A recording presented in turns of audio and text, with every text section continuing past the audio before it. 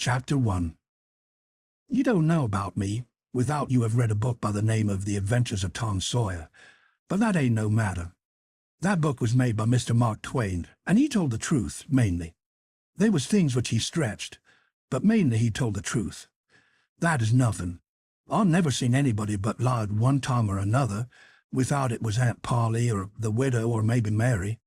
Aunt Polly, Tom's Aunt Polly she is, and Mary and the widow Douglas is all told about in that book, which is mostly a true book, with some stretches as I said before. Now the way that book winds up is this. Tom and me found the money that the robbers hid in the cave, and it made us rich. We got $6,000 apiece, all gold. It was an awful sight of money when it was piled up. Well, Judge Thatcher he took it and put it out at interest, and it fetched us $1 a day apiece, all the year round, more than a body could tell what to do with. The widow Douglas, she took me for her son and allowed she would civilize me. But it was rough living in the house all the time, considering how dismal, regular, and decent the widow was in all her ways. And so when I couldn't stand it no longer, I lit out. I got into my old rags and my sugar hogshead again and was free and satisfied. But Tom Sawyer, he hunted me up and said he was going to start a band of robbers, and I might join if I would go back to the widow and be respectable. So I went back. The widow, she cried over me and called me a poor lost lamb, and she called me a lot of other names too, but she never meant no harm by it. She put me in them new clothes again, and I couldn't do nothing but sweat and feel all cramped up. Well then, the old thing commenced again. The widow rung a bell for supper, and you had to come to time. When you got to the table, you couldn't go right to eating, but you had to wait for the widow to tuck down her head and grumble a little over the victuals, though there wasn't really anything the matter with them. That is, nothing only everything was cooked by itself. In a barrel of odds and ends it is different. Things get mixed up, and the juice kind of swaps around, and the things go better. After supper she got out her book and learned me about Moses and the bulrushers, and I was in a sweat to find out all about him. But by and by she let it out that Moses had been dead a considerable long time, so then I didn't care no more about him, because I don't take no stock in dead people. Pretty soon I wanted to smoke and asked the widow to let me, but she wouldn't. She said it was a mean practice and wasn't clean, and I must try not to do it any more. That is just the way with some people. They get down on the thing when they don't know nothing about it. Here she was a-bothering about Moses, which was no kin to her, and no use to anybody being gone, you see, yet finding a power of fault with me for doing a thing that had some good in it. And she took snuff, too. Of course that was all right, 'cause she done it herself. Her sister, Miss Watson, a tolerable slim old maid with goggles on, had just come to live with her, and took a set at me now with a spelling book. She worked me middling hard for about an hour, then the widow made her ease up. I couldn't stood it much longer. Then for an hour it was deadly dull, and I was fidgety. Miss Watson would say, "Don't put your feet up there, Huckleberry, and don't scrunch up like that, Huckleberry, set up straight."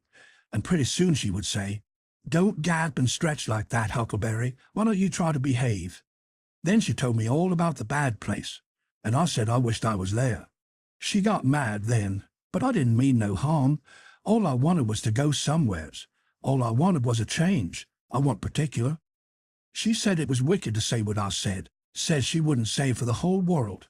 She was going to live so as to go to the good place. Well, I couldn't see no advantage in going where she was going, so I made up my mind I wouldn't try for it. But I never said so, because it would only make trouble and wouldn't do no good. Now she had got a start, and she went on and told me all about the good place. She said all a body would have to do there was to go around all day long with the harp and sing forever and ever. So I didn't think much of it, but I never said so. I asked her if she reckoned Tom Sawyer would go there, and she said not by a considerable sight. I was glad about that, 'cause I wanted him and me to be together. Miss Watson, she kept pecking at me, and it got tiresome and lonesome. By and by they fetched the niggers in and had prayers, and then everybody was off to bed. I went up to my room with a piece of candle and put it on the table. Then I sat down in a chair by the window and tried to think of something cheerful, but it warn't no use.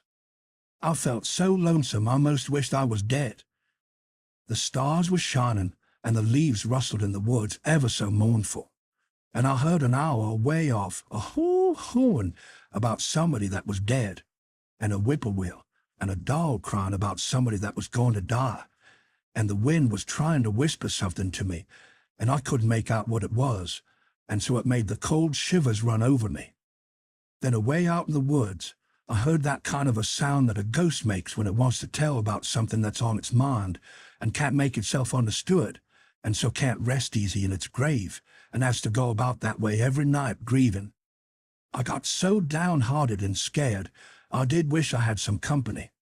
Pretty soon a spider went crawling up my shoulder, and I flipped it off and it lit in the candle, and before I could budge it was all shriveled up. I didn't need anybody to tell me that that was an awful bad sign and would fetch me some bad luck, so I was scared and most shook the clothes off of me. I got up and turned around in my tracks 3 times and crossed my breast every time, and then I tied up a little lock of my hair with a thread to keep witches away, but I hadn't no confidence. You do that when you've lost the horseshoe that you'd found, instead of nailing it up over the door, but I had never heard anybody say it was any way to keep off a bad luck when you killed a spider. I sat down again, a-shaking all over, and I got out my pipe for a smoke, for the house was all as still as death now, and so the widow wouldn't know. Well, after a long time I heard the clock away off in the town go boom, boom, boom, 12 licks, and all still again, stiller than ever. Pretty soon I heard a twig snap, down in the dark amongst the trees. Something was a-stirring. I sat still and listened. Directly I could just barely hear a meow, meow down there. That was good. Says I, meow, meow, as soft as I could, and then I put out the light and scrambled out of the window onto the shed. Then I slipped down to the ground and crawled in amongst the trees, and sure enough, there was Tom Sawyer waiting for me. Chapter 2. We went tiptoeing along a path amongst the trees back towards the end of the widow's garden, stooping down so as the branches wouldn't scrape our heads. When we was passing by the kitchen, I fell over a root and made a noise. We scrouched down and laid still. Miss Watson's big nigger named Jim was setting in the kitchen door. We could see him pretty clear because there was a light behind him. He got up and stretched his neck out about a minute, listening. Then he says, "Who dat?" He listened some more. Then he come tiptoeing down and stood right between us. We could have touched him nearly. Well, likely it was minutes and minutes that there warn't a sound, and we all there stood so close together. There was a place on my ankle that got to itching, but I dasn't scratch it, and then my ear begun to itch, and next my back, right between my shoulders. Seemed like I'd die if I couldn't scratch. Well, I've noticed that thing plenty of times since. If you are with the quality or at a funeral, or trying to go to sleep when you ain't sleepy, if you are anywheres where it won't do for you to scratch, why, you will itch all over and upwards of 1,000 places. Pretty soon Jim says, "Say, who is you? Whar is you? Dog my cats if I didn't hear something. Well, I knows what I's gwine to do. I's gwine to set down here and listen till I hears it again."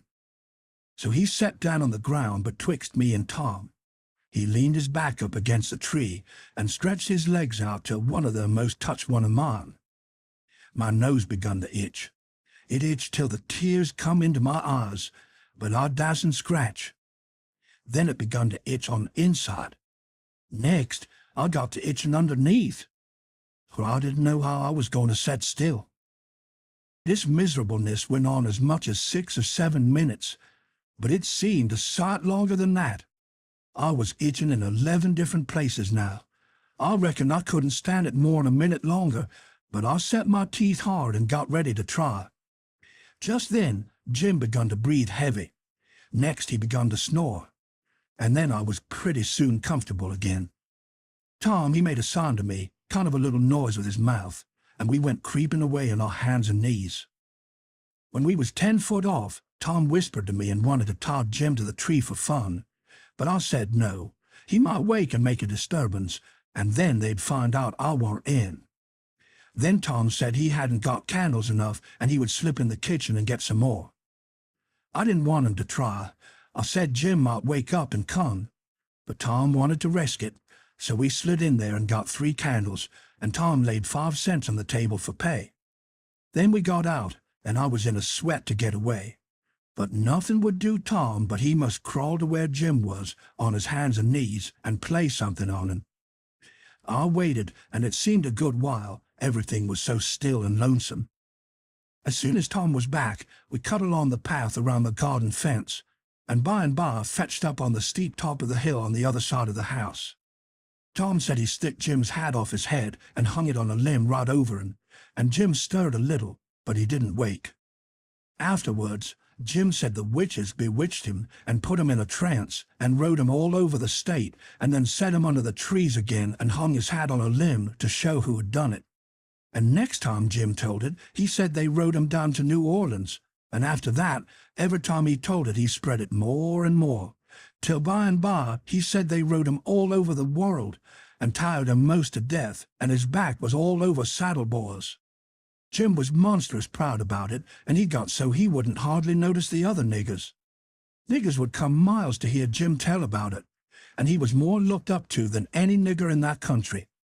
Strange niggers would stand with their mouths open and look him all over, same as if he was a wonder. Niggers is always talking about witches in the dark by the kitchen fire, but whenever one was talking and letting on to know all about such things, Jim would hap it in and say, what you know about witches? And that nigger was corked up and had to take a back seat. Jim always kept that 5-cent piece around his neck with a string and said it was a charm the devil give to him with his own hands, and told him he could cure anybody with it and fetch witches whenever he wanted to, just by saying something to it. But he never told what it was he said to it. Niggers would come from all around there and give Jim anything they had, just for a sight of that 5-cent piece. But they wouldn't touch it, because the devil had had his hands on it. Tim was most ruined for a servant, because he got so stuck up on account of having seen the devil and been rode by witches. Well, when Tom and me got to the edge of the hilltop, we looked away down into the village and could see 3 or 4 lights twinkling, where there was sick folks maybe. And the stars over us was sparkling ever so fine, and down by the village was the river, a whole mile broad, and awful still and grand. We went down the hill and found Joe Harper and Ben Rogers and 2 or 3 more of the boys hid in the old tan yard. So we unhitched a skiff and pulled down the river 2.5 miles to the big scar on the hillside and went ashore. We went to a clump of bushes, and Tom made everybody swear to keep the secret, and then showed them a hole in the hill, right in the thickest part of the bushes. Then we lit the candles and crawled in on our hands and knees. We went about 200 yards, then the cave opened up. Tom poked about amongst the pastures and pretty soon ducked under a wall where you wouldn't have noticed that there was a hole. We went along a narrow place and got into a kind of room, all damp and sweaty and cold, and there we stopped. Tom says, "Now we'll start this band of robbers and call it Tom Sawyer's Gang. Everybody that wants to join has got to take an oath and write his name in blood." Everybody was willing, so Tom got out a sheet of paper that he had wrote the oath on and read it. It swore every boy to stick to the band and never tell any of the secrets, and if anybody done anything to any boy in the band, whichever boy was ordered to kill that person and his family must do it. And he mustn't eat and he mustn't sleep till he had killed them and had to cross in their breasts, which was the sign of the band.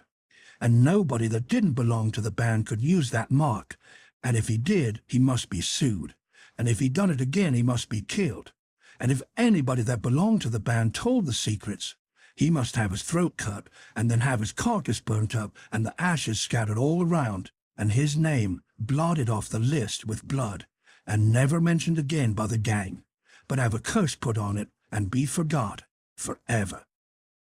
Everybody said it was a real beautiful oath, and asked Tom if he got it out of his own head. He said some of it, but the rest was out of pirate books and robber books, and every gang that was high-toned had it. Some thought it would be good to kill the families of boys that told the secrets. Tom said it was a good idea, so he took a pencil and wrote it in. Then Ben Rogers says, "Here's Huck Finn. He ain't got no family. What you gonna do about him?" "Well, ain't he got a father?" said Tom Sawyer. "Yes, he's got a father, but you can't never find him these days. He used to lay drunk with the hogs in the tan yard, but he ain't been seen in these parts for a year or more." They talked it over, and they was going to rule me out, because they said every boy must have a family or somebody to kill, or else it wouldn't be fair and square for the others. Well, nobody could think of anything to do. Everybody was stumped and sat still. I was most ready to cry, but all at once I thought of a way, and so I offered them Miss Watson. They could kill her. Everybody said, "Oh, she'll do, that's all right. Huck can come in." Then they all stuck a pen in their fingers to get blood to sign with, and I made my mark on the paper. "Now," says Ben Rogers, "what's the line of business of this gang?" "Nothing, only robbery and murder," Tom said. "But who are we going to rob? Houses or cattle or—" "Stuff. Stealing cattle and such things ain't robbery, it's burglary," says Tom Sawyer. "We ain't burglars. That ain't no sort of style. We're highwaymen. We stop stages and carriages on the road with masks on and kill the people and take their watches and money." "Must we always kill the people?"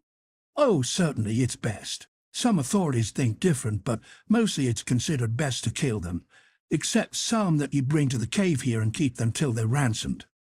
"Ransomed? What's that?" "I don't know, but that's what they do. I've seen it in books, and so of course that's what we've got to do." "But how can we do it if we don't know what it is?" "Why, blame it all, we've got to do it. Don't I tell you it's in the books? Do you want to go to doing different from what's in the books and get things all muddled up?" "Oh, that's all very fine to say, Tom Sawyer, but how in the nation are these fellows going to be ransomed if we don't know how to do it to them? That's the thing I want to get at. Now, what do you reckon it is?" "Well, I don't know, but perhaps if we keep them till they're ransomed, it means that we keep them till they're dead." "Now, that's something like. That'll answer. Why couldn't you said that before? We'll keep them till they're ransomed to death. And a bothersome lot they'll be, too, eating up everything and always trying to get loose." "How you talk, Ben Rogers. How can they get loose when there's a guard over them, ready to shoot them down if they move a peg?" "A guard? Well, that is good. So somebody's got to sit up all night and never get any sleep just so as to watch them? I think that's foolishness. Why can't a body take a club and ransom them as soon as they get here?" "Because it ain't in the books so, that's why. Now, Ben Rogers, do you want to do things regular or don't you? That's the idea. Don't you reckon that the people that made the books knows what's the correct thing to do? Do you reckon you can learn 'em anything? Not by a good deal. No, sir, we'll just go on and ransom them in the regular way." "All right, I don't mind, but I'll say it's a fool way anyhow. Say, do we kill the women too?" "Well, Ben Rogers, if I was as ignorant as you, I wouldn't let on. Kill the women? No, nobody ever saw anything in the books like that.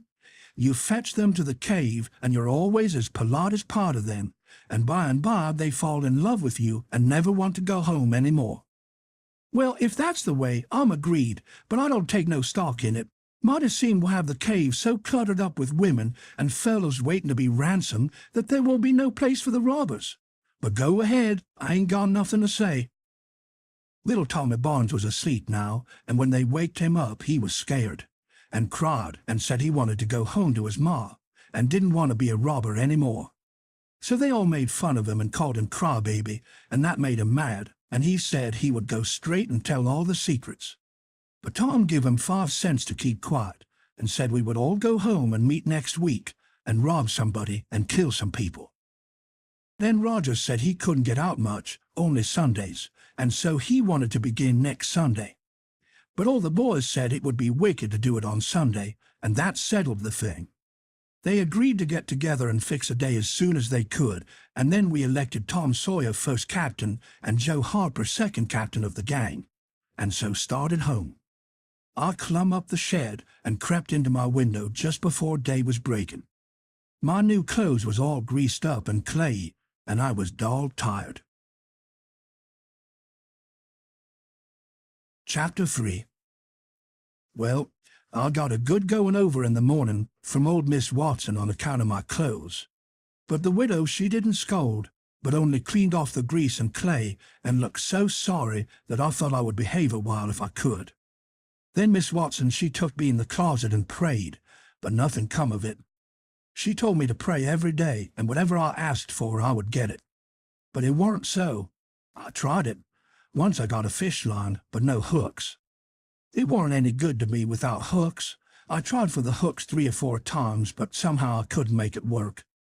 By and by, one day, I asked Miss Watson to try for me, but she said I was a fool. She never told me why, and I couldn't make it out no way. I sat down one time back in the woods and had a long think about it.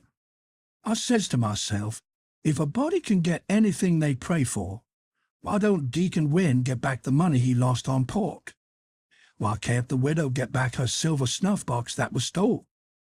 Why can't Miss Watson fat up? Nope, says I to myself, there ain't nothing in it. I went and told the widow about it, and she said the thing a body could get by praying for it was spiritual gifts. This was too many for me, but she told me what she meant. I must help other people and do everything I could for other people, and look out for them all the time and never think about myself. This was including Miss Watson as I took it. I went out in the woods and turned it over in my mind a long time, but I couldn't see no advantage about it, except for the other people. So at last I reckoned I wouldn't worry about it any more, but just let it go. Sometimes the widow would take me one side and talk about providence in a way to make a body's mouth water, but maybe next day Miss Watson would take hold and knock it all down again. I judged I could see that there was 2 providences, and a poor chap would stand considerable show with the widow's providence, but if Miss Watson's got him, there warn't no help for him any more. I thought it all out, and reckoned I would belong to the widow's, if he wanted me, though I couldn't make out how he was a-going to be any better off then than what he was before, seeing as I was so ignorant and so kind of low down and ornery. Pap, he hadn't been seen for more than a year, and that was comfortable for me. I didn't want to see him no more. He used to always whale me when he was sober and could get his hands on me, though I used to take to the woods most of the time when he was around. Well, about this time he was found in the river drowned, about 12 mile above town, so people said. They judged it was him anyway, said this drowned man was just his size, and was ragged, and had uncommon long hair, which was all like Pap. But they couldn't make nothing out of the face, because it had been in the water so long it warn't much like a face at all. They said he was floating on his back in the water. They took him and buried him on the bank. But I weren't comfortable long, because I happened to think of something.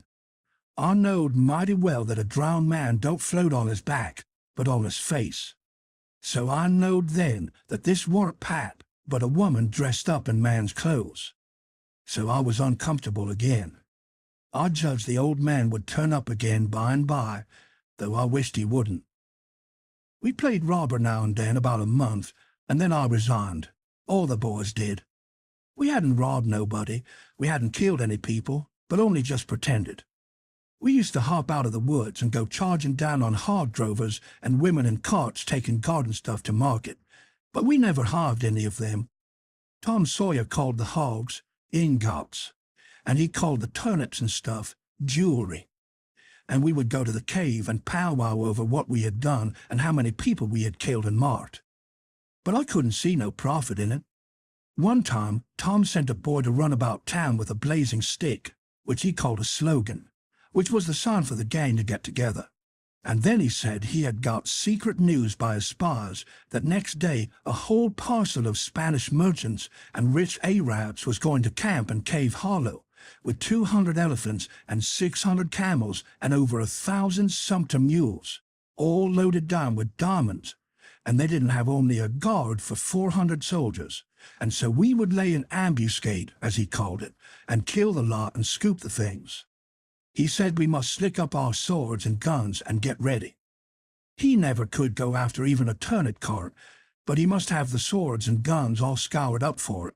though they was only laughing broomsticks, and you might scour at them till you rotted, and then they warn't worth a mouthful of ashes more than what they was before.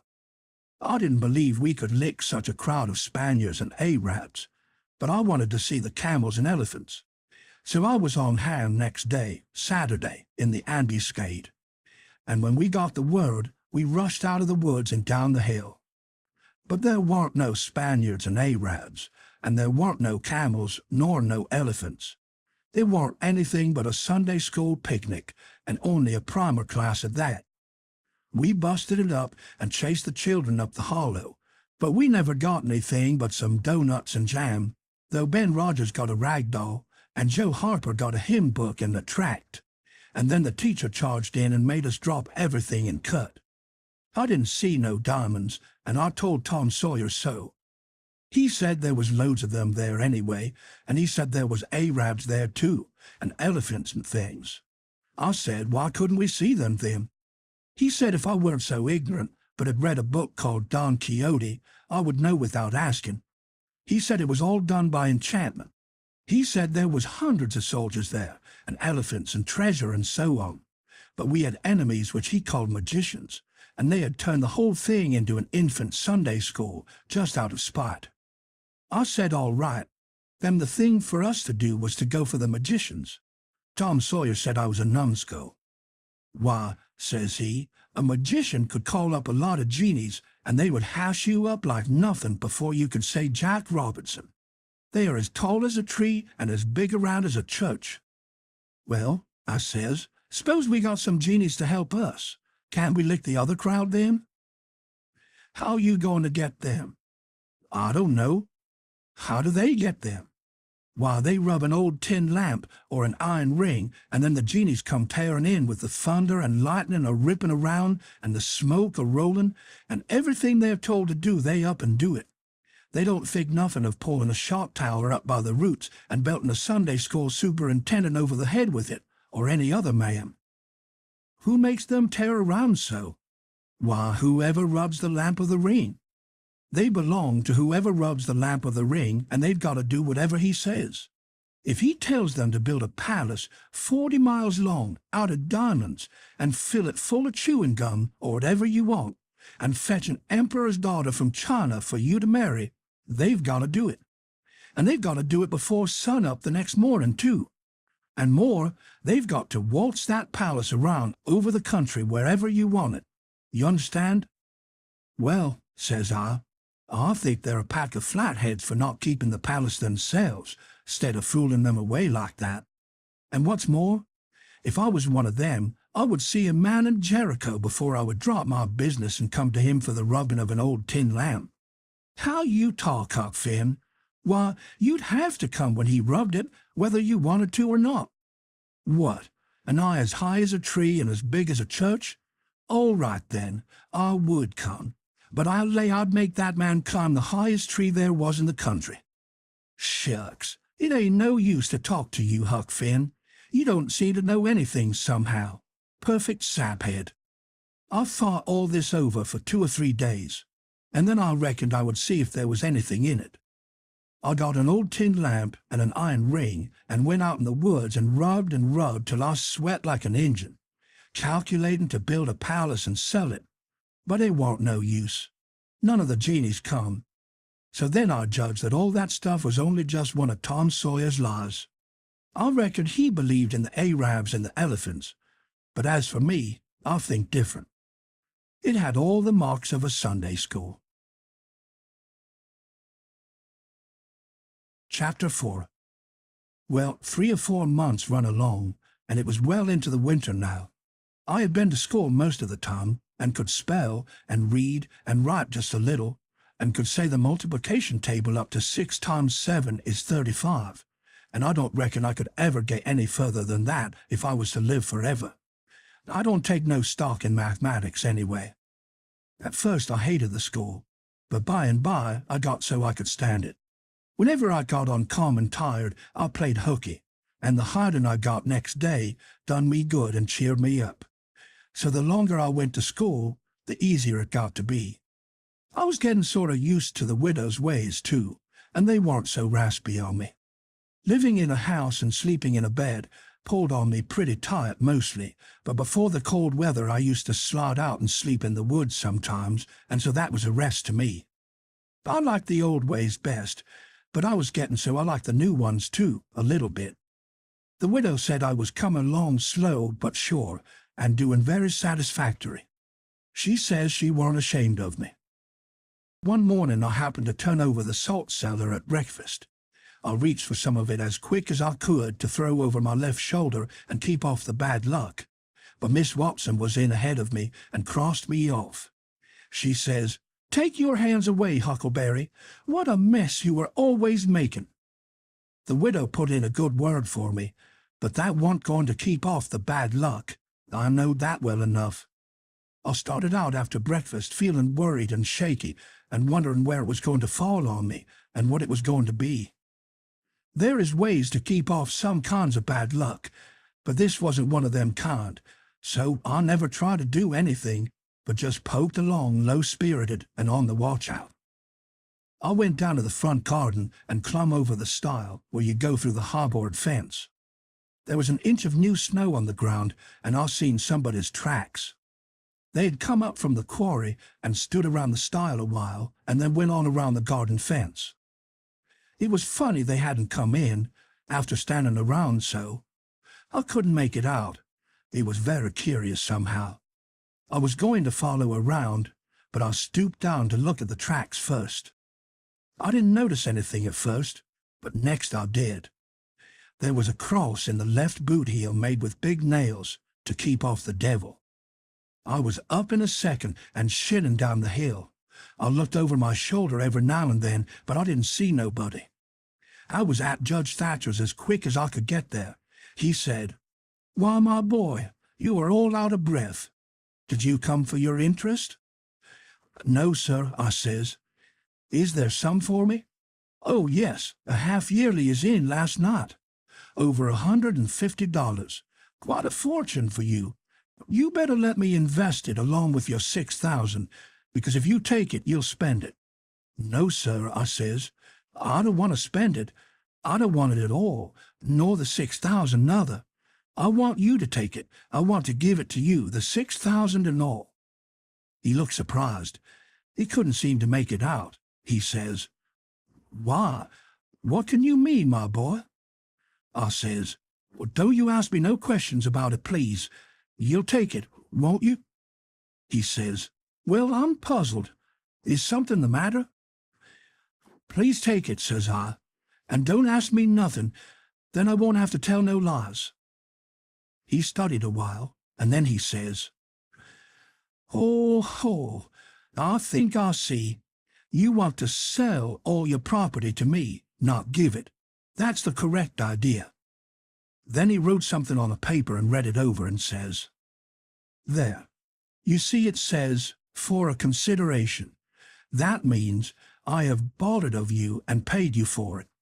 Here's $1 for you. Now you sign it." So I signed it and left. Miss Watson's nigger Jim had a hairball as big as your fist, which had been took out of the fore stomach of an ox, and he used to do magic with it. He said there was a spirit inside of it, and it knowed everything. So I went to him that night and told him Pap was here again, for I found his tracks in the snow. What I wanted to know was what he was going to do, and was he going to stay. Jim got out his hairball and said something over it, and then he held it up and dropped it on the floor. It fell pretty solid and only rolled about an inch. Jim tried it again, and then another time, and it acted just the same. Jim got down on his knees and put his ear against it and listened, but it warn't no use. He said it wouldn't talk. He said sometimes it wouldn't talk without money. I told him I had an old slick counterfeit quarter that warn't no good 'cause the brass showed through the silver a little, and it wouldn't pass nohow, even if the brass didn't show, because it was so slick it felt greasy, and so that would tell on it every time. I reckon I wouldn't say nothing about the $1 I got from the judge. I said it was pretty bad money, but maybe the hairball would take it, because maybe it wouldn't know the difference. Jim smelt it, and bit it, and rubbed it, and said he would manage so the hairball would think it was good. He said he would split open a raw Irish potato and stick the quarter in between and keep it there all night. And next morning you couldn't see no brass, and it wouldn't feel greasy no more, and so anybody in town would take it in a minute, let alone a hairball. Well, I know the potato would do that before, but I'd forgot it.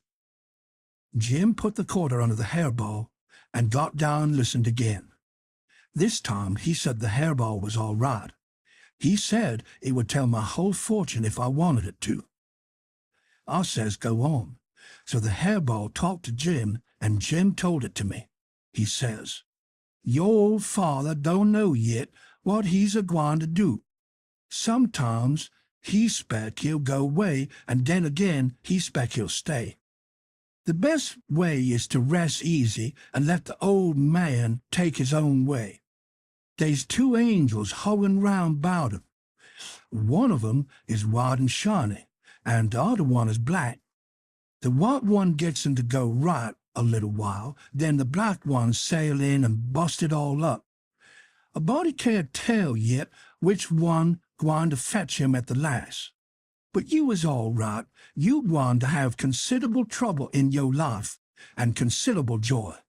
Sometimes you gwine to get hurt, and sometimes you gwine to get sick.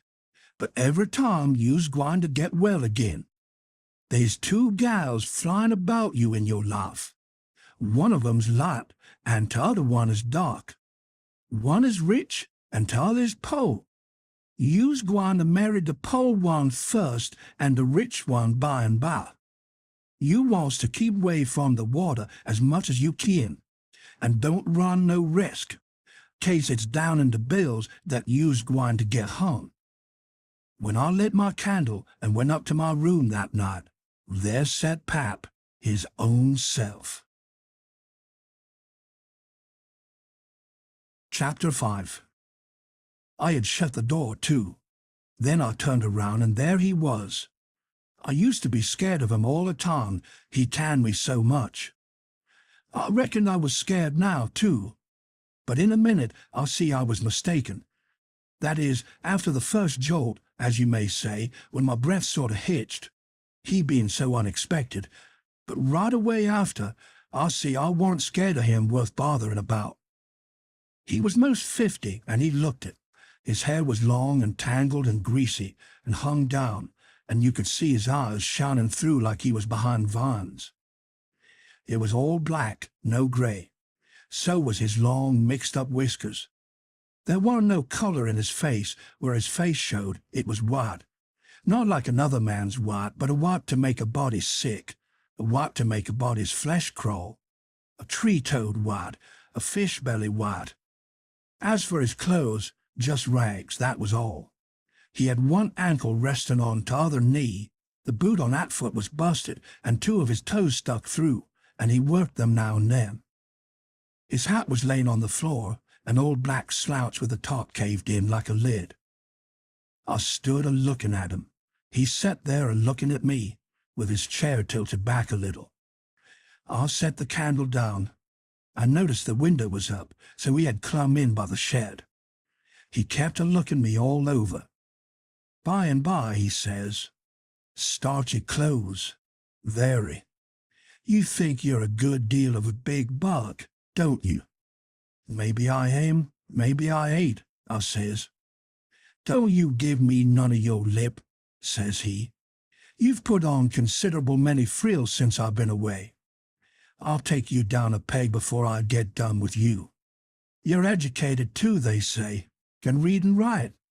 You think you're bedding your father now, don't you? Because he can't? I'll take it out of you. Who told you you might meddle with such highfalutin foolishness, hey? Who told you you could?" "The widow. She told me." "The widow, hey? And who told the widow she could put in her shovel about a thing that ain't none of her business? Nobody never told her. Well, I'll learn her how to meddle. And looky here. You drop that skull, you hear? I'll learn people to bring up a boy to put on airs over his own father and let on to be better than what he is. You let me catch you fool around that school again, you hear? Your mother couldn't read, and she couldn't write nother before she died. None of the family couldn't before they died. I can't. And here you're swelling yourself up like this. I ain't the man to stand it. You hear? Say, let me hear you read. I took up a book and begun something about General Washington and the wars. When I'd read about a half a minute, he fetched the book a whack with his hand and knocked it across the house. He says, "It's so. You can do it. I had my doubts when you told me. Now looky here. You stop that putting on frills. I won't have it. I'll lay for you, my smarty. And if I catch you about that school, I'll tan you good. First you know you'll get religion, too. I'll never see such a son." He took up a little blue and yaller picture of some cows and a boy and says, "What's this?" "It's something they give me for learning my lessons good." He tore it up and says, "I'll give you something better. I'll give you a cowhide." He sat there a-mumbling and a-growling a minute, and then he says, "Ain't you a sweet-scented dandy, though? A bed, and bedclothes, and a looking-glass, and a piece of carpet on the floor, and your own father got to sleep with the hards in the tan yard. I'll never see such a son. I bet I'll take some of those frills out of you before I'm done with you. Why, there ain't no end to your heirs. They say you're rich. Hey, how's that? Well, they lie, that's how. Looky here, mind how you talk to me. I'm a-standing about all I can stand now, so don't give me no sass. I've been in town 2 days, and I hain't heard nothing but about you being rich. I heard about it away down the river, too. That's why I come. You get me that money tomorrow. I want it. I hain't got no money. It's a lie. Judge Thatcher's got it. You get it. I want it. I hain't got no money, I tell you. You ask Judge Thatcher. He'll tell you the same. All right. I'll ask him, and I'll make him pungle, too. Or I'll know the reason why. Say, how much you got in your pocket? I want it. I hain't got only $1, and I want that to. It don't make no difference what you want it for. You just shell it out."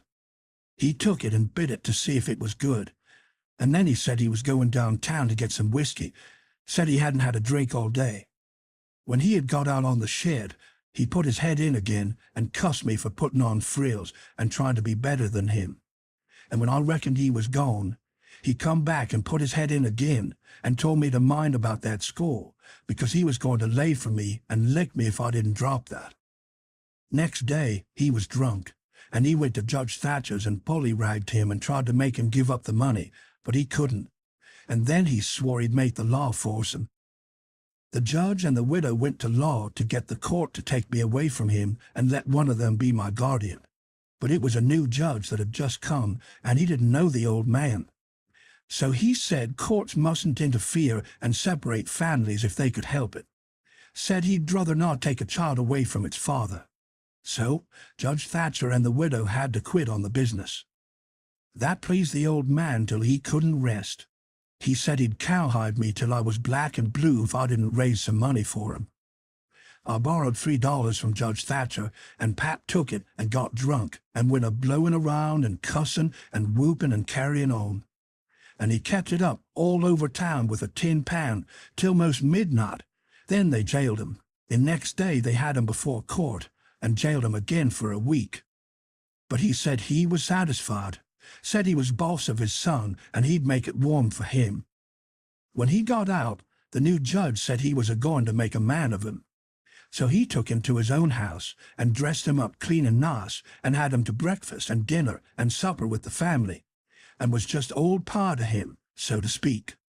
And after supper he talked to him about temperance and such things till the old man cried, and said he'd been a fool and fooled away his life. But now he was a-going to turn over a new leaf and be a man nobody wouldn't be ashamed of. And he hoped the judge would help him and not look down on him. The judge said he could hug him for them words, so he cried, and his wife she cried again. Pap said he'd been a man that had always been misunderstood before, and the judge said he believed it. The old man said that what a man wanted that was down was sympathy, and the judge said it was so they cried again. And when it was bedtime, the old man rose up and held out his hand and says, "Look at it, gentlemen and ladies all. Take a hold of it, shake it. There's a hand that was the hand of a hog, but it ain't so no more. It's the hand of a man that started in on a new life, and'll die before he'll go back. You mark them words, don't forget I said them. It's a clean hand now. Shake it, don't be afeard." So they shook it, one after the other, all around, and cried. The judge's wife, she kissed it. Then the old man, he signed a pledge, made his mark. The judge said it was the holiest time on record, or something like that. Then they tucked the old man into a beautiful room, which was the spare room, and in the night sometime he got powerful thirsty and dumb out onto the porch roof and slid down a stanchion and traded his new coat for a jug of 40-rod, and clumb back again and had a good old time.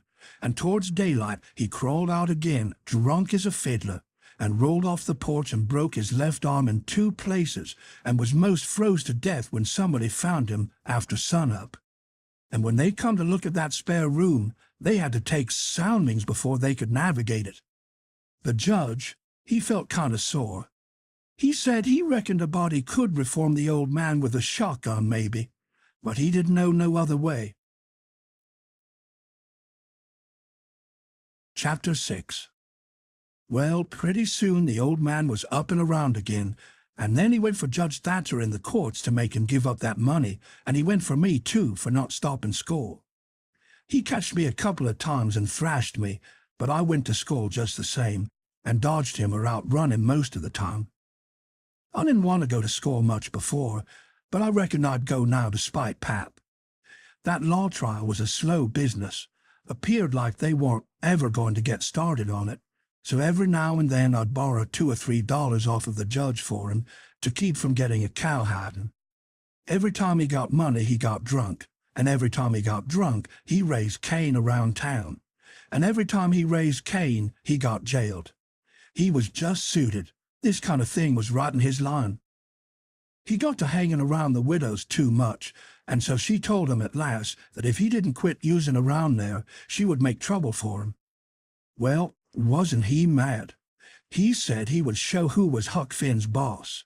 So he watched out for me one day in the spring and catched me, and took me up the river about 3 mile in the skiff, and crossed over to the Illinois shore, where it was woody, and there warn't no houses but an old log hut in a place where the timber was so thick you couldn't find it if you didn't know where it was. He kept me with him all the time, and I never got a chance to run off. We lived in that old cabin, and he always locked the door and put the key under his head nights. He had a gun, which he had stole, I reckon, and we fished and hunted, and that was what we lived on. Every little while he locked me in and went down to the store 3 miles to the ferry, and traded fish and game for whiskey, and fetched it home and got drunk and had a good time and licked me. The widow, she found out where I was by and by, and she sent a man over to try to get hold of me, but Pat drove him off with the gun, and it warn't long after that till I was used to being where I was, and liked it, all but the cowhide part. It was kind of lazy and jolly, laying off comfortable all day, smoking and fishing, and no books nor study. 2 months or more run along, and my clothes got to be all rags and dirt, and I didn't see how I'd ever got to like it so well at the widow's, where you had to wash and eat on a plate and comb up and go to bed and get up regular and be forever bothering over a book and have old Miss Watson pecking at you all the time. I didn't want to go back no more. I had stopped cussing because the widow didn't like it, but now I took to it again because Pap had no objections. It was pretty good times up in the woods there, take it all around. But by and by, Pap got too handy with his hickory, and I couldn't stand it. I was all over welts. He got to going away so much, too, and locking me in. Once he locked me in and was gone 3 days. It was dreadful lonesome. I judged he had got drowned, and I wasn't ever going to get out any more. I was scared. I made up my mind I would fix up some way to leave there. I'd tried to get out of that cabin many a time, but I couldn't find no way. There warn't a window to it big enough for a dog to get through. I couldn't get up the chimney, it was too narrow. The door was thick, solid oak slats. Pap was pretty careful not to leave a knife or anything in the cabin when he was away. I reckon I had hunted the place over as much as 100 times. Well, I was most all the time at it because it was about the only way to put in the time. But this time I found something at last. I found an old rusty wood saw without any handle. It was laid in between a rafter and the cotboards of the roof. I greased it up and went to work.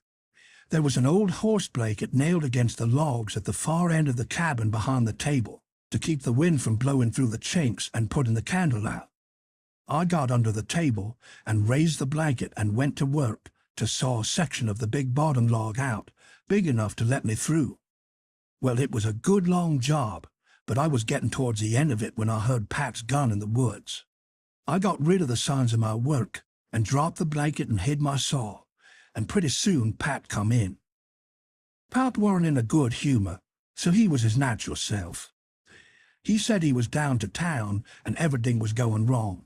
His lawyer said he reckoned he would win his lawsuit and get the money if they ever got started on the trial. But then there was ways to put it off a long time, and Judge Thatcher knowed how to do it. And he said people allowed there'd be another trial to get me away from him and give me to the widow for my guardian, and they guessed it would win this time. This shook me up considerable, because I didn't want to go back to the widow's anymore and be so cramped up and civilized, as they called it. Then the old man got to cussing, and cussed everything and everybody he could think of, and then cussed them all over again to make sure he hadn't skipped any, and after that he polished off with a kind of a general cuss all around, including a considerable parcel of people which he didn't know the names of, and so called them what's-his-name when he got to them, and went right along with his cussing. He said he would like to see the widow get me. He said he would watch out, and if they tried to come any such game on him, he knowed of a place 6 or 7 mile off to stow me in, where they might hunt till they'd drop, and they couldn't find me.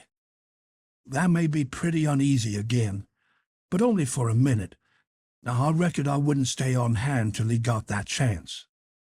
The old man made me go to the skiff and fetch the things he had got. There was a 50-pound sack of cornmeal, a side of bacon, ammunition, and a 4-gallon jug of whiskey, and an old book and 2 newspapers for wadding, besides some tow. I toted up a load and went back to set down on the bow of the skiff to rest.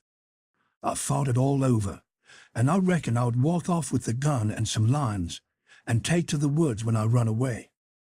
I guessed I wouldn't stay in one place, but just tramp right across the country, mostly night times, and hunt and fish to keep alive, and so get so far away that the old man nor the widow couldn't ever find me any more. I judged I would saw out and leave that night if Pat got drunk enough, and I reckoned he would.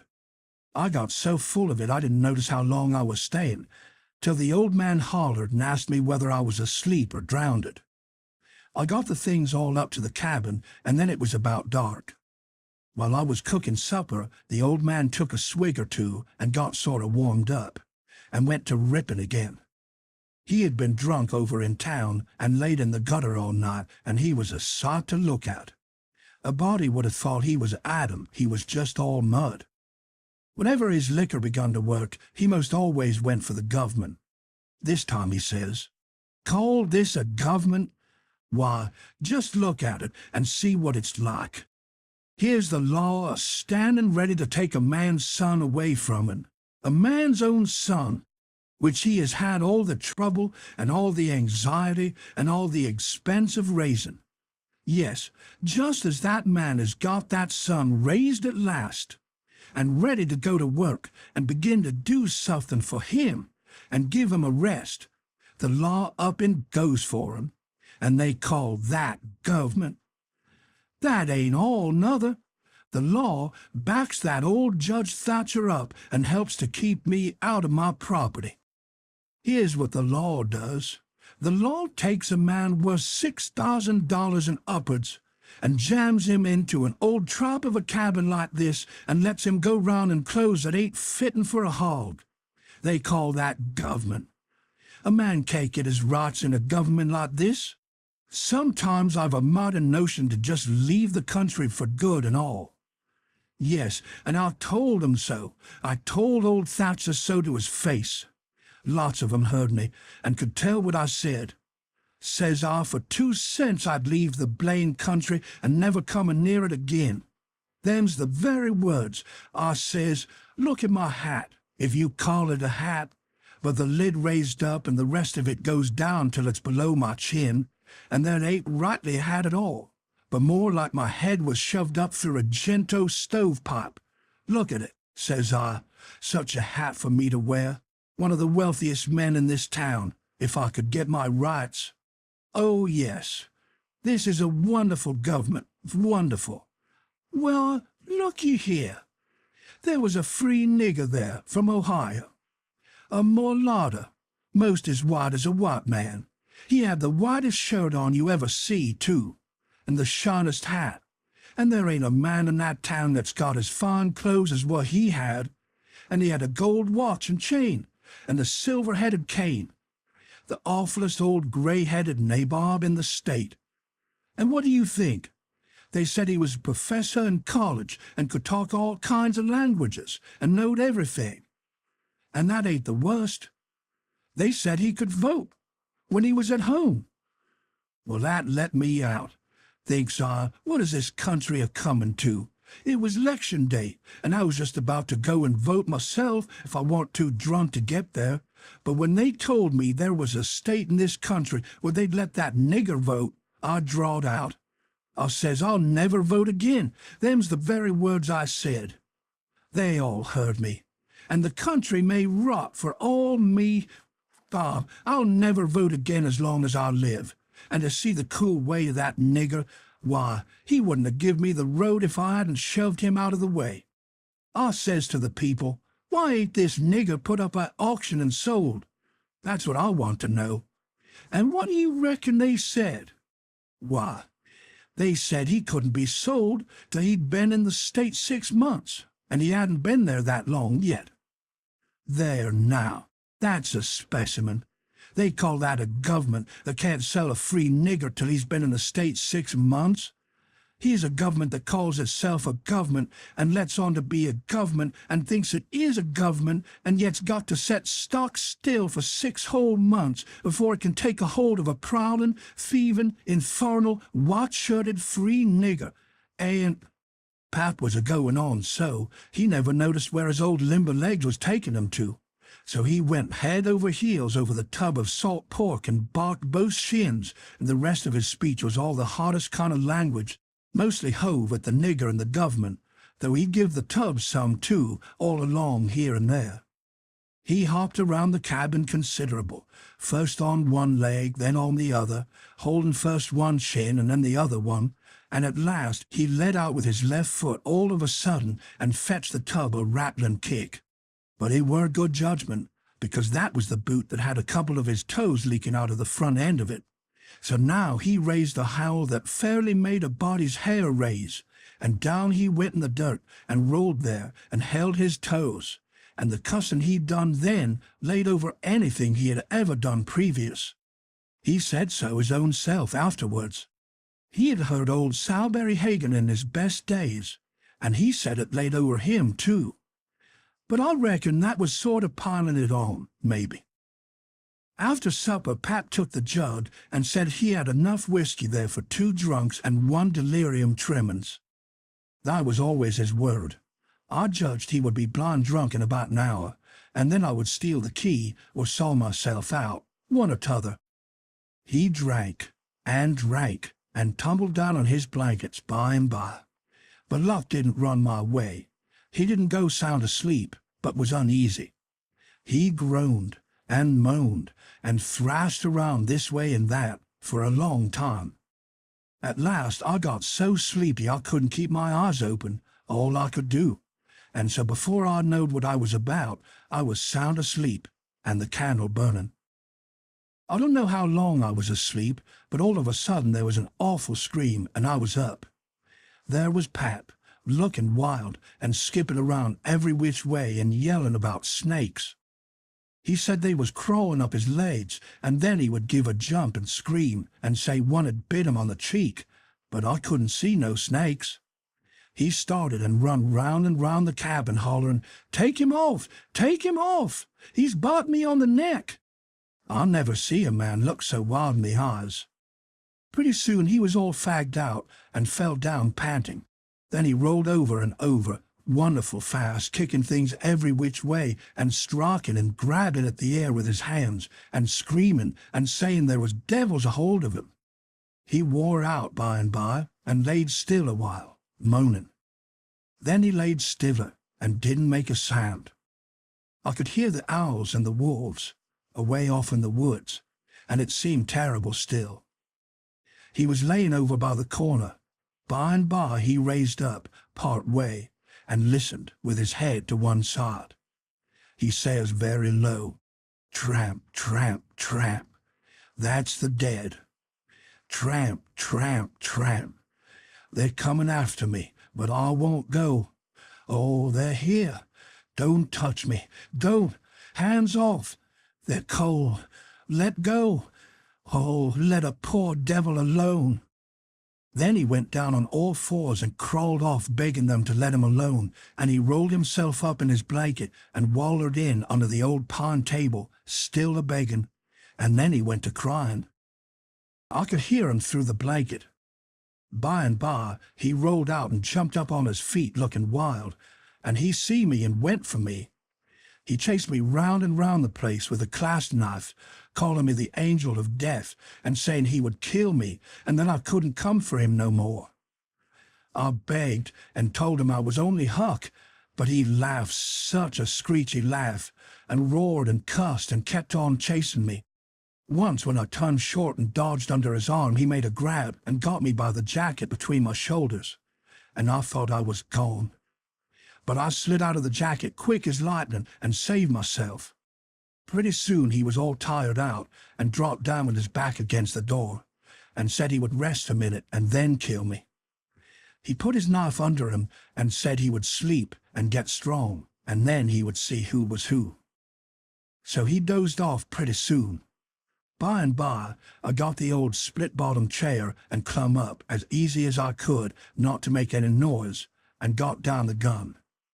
I slipped the ramrod down it to make sure it was loaded, and then I laid it across the turnip barrel pointing towards Pat, and sat down behind it to wait for him to stir. And how slow and still the time did drag along. Chapter 7. "Get up! What you 'bout?" I opened my eyes and looked around, trying to make out where I was. It was after sunup, and I'd been sound asleep. Pat was standing over me, looking sour, and sick, too. He says, "What you doing with this gun?" I judged he didn't know nothing about what he had been doing, so I says, "Somebody tried to get in, so I was laying for him." "Why didn't you roust me out?" "Well, I tried to, but I couldn't. I couldn't budge you." "Well, all right. Don't stand there palavering all day. But out with you and see if there's a fish on the lines for breakfast. I'll be along in a minute." He unlocked the door, and I cleared out up the river bank.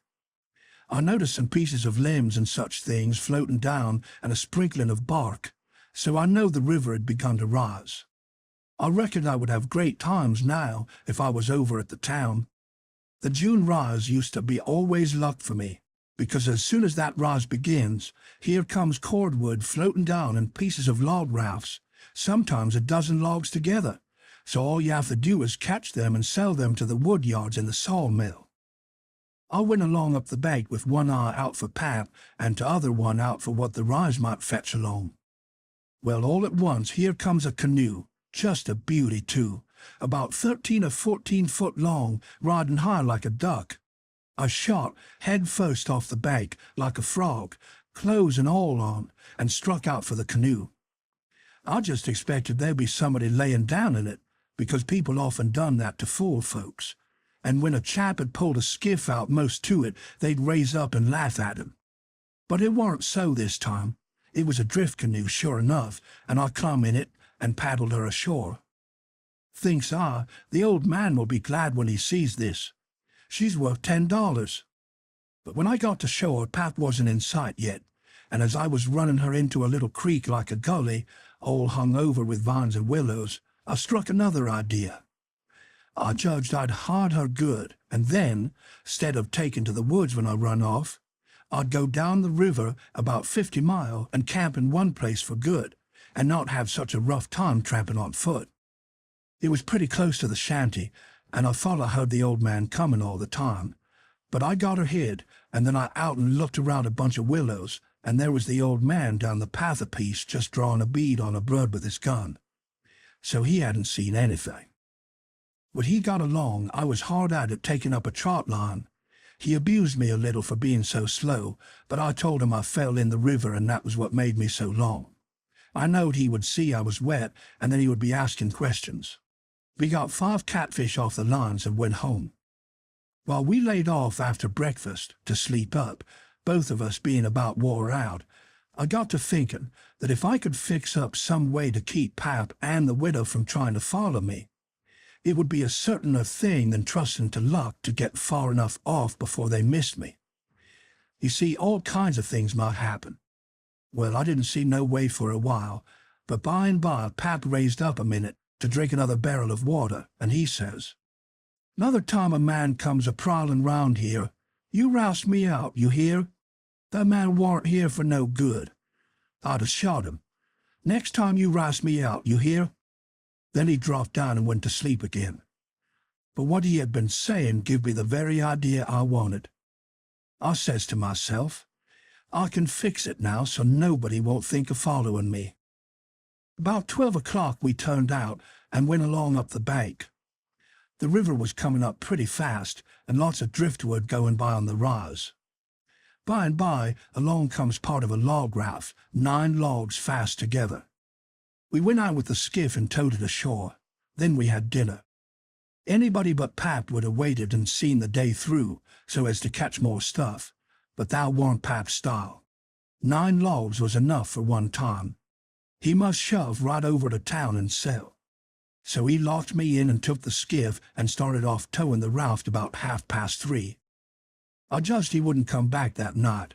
I waited till I reckoned he'd got a good start. Then I out with my saw and went to work in that lull again. Before he was t'other side of the river, I was out of the hole. Him and his raft was just a speck on the water away off yonder. I took the sack of cornmeal and took it to where the canoe was hid, and shoved the vines and branches apart and put it in. Then I done the same with a side of bacon, then the whiskey jug. I took all the coffee and sugar there was, and all the ammunition. I took the wadding. I took the bucket and the gourd. I took a dipper and a tin cup, and my old saw and 2 blankets, and the skillet and the coffee pot. I took fish lines and matches and other things, everything that was worth a cent. I cleaned out the place. I wanted an axe, but there wasn't any, only the one out at the wood pile, and I knowed why I was going to leave that. I fetched out the gun, and now I was done.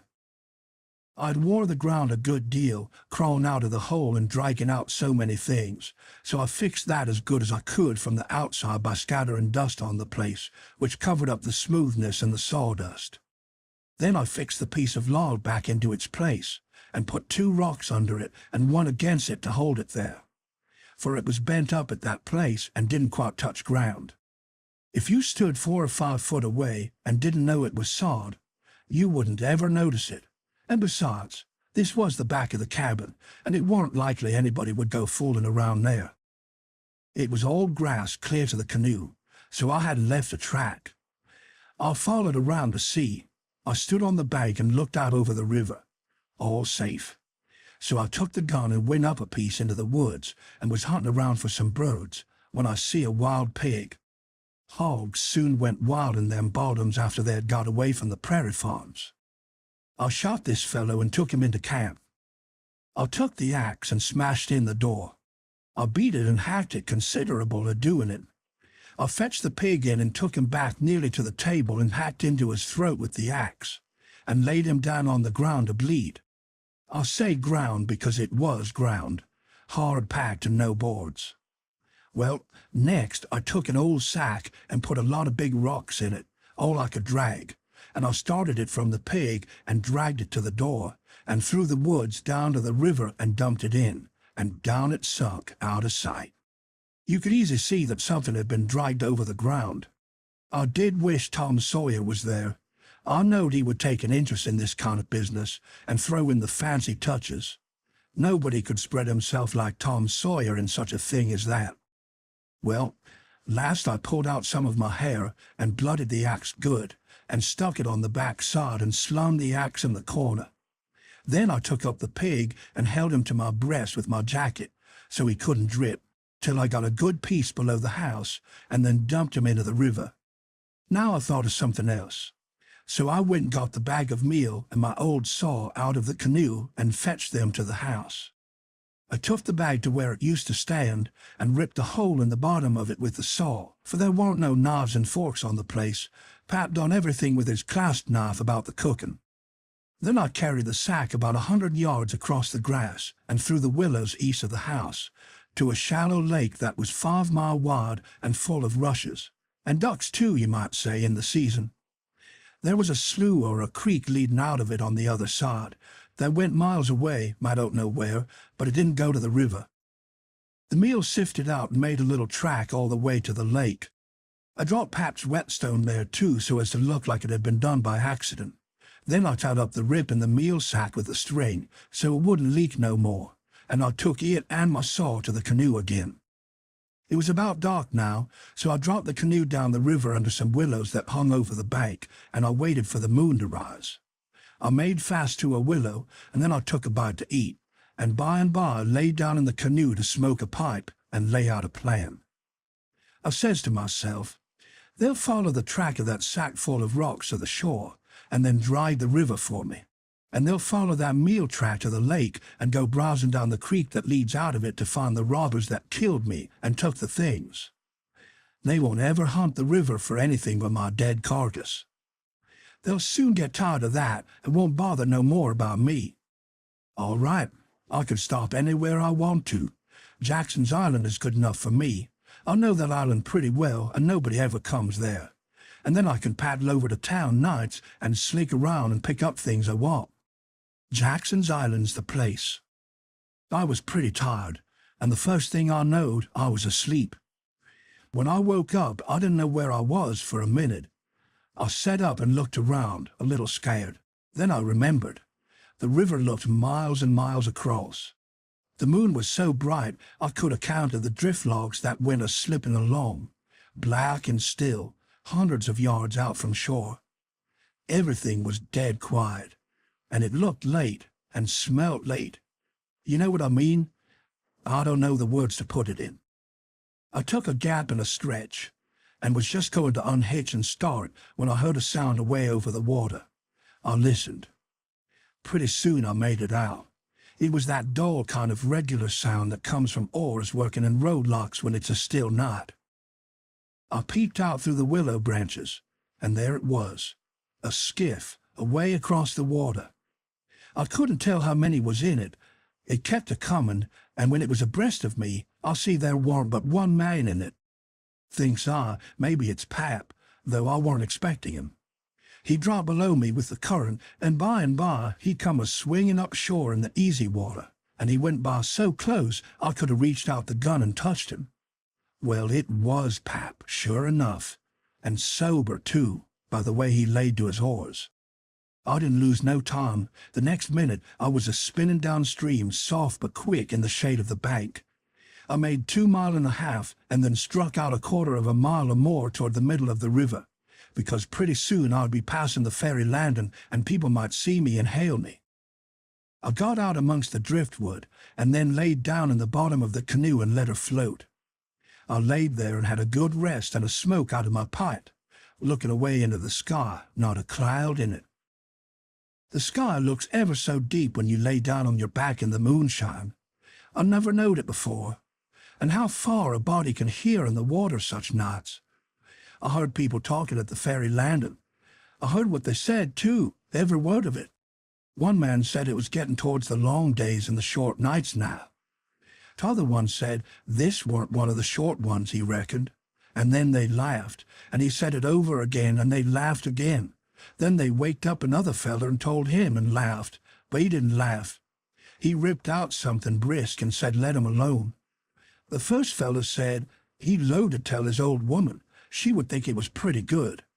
But he said that weren't nothing to some things he had said in his time. I heard one man say it was nearly 3 o'clock, and he hoped daylight wouldn't wait more than about a week longer. After that, the talk got further and further away, and I couldn't make out the words any more. But I could hear the mumble, and now and then a laugh too, but it seemed a long ways off.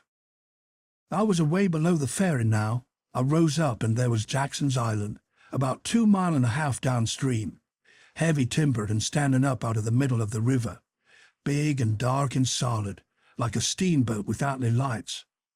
There weren't any signs of the bar at the head. It was all under the water now. It didn't take me long to get there.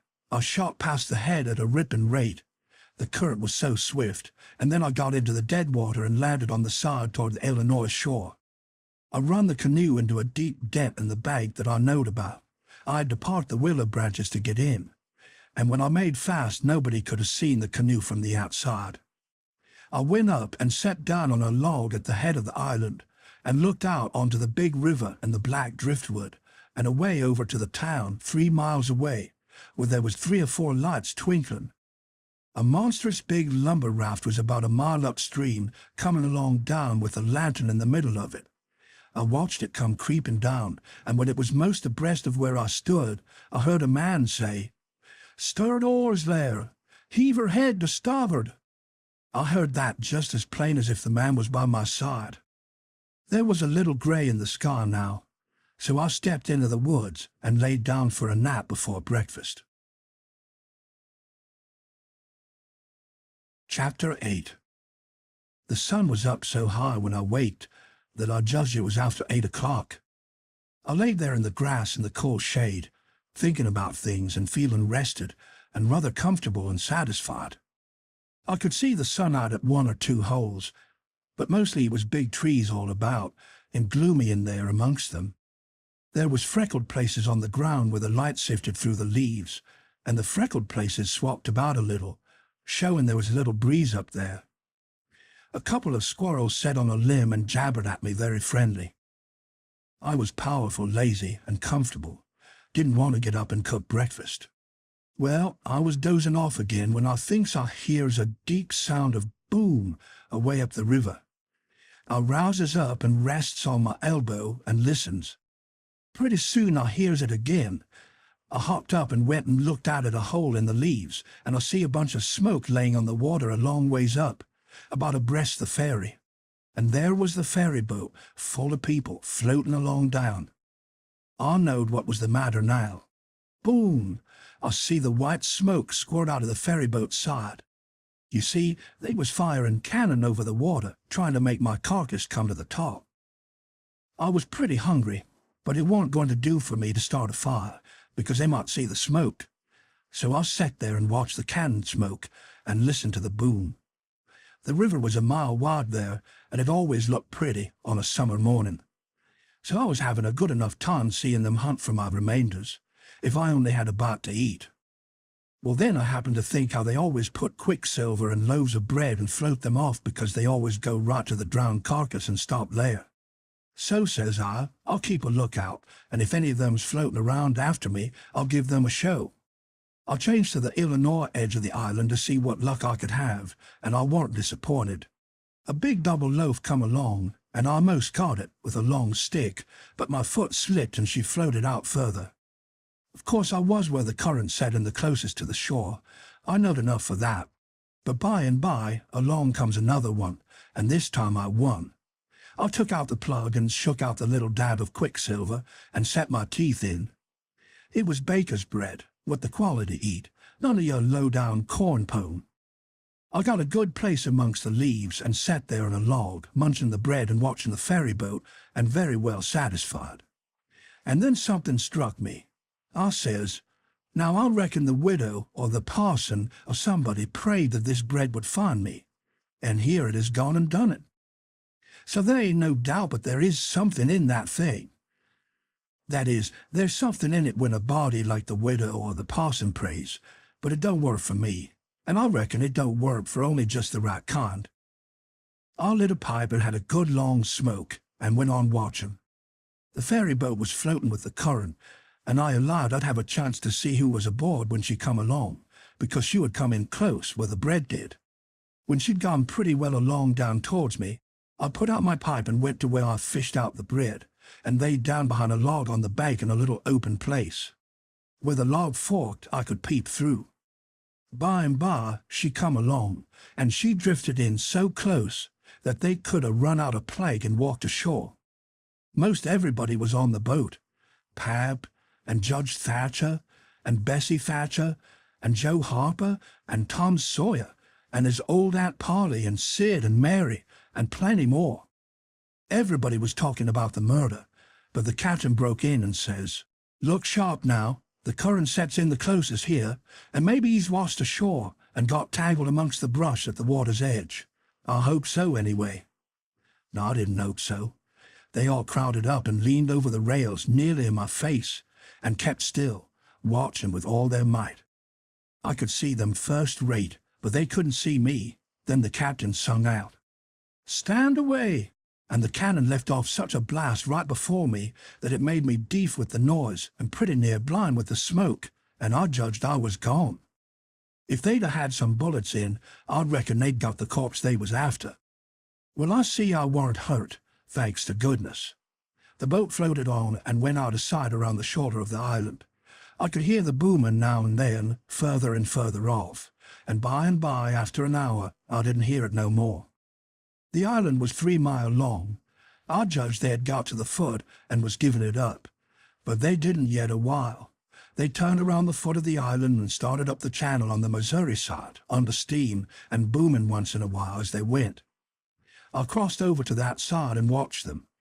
When they got abreast the head of the island, they quit shooting and dropped over to the Missouri shore and went home to the town. I knowed I was all right now.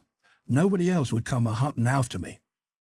I got my traps out of the canoe and made me a nice camp in the thick woods. I made a kind of a tent out of my blankets to put things under so the rain couldn't get at them. I catched a catfish and haggled him open with my saw, and towards sundown I started my campfire and had supper. Then I set out a line to catch some fish for breakfast. When it was dark, I sat by my campfire smoking and feeling pretty satisfied. But by and by, it got sort of lonesome, and so I went and sat on the bank and listened to the currents washing along, and counted the stars and drift logs and rafts that come down, and then went to bed. There ain't no better way to put in time when you are lonesome. You can't stay so. You soon get over it. And so for 3 days and nights, no difference, just the same thing. But the next day I went exploring around down through the island. I was boss of it. It all belonged to me, so to say, and I wanted to know all about it. But mainly I wanted to put in the time. I found plenty strawberries, ripe and prime, and green summer grapes, and green raspberries, and the green blackberries was just beginning to show. They would all come handy by and by, I judged. Well, I went fooling along in the deep woods till I judged I warn't far from the foot of the island. I had my gun along, but I hadn't shot nothing. It was for protection. Thought I would kill some game now home. About this time, I might have near stepped on a good-sized snake, and it went sliding off through the grass and flowers, and I after it, trying to get a shot at it. I clicked along, and all of a sudden I bounded right onto the ashes of a campfire that was still smoking. My heart jumped up amongst my lungs. I never waited to look further, but uncocked my gun and went sneaking back on my tiptoes as fast as ever I could. Every now and then I stopped a second amongst the thick leaves and listened, but my breath come so hard I couldn't hear nothing else. I slunk along another piece further, then listened again, and so on, and so on. If I see a stump, I took it for a man. If I trod on a stick and broke it, it made me feel like a person had cut one of my breasts in two, and I only got half, and the short half too. When I got to camp, I warn't feeling very brash. There warn't much sand in my craw. But I says, this ain't no time to be fooling around. So I got all my traps into my canoe again so as to have them out of sight, and I put out the fire and scattered the ashes around to look like an old last year's camp, and then clumb a tree. I reckon I was up in the tree 2 hours, but I didn't see nothing. I didn't hear nothing. I only thought I heard and seen as much as 1,000 things. Well, I couldn't stay up there forever, so at last I got down, but I kept in the thick woods and on the lookout all the time. All I could get to eat was berries and what was left over from breakfast. By the time it was night, I was pretty hungry, so when it was good and dark, I slid out from shore before moonrise and paddled over to the Illinois bank, about a quarter of a mile. I went out into the woods and cooked a supper, and I had about made up my mind I would stay there all night when I hear a plunkety-plunk, plunkety-plunk, and says to myself, horses coming, and next I hear people's voices. I got everything into the canoe as quick as I could, and then went creeping through the woods to see what I could find out. I hadn't got far when I hear a man say, "We better camp here, if we can find a good place. The horses is about beat out. Let's look around." I didn't wait, but shoved out and paddled away easy. I tied up in the old place and reckoned I would sleep in the canoe. I didn't sleep much. I couldn't, somehow, for thinking, and every time I waked up I thought somebody had me by the neck, so the sleep didn't do me no good. By and by, I says to myself, I can't live this way. I'm a-going to find out who it is that's here on this island with me. I'll find it out or bust. Well, I felt better right off. So I took my paddle and slid out from shore just a step or two, and then let the canoe drop along down amongst the shadows. The moon was shining, and outside of the shadows it made most as light as day. I poked along well onto an hour, everything still as rocks and sound asleep. But by this time I was most down to the foot of the island. A little ripply, cool breeze begun to blow, and that was as good as saying the night was about done. I give her a turn with the paddle and brung her nose to shore. Then I got my gun and slipped out and into the edge of the woods. I sat down there on a log and looked out through the leaves. I see the moon go off watch and the darkness begin to blanket the river. But in a little while I see a pale streak over the treetops and know the day was coming. So I took my gun and slipped off towards where I had run across the campfire, stopping every minute or two to listen. But I hadn't no luck somehow. I couldn't seem to find the place, but by and by, sure enough, I catched a glimpse of fire away through the trees. I went for it, cautious and slow. By and by, I was close enough to have a look, and there laid a man on the ground. It most give me the fan-tarts. He had a blanket around his head, and his head was nearly in the fire. I sat there behind a clump of bushes, in about 6 foot of him, and kept my eyes on him steady. It was getting grey daylight now. Pretty soon he gasped and stretched himself, and hove off the blanket, and it was Miss Watson's Jim. I bet I was glad to see him. I says, "Hello, Jim," and skipped out. He bounced up and stared at me wild. Then he drops down on his knees and puts his hands together and says, "Don't hurt me. Don't. I hain't ever done no harm to a ghost. I always loved dead people and done all I could for 'em. You go and get in the river again while you belongs, and don't do nothing to old Jim. I does always your friend." Well, I weren't long making him understand I weren't dead. I was ever so glad to see Jim. I weren't lonesome now. I told him I wasn't afraid of him telling the people where I was. I talked along, but he only sat there and looked at me, never said nothing. Then I says, "It's good daylight. Let's get breakfast, make up your campfire good." "What's the use of making up the campfire to cook strawberries and such trunk? You got a gun, hain't you? Then we can get something better than strawberries and such trunk," I says. "Is that what you live on?" "I couldn't get nothing else," he says. "Why, how long you been on the island, Jim?" "I come here the night arter you's killed." "What? All that time? Yes, indeedy. And ain't you had nothing but that kind of rubbish to eat? No, sir, nothing else. Well, you must be most starved, ain't you? I reckon I could eat a horse. I think I could. How long you been on the island? Since the night I got killed. No. Why, what has you lived on? But you got a gun? Oh, yes, you got a gun. That's good. Now you kill something, and I'll make up the fire. So we went over to where the canoe was, and while he built a fire in a grassy open place amongst the trees, I fetched meal and bacon and coffee pot and frying pan, and sugar and tin cups, and the nigger was set back considerable because he reckoned it was all done with witchcraft. I catched a good big catfish, too, and Jim cleaned him with his knife and fried him. When breakfast was ready, we lolled on the grass and eat it smoking hot. Jim laid it in with all his might, for he was most about starved. Then, when we had got pretty well stuffed, we laid off and lazied. By and by, Jim says, "But looky here, Huck, who was it that was killed in that shanty, if it warn't you?" Then I told him the whole thing, and he said it was smart. He said Tom Sawyer couldn't get up no better plan than what I had. Then I says, "How do you come to be here, Jim, and how did you get here?" He looked pretty uneasy and didn't say nothing for a minute. Then he says, "Maybe I better not tell." "Why, Jim?" "Well, there's reasons. But you wouldn't tell on me if I was to tell you, would you, Huck?" "Blamed if I would, Jim." "Well, I believe you, Huck. I run off." "Jim!" "But mind, you said you wouldn't tell. You know you said you wouldn't tell, Huck." "Well, I did. I said I wouldn't, and I'll stick to it. Honest Injun, I will. People would call me a low-down abolitionist and despise me for keeping mum, but that don't make no difference. I ain't a-going to tell, and I ain't a-going back there anyways.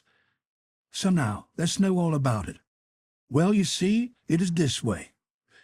Old Missus, that's Miss Walson, she pecks on me all the time and treats me put rough, but she allers says she wouldn't sell me down to Orleans.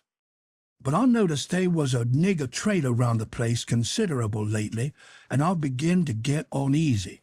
Well, one night I creeps to the door, pooty late, and the door warn't quite shut, and I hear old Missus tell the widder she gwine to sell me down to Orleans. But she didn't want to, but she could get $800 for me, and it is such a big stack of money she couldn't resist. The widder, she tried to get her to say she wouldn't do it, but I never waited to hear the rest. I lit out mighty quick, I'll tell you.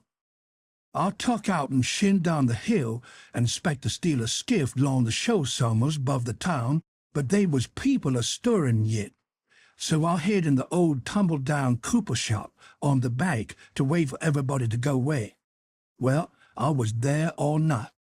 There was somebody round all the time. Long about 6 in the morning, skiffs began to go by, and about 8 or 9 every skiff that went long was talking about how your Pat come over to town and says you's killed. These last skiffs was full of ladies and gentlemen a-going over the cedar place. Sometimes they'd pull up at the show and take a rest before they started across, so by the talk I got to know all about the killing. I was powerful sorry you's killed, Huck, but I ain't no more now. I laid down under the shavings all day. I was a-hungry, but I warn't afeard, because I knowed old Missus and the widder was going to start at the camp meeting right arter breakfast and be gone all day, and they knows I go off with the cattle about daylight, so they wouldn't expect to see me round the place, and so they wouldn't miss me till after dark in the evening. The other servants wouldn't miss me, 'cause they'd shin out and take holiday, soon as the old folks is out in the way. Well, when it come dark, I tuck out up the river road, and went 'bout 2 mile or more to where there warn't no houses. I'd made up my mind 'bout what I's a-gwine to do. You see, if I kept on trying to get away afoot, the dogs 'd track me. If I stole a skiff to cross over, they'd miss that skiff, you see, and they'd know about where I'd land on the other side and where to pick up my track. So I says a raft is what I's order. It don't make no track. Now I see a light a-comin' round the pond by and by, so I wade in and shove a log ahead of me and swum more'n halfway across the river and got in amongst the driftwood and kept my head down low and kinder swum agin the current till the raft come along. Then I swum to the stern of it and took a holt. It clouded up and was pooty dark for a little while, so I clumb up and laid down on the planks. The men is all way yonder in the middle where the lantern was. The river was a-risin', and they was a good current. So I reckon at by 4 in the morning I'll be 25 mile down the river, and then I'd slip in just before daylight and swim ashore and take to the woods on the inner north side. But I didn't have no luck. When we is most down to the head of the island, a man began to come aft with the lantern. I see it warn't no use for the wait, so I slid overboard and struck out for the island. Well, I had a notion I could land most anywheres, but I couldn't. Bank too bluff. I was most to the foot of the island before I found a good place. I went into the woods and judged I wouldn't fall with rafts no more, long as they moved they lantern round so. I had my pipe and a plug of dog leg and some matches in my cap, and they warn't wet, so I is all right. And so you ain't had no meat nor bread to eat all this time? Why didn't you get mud turtles? How you gwine to git 'em? You can't slip up on 'em and grab 'em. And how's a body gwine to hit 'em with a rock? How could a body do it in the night? And I warn't gwine to show myself on the bank in the daytime. Well, that's so. You've had to keep in the woods all the time, of course. Did you hear 'em shooting a cannon? Oh, yes. I knowed they was arter you. I see 'em go by here, watch them through the bushes. Some young birds come along, flying a yard or two at a time and lighting. Jim said it was a sign it was going to rain. He said it was a sign when young chickens flew that way, and so he reckoned it was the same way when young birds done it. I was going to catch some of them, but Jim wouldn't let me. He said it was deaf. He said his father laid mighty sick once, and some of them catched a bird, and his old granny said his father would die, and he did. And Jim said you mustn't count the things you are going to cook for dinner, because that would bring bad luck. The saying if you shook the tablecloth after sundown. And he said if a man owned a beehive, and that man died, the bees must be told about it before sunup the next morning, or else the bees would all weaken down and quit work and die. Jim said bees wouldn't sting idiots, but I didn't believe that, 'cause I'd tried them lots of times myself, and they wouldn't sting me. I'd heard about some of these things before, but not all of them. Jim knowed all kinds of signs. He said he knowed most everything. I said it looked to me like all the signs was about bad luck, and so I asked him if there weren't any good luck signs. He says, mighty few, and they ain't no use to a body. What you want to know when good luck's a-comin' for? Want to keep it off? And he said, if you's got hairy arms and a hairy breast, it's a sign that you are going to be rich. Well, there's some use in a sign like that, 'case it's so far ahead. You see, maybe you's got to be poor a long time first, and so you might get discouraged and kill yourself for you didn't know by the sign that you going to be rich by me by. Have you got hairy arms and a hairy breast, Jim? What's the use to ask that question? Don't you see I has? Well, are you rich? No, but I've been rich once, and I'm gwine to be rich again. Once I had $14, but I took to speculating and got busted out. What did you speculate in, Jim? Well, first, I tackled stock. What kind of stock? Why, livestock. Cattle, you know. I put $10 in a cow, but I ain't gwine to rest no more money in stock. But the cow up and died on my hands. So you lost the $10? No, I didn't lose it all. I only lost about 9 of it. I sold the hide and tallow for $1.10. You had $5.10 left. Did you speculate any more? Yes. You know that one-legged nigger that belongs to old Mr. Bradish? Well, he sawed up a bank, and say anybody that put in $1 would get $4 more at the end of the year. Well, all the niggers went in, but they didn't have much. I was the only one that had much. So I stuck out for more than $4, and I said if I didn't get it, I'd start a bay myself. Well, of course, that nigger wanted to keep me out of the business, because he say they want business enough for 2 banks. So he say I could put in my $5, and he'd pay me $35 at the end of the year. So I done it. Then I reckoned I'd invest the $35 right off and keep things a-moving. There was a nigger named Bob that had catched a wood flat, and his master didn't know it, and I bought it off of him and told him to take the $35 when the end of the year came, but somebody stole the wood flat that night, and next day the one-legged nigger said the bank is busted, so they didn't none of us get no money. What did you do with the 10 cents, Jim? Well, I was going to spend it, but I had a dream. And the dream told me to give it to a nigger named Balaam. Balaam's ass, they call him for short. He's one of them chuckleheads, you know. But he's lucky, they say, and I see I won't lucky. The dream say let Balaam invest the 10 cents and he'd make a raise for me. Well, Balaam, he took the money, and when he was in church, he heard the preacher say that whoever give to the poor, lend to the Lord, and bound to get his money back 100 times. So Balaam, he took and gave the 10 cents to the poor, and laid low to see what was going to come of it. Well, what did come of it, Jim? Nothing never come of it. I couldn't manage to collect that money no way, and Balaam he couldn't. I ain't going to lend no more money doubt I seek the security. Bound to get your money back 100 times, the preacher says. If I could get the 10 cents back, I'd call it squaw and be glad of the chance. Well, it's all right anyway, Jim, long as you're going to be rich again sometime or other. Yes, and I's rich now, come to look at it. I owns myself, and I's worth $800. I wished I had the money. I wouldn't want no more. Chapter 9. I wanted to go and look at a place right about the middle of the island that I'd found when I was exploring.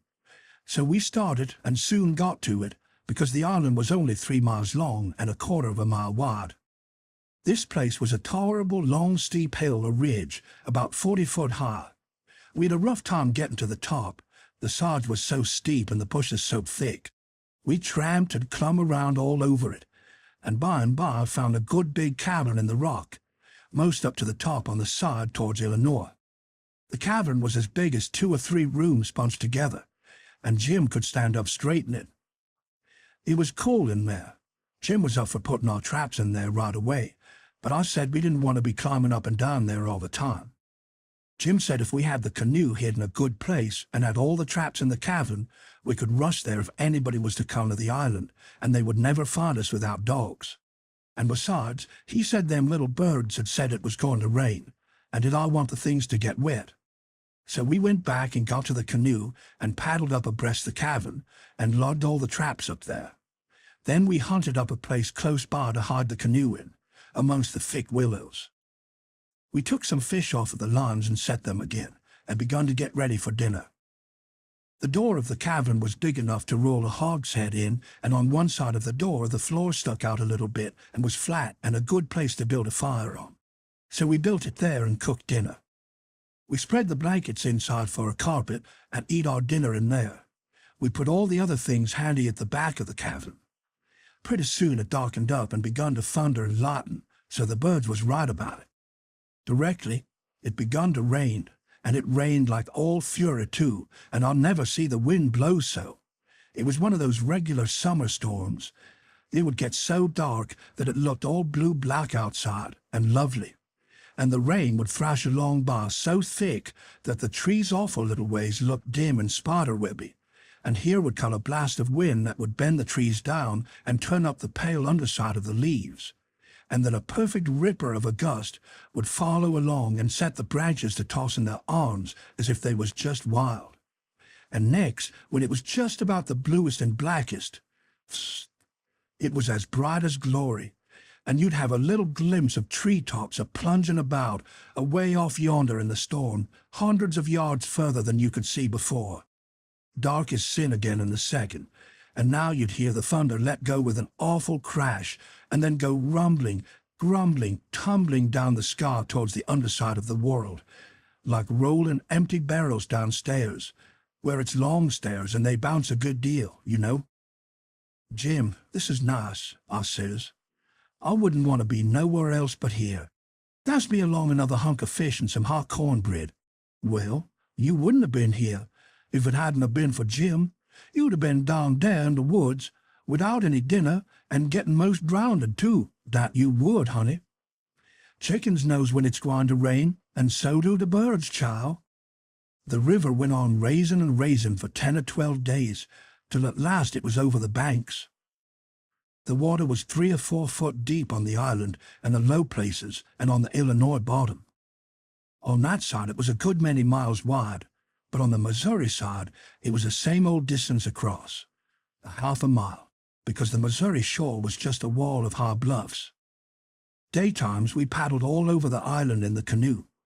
It was mighty cool and shady in the deep woods, even if the sun was blazing outside. We went winding in and out amongst the trees, and sometimes the vines hung so thick we had to back away and go some other way. Well, on every old broken-down tree you could see rabbits and snakes and such things, and when the island had been overflowed a day or two, they got so tame on account of being hungry that you could paddle right up and put your hand on them if you wanted to. But not the snakes and turtles. They would slide off in the water. The ridge our cabin was in was full of them.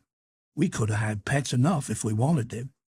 One night we catched a little section of a lumber raft, nice pine planks. It was 12 foot wide and about 15 or 16 foot long, and the top stood above water 6 or 7 inches, a solid level floor. We could see saw logs go by in the daylight sometimes, but we let them go. We didn't show ourselves in daylight. Another night, when we was up at the head of the island just before daylight, here comes a frame house down on the west side.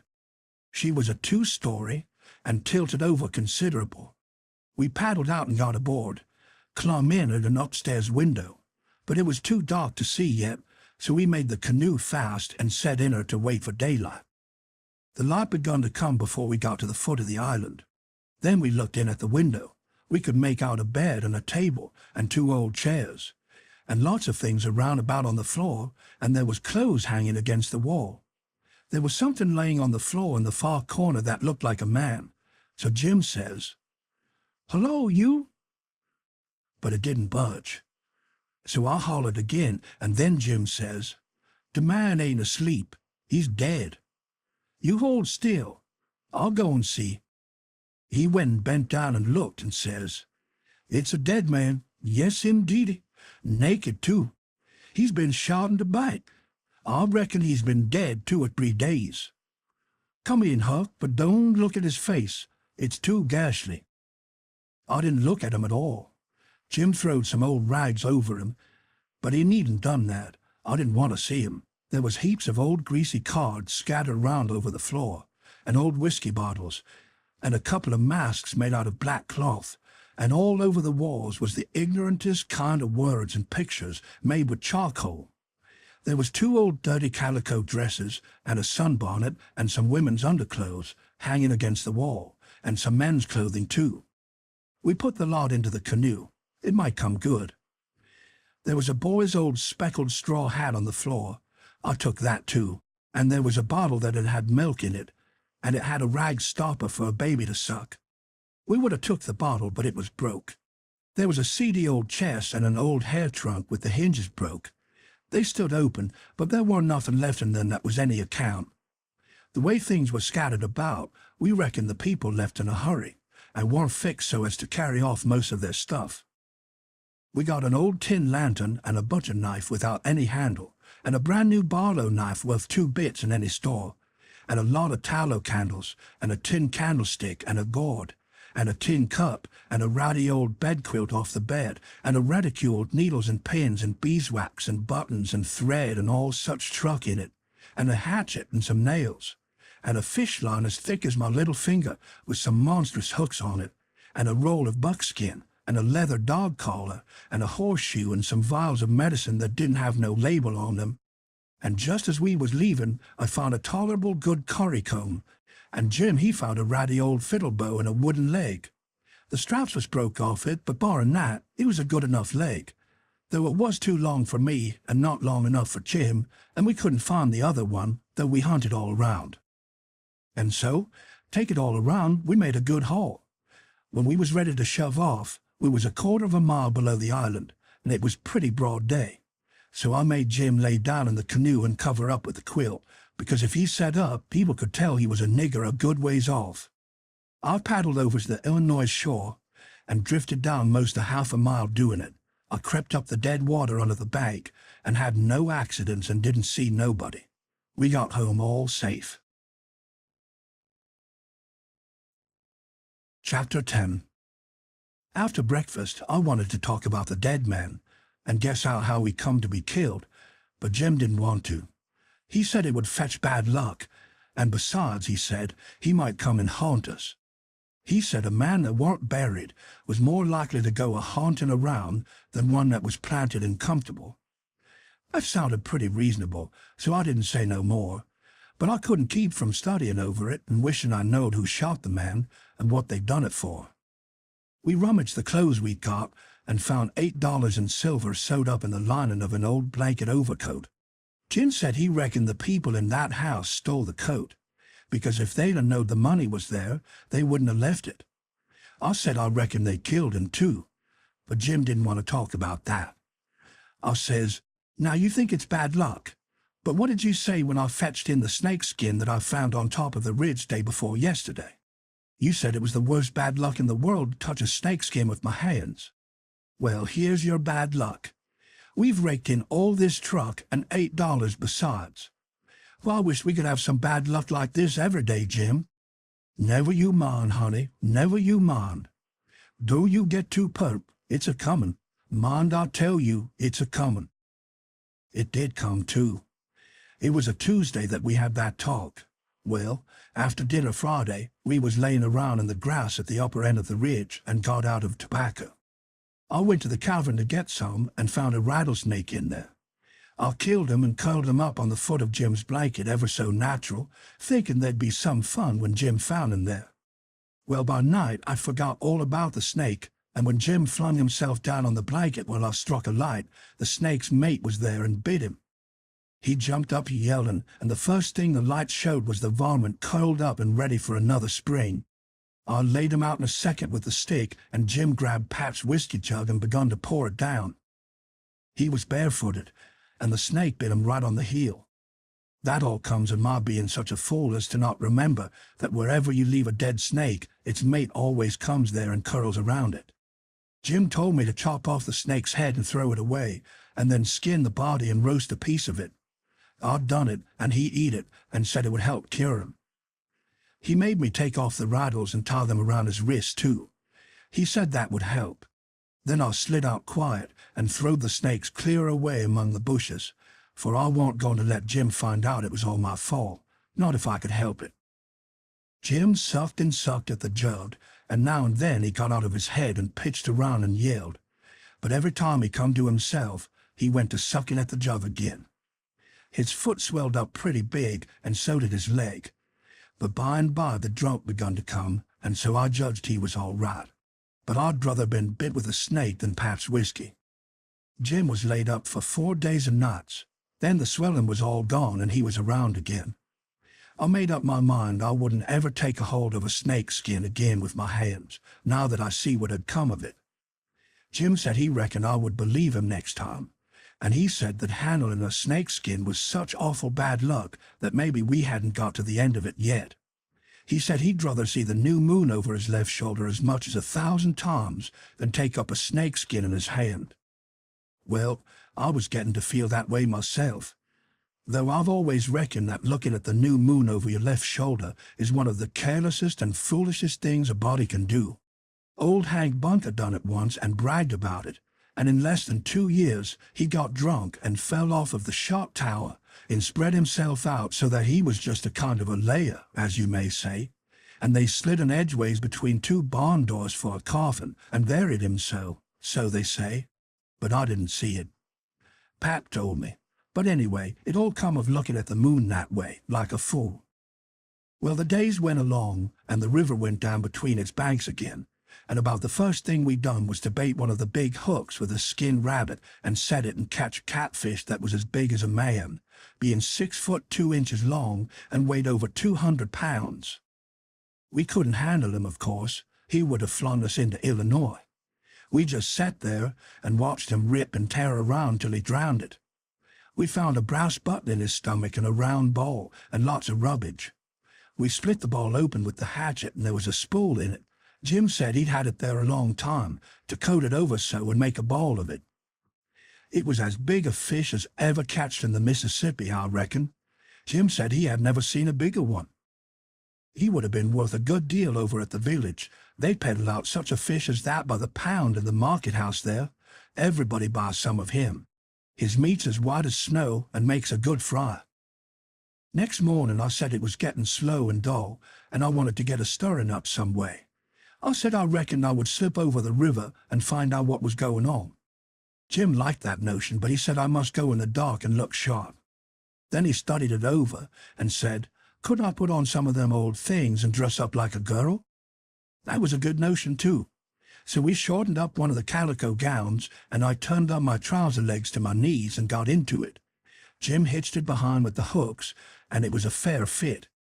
I put on a sunbonnet and tied in under my chin, and then for a body to look in and see my face was like looking down a joint of a stovepipe. Jim said nobody would know me, even in the daytime hardly. I practiced around all day to get the hang of things, and by I could do pretty well in them. Only Jim said I didn't walk like a girl, and he said I must quit pulling on my gown to get in my breeches pocket. I took notice and done better. I started up the Illinois shore in the canoe just after dark. I started across to the town from a little below the ferry landing, and the drift of the current fetched me in at the bottom of the town. I tied up and started along the bank. There was a light burning in a little shanty that hadn't been lived in for a long time, and I wondered who had took up quarters there. I slipped out and peeped in at the window. There was a woman about 40-year-old in there, knitting by a candle that was on a pond table. I didn't know her face. She was a stranger, for you couldn't start a face in that town that I didn't know. Now this was lucky, because I was weakening. I was getting afraid I had come. People might know my voice and find me out. But if this woman had been in such a little town 2 days, she could tell me all I wanted to know. So I knocked at the door and made up my mind I wouldn't forget I was a girl. Chapter 11. "Come in," says the woman, and I did. She says, "Take a cheer." I done it. She looked me all over with her little shiny eyes and says, "What might your name be?" "Sarah Williams." "Whereabouts do you live, in this neighborhood?" "Know 'em, in Hookerville, 7 miles below. I've walked all the way and I'm all tired out." "Hungry too, I reckon. I'll find you something." "Know 'em, I ain't hungry. I was so hungry I had to stop 2 miles below here at a farm, so I ain't hungry no more. It's what makes me so late. My mother's down sick and out of money and everything, and I come to tell my Uncle Abner more. He lives at the upper end of the town," she says. "I ain't ever been here before. Do you know him?" "No, but I don't know everybody yet. I haven't lived here quite 2 weeks. It's a considerable ways to the upper end of town. You better stay here all night. Take off your bonnet." "No," I says. "I'll rest a while, I reckon, and go on. I ain't afeard of the dark."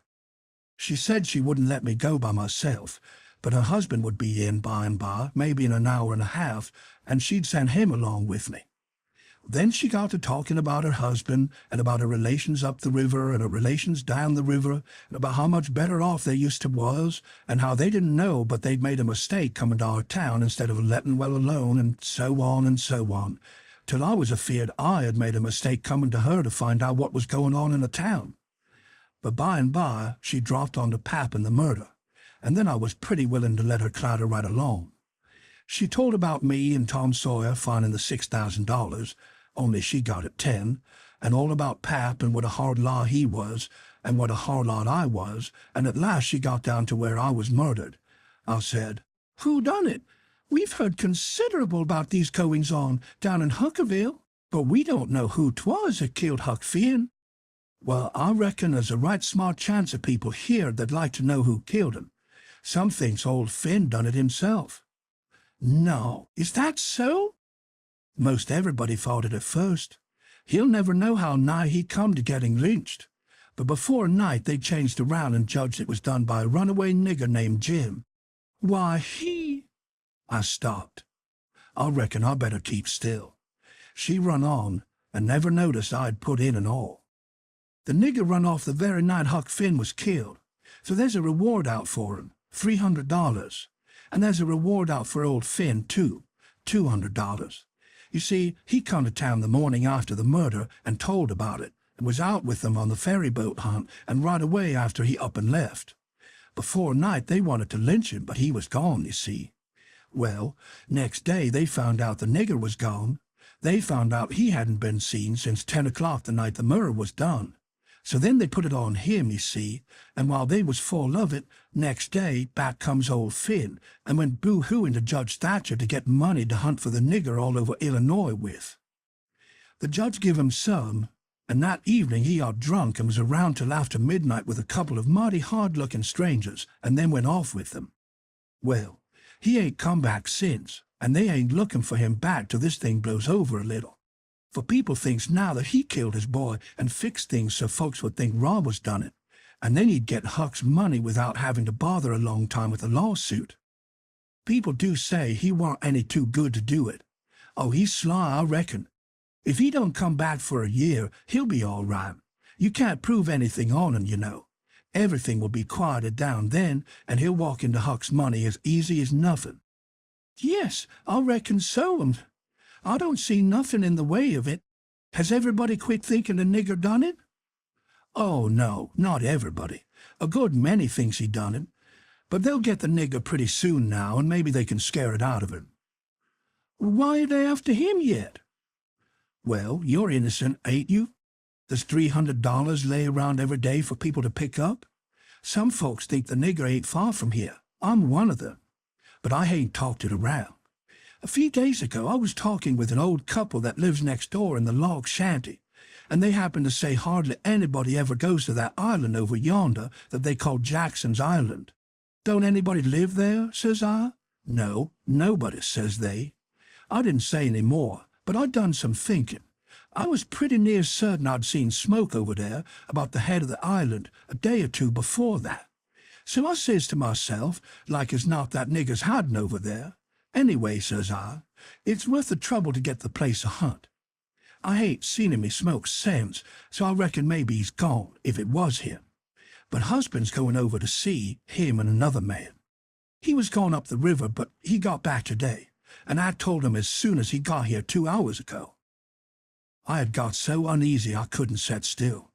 I had to do something with my hands, so I took up a needle off the table and went to threading it. My hands shook, and I was making a bad job of it. When the woman stopped talking, I looked up, and she was looking at me pretty curious and smiling a little. I put down my needle and thread and let on to be interested, and I was too, and says, "Well, $300 is a power of money. I wish my mother could get it. Is your husband going over there tonight?" "Oh, yes. He went uptown with the man I was telling you of to get a boat and see if they could borrow another gun. They'll go over after midnight." "Couldn't they see better if they was to wait till daytime?" "Yes, and couldn't the nigger see better too? After midnight he'll likely be asleep, and they can slip around through the woods and hunt up his campfire all the better for the dark, if he's got one." "I didn't think of that." The woman kept looking at me pretty curious, and I didn't feel a bit comfortable. Pretty soon she says, "What did you say your name was, honey?" Mary Williams?" Somehow it didn't seem to me that I said it was Mary before, so I didn't look up. Seemed to me I said it was Sarah, so I felt sort of cornered, and I was afeard maybe I was looking it too. I wish the woman would say something more. The longer she sat still, the uneasier I was. But now she says, "Honey, I thought you said it was Sarah when you first come in." "Oh, yes'm, I did. Sarah Mary Williams. Sarah's my first name. Some calls me Sarah, some calls me Mary." "Oh, that's the way of it?" "Yes'm." I was feeling better then, but I wished I was out of there anyway. I couldn't look up yet. Well, the woman fell to talking about how hard times was, and how poor they had to live, and how the rats was as free as if they owned the place, and so forth and so on, and then it got easy again. She was right about the rats. You'd see one stick his nose out of a hole in the corner every little while.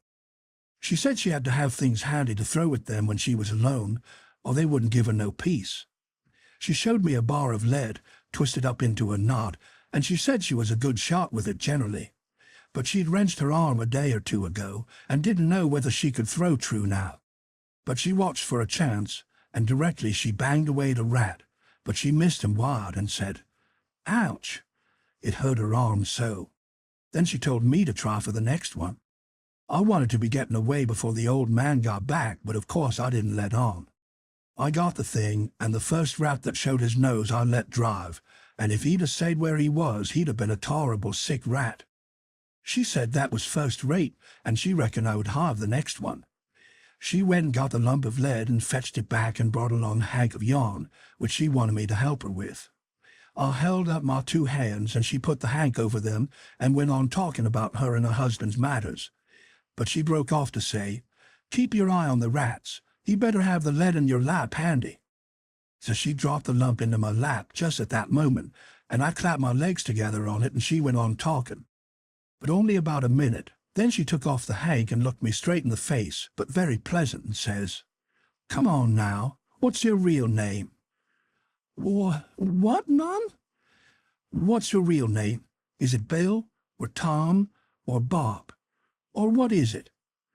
I reckon I shook like a leaf, and I didn't know hardly what to do, but I says, "Please to don't poke fun at a poor girl like me, Mum.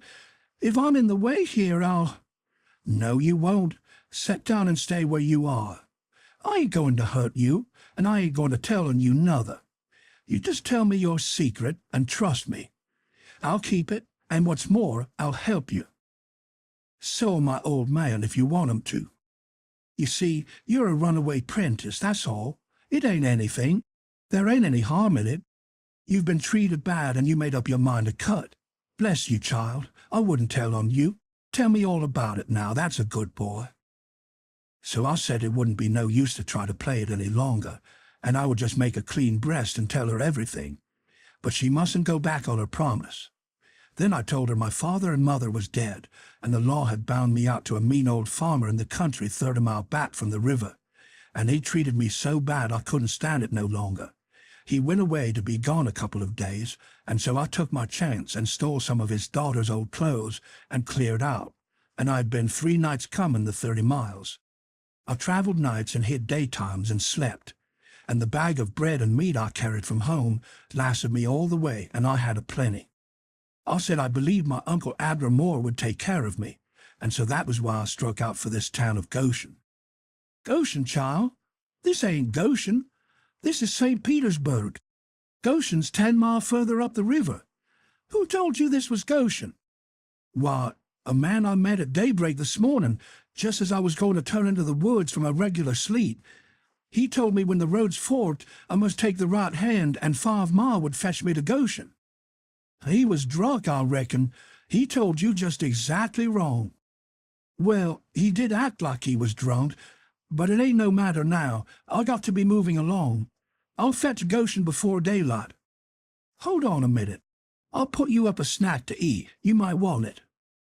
So she put me up a snack and says, "Say, when a car's laying down, which end of her gets up first? Answer up prompt now. Don't start to study over it. Which end gets up first?" "The hind end, Mum." "Well, then a horse." "The forward end, Mum." "Which side of a tree does the most moss grow on?" "North side." "If 15 cows is browsing on a hillside, how many of them eats with their heads pointed the same direction?" The whole 15, Mum. Well, I reckon you have lived in the country. I thought maybe you was trying to hocus me again. What's your real name now? George Peters, Mum. Well, try to remember it, George. Don't forget and tell me it's Alexander before you go, and then go out by saying it's George Alexander when I catch you. And don't go about women in that old calico. You do a girl tolerable poor, but you might fool men, maybe. Bless you, child. When you set out to thread a needle, don't hold the thread still and fetch the needle up to it. Hold the needle still and poke the thread at it. That's the way a woman most always does. But a man always does the other way. And when you throw at a rat or anything, hitch yourself up a tiptoe and fetch your hand up over your head as awkward as you can, and miss your rat about 6 or 7 foot. Throw stiff arm from the shoulder like there was a pivot there for it to turn on, like a girl, not from the wrist and elbow with your arm out to one side like a boy. And mind you, when a girl tries to catch anything in her lap, she throws her knees apart. She don't clap them together the way you did when you catch the lump of lead. Why, I spotted you for a boy when you was threading a needle, and I contrived the other things just to make certain. Now trot along to your uncle, Sarah Mary Williams George Alexander Peters, and if you get into trouble, you send word to Mrs. Judith Loftus, which is me, and I'll do what I can to get you out of it. Keep the river road all the way, and next time you tramp, take shoes and socks with you. The river road's a rocky one, and your feet'll be in a condition when you get to Goshen, I reckon. I went up the bank about 50 yards, and then I doubled on my tracks and slipped back to where my canoe was, a good piece below the house. I jumped in and was off in a hurry. I went upstream far enough to make the head of the island, and then started across. I took off the sunbonnet, for I didn't want no blinders on then. When I was about the middle, I hear the clock begin to strike, so I stops and listens. The sound come faint over the water, but clear. 11. When I struck the head of the island, I never waited to blow, though I was most winded, but I shoved right into the timber where my old camp used to be, and started a good fire there in a high and dry spot. Then I jumped in the canoe and dug out for our place, 1.5 miles below, as hard as I could go. I landed and slopped through the timber and up the ridge and into the cavern. There Jim laid sound asleep on the ground. I roused him out and says, "Get up and hump yourself, Jim. There ain't a minute to lose. They're after us." Jim never asked no questions. He never said a word, but the way he worked for the next half an hour showed about how he was scared. By that time, everything we had in the world was on our raft, and she was ready to be shoved out from the willow cover where she was hid. We put out the campfire at the cavern the first thing, and didn't show a candle outside after that. I took the canoe out from shore a little piece and took a look, but if there was a boat around I couldn't see it, for stars and shadows ain't good to see by. Then we got out the raft and slipped along down in the shade, past the foot of the island, dead still, never saying a word. Chapter 12. It must have been close on to 1 o'clock when we got below the island at last, and the raft did seem to go mighty slow. If a boat was to come along, we was going to take to the canoe and break for the Illinois shore. And it was well a boat didn't come, for we had never thought to put the gun into the canoe, or a fishing line, or anything to eat. We was in rather too much of a sweat to think of so many things. It warn't good judgment to put everything on the raft. If the men went to the island, I'd just expect they found the campfire I built and watched it all night for Jim to come. Anyways, they stayed away from us, and if my building the fire never fooled them, it warn't no fault of mine. I played it as low down on them as I could. When the first streak of day begun to show, we tied up to a towhead in a big bend on the Illinois side and hacked off cottonwood branches with the hatchet and covered up the raft with them so she looked like there had been a cave-in the bank there. A towhead is a sandbar that has cottonwoods on it as thick as hair teeth. We had mountains on the Missouri shore and heavy timber on the Illinois side, and the channel was down the Missouri shore at that place, so we weren't afraid of anybody running across us. We laid there all day and watched the rafts and steamboats spin down the Missouri shore, and upbound steamboats fought the big river in the middle. I told Jim all about the time I had jabbering with that woman, and Jim said she was a smart one, and if she was to start after us herself, she wouldn't sit down and watch a campfire. No, sir, she'd fetch a dog. Well, then I said, why couldn't she tell her husband to fetch a dog? Jim said he bet she did think of it by the time the men was ready to start, and he believed they must have gone uptown to get a dog, so they lost all that time. Or else we wouldn't be here on a towhead 16 or 17 miles below the village. No, indeedy. We would be in that same old town again. So I said I didn't care what was the reason they didn't get us, as long as they didn't. When it was beginning to come on dark, we poked our head out of the cottonwood thicket and looked up and down and across. Nothing in sight. So Jim took up some of the top planks of the raft and built a snug wigwam to get under in blazing weather and rainy, and to keep the things dry. Jim made a floor for the wigwam and raised it a foot or more above the level of the raft, so now the blankets and all the traps is out of reach of steamboat waves. Right in the middle of the wigwam we made a layer of dirt about 5 or 6 inches deep with a frame around it to hold it to its place. This was to build a fire on in sloppy weather or chilly. The wigwam would keep it from being seen.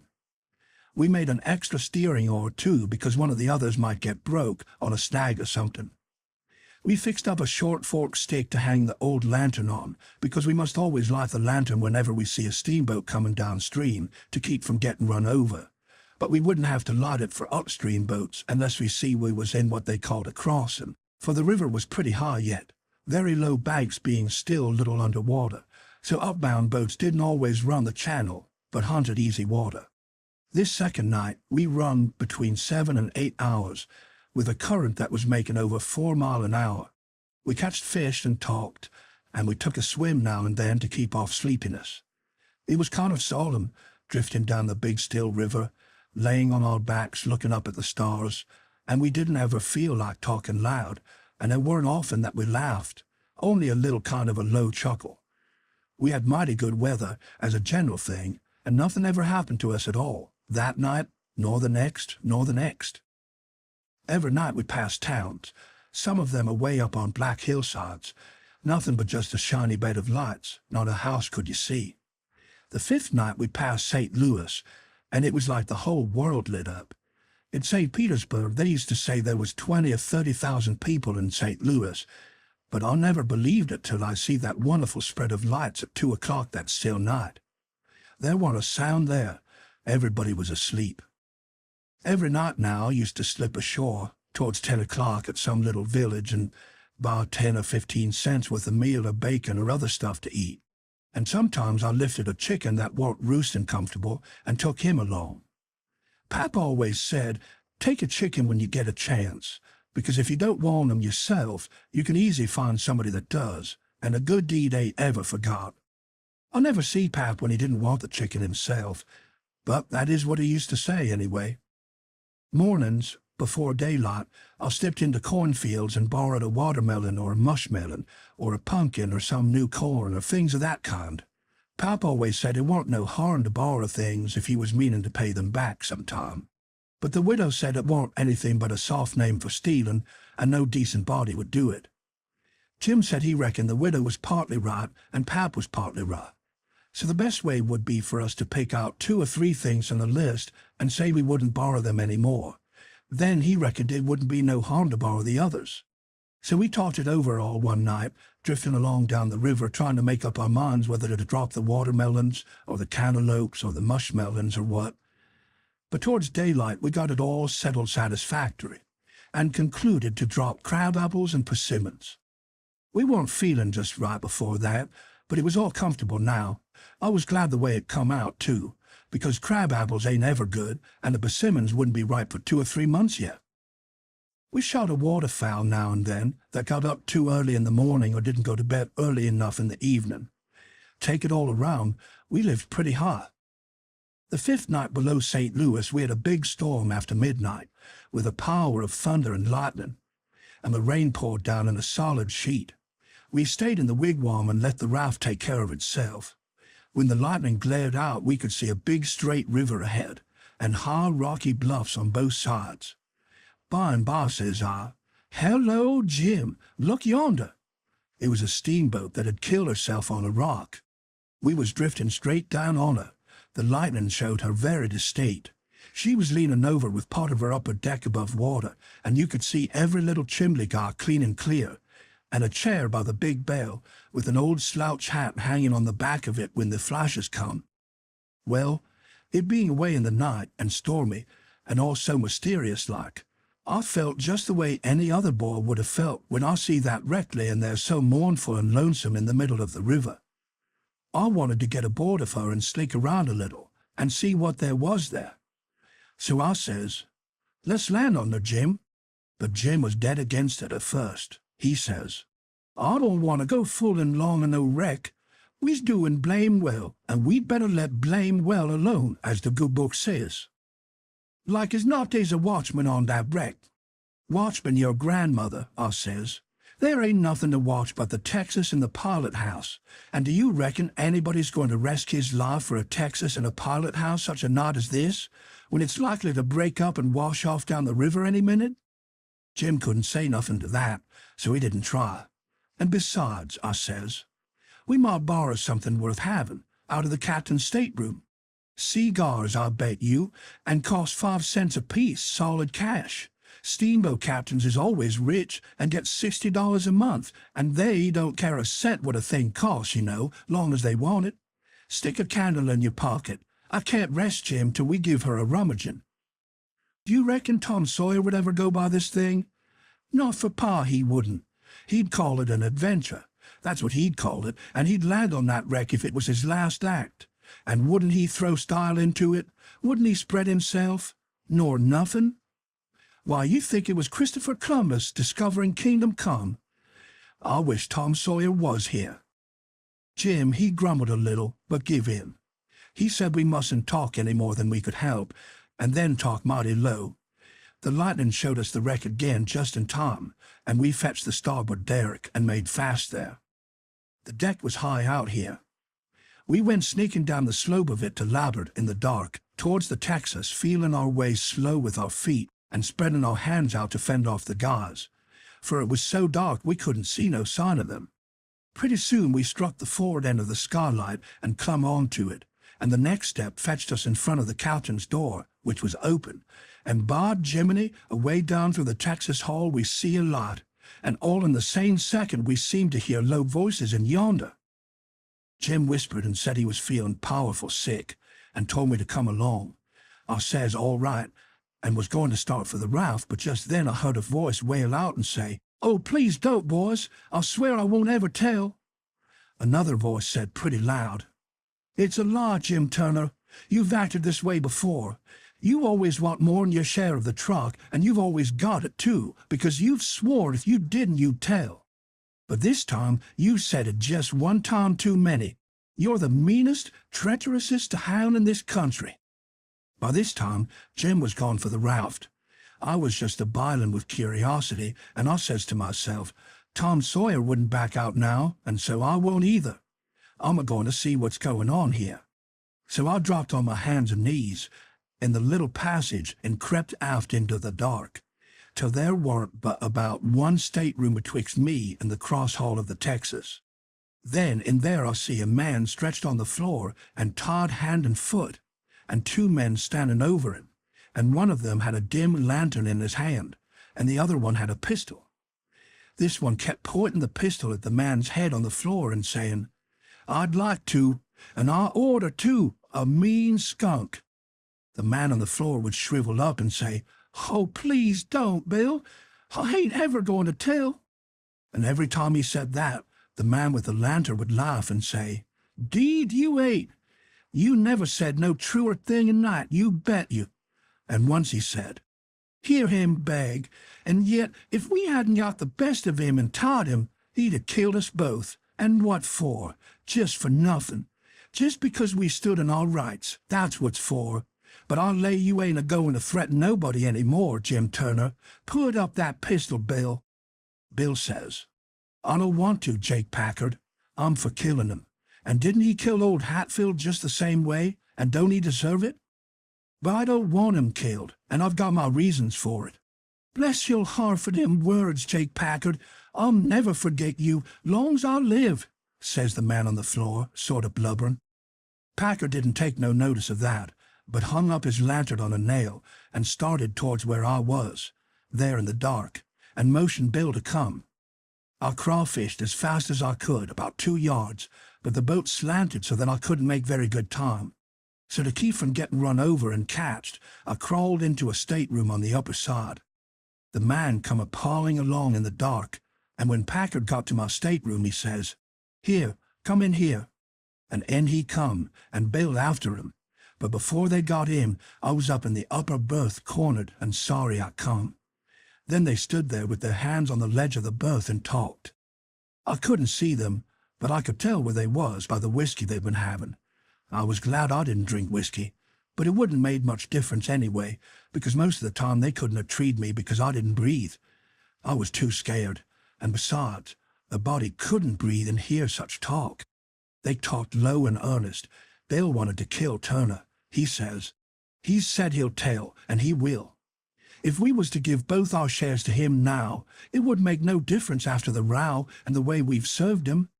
Sure's you're born, he'll turn state's evidence. Now you hear me. I'm for putting him out of his troubles. "So I," says Packard, very quiet. "Blame it, I sort of begun to think you wasn't.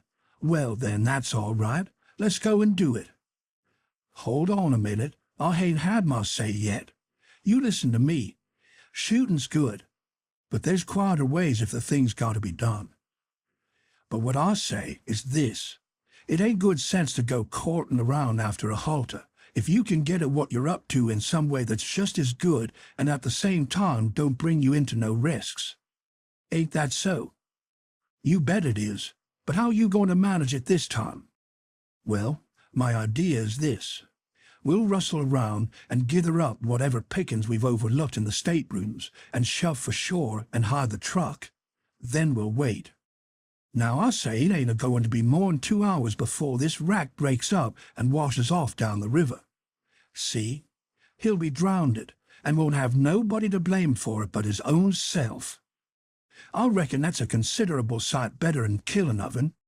I'm unfavorable to killing a man as long as you can get around it. It ain't good sense. It ain't good morals. Ain't I right?"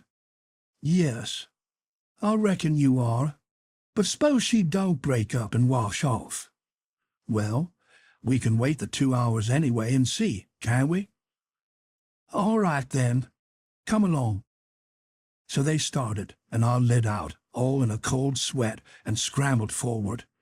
It was dark as pitch there, but I said in a kind of coarse whisper, "Cheer!" And he answered up, right at my elbow, with a sort of a moan, and I says, "Quick, Jim. It ain't no time for fooling around and moaning. There's a gang of murderers in yonder, and if we don't hunt up their boat and set her drifting down the river so these fellows can't get away from the wreck, there's one of 'em going to be in a bad fix. But if we find their boat, we can put all of them in a bad fix. For the sheriff will get 'em. Quick, hurry. I'll hunt the larboard side. You hunt the starboard. You started the raft and, oh, my lordy, lordy, raft. There ain't no raft no more. She done broke loose and gone, and here we is." Chapter 13. Well, I catch my breath and most fainted. Shut up on a wreck with such a gang as that. But it wasn't no time to be sentimentalin'. We'd got to find that boat now. Had to have it for ourselves. So we went a-quaking and a-shaking down the starboard side, and slow work it was, too. Seemed a week before we got to the stern. No sign of a boat. Jim said he didn't believe he could go any further. So scared he hadn't hardly any strength left, he said. But I said, "Come on. If we get left on this wreck, we are in a fix, sure." So on we prowled again. We struck for the stern of the Texas and found it, and then scrabbled along forwards on the skylight, hanging on from shutter to shutter, for the edge of the skylight was in the water. When we got pretty close to the cross-hull door, there was the skiff, sure enough. I could just barely see her. I felt ever so thankful. In another second I would have been aboard of her, but just then the door opened.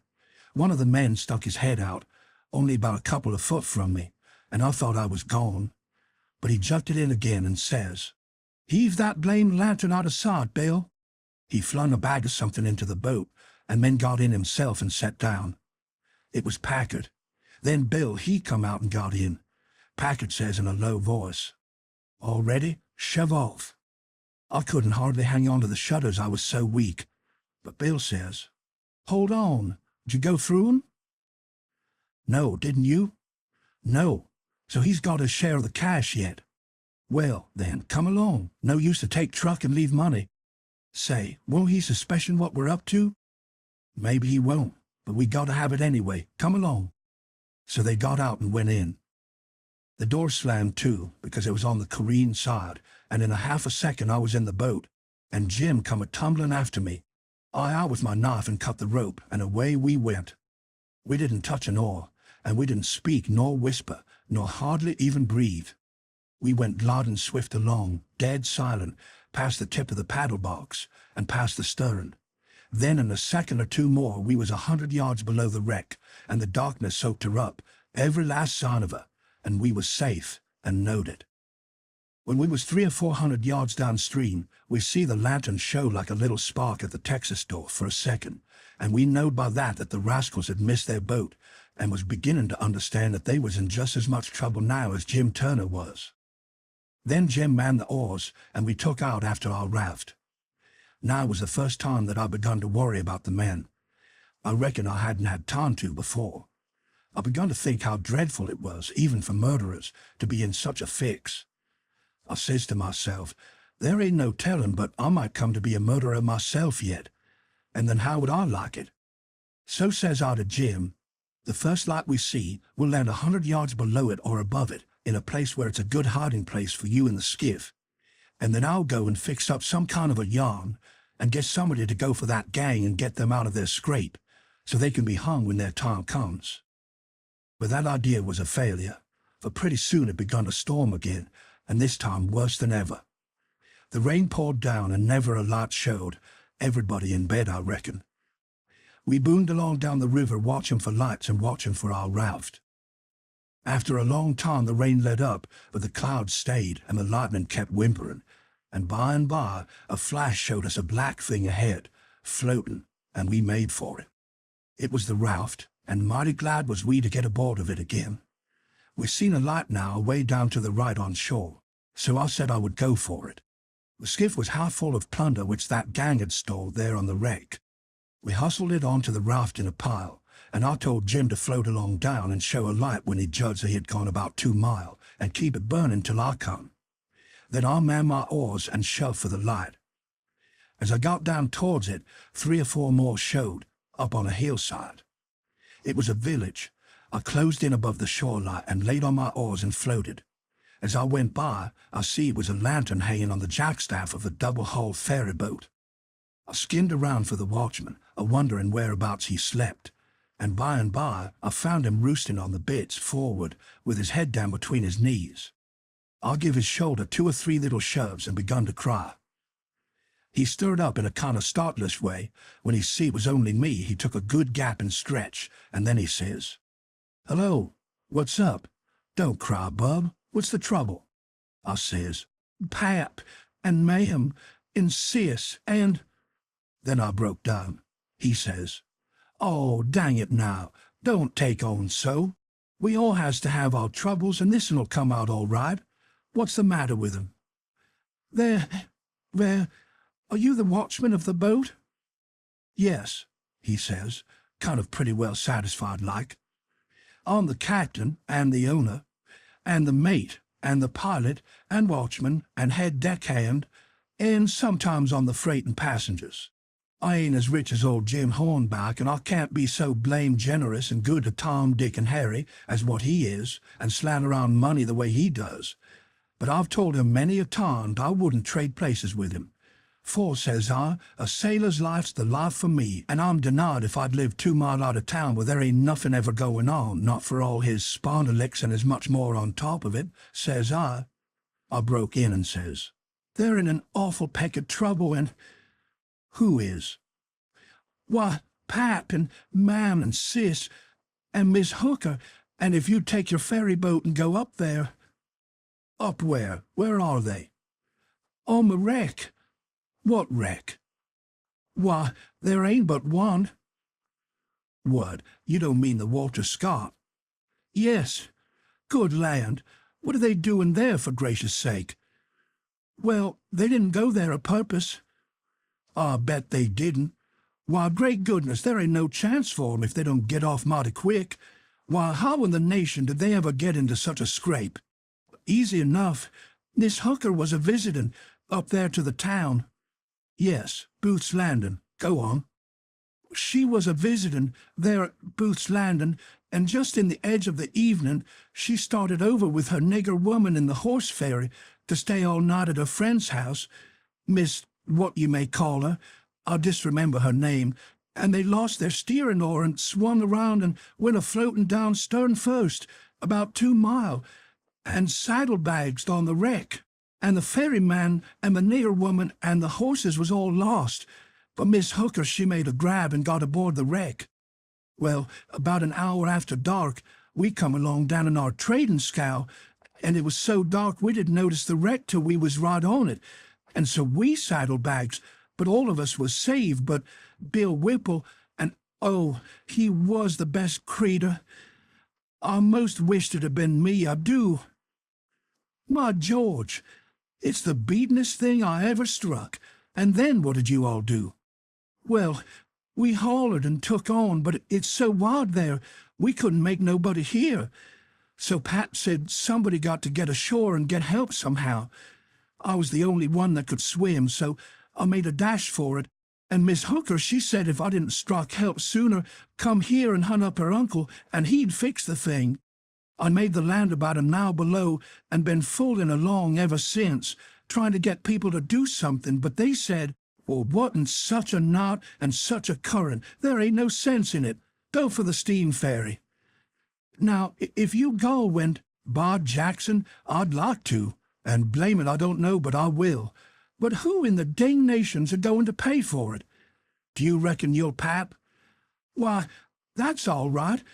Miss Hooker, she told me particular that her Uncle Hornback, great guns, is he her uncle? Looky here, you break for that lot over yonder way and turn out west when you get there, and about a quarter of a mile out you'll come to the tavern. Tell him to dart you out to Jim Hornback's, and he'll foot the bill. And don't you fool around any, because he'll want to know the news. Tell him I'll have his niece all safe before he can get to town. Hump yourself now. I'm a-going up around the corner here to roust out my engineer. I struck for the light, but as soon as he turned the corner, I went back and got into my skiff and bailed her out, and then pulled up shore in the easy water about 600 yards and tucked myself in among some wood boats, for I couldn't rest easy till I could see the ferry boat start. But take it all around, I was feeling rather comfortable on account of taking all this trouble for that gang, for not many would have done it. I wish the widow knowed about it. I judge she would be proud of me for helping these rapscallions, because rapscallions and deadbeats is the kind the widow and good people takes the most interest in. Well, before long, here comes the wreck, dim and dusky, sliding along down. A kind of cold shiver went through me, and then I struck out for her. She was very deep, and I see in a minute there warn't much chance for anybody being alive in her. I pulled all around her and hollered a little, but there wasn't any answer. All dead still. I felt a little bit heavy-hearted about the gang, but not much, for I reckon if they could stand it, I could. Then here comes the ferry boat, so I shoved for the middle of the river on a long downstream slant, and when I judged I was out of our reach, I laid on my oars and looked back and see her go and smell around the wreck for Miss Hooker's remainders, because the captain would know her Uncle Hornback would want them, and then pretty soon the ferry boat give it up and went for shore, and I laid into my work and went a-booming down the river. It did seem a powerful long time before Jen's lot showed up, and when it did show, it looked like it was 1,000 miles off. By the time I got there, the sky was beginning to get a little gray in the east. So we struck for an island and hid the raft and sumped the skiff, and turned in and slept like dead people. Chapter 14. By and by, when we got up, we turned over the truck the gang had stole off of the wreck and found boots and blankets and clothes and all sorts of other things, and a lot of books and a spyglass and 3 boxes of cigars. We had never been this rich before, and neither of our lives. The cigars was prime. We laid off all the afternoon in the woods talking, and me reading the books, and having a general good time. I told Jim all about what happened inside the wreck and at the ferry boat, and I said these kinds of things was adventures, but he said he didn't want no more adventures. He said that when I went into Texas and he crawled back to get on the raft and found her gone, he nearly died, because he judged it was all up with him, any way it could be fixed. For if he didn't get saved, he would get drowned, and if he did get saved, whoever saved him would send him back home so as to get the reward, and then Miss Watson would sell him south, sure. Well, he was right. He was most always right. He had an uncommon level head for a nigger. I read considerable to Jim about kings and dukes and earls and such, and how gaudy they dressed, and how much style they put on, and call each other your majesty and your grace, and your lordship, and so on, instead of mister. And Jim's eyes bugged out, and he was interested. He says, "Well, I didn't know they was so many of 'em. I hain't heard about none of 'em, scarcely, but old King Solomon, unless you count them kings that's in a pack of cards. How much do a king get?" "Get?" I says. "Why, they get $1,000 a month if they want it. They can have just as much as they want. Everything belongs to them. They ain't that gay. And what they got to do, Huck? They don't do nothing." "Why, how you talk. They just sit around." "No."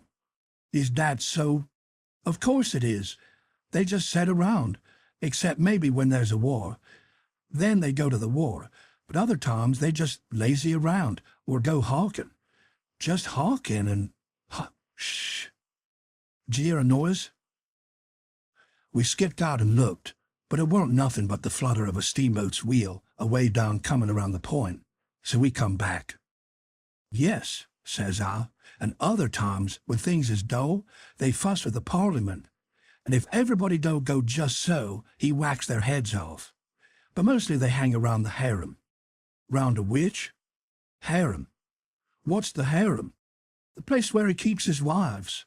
Don't you know about the harem? Solomon had one. He had about 1,000,000 wives." "Why, yes, that's so. I done forgot it. A harem's a boarding house, I reckon. Most likely they had rackety times in the nursery.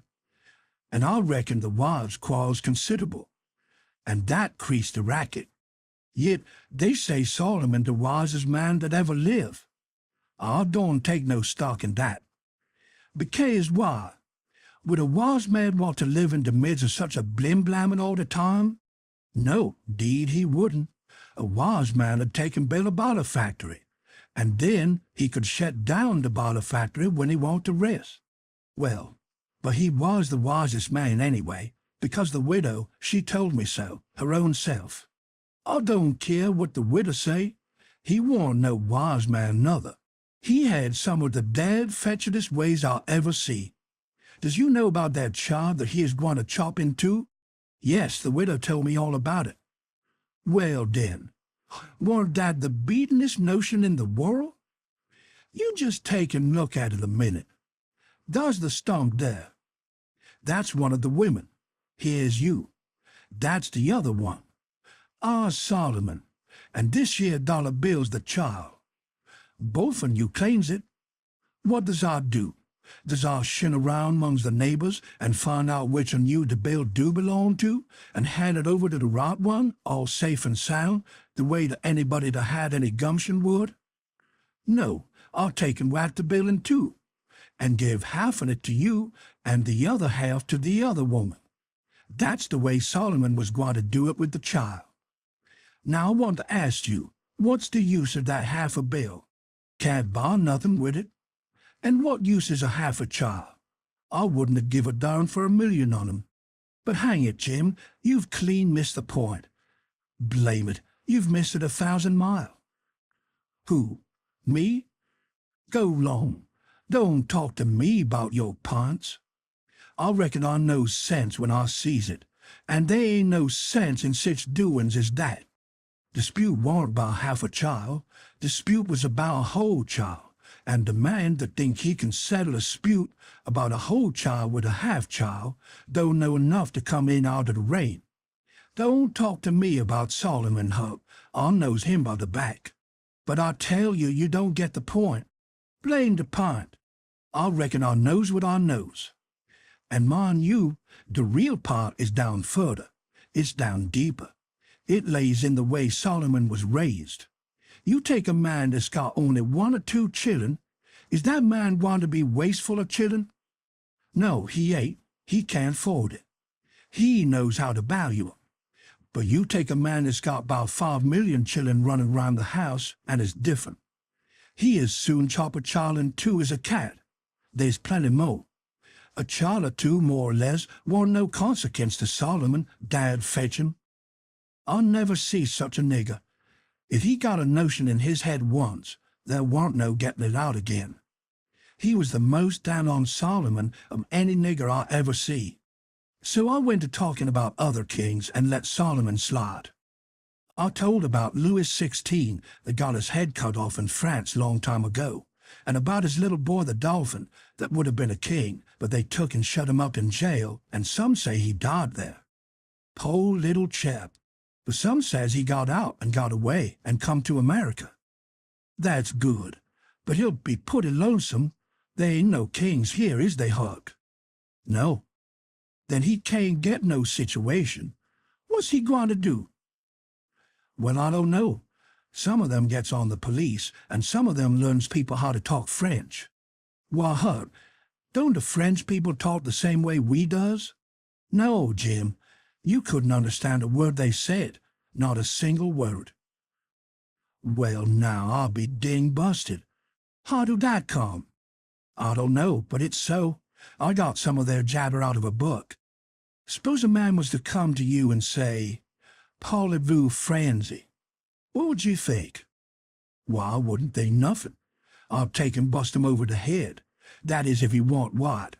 I wouldn't allow no nigger to call me that. Shucks, it ain't calling you anything. It's only saying, do you know how to talk French? Well, damn, why couldn't he say it? Well, he is a-saying it. That's a Frenchman's way of saying it. Well, it's a blame ridiculous way, and I don't want to hear no more about it. There ain't no sense in it. Looky here, Jim, does a cat talk like we do? No, a cat don't.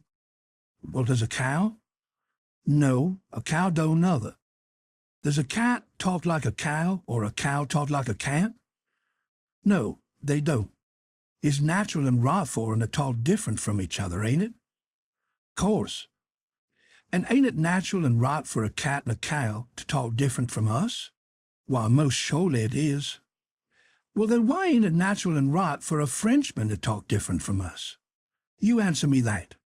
Is a cat a man, Huck? No. Well, then, there ain't no sense in a cat talking like a man. Is a cow a man? Or is a cow a cat? No, she ain't either of them. Well, then, she ain't got no business to talk like either one of the other of 'em. Is a Frenchman a man? Yes. Well, then, Dad blame it, why don't he talk like a man? You answer me that. I see it warn't no use wasting words. You can't learn a nigger to argue, so I quit. Chapter 15. We judged that 3 nights more would fetch us to Cairo, at the bottom of Illinois, where the Ohio River comes in, and that was what we was after.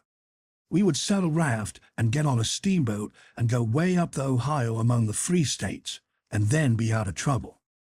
Well, the second night a fog begun to come in, and we made for a towhead to tie to, for it wouldn't do to try to run in fog.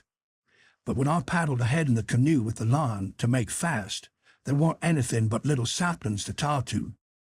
I passed the line around one of them right on the edge of the cutbank, but there was a stiff current, and the raft come booming down so lively she tore it out by the roots, and away she went. I see the fog closing down, and it made me so sick and scared I couldn't budge for most of half a minute, it seemed to me. And then there weren't no raft in sight. You couldn't see 20 yards. I jumped into the canoe and run back to the stern and grabbed the paddle and set her back a stroke.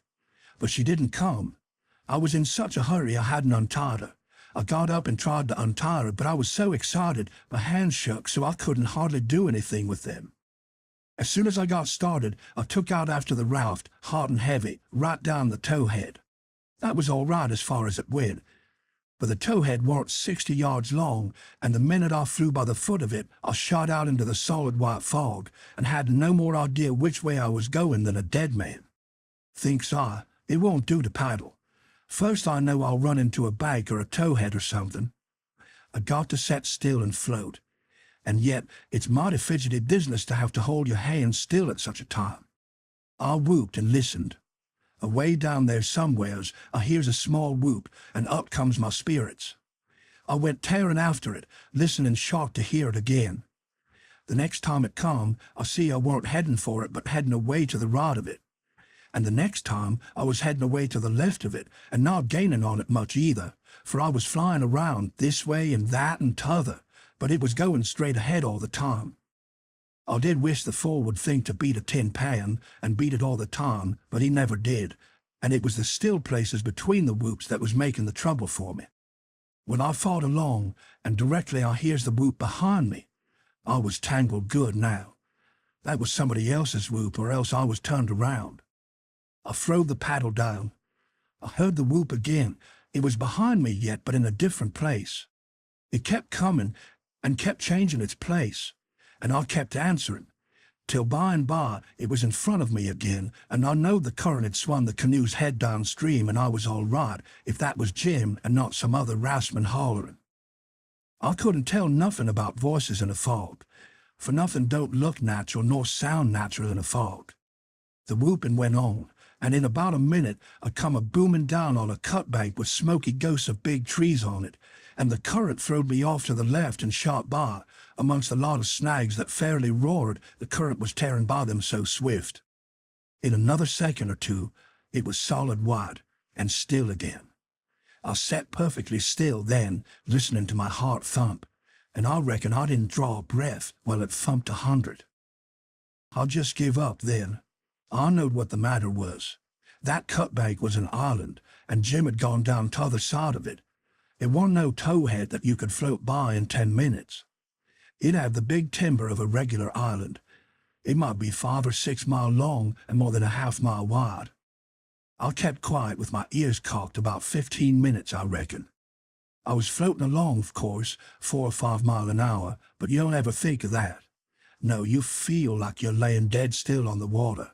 And if a little glimpse of a snag slips by, you don't think to yourself how fast you're going, but you catch your breath and think, "My, how that snag's tearing along." If you think it ain't dismal and lonesome out in a fog that way, by yourself in the night, you try it once, you'll see. Next, for about a half an hour, I whoops now and then. At last I hears the answer a long ways off, and tries to follow it, but I couldn't do it. And directly I judged I'd got into a nest of towheads, for I had little dim glimpses of them on both sides of me, sometimes just a narrow channel between, and some that I couldn't see, I knowed was there because I'd hear the wash of the current against the old dead brush and trash that hung over the banks. Well, I weren't long losing the whoops down amongst the towheads, and I only tried to chase them a little while anyway, because it was worse than chasing a jack-o'-lantern. You never know the sound dodge around so and swap places so quick and so much. I had to claw away from the bank pretty lively 4 or 5 times to keep from knocking the islands out of the river, and so I judged the raft must be butting into the bank every now and then, or else it would get further ahead and clear out of hearing. It was floating a little faster than what I was. Well, I seemed to be in the open river again by and by, but I couldn't hear no sign of a whoop nowheres. I reckon Jim had fetched up on a snag maybe, and it was all up with him. I was good and tired, so I laid down in the canoe and said I wouldn't bother no more. I didn't want to go to sleep, of course, but I was so sleepy I couldn't help it. So I thought I would take just one little cat nap. But I reckon it was more than a cat nap, for when I waked up, the stars were shining bright, the fog was all gone, and I was spinning down a big bend stern first. First, I didn't know where I was. I thought I was dreaming, and when things begun to come back to me, they seemed to come up dim out of last week. It was a monstrous big river here, with the tallest and the thickest kind of timber on both banks. Just a solid wall, as well as I could see by the stars. I looked away downstream and seen a black speck on the water. I took out after it, but when I got to it, it warn't nothing but a couple of saw logs made fast together. Then I see another speck, and chased that, then another, and this time I was right. It was the raft. When I got to it, Jim was setting there with his head down between his knees, asleep, with his right arm hanging over the steering oar. The other oar was smashed off, and the raft was littered up with leaves and branches and dirt. So she'd had a rough time. I made fast and laid down under Jim's nose on the raft, and begun to gap and stretch my fists out against Jim and say, "Hello, Jim. Have I been asleep? Why didn't you stir me up? Goodness gracious, is that you, Huck? And you ain't dead? You ain't drowned? You's back again? It's too good for true, honey. It's too good for true. Let me look at you, child. Let me feel of you.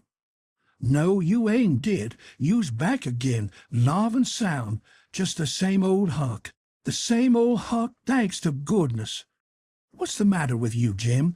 You been a-drinking?" "Drinking? Has I been a-drinking? Has I had a chance to be a-drinking? Well, then what makes you talk so wild?" "How does I talk wild?" "How? Why, hain't you been talking about my coming back and all that stuff, as if I'd been gone away? Huck Finn, you look me in the eye. Look me in the eye. Hain't you been gone away?" "Gone away? Why, what in the nation do you mean? I hain't been gone anywheres. Where would I go to?" "Well, looky here, boss. There's something wrong, they is. Is I me, or who is I? Is I here, or where is I? Now that's what I wants to know." "Well, I think you're here plain enough, but I think you're a tangle-headed old fool, Jim." "I is I? Will you answer me dis? Didn't you tote out the line in the canoe for to make fast to the towhead?" "No, I didn't. What towhead? I ain't seen no towhead." "You hain't seen no towhead? Looky here. Didn't the line pull loose and the raft go humming down the river and leave you in the canoe behind in the fog?" "What fog?" "Why, the fog. The fog that's been around all night. And didn't you whoop? And didn't I whoop till we got mixed up in the islands, and one of us got lost, and the other one was just as good as lost, 'case he didn't know where you was? And didn't I bust up again a lot of them islands, and have a terrible time and most get drownded? Now ain't that so, boss? Ain't it so? You answer me that."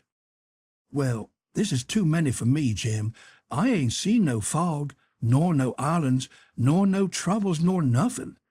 I've been setting here talking with you all night till you went to sleep about 10 minutes ago, and I reckon I done the same. You couldn't have got drunk in that time, so of course you've been dreaming. Dad fetch it. How is gwine to dream all that in 10 minutes? Well, hang it all, you did dream it because there didn't any of it happen." "But, Huck, it's all just as plain to me as it don't make no difference how plain it is. There ain't nothing in it. I know because I've been here all the time." Jim didn't say nothing for about 5 minutes, but sat there studying over it. Then he says, "Well, then, I reckon I did dream it, Huck.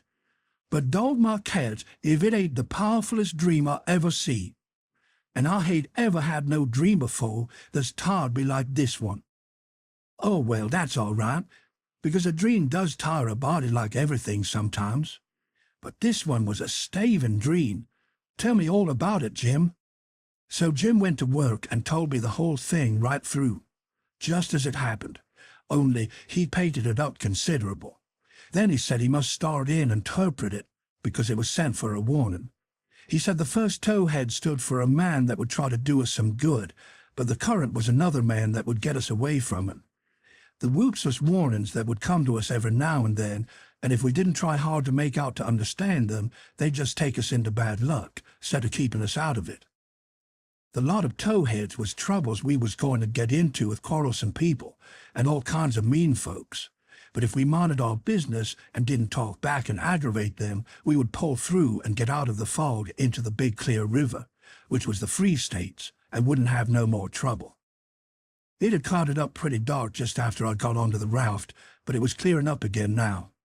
"Oh, well, that's all interpreted well enough as far as it goes, Jim," I says. "But what does these things stand for?" It was the leaves and rubbish on the raft and the smashed oar. You could see them first rate now. Jim looked at the trash and then looked at me and back at the trash again. He'd got the dream fixed so strong in his head that he couldn't seem to shake it loose and get the facts back into place again right away. But when he did get the thing straightened around, he looked at me steady, without ever smiling, and says, "What are they stand for?" "I's going to tell you. When I got all wore out with work, and with the calling for you, and went to sleep, my heart was most broke because you was lost, and I didn't care no more what become of me and the raft. And when I wake up and find you back again, all safe and sound, the tears come, and I could have got down on my knees and kissed your foot. I was so thankful. And all you was thinking about was how you could make a fool of old Jim with a lie. That truck there is trash. And trash is what people is that puts dirt on the head of their friends and makes them ashamed." Then he got up slow and walked to the wigwam and went in there without saying anything but that. But that was enough.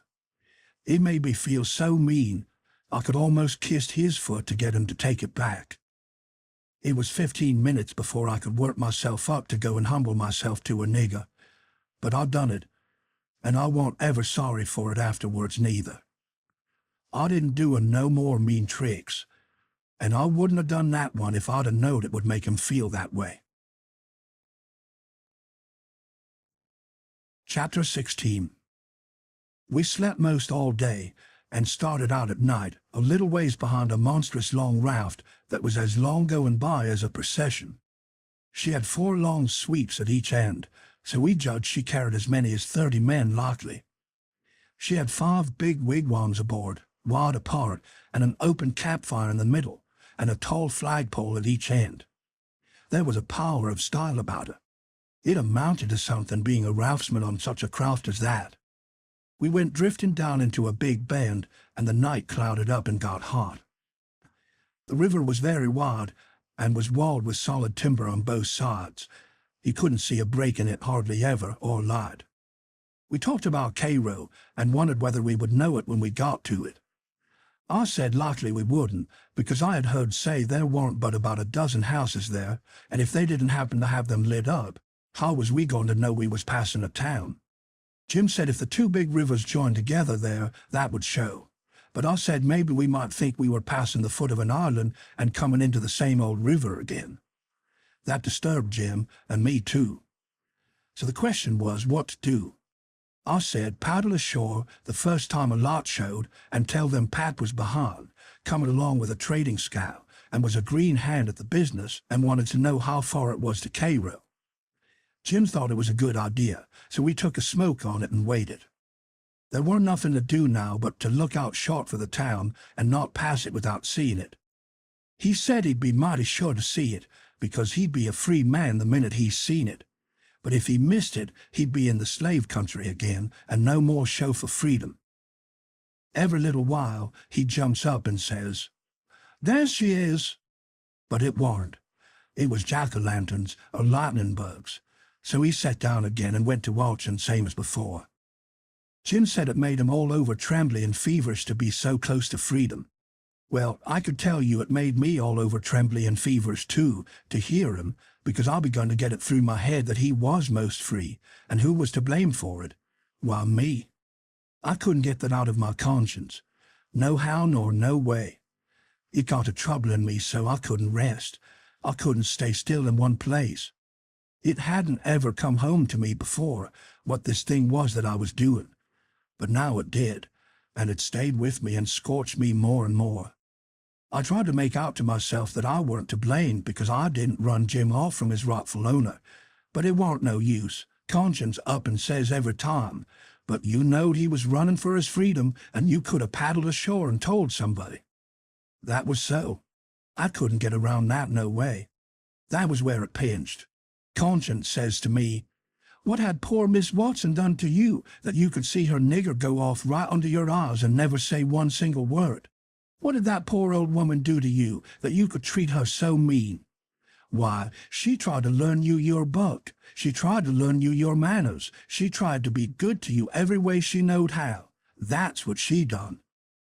I got to feeling so mean and so miserable, I almost wished I was dead. I fidgeted up and down the raft, abusing myself to myself, and Jim was fidgeting up and down past me. We neither of us could keep still. Every time he danced around and says, "Dar's Cairo," it went through me like a shot, and I thought if it was Cairo, I reckoned I would die of miserableness. Jim talked out loud all the time while I was talking to myself. He was saying how the first thing he would do when he got to a free state, he would go to saving up money and never spend a single cent. And when he got enough, he would buy his wife, which was owned on a farm close to where Miss Watson lived. And then they would both work to buy the 2 children, and if their master wouldn't sell them, they'd get an abolitionist to go and steal them. It most froze me to hear such talk. He wouldn't ever dare to talk such talk in his life before. Just see what a difference it made in him the minute he judged he was about free. It was according to the old saying, "Give a nigger an inch and he'll take an ell." Thinks I, this is what comes of my not thinking. Here was this nigger, which I had as good as helped to run away, coming right out flat-footed and saying he would steal his children. Children that belonged to a man I didn't even know, a man that had never done me no harm. I was sorry to hear Jim say that. It was such a lowering of him. My conscience got to stirring me up harder than ever, until at last I says to it, "Let up on me. It ain't too late yet. I'll paddle ashore at first light and tell." I felt easy and happy and light as a feather right off. All my troubles was gone. I went to looking out sharp for a light and sort of singing to myself. By and by one showed. Jim sings out, "We's safe, Huck, we's safe. Jump up and crack your heels. That's the good old Cairo at last, I just knows it." I says, "I'll take the canoe and go see, Jim. It mightn't be, you know." He jumped up and got the canoe ready and put his old coat in the bottom for me to set on, and give me the paddle. And as I shoved off, he says, "Pooty soon I'll be a-shouting for joy, and I'll say, 'It's all on accounts of Huck.' I's a free man, and I couldn't ever been free if it hadn't been for Huck. Huck done it. Jim won't ever forget you, Huck. You's the best friend Jim's ever had, and you's the only friend Jim's got now." I was paddling off, all in a sweat to tell on him, but when he says this, it seemed to kind of take the tuck all out of me. I went along slow then, and I warn't right down certain whether I was glad I started or whether I warn't. When I was 50 yards off, Jim says, "There you goes, the old true Huck. The only white gentleman that ever kept his promise to old Jim." Well, I just felt sick, but I says I got to do it. I can't get out of it. Right then, along comes a skiff with 2 men in it with guns, and they stopped and I stopped. One of them says, "What's that yonder?" "A piece of a raft," I says. "Do you belong on it?" "Yes, sir." "Any men on it?" "Only one, sir." "Well, there's 5 niggers run off tonight, up yonder above the head of the bend. Is your man white or black?" I didn't answer up prompt. I tried to, but the words wouldn't come. I tried for a second or two to brace up and out with it, but I weren't man enough. Hadn't the spunk of a rabbit. I see I was weakening, so I just give up trying and up and says, "He's white. I reckon we'll go and see for ourselves." "I wish you would," says I, "because it's Pat that's there, and maybe you'd help me tow the raft ashore where the lot is. He's sick, and so is Ma'am and Mary Ann." "Oh, the devil! We're in a hurry, boy, but I suppose we've got to." Come, buckle to your paddle and let's get along. I buckled to my paddle and they laid to their oars. When we had made a stroke or two, I says, Pap will be mighty much obliged to you, I can tell you. Everybody goes away when I want them to help me tow the raft ashore, and I can't do it by myself. Well, that's infernal mean. Odd, too. Say, boy, what's the matter with your father? It's well, it ain't anything much. They stopped pulling. It warn't but a mighty little ways to the raft now. One says, Boy, that's a lie. What is the matter with your pap? It's a rough square now, and it'll be the better for you. I will, sir, I will, honest. But don't leave us, please. It's Gentlemen, if you'll only pull ahead and let me heave you the headline, you won't have to come near the raft. Please do. Set her back, John, set her back, says one. They backed water. Keep away, boy, keep to leeward. Confound it, I just expect the wind has blowed it to us. Your pap's got the smallpox, and you know it precious well. Why didn't you come out and say so? Do you want to spread it all over? Well, says I, a-blubbering, I've told everybody before, and then they just went away and left us. Poor devil, there's something in that. We are right down sorry for you, but well, hang it, we don't want the smallpox, you see. Look here, I'll tell you what to do. Don't you try to land by yourself or you'll smash everything to pieces. You float along down about 20 miles, and you'll come to a town on the left-hand side of the river. They will be long after sun-up then, and when you ask for help, you tell them your folks are all down with chills and fever. Don't be a fool again and let people guess what is the matter. Now we're trying to do you a kindness, so you just put 20 miles between us. That's a good boy. It wouldn't do any good to land yonder where the light is. It's only a wood yard. Say, I reckon your father's poor, and I'm bound to say he's in pretty hard luck. Here, I'll put a $20 gold piece on this board, and you get it when it floats by.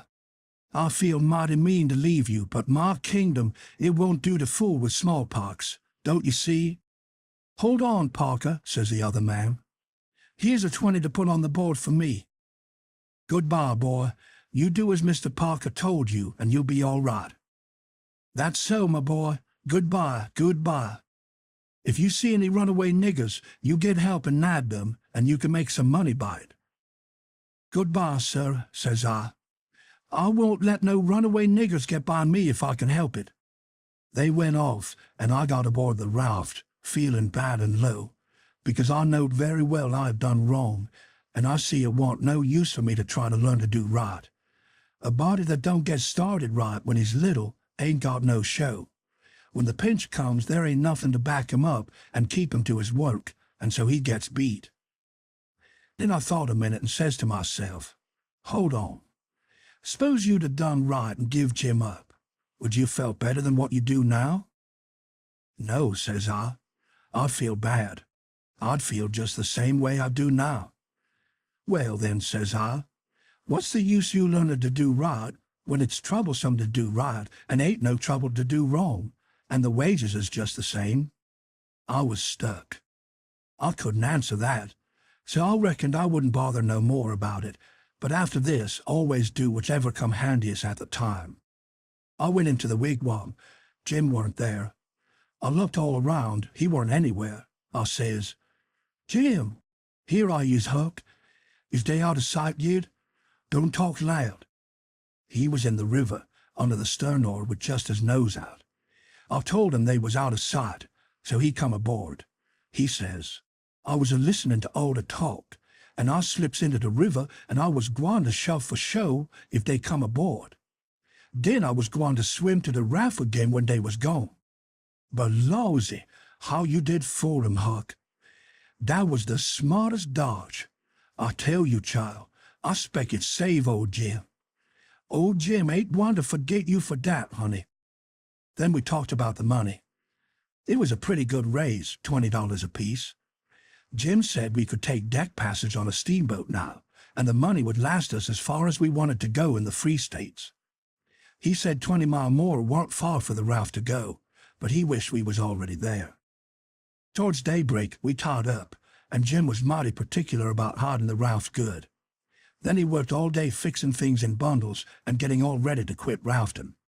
That night about 10, we hove inside of the lights of a town away down in a left-hand bend. I went off in the canoe to ask about it. Pretty soon I found a man out in the river with a skiff, setting a trot line. I ranged up and says, "Mister, is that town Cairo?" "Cairo? No, you must be a blamed fool." "What town is it, mister?" "If you want to know, go and find out. If you stay here bothering around me for about a half a minute longer, you'll get something you won't want." I paddled to the raft. Jim was awful disappointed, but I said never mind. Cairo would be the next place I reckoned. We passed another town before daylight, and I was going out again, but it was hard ground, so I didn't go. "No high ground about Cairo," Jim said. I'd forgot it. We laid up for the day on a towhead tolerable close to the left-hand bank. I begun to suspicion something. So did Jim. I says, "Maybe we went by Cairo in the fog that night." He says, "Don't let's talk about it, Huck. Po niggers can't have no luck. I allus suspected that rattlesnake skin warn't done with its work." I wish I'd never seen that snake skin, Jim. I do wish I'd never laid eyes on it. It ain't your fault, Huck. You didn't know. Don't you blame yourself about it. When it was daylight, here was the clear Ohio water and shore, sure enough, and outside was the old regular muddy. So it was all up with Cairo. We talked it all over. It wouldn't do to take to the shore. We couldn't take the raft up the stream, of course. There were no way but to wait for dark and start back in the canoe and take the chances. So we slept all day amongst the cottonwood thicket so as to be fresh for the work, and when we went back to the raft about dark, the canoe was gone. We didn't say a word for a good while. There weren't anything to say. We both knowed well enough it was some more work of the rattlesnake skin. So what was the use to talk about it? It would only look like we was finding fault, and that would be bound to fetch more bad luck, and keep on fetching it too, till we knowed enough to keep still. By and by, we talked about what we better do, and found there weren't no way but just to go along down with the raft till we got a chance to buy a canoe to go back in. We were going to borrow it when there weren't anybody around, the way Pap would do, for that might set people after us. So we shoved out after dark on the raft. Anybody that don't believe yet that it's foolishness to handle a snakeskin after all that snakeskin done for us, will believe it now, if they read on and see what more it done for us. The place to buy canoes is off of rafts laying up ashore. But we didn't see no rafts laying up, so we went along during 3 hours and more. Well, the night got gray and rather thick, which is the next meanest thing to fog. You can't tell the shape of the river, and you can't see no distance. It got to be very late and still, and then along comes a steamboat up the river. We lit the lantern and judged she would see us. Upstream boats didn't generally come close to us. They'd go out and follow the bars and hunt for easy water under the reefs. But nights like this, they'd bowl right up the channel against the whole river.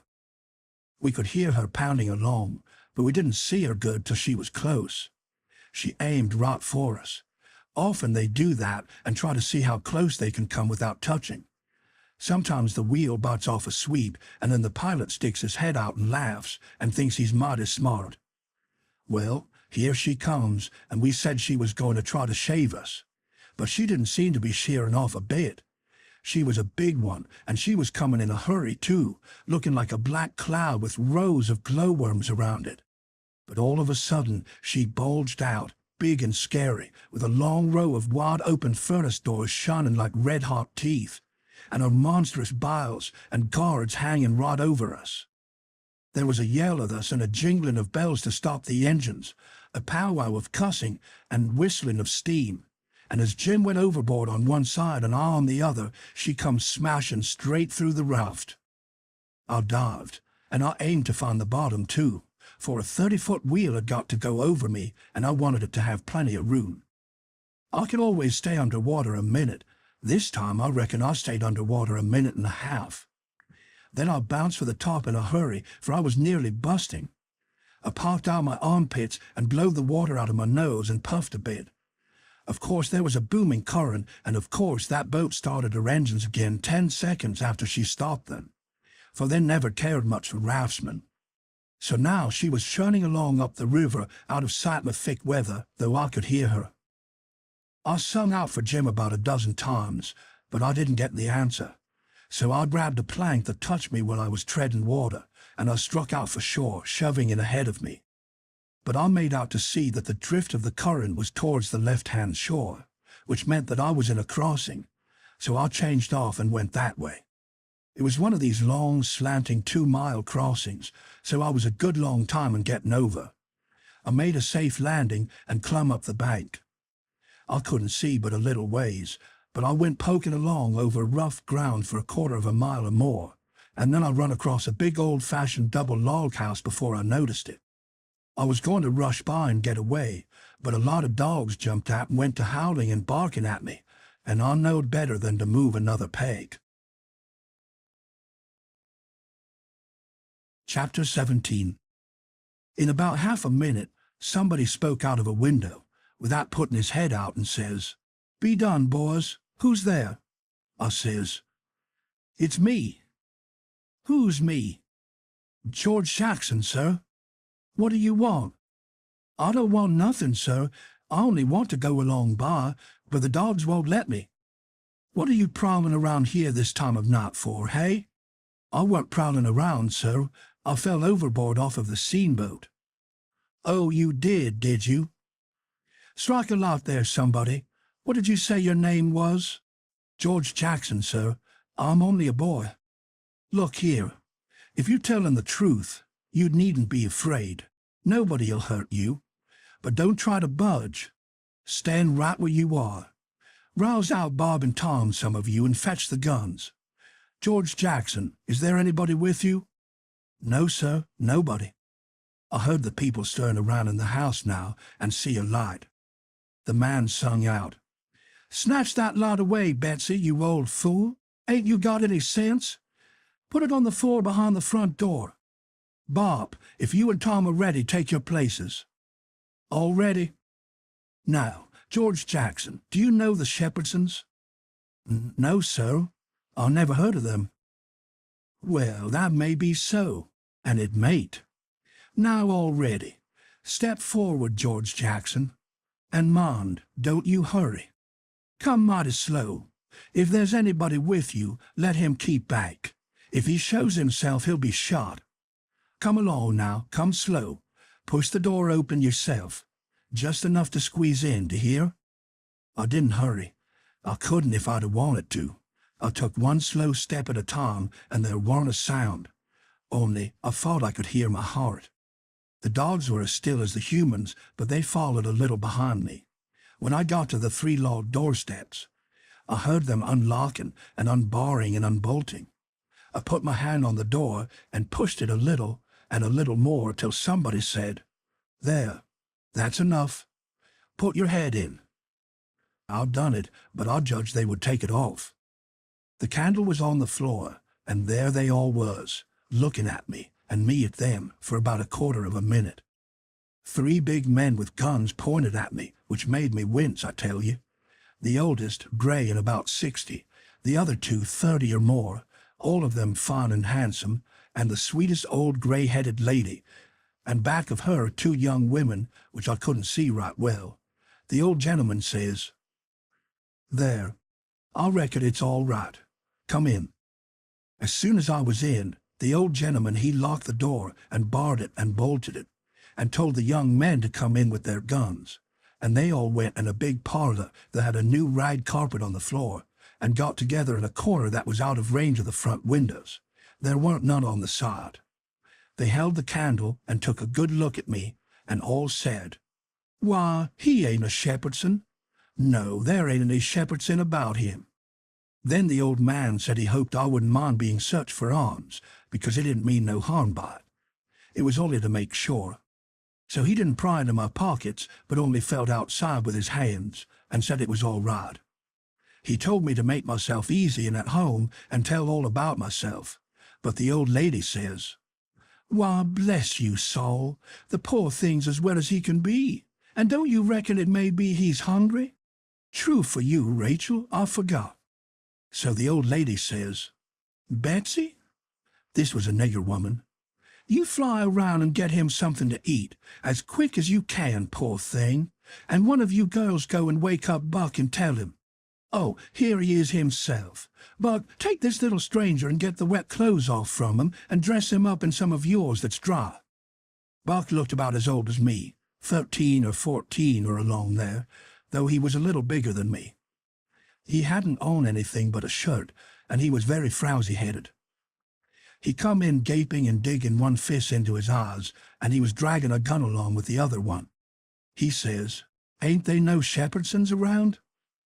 They said no, 'twas a false alarm. "Well," he says, "if they'd have been some, I reckon I'd have got one." They all laughed, and Bob says, "Why, Buck, they might have scalped us all, you've been so slow in coming." "Well, nobody come after me, and it ain't right. I'm always kept down. I don't get no show." "Never mind, Buck, my boy," says the old man. "You'll have show enough, all in good time. Don't you fret about that. Go along with you now and do as your mother told you." When we got upstairs to his room, he got me a coarse shirt and a roundabout and pants of his, and I put them on. When I was at it, he asked me what my name was, but before I could tell him, he started to telling me about a blue jay and a young rabbit he had catched in the woods day before yesterday. And he asked me where Moses was when the candle went out. I said I didn't know. I hadn't heard about it before, no way. "Well, guess," he says. "How am I going to guess," says I, "when I never heard tell about it before?" "But you can guess, can't you? It's just as easy." "Which candle?" I says. "Why, any candle," he says. "I don't know where he was," says I. "Where was he?" "Why, he was in the dark. That's where he was." "Well, if you know where he was, why did you ask me for?" "Why, blame it, it's a riddle, don't you see? Say, how long are you going to stay here?" "You got to stay always. We can just have booming times. They don't have no school now." "Do you own a dog?" "I've got a dog, and he'll go in the river and bring out chips that you throw in." "Do you like to comb up Sundays and all that kind of foolishness?" "You bet I don't, but Ma, she makes me. Confound these old breeches. I reckon I'd better put 'em on, but I'd rather not, it's so warm." "Are you all ready?" "All right, come along, old horse." Cold corn pone, cold corned beef, butter, and buttermilk. That is what they had for me down there, and there ain't nothing better that ever I've come across yet. Buck and his ma and all of them smoked cob pipes, except the nigger woman, which was gone, and the 2 young women. They all smoked and talked, and I eat and talked. The young women had quilts around them and their hair down their backs. They all asked me questions, and I told them how Pap and me and all the family was living on a little farm down at the bottom of Arkansas. And my sister Mary Ann run off and got married and never was heard of no more. And Bill went to hunt them, and he weren't heard of no more. And Tom and Mort died, and then there warn't nobody but just me and Pap left. And he was just trimmed down to nothing on account of his troubles. So when he died, I took what there was left, because the farm didn't belong to us, and started up the river, deck passage, and fell overboard. And that was how I come to be here. So they said I could have a home there as long as I wanted it. Then it was most daylight, and everybody went to bed, and I went to bed with Buck. And when I waked up in the morning, drat it all, I'd forgot what my name was. So I laid there about an hour trying to think, and when Buck waked up, I says, "Can you spell, Buck?" "Yes," he says. "I bet you can't spell my name," says I. "I'll bet you what you dare I can," says he. "All right," says I. "Go ahead." Gorgejackson.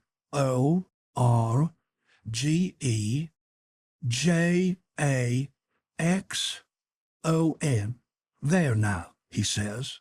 "Well," says I, "you done it, but I didn't think you could. It ain't no slouch of a name to spell right off without studying." I set it down, private, because somebody might want me to spell it next, and so I wanted to be handy with it and rattle it off like I was used to it. They was a mighty nice family and a mighty nice house, too. I hadn't seen no house out in the country before that was so nice and had so much style. It didn't have an iron latch on the front door, nor a wooden one with a buckskin string, but a brass knob to turn, the same as houses in a town. There were no bed in the parlor, not a sign of a bed, but heaps of parlors in towns had beds in them. There was a big fireplace that was bricked on the bottom, and the bricks was kept clean and red by pouring water on them and scrubbing them with another brick. Sometimes they washed them over with red water paint that they call Spanish brown, same as they do in town. They had big brass dog irons that could hold up a saw log. There was a clock on the middle of the mantelpiece with a picture of a town pasted on the bottom half of the glass front, and a round place in the middle of it for the sun, and you could see the pendulum swing behind it.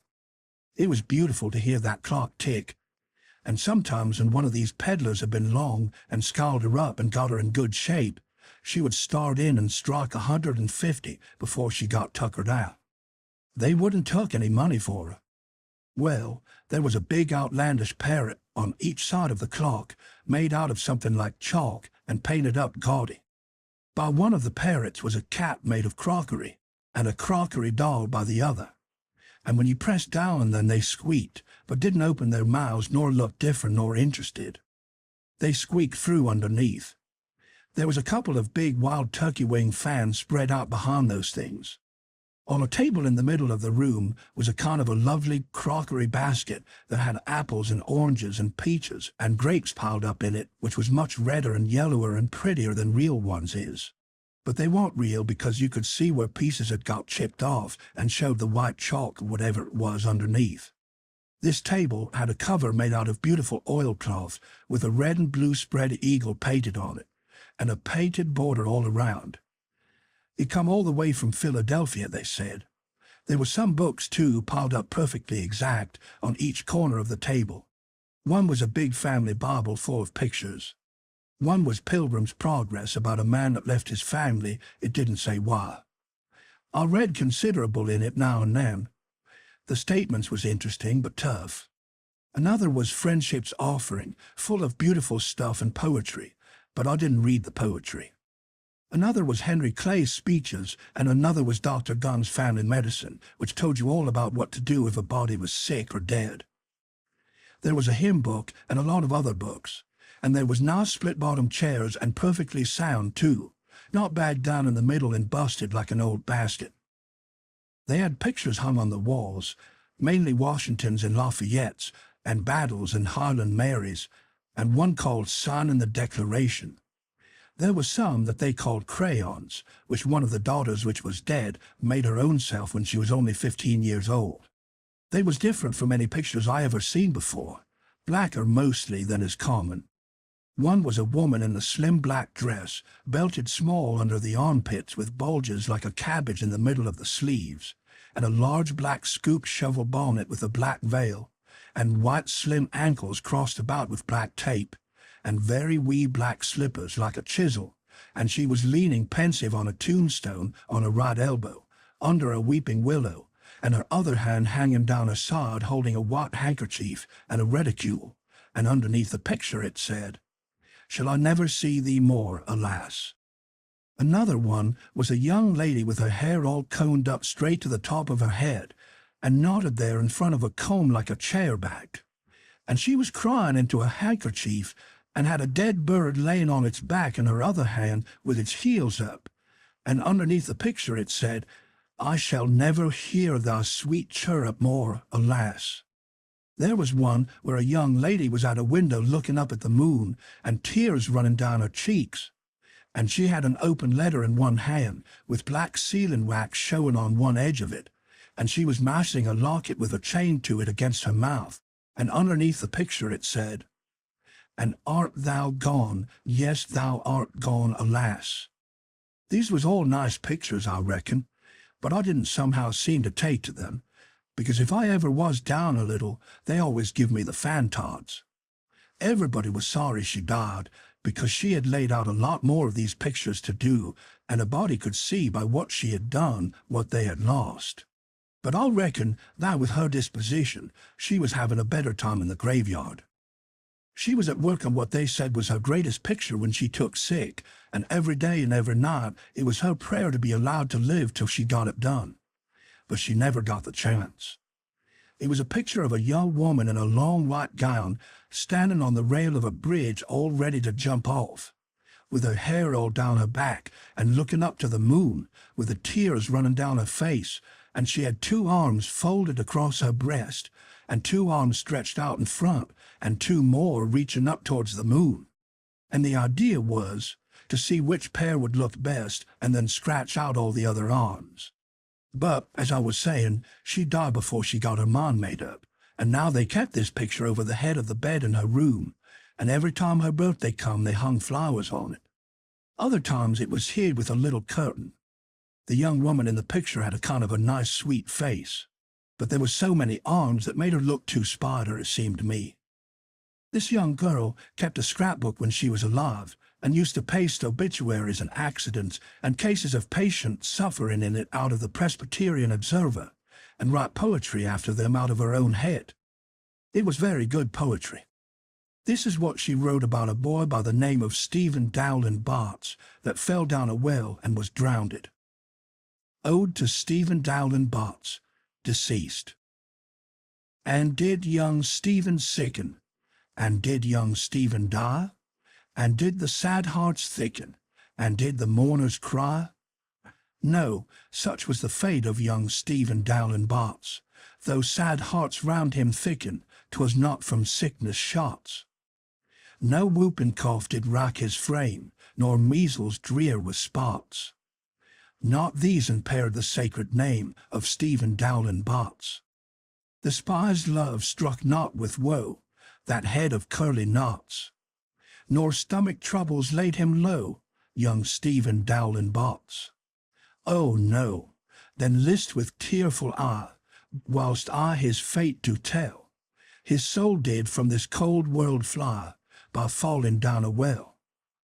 They got him out and emptied him, alas it was too late. His spirit was gone for to sport aloft, in the realms of the good and great. If Emmeline Grangerford could make poetry like that before she was 14, there ain't no telling what she could have done by and by. Buck said she could rattle off poetry like nothing. She did never have to stop to think. He said she would slap down a line, and if she couldn't find anything to rhyme with it, she would just scratch it out and slap down another one, and go ahead. She warn't particular. She could write about anything you choose to give her to write about, just so it was sad for.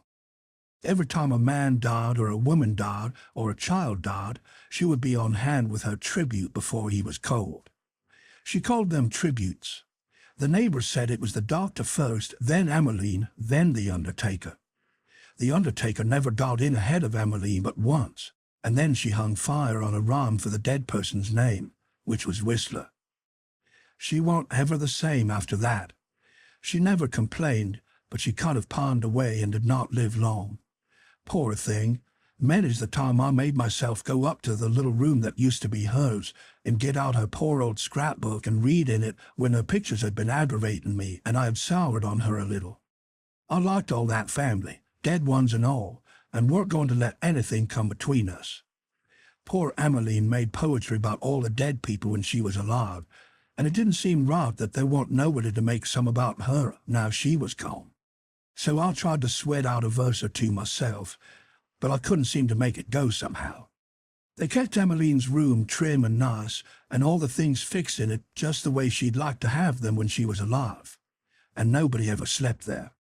The old lady took care of the room herself, though there was plenty of niggers, and she sewed there a good deal and read a Bible there mostly. Well, as I was saying about the parlor, there was beautiful curtains on the windows, white with pictures painted on them, of castles with vines all down the walls, and cattle coming down to drink. There was a little old piano, too, that had tin pans in it, I reckon, and nothing was ever so lovely as to hear the young ladies sing "The Last Link is Broken" and play "The Battle of Prague" on it. The walls of all the rooms was plastered, and most had carpets on the floor, and the whole house was whitewashed on the outside. It was a double house, and the big open place betwixt them was roofed and floored, and sometimes the table was set there in the middle of the day, and it was a cool, comfortable place. Nothing couldn't be better, and weren't the cooking good, and just bushels of it too. Chapter 18. Colonel Grangerford was a gentleman, you see. He was a gentleman all over, and so was his family. He was well born, as the saying is, and that's worth as much in a man as it is in a horse, so the widow Douglas said, and nobody ever denied that she was of the first aristocracy in our town. And Pap, he always said it too, though he warn't no more quality than a mudcat himself. Colonel Grangerford was very tall and very slim, and had a darkish, paly complexion, not a sign of red in it anywheres. He was clean-shaved every morning all over his thin face, and he had the thinnest kind of lips, and the thinnest kind of nostrils, and a hard nose, and heavy eyebrows, and the blackest kind of eyes, sunk so deep back that they seemed like they was looking out of caverns at you, as you may say. His forehead was high, and his hair was black and straight, and hung to his shoulders. His hands was long and thin, and every day of his life he put on a clean shirt and a full suit from head to foot made out of linen so white it hurt your eyes to look at it. And on Sundays he wore a blue tailcoat with brass buttons on it. He carried a mahogany cane with a silver head to it. There warn't no frivolousness about him, not a bit, and he warn't ever loud. He was as kind as he could be. You could feel that, you know, and so you had confidence. Sometimes he smiled, and it was good to see, but when he straightened himself up like a liberty pole, and the lightning begun to flicker out from under his eyebrows, you wanted to climb a tree first and find out what the matter was afterwards. He didn't ever have to tell anybody to mind their manners. Everybody was always good-mannered where he was. Everybody loved to have him around, too. He was sunshine most always. I mean, he made it seem like good weather. When he turned into a cloud bank, it was awful dark for half a minute, and that was enough. There wouldn't nothing go wrong again for a week. When him and the old lady come down in the morning, all the family got up out of their chairs and give them good day, and didn't set down again till they had set down.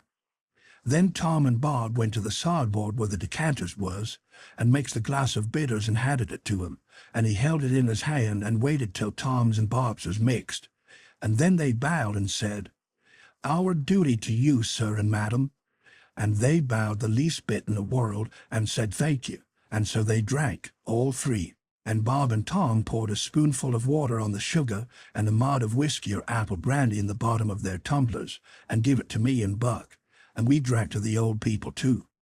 Bob was the oldest and Tom next. Tall, beautiful men with very broad shoulders and brown faces, and long black hair and black eyes. They dressed in white linen from head to foot like the old gentleman, and wore broad Panama hats. Then there was Miss Charlotte. She was 25, and tall and proud and grand, but as good as she could be when she weren't stirred up. But when she was, she had a look that would make you wilt in your tracks, like her father. She was beautiful. So was her sister Miss Sophia, but it was a different kind. She was gentle and sweet like a dove, and she was only 20. Each person had their own nigger to wait on them. Buck, too. My nigger had a monstrous easy time because I warn't used to having anybody do anything for me, but Buck's was on the jump most of the time. This was all there was of the family now, but there used to be more. 3 sons. They got killed, and Emmeline that died. The old gentleman owned a lot of farms and over 100 niggers. Sometimes a stack of people would come there, horseback, from 10 or 15 mile around, and stay 5 or 6 days, and have such junketings round about and on the river, and dances and picnics in the woods daytimes, and balls at the house nights. These people was mostly kinfolks of the family. The men brought their guns with them. It was a handsome lot of quality, I tell you. There was another clan of aristocracy around there, 5 or 6 families, mostly of the name Shepherdson. They was as high-toned and well-born and rich and grand as the tribe of Grangerfords. The Shepherdsons and the Grangerfords used the same steamboat landing, which was about 2 mile above our house. So sometimes when I went up there with a lot of our folks, I used to see a lot of the Shepherdsons there on their fine horses. One day Buck and me was away out in the woods hunting, and I heard a horse coming. We was crossing the road. Buck says, "Quick, jump for the woods." We done it, and then peeped down the woods through the leaves. Pretty soon, a splendid young man come galloping down the road, setting his horse easy and looking like a soldier. He had his gun across his pommel. I'd seen him before. He was young Harney Shepherdson. I heard Buck's gun go off at my ear, and Harney's hat tumbled off from his head. He grabbed his gun and rode straight to the place where we was hid. But we didn't wait. We started through the woods on a run. The woods weren't thick, so I looked over my shoulder to dodge the bullet, and twice I seen Harney covered Buck with his gun. And then he rode away the way he'd come, to get his hat, I reckon, but I couldn't see. We never stopped running till we got home. The old gentleman's eyes blazed a minute. 'Twas pleasure mainly, I judged. Then his face sort of smoothed down, and he says, kind of gentle, "I don't like that shooting from behind a bush. Why didn't you step into the road, my boy?" "The Shepherdsons don't, father. They always take advantage." Miss Charlotte, she held her head up like a queen while Buck was telling his tale, and her nostrils spread and her eyes snapped. The two young men looked dark, but never said nothing. Miss Sophia, she turned pale, but the color come back when she found the man weren't hurt. Soon's I could get Buck down by the corn cribs under the trees by ourselves, I says, "Did you want to kill him, Buck?" "Well, I bet I did." "What did he do to you?" "Him? He never done nothing to me." "Well, then, what did you want to kill him for?" "Why, nothing. Only it's on account of the feud." "What's a feud?"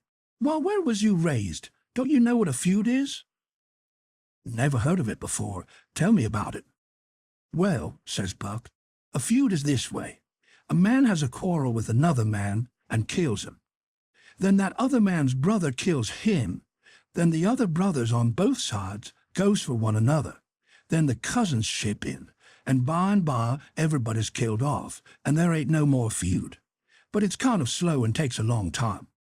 "Has this one been going on long, Buck?" "Well, I should reckon.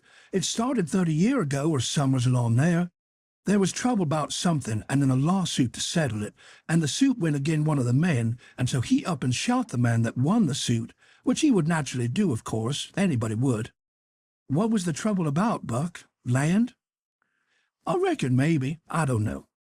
"Well, who done the shooting? Was it a Grangerford or a Shepherdson?" "Laws, how do I know? It was so long ago." "Don't anybody know?" "Oh, yes, Pa knows, I reckon, and some of the other old folks, but they don't know now what the row was about in the first place." "Has there been many killed, Buck?" "Yes, right smart chance of funerals, but they don't always kill. Pop's got a few buckshot in him, but he don't mind it 'cause he don't weigh much anyway. Bob's been carved up some with a bowie, and Tom's been hurt once or twice." "Has anybody been killed this year, Buck?" "Yes, we got one and they got one. About 3 months ago my cousin Bud, 14-year-old, was riding through the woods on the other side of the river and didn't have no weapon with him, which was blame foolishness, and in a lonesome place he hears a horse a-coming behind him and sees old Baldy Shepherdson a-linking after him with his gun in his hand and his white hair a-flying in the wind. And 'stead of jumping off and taking to the brush, Bud 'lowed he could outrun him. So they had it, nip and tuck for 5 mile or more, the old man a-gaining all the time. So at last Bud seen it weren't any use, so he stopped and faced around so as to have the bullet holes in front, you know, and the old man he rode up and shot him down. But he didn't get much chance to enjoy his luck, for inside of a week our folks laid him out. I reckon that old man was a coward, Buck." "I reckon he warn't a coward, not by a blame sight. There ain't a coward amongst them Shepherdsons, not a one, and there ain't no coward amongst the Grangerfords either. Why, that old man kept up his end in a fight one day for half an hour against 3 Grangerfords and come out winner. They was all a horseback. He lit off of his horse and got behind a little wood pile and kept his horse before him to stop the bullets. But the Grangerfords stayed on their horses and capered round the old man and peppered away at him, and he peppered away at them. Him and his horse both went home pretty leaky and crippled, but the Grangerfords had to be fetched home, and one of 'em was dead, and another died the next day. No, sir, if a body's out hunting for cowards, he don't want to fool away any time amongst them Shepherdsons, because they don't breed any of that kind." Next Sunday we all went to church, about 3 mile, everybody a horseback. The men took their guns along, so did Buck, and kept them between their knees, or stood them handy against the wall. The Shepherdsons done the same. It was pretty ornery preaching, all about brotherly love and such like tiresomeness. But everybody said it was a good sermon, and they all talked it over going home, and had such a powerful lot to say about faith and good works, and free grace, and predestination, and I don't know what all, that it did seem to me to be one of the roughest Sundays I had run across yet. About an hour after dinner, everybody was dozing around, some in their chairs and some in their rooms, and it got to be pretty dull.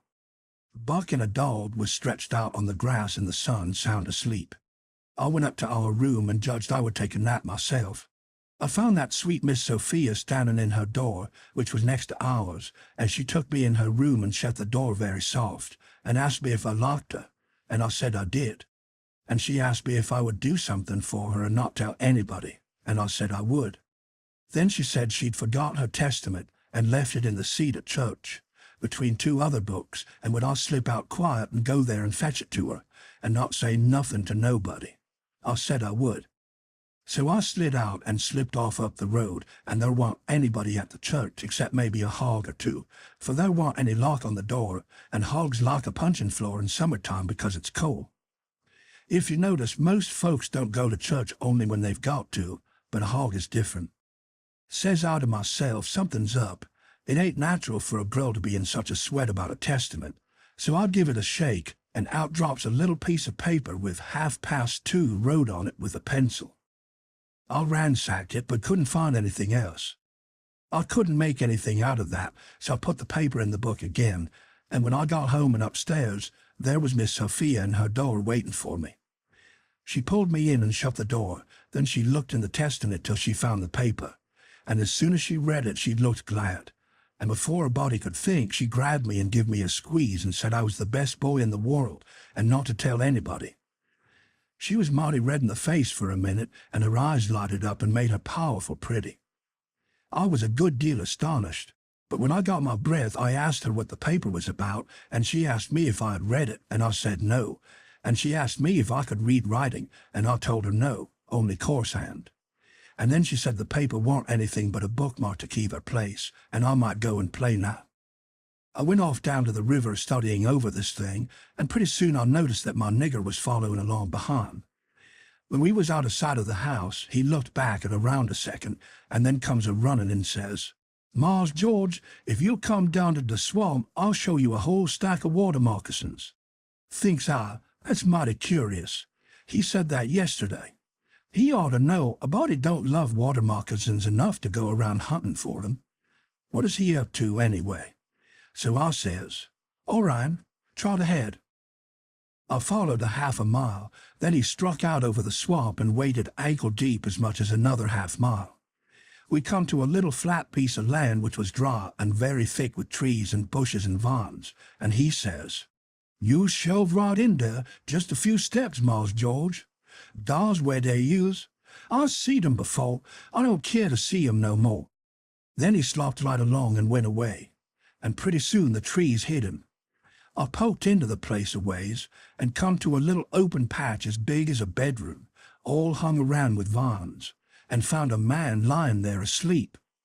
And by jings, it was my old Jim. I waked him up, and I reckoned it was going to be a grand surprise to him to see me again, but it warn't. He nearly cried, he was so glad, but he warn't surprised. He said he swum along behind me that night and heard me yell every time, but dasn't answer because he didn't want nobody to pick him up and take him into slavery again, says he. I got hurt a little and couldn't swim fast, so I was considerable way behind you. Toward the last, when you landed, I reckon I could catch up with you on the land without having to shout at you. But when I see that house, I begin to go slow. I is off too fur to hear what they say to you. I was afraid of the dogs. But when it is all quiet again, I knowed you's in the house, so I struck out for the woods to wait for day. Early in the morning, some of them niggers come along, winded the fields, and they took me and showed me this place, where the dogs can't trap me on account of the water, and they brings me truck to eat every night and tells me how you's a getting along. Why didn't you tell my Jack to fetch me here sooner, Jim? Well, 'twa'n't no use to disturb you, huh, till we could do something, but we's all right now. I've been a-buying pots and pans and victuals as I got a chance, and patching up the raft nights when— What raft, Jim? Our old raft. You mean to say our old raft wa'n't smashed all to flinders? No, she warn't. She was tore up a good deal, one of her was, but there warn't no great harm done, only all traps as most all lost. If we hadn't dived so deep and swum so far in the water, and the night hadn't been so dark, and we weren't so scared and been such pumpkin heads, as the saying is, we'd have seed the raft.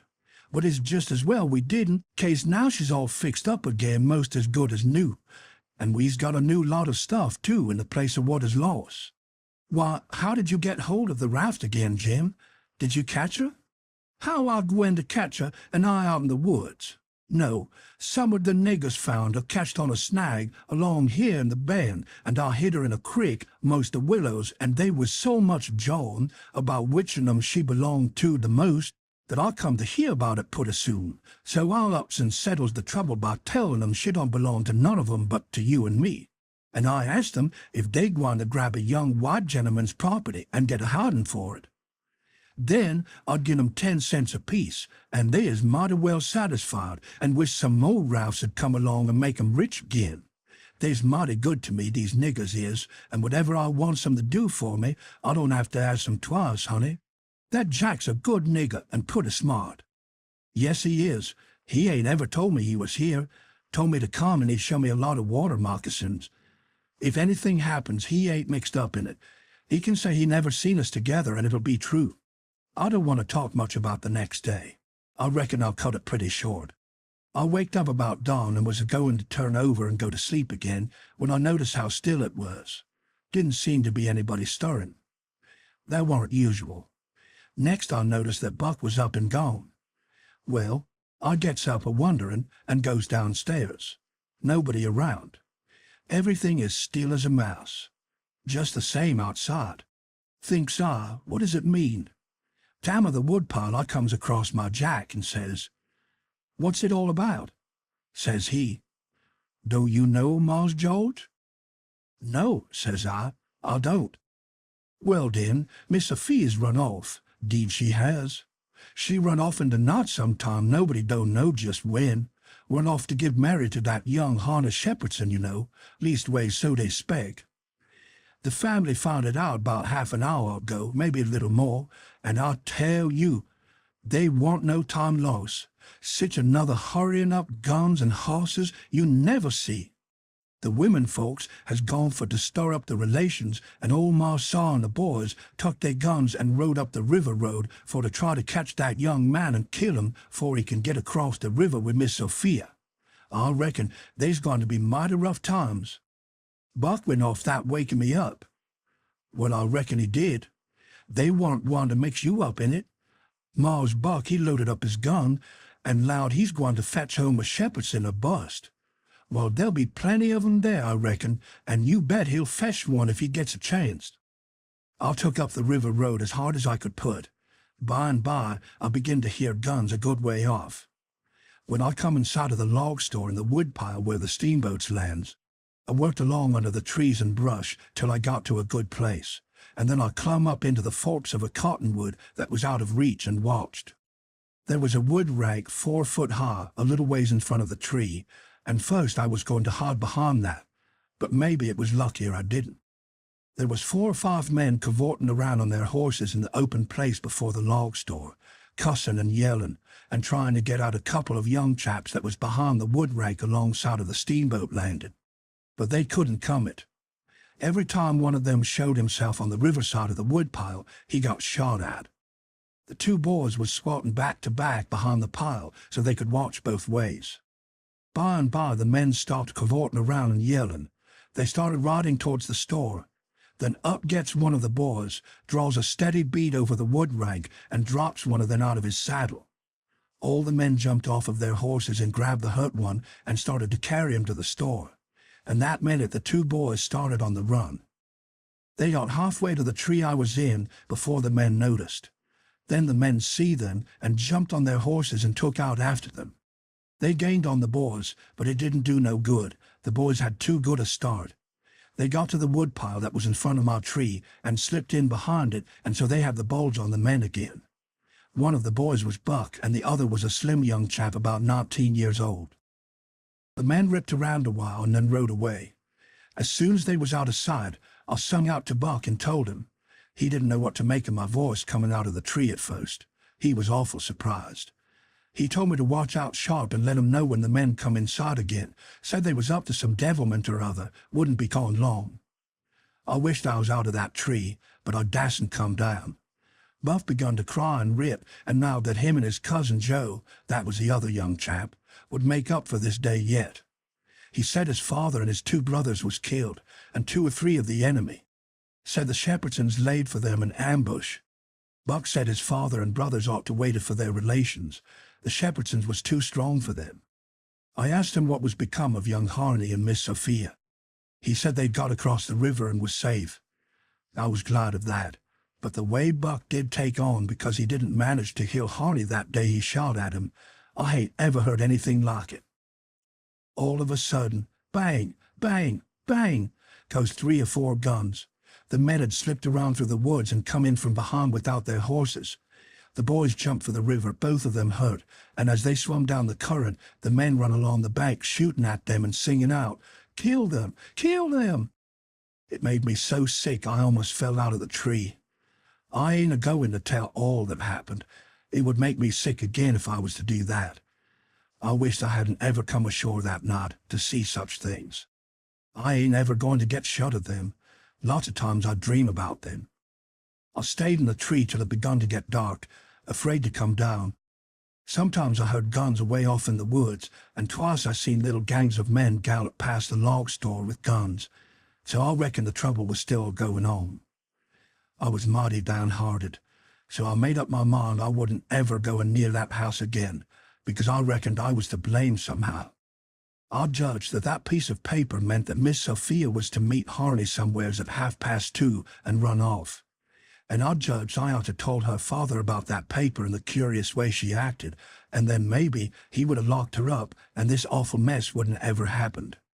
When I got down out of the tree, I crept along down the river bank a piece and found the 2 bodies laying in the edge of the water, and tugged at them till I got them ashore. Then I covered up their faces and got away as quick as I could. I cried a little when I was covering up Buck's face, for he was mighty good to me. It was just dark now. I never went near the house but struck through the woods and made for the swamp. Jim weren't on his island, so I tramped off in a hurry for the creek and crowded through the willows, red hot to jump aboard and get out of that awful country. The raft was gone. My souls, but I was scared. I couldn't get my breath for most a minute. Then I raised a yell. A voice not 25 foot from me says, "Good land, is that you, honey? Don't make no noise." It was Jim's voice. Nothing ever sounded so good before. I run along the bank a piece and got aboard, and Jim, he grabbed me and hugged me. He was so glad to see me. He says, "Laws, bless you, Cha. I was right down show you's dead again. Jack's been here. He said he reckoned you's been shot, 'cause you didn't come home no more. So I was just this minute a-starting to raft down towards the mouth of the crick, so's to be all ready for to shove out and leave, soon as Jack comes again and tells me for certain you is dead. Lawsy, I'm mighty glad to get you back again, honey."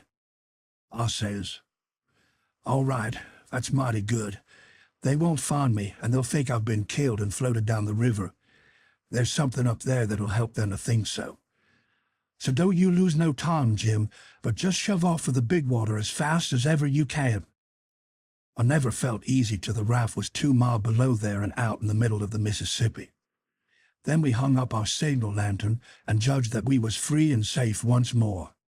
I hadn't had a bite to eat since yesterday, so Jim, he got out some corn dodgers and buttermilk and pork and cabbage and greens. There ain't nothing in the world so good when it's cooked right, and whilst I eat my supper we talked and had a good time. I was powerful glad to get away from the feuds, and so was Jim to get away from the swamp. We said there warn't no home like a raft after all. Other places do seem so cramped up and smothery, but a raft don't. You feel mighty free and easy and comfortable on a raft. Chapter 19. 2 or 3 days and nights went by. I reckon I might say they swum by, they slid along so quiet and smooth and lovely. Here's the way we put in the time. It was a monstrous big river down there, sometimes 1.5 miles wide. We run nights and laid up and hid daytimes. Soon as night was most gone, we stopped navigating and tied up, nearly always in the dead water under a towhead, and then cut young cottonwoods and willows and hid the raft with them. Then we set out the lines. Next we slid into the river and had a swim so as to freshen up and cool off. Then we sat down on the sandy bottom where the water was about knee-deep and watched the daylight come. Not a sound anywheres, perfectly still, just like the whole world was asleep, only sometimes the bullfrogs a-cluttering maybe. The first thing to see, looking away over the water, was a kind of dull line that was the woods on the other side. You couldn't make nothing else out. Then a pale place in the sky. Then more paleness spreading around. Then the river softened up a way off and weren't black anymore, but gray. You could see little dark spots drifting along ever so far away, trading scows and such things. And long black streaks, rafts. Sometimes you could hear a sweep squeaking, or jumbled up voices, it was so still, and sound come so far. And by you could see a streak on the water, which you know by the look of the streak that there's a snag there in a swift current, which breaks on it and makes the streak look that way. And you see the mist curl up off of the water, and the east reddens up.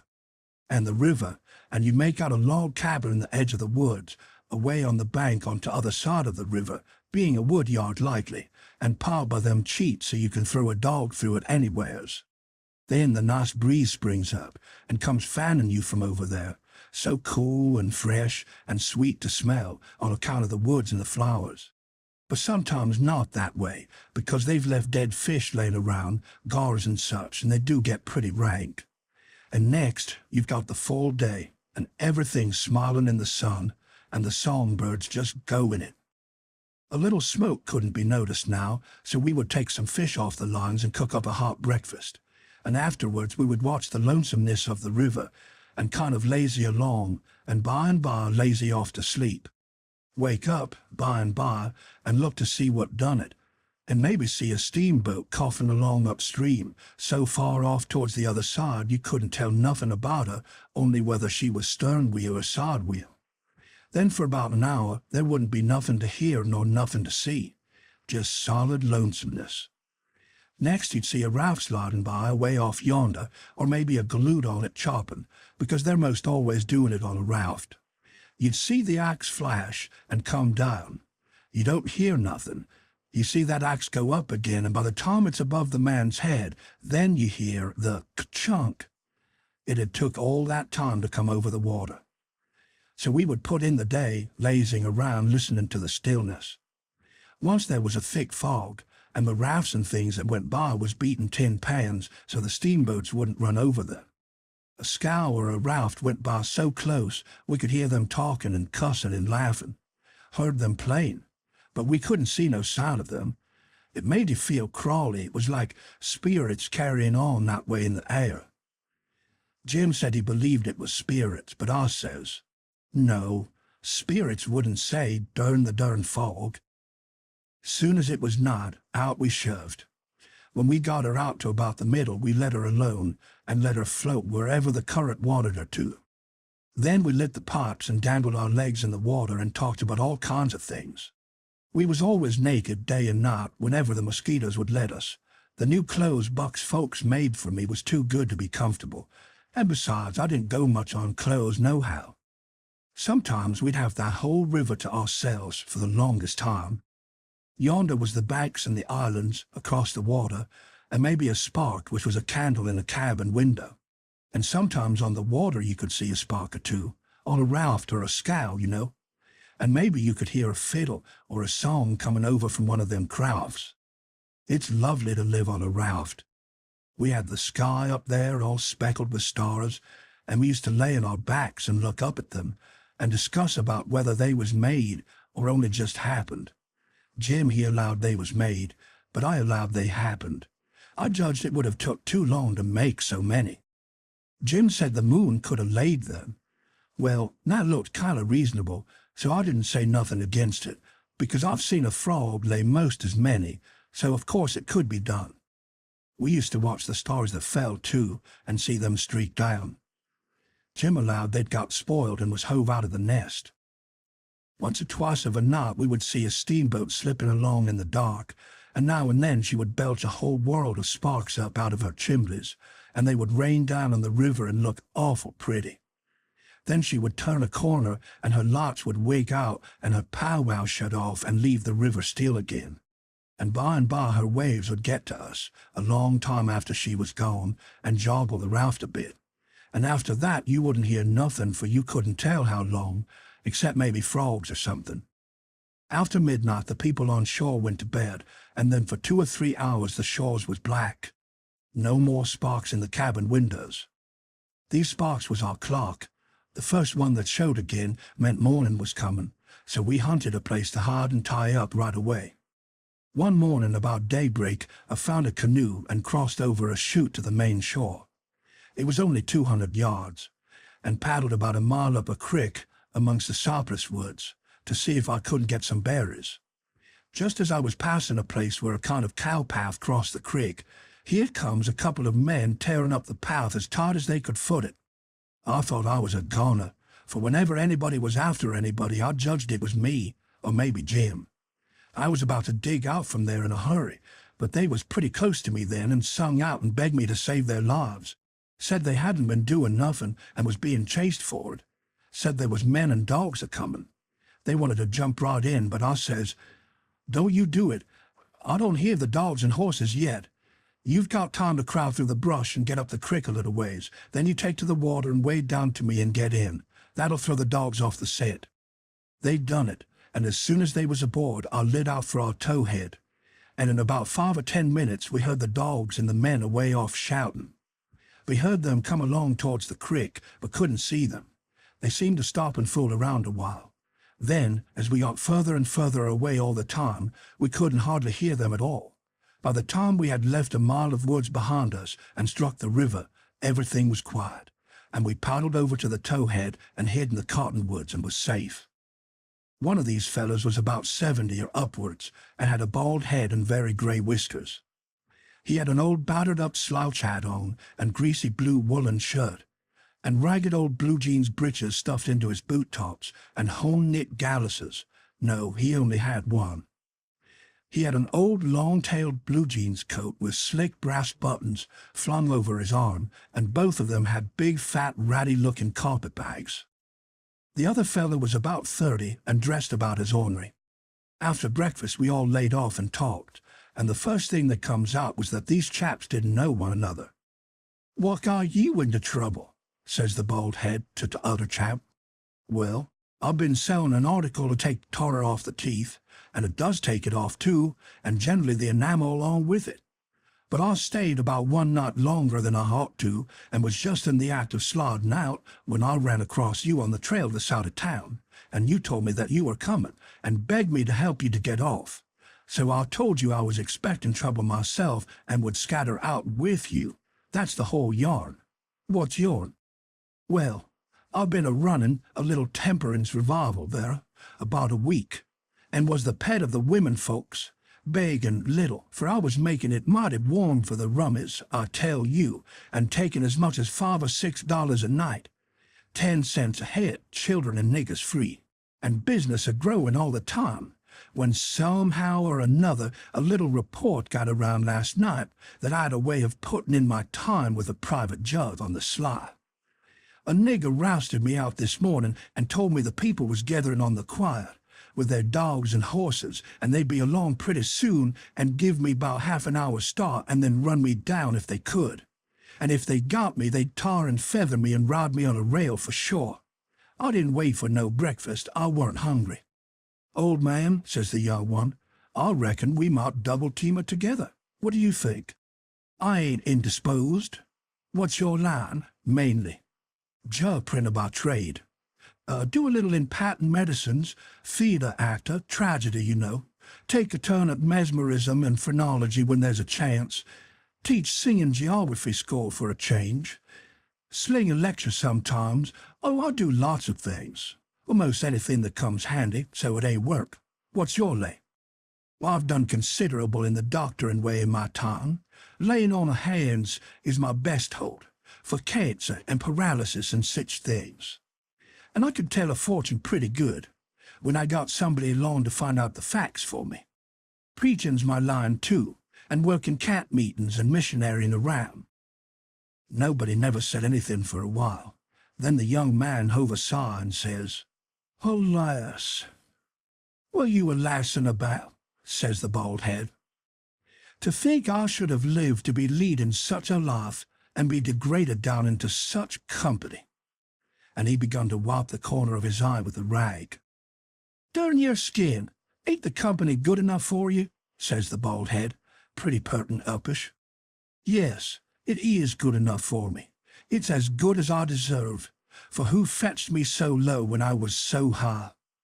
I did myself. I don't blame you, gentlemen. Far from it. I don't blame anybody. I deserve it all. Let the cold world do its worst. One thing I know, there's a grave somewhere for me. The world may go on just as it's always done and take everything from me. Loved ones, property, everything. But it can't take that. Some day I'll lie down in it and forget it all, and my poor broken heart will be at rest." He went on a-wiping. "Drat your poor broken heart," says the bald head. "What are you heaving your poor broken heart at us for? We ain't done nothing." "No, I know you haven't. I ain't blaming you, gentlemen. I brought myself down. Yes, I did it myself. It's right I should suffer. Perfectly right. And don't make any moan. Brought you down from where? Where was you brought down from? Oh, you would not believe me. The world never believes. Let it pass. 'Tis no matter. The secret of my birth." "The secret of your birth? Do you mean to say—" "Gentlemen," says the young man, very solemn, "I will reveal it to you, for I feel I may have confidence in you. By rights, I am a duke." Jim's eyes bugged out when he heard that, and I reckon mine did too. Then the bald head says, "No, you can't mean it." "Yes. My great-grandfather, eldest son of the Duke of Bridgewater, fled to this country about the end of the last century to breathe the pure air of freedom. Married here and died, leaving a son, his own father, dying about the same time. The second son of the late Duke seized the title in the States. The infant real Duke was ignored. I am the lineal descendant of that infant. I am the rightful Duke of Bridgewater, and here am I, forlorn, torn from my high estate, hunted of men, despised by the cold world, ragged, worn, heartbroken, and degraded to the companionship of felons on a raft." Jim pitied him ever so much, and so did I. We tried to comfort him, but he said it warn't much use. He couldn't be much comforted. Said if we was a mind to acknowledge him, that would do him more good than most anything else. So we said we would, if he would tell us how. He said we ought to bow when we spoke to him, and say, "Your Grace," or "My Lord," or "Your Lordship," and he wouldn't mind if we called him plain Bridgewater, which he said was a title anyway and not a name. And one of us ought to wait on him at dinner and do any little thing for him he wanted done. Well, that was all easy, so we done it. All through dinner Jim stood around a-waiting on him and says, "Will your Grace have some of dis, or some of dat?" and so on, and a body could see it was mighty pleasing to him. But the old man got pretty silent by and by, didn't have much to say, and didn't look pretty comfortable over all that petting that was going on around that Duke. He seemed to have something on his mind. So along in the afternoon he says, "Looky here, Bilgewater," he says, "I'm nation sorry for you, but you ain't the only person that's had troubles like that." "No? No, you ain't. You ain't the only person that's been snaked down wrongfully out in a high place. Alas! No, you ain't the only person that's had a secret of his birth." And by jing, he begins to cry. "Hold! What do you mean? Bilgewater, can I trust you?" says the old man, still sort of sobbing. Till the bitter death. He took the old man by the hand and squeezed it, and says, The secret of your being, speak. Bilgewater, I am the late Dauphin. You bet you Jim and me stared this time. Then the Duke says, You are what? Yes, my friend. It is too true. Your eyes is looking at this very moment on the poor disappeared Dauphin, Louis the 17th, son of Louis the 16th and Mary Antoinette. You, at your age? No. You mean you're the late Charlemagne? You must be 600 or 700 years old, at the very least. Trouble has done it, Bilgewater. Trouble has done it. Trouble has brung these grey hairs and this premature balditude. Yes, gentlemen, you see before you, in blue jeans and misery, the wandering, exiled, trampled on and suffering rightful King of France. Well, he cried and took on so that me and Jim didn't know hardly what to do, we was so sorry, and so glad and proud we'd got him with us, too. So we sat in like we done before with the Duke and tried to comfort him. But he said it warn't no use. Nothing but to be dead and done with it all could do him any good. Though he said it often made him feel easier and better for a while if people treated him according to his rights, and got down on one knee to speak to him and always called him Your Majesty, and waited on him first at meals, and didn't set down on his presents till he asked them. So Jim and me set to majesty in him, and doing this and that and t'other for him, and standing up till he told us we might set down. This done him heaps of good, and so he got cheerful and comfortable. But the Duke kind of soured on him and didn't look a bit satisfied with the way things was going. Still, the king acted real friendly toward him and said the Duke's great-grandfather and all the other Dukes of Bilgewater was a good deal thought of by his father and was allowed to come to the palace considerable. But the Duke stayed huffy a good while, till by and by the king says, Like as not we got to be together a blamed long time on this here raft, Bilgewater, and so what's the use of your being sour? It only make things uncomfortable. It ain't my fault I warn't born a duke. It ain't your fault you warn't born a king. So what's the use to worry? Make the best of things the way you find 'em, says I. That's my motto. This ain't no bad thing that we've struck here. Plenty grub and an easy life. Come, give us your hand, Duke, and let's all be friends. The Duke done it, and Jim and me was pretty glad to see it. It took away all the uncomfortableness, and we felt mighty good over it, because it would have been a miserable business to have any unfriendliness on the raft. For what you want above all things on a raft is for everybody to be satisfied and feel right and kind towards the others. It didn't take me long to make up my mind that these liners weren't no kings nor dukes at all, but just low-down humbugs and frauds. But I never said nothing, never let on. Kept it to myself. It's the best way. Then you don't have no quarrels and don't get into no trouble.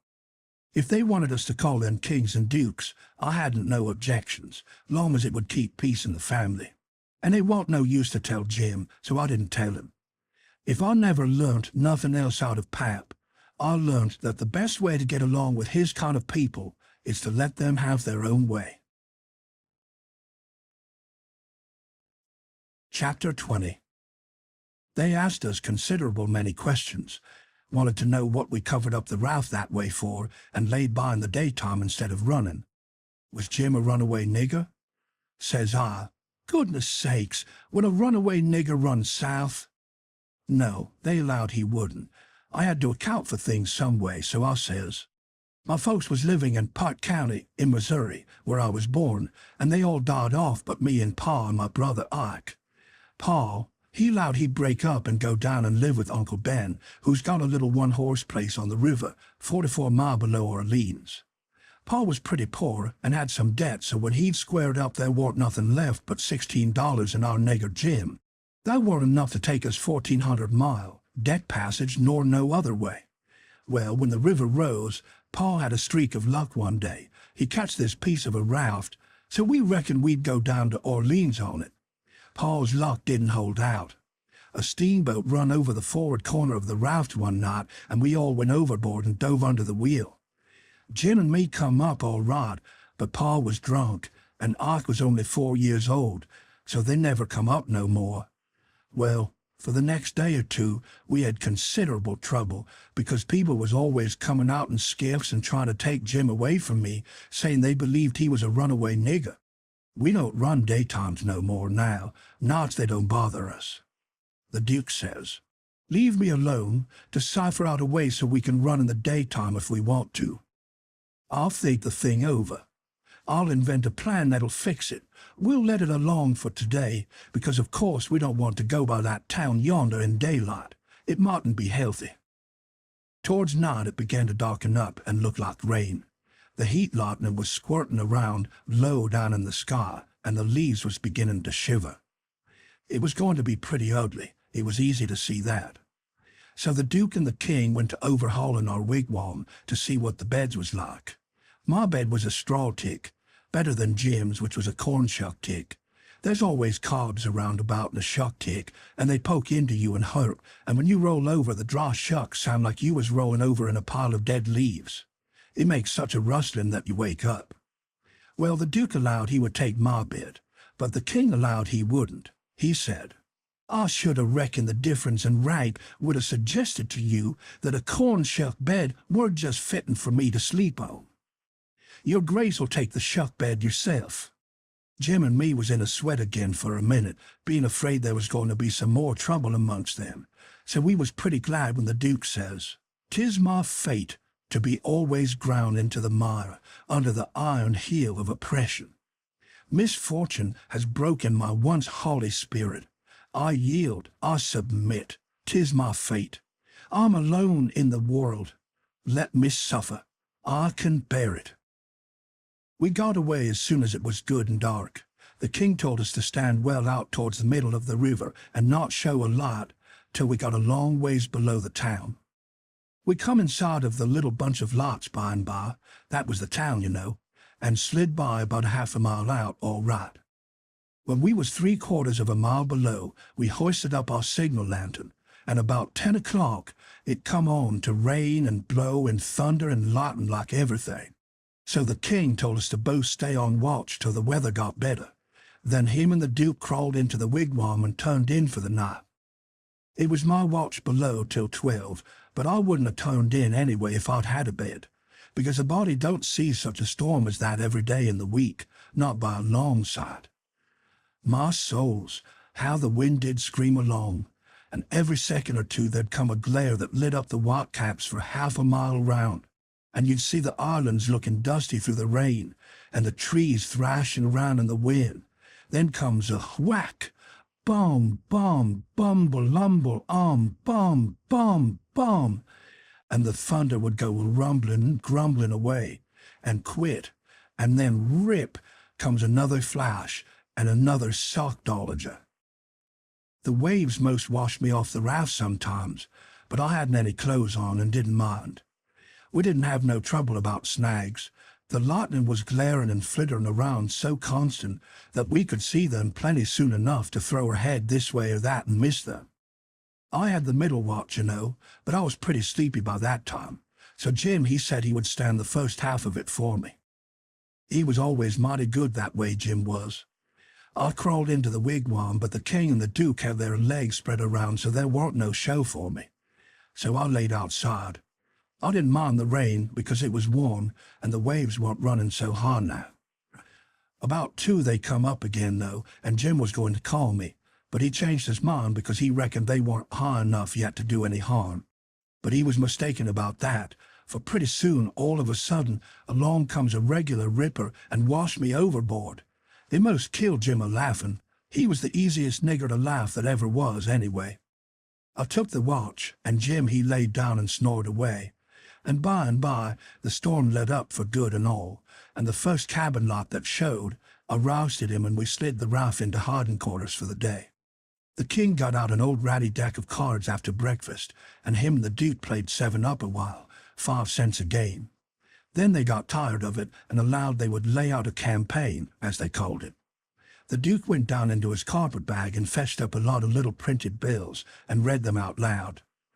One bill said, "The celebrated Dr. Armand de Montauban of Paris would lecture on the science of phrenology at such and such a place on the blank day of blank at 10 cents admission, and furnish charts of character at 25 cents apiece." The Duke said that was him. In another bill, he was the world-renowned Shakespearean tragedian Derek the Younger of Drury Lane, London. In other bills, he'd a lot of other names and done other wonderful things, like finding water and gold with a divining rod, dissipating witch spells, and so on. By and by, he says. But the histrionic muse is the darling. Have you ever trod the boards, royalty? No, says the king. You shall, then, before you're 3 days older, fallen grandeur, says the Duke. The first good town we come to, we'll hire a hall and do the sword fight in Richard III, and balcony scene in Romeo and Juliet. How does that strike you? I'm in, up to the hub for anything that will pay, Bilgewater. But you see, I don't know nothing about play acting, and hain't ever seen much of it. I was too small when Pap used to have him at the palace. Do you reckon you can learn me? Easy. All right. I'm just a-freezing for something fresh anyway. Let's commence right away. So the Duke, he told him all about who Romeo was, and who Juliet was, and said he was used to being Romeo, so the king could be Juliet. But if Juliet's such a young gal, Duke, my peeled head and my white whiskers is going to look uncommon odd on her, maybe. No, don't you worry. These country jakes won't ever think of that. Besides, you know, you'll be in costume, and that makes all the difference in the world. Juliet's in a balcony enjoying the moonlight before she goes to bed, and she's got on a nightgown and a ruffled nightcap. Here are the costumes for the parts. He got out 2 or 3 curtain calico suits, which he said was medieval armor for Richard III and t'other chap, and a long white cotton nightshirt and a ruffled nightcap to match. The king was satisfied, so the Duke got out his book and read the parts over in the most splendid spread-eagle way, prancing around and acting at the same time to show how it had got to be done. Then he gave the book to the king and told him to get his part by heart. There was a little one-horse town about 3 miles down the bend, and after dinner the Duke said he had ciphered out his idea about how to run in daylight without it being dangersome for Jim. So he allowed he would go down to town to fix that thing. The king allowed he would go too and see if he couldn't strike something. We was out of coffee, so Jim said I'd better go along with them in the canoe and get some. When we go there wasn't nobody stirring. Streets empty and perfectly dead and still, like Sunday. We found a sick nigger sunning himself in a backyard, and he said everybody that weren't too young or too sick or too old was going to camp meeting about 2 miles back in the woods. The king got the directions and allowed he'd go and work that camp meeting for all it was worth, and I might go too. The Duke said what he was after was a printing office. We found it. A little bit of a concern, up over a carpenter shop. Carpenters and printers all gone to the meeting, and no doors locked. It was a dirty, littered-up place, and had ink marks and handbills with pictures of horses and runaway niggers on them, all over the walls. The Duke shed his coat and said he was all right now, so me and the king lit out for the camp meeting. We got there in about half an hour, fairly dripping, for it was a most awful hot day. There was as much as 1,000 people there, from 20 miles around. The woods was full of teams and wagons, hitched everywheres, feeding out of the wagon troughs and stopping to keep off the flies. There were sheds made out of poles and roofed over with branches where they had lemonade and gingerbread to sell, and piles of watermelons and green corn and such like truck. The preaching was going on under the same kinds of sheds, only they was bigger and held crowds of people. The benches was made out of outside slabs of logs, with holes bored in the round side to drive sticks into for legs. They didn't have no backs. The preachers had high platforms to stand on at one end of the sheds. The women had on sunbonnets, and some had linsey woolsey frocks, some gingham ones, and a few of the young ones had on calico. Some of the young men was barefooted, and some of the children didn't have on any clothes but just a tow linen shirt. Some of the old women was knitting, and some of the young folks was courting on the sly. The first shed we come to, the preacher was lining out a hymn. He'd lined out 2 lines, everybody sung it, and it was kind of grand to hear it. There was so many of them, and they'd done it in such a rousing way. Then he lined out 2 more for them to sing, and so on. The people woke up more and more, and sung louder and louder, and towards the end some begun to groan, and some begun to shout. Then the preacher begun to preach, and begun in earnest too, and went weaving first to one side of the platform, and then the other, and then a-leaning down over the front of it with his arms and his body going all the time, and shouting his words out with all his might. And every now and then he would hold up his Bible and spread it open, and kind of pass it around this way and that, shouting, "It's the brazen serpent in the wilderness! Look upon it and live!" And people would shout out, "Glory! Amen!" And so he went on, and the people groaning and crying and saying amen. "Oh, come to the mourner's bench, come, black with sin. Amen! Come, sick and sore. Amen! Come, lame and halt and blind. Amen! Come, poor and needy, sunk in shame. Amen! Come, all that's worn and soiled and suffering. Come with a broken spirit. Come with a contrite heart. Come in your rags in sin and dirt. The waters that cleanse is free. The door of heaven stands open. Oh, enter in and be at rest. Hey, amen. Glory, glory, hallelujah. And so on. You couldn't make out what the preacher said any more on account of the shouting and crying. Folks caught up everywheres in the crowd and worked their way just by main strength to the mourner's bench with the tears running down their faces. And when all the mourners had got up there to the front benches in the crowd, they sung and shouted and flung themselves down on the straw, just crazy and wild. Well, the first I knowed, the king got a-going, and you could hear him over everybody. And next, he went a-charging up onto the platform, and the preacher, he begged him to speak to the people, and he done it. He told them he was a pirate, been a pirate for 30 years out in the Indian Ocean, and his crew was thinned out considerable last spring in a fight, and he was home now to take out some fresh men. And thanks to goodness he'd been robbed last night and put ashore off of a steamboat without a cent. And he was glad of it. It was the blessedest thing that ever happened to him, because he was a changed man now, and happy for the first time in his life. And poor as he was going to start right off and work his way back to the Indian Ocean and put in the rest of his life trying to turn the pirates into the true path. For he could do it better than anybody else, being acquainted with all the pirate crews in that ocean. And though it would take him a long time to get there without money, he would get there anyway. And every time he convinced a pirate, he would say to him, "Don't you thank me. Don't you give me no credit. It all belongs to them dear people in Pokeville camp meeting, natural brothers and benefactors of the race, and that dear preacher there, the truest friend a pirate ever had." And then he busted into tears, and so did everybody. Then somebody sings out, "Take up a collection for him! Take up a collection!" Well, a half a dozen made a jump to do it, but somebody sings out, "Let him pass the hat around!" Then everybody said it, the preacher too. So the king went all through the crowd with his hat, swabbing his eyes, and blessing the people, and praising them, and thanking them for being so good to the poor pirates away off there. And every little while, the prettiest kind of girls, with the tears running down their cheeks, would up and ask him would he let them kiss him, for to remember him by, and he always done it. And some of them he hugged and kissed as many as 5 or 6 times, and he was invited to stay a week. And everybody wanted him to live in their houses, and said they'd think it was an honor. But he said, as this was the last day of the cat meeting, he couldn't do no good. And besides, he was in a sweat to get to the Indian Ocean right off and go to work on the pirates.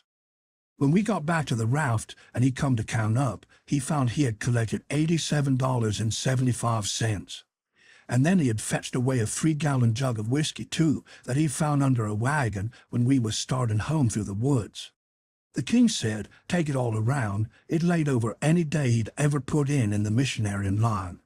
He said it weren't no use talking. Heathens don't amount to shucks alongside of pirates to work a camp meeting with. The Duke was thinking he'd been doing pretty well till the king come to show up, but after that he didn't think so much.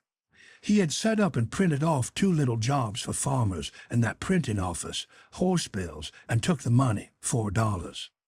And he had got in $10 worth of advertisements for the paper, which he said he would put in for $4 if they would pay in advance, so they done it.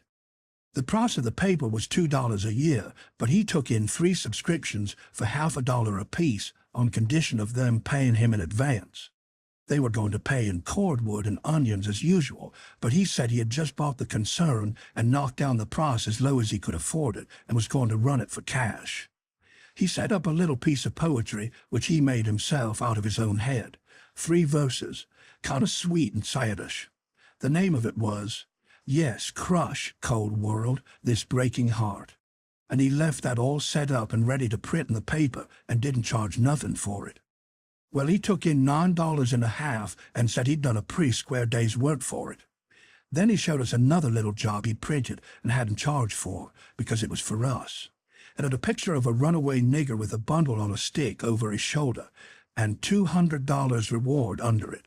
The reading was all about Jim and just described him to a dot. It said he run away from St. Jock's plantation 40 miles below New Orleans last winter and likely went north, and whoever would catch him and send him back, he could have the reward and expenses. Now, says the Duke, after tonight, we can run in the daytime if we want to. Whenever we see anybody coming, we can tie Jim hand and foot with a rope and lay him in the wigwam and show this handbill and say we captured him up the river, and we were too poor to travel on a steamboat, so we got this little raft on credit from our friends and are going down to get the reward. Handcuffs and chains would look still better on Jim, but it wouldn't go well with the story of us being so poor. Too much like jewelry. Ropes are the correct thing. We must preserve the unities, as we say on the boards. We all said the Duke was pretty smart, and there couldn't be no trouble about running daytimes. We judged we could make miles enough that night to get out of the reach of the powwow we reckoned the Duke's work in the printing office was going to make in that little town. Then we could boom right along if we wanted to. We laid low and kept still, and never shoved out till nearly 10 o'clock. Then we slid by, pretty wide away from the town, and didn't hoist our lantern till we was clear out of sight of it. When Jim called me to take the watch at 4 in the morning, he says, Huck, does you reckon we gwine to run across any mo' kings on this trip? No, I says. I reckon not. Well, says he, that's all right then. I don't mind 1 or 2 kings, but that's enough. This one's powerful drunk, and the Duke ain't much better. I found Jim had been trying to get him to talk French so he could hear what it was like, but he said he had been in this country so long and had so much trouble, he'd forgot it. Chapter 21. It was after sunup now, but we went right on and didn't tie up. The king and the Duke turned out by and by, looking pretty rusty, but after they'd jumped overboard and took a swim, it chippered them up a good deal. After breakfast, the king, he took a seat on a corner of the raft and pulled off his boots and rolled up his breeches and let his legs dangle in the water so as to be comfortable, and lit his pipe and went to getting his Romeo and Juliet by heart. When he had got it pretty good, him and the Duke begun to practice it together. The Duke had to learn him over and over again how to say every speech, and he made him sigh and put his hand on his heart, and after a while said he had done it pretty well. Only, he says, you mustn't bellow out Romeo that way, like a bull. You must say it soft and sick, languishy, so, Romeo, that is the idea. For Juliet's a dear, sweet, mere child of a girl, you know, and she don't bray like a jackass. Well, next they got out a couple of long swords that the Duke made out of oak laths and begun to practice the sword fight. The Duke called himself Richard III, and the way they laid on and pranced around the raft was grand to see. But by and by the king tripped and fell overboard, and after that they took a rest, and had a talk about all kinds of adventures they'd had in other times along the river. After dinner the Duke says, "Well, Capet, we'll want to make this a first-class show, you know, so I guess we'll add a little more to it. We want a little something to answer encores with anyway." "What's encores, Bilgewater?" The Duke told him, and then says, "I'll answer by doing the Highland Fling or the Sailor's Hornpipe, and you, well, let me see. Oh, I've got it. You can do Hamlet's soliloquy." "Hamlet's which?" "Hamlet's soliloquy, you know, the most celebrated thing in Shakespeare. Oh, it's sublime, sublime. Always fetches the house. I haven't got it in the book. I've only got one volume, but I reckon I can piece it out from memory. I'll just walk up and down a minute and see if I can call it back from Recollection's vaults." So he went to marching up and down, thinking and frowning horrible every now and then. Then he would hoist up his eyebrows. Next he would squeeze his hand on his forehead and stagger back and kind of moan. Next he would sigh, and next he let on to drop a tear. It was beautiful to see him. By and by he got it. He told us to give attention. Then he strikes a most noble attitude, with one leg shoved forwards, and his arms stretched away up, and his head tilted back, looking up at the sky.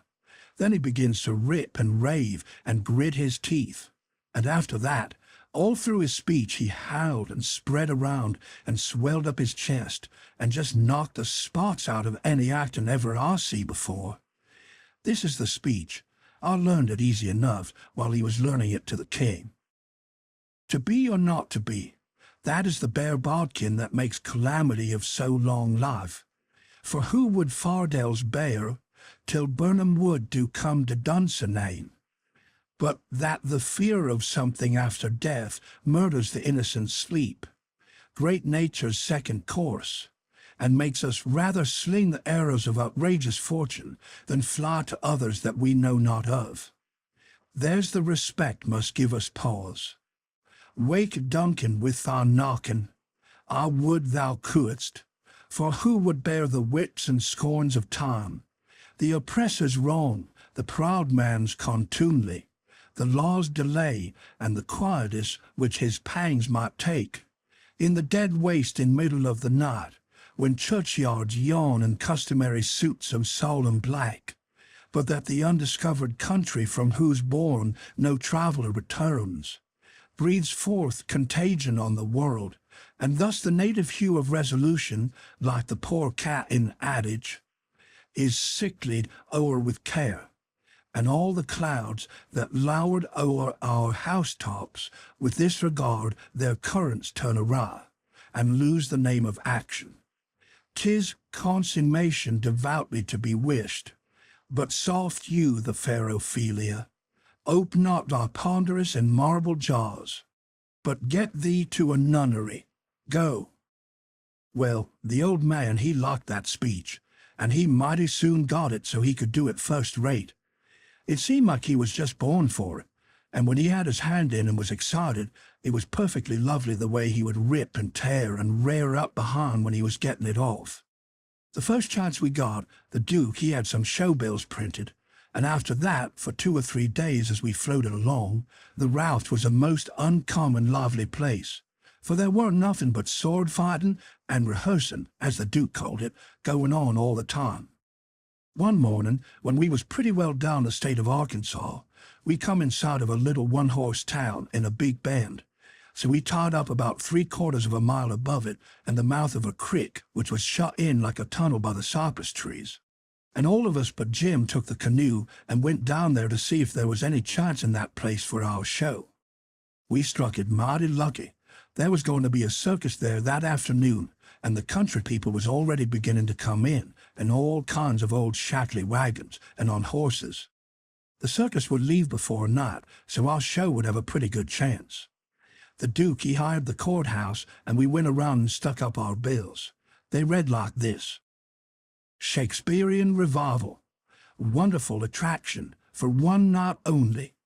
The world-renowned tragedians David Garrick the Younger of Drury Lane Theatre, London, and Edmund Kean the Elder of the Royal Haymarket Theatre, Whitechapel, Pudding Lane, Piccadilly, London, and the Royal Continental Theatres, in their sublime Shakespearean spectacle entitled The Balcony Scene in Romeo and Juliet.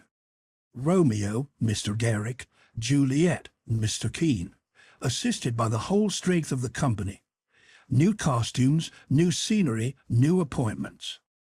Also, the thrilling, masterly, and blood-curdling broadsword conflict in Richard III.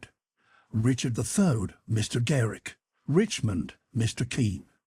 Also, by special request, Hamlet's immortal soliloquy by the illustrious Kean, done by him 300 consecutive nights in Paris for one night only, on account of imperative European engagements. Admission 25 cents, children and servants 10 cents. Then we went loafing around the town.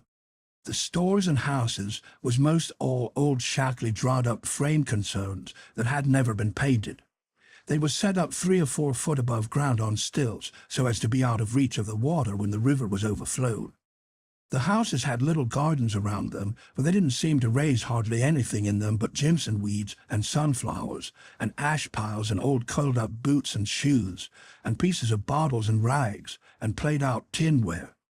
The fences was made of different kinds of boards, nailed on at different times, and they leaned every which way, and had gates that didn't generally have but one hinge, a leather one.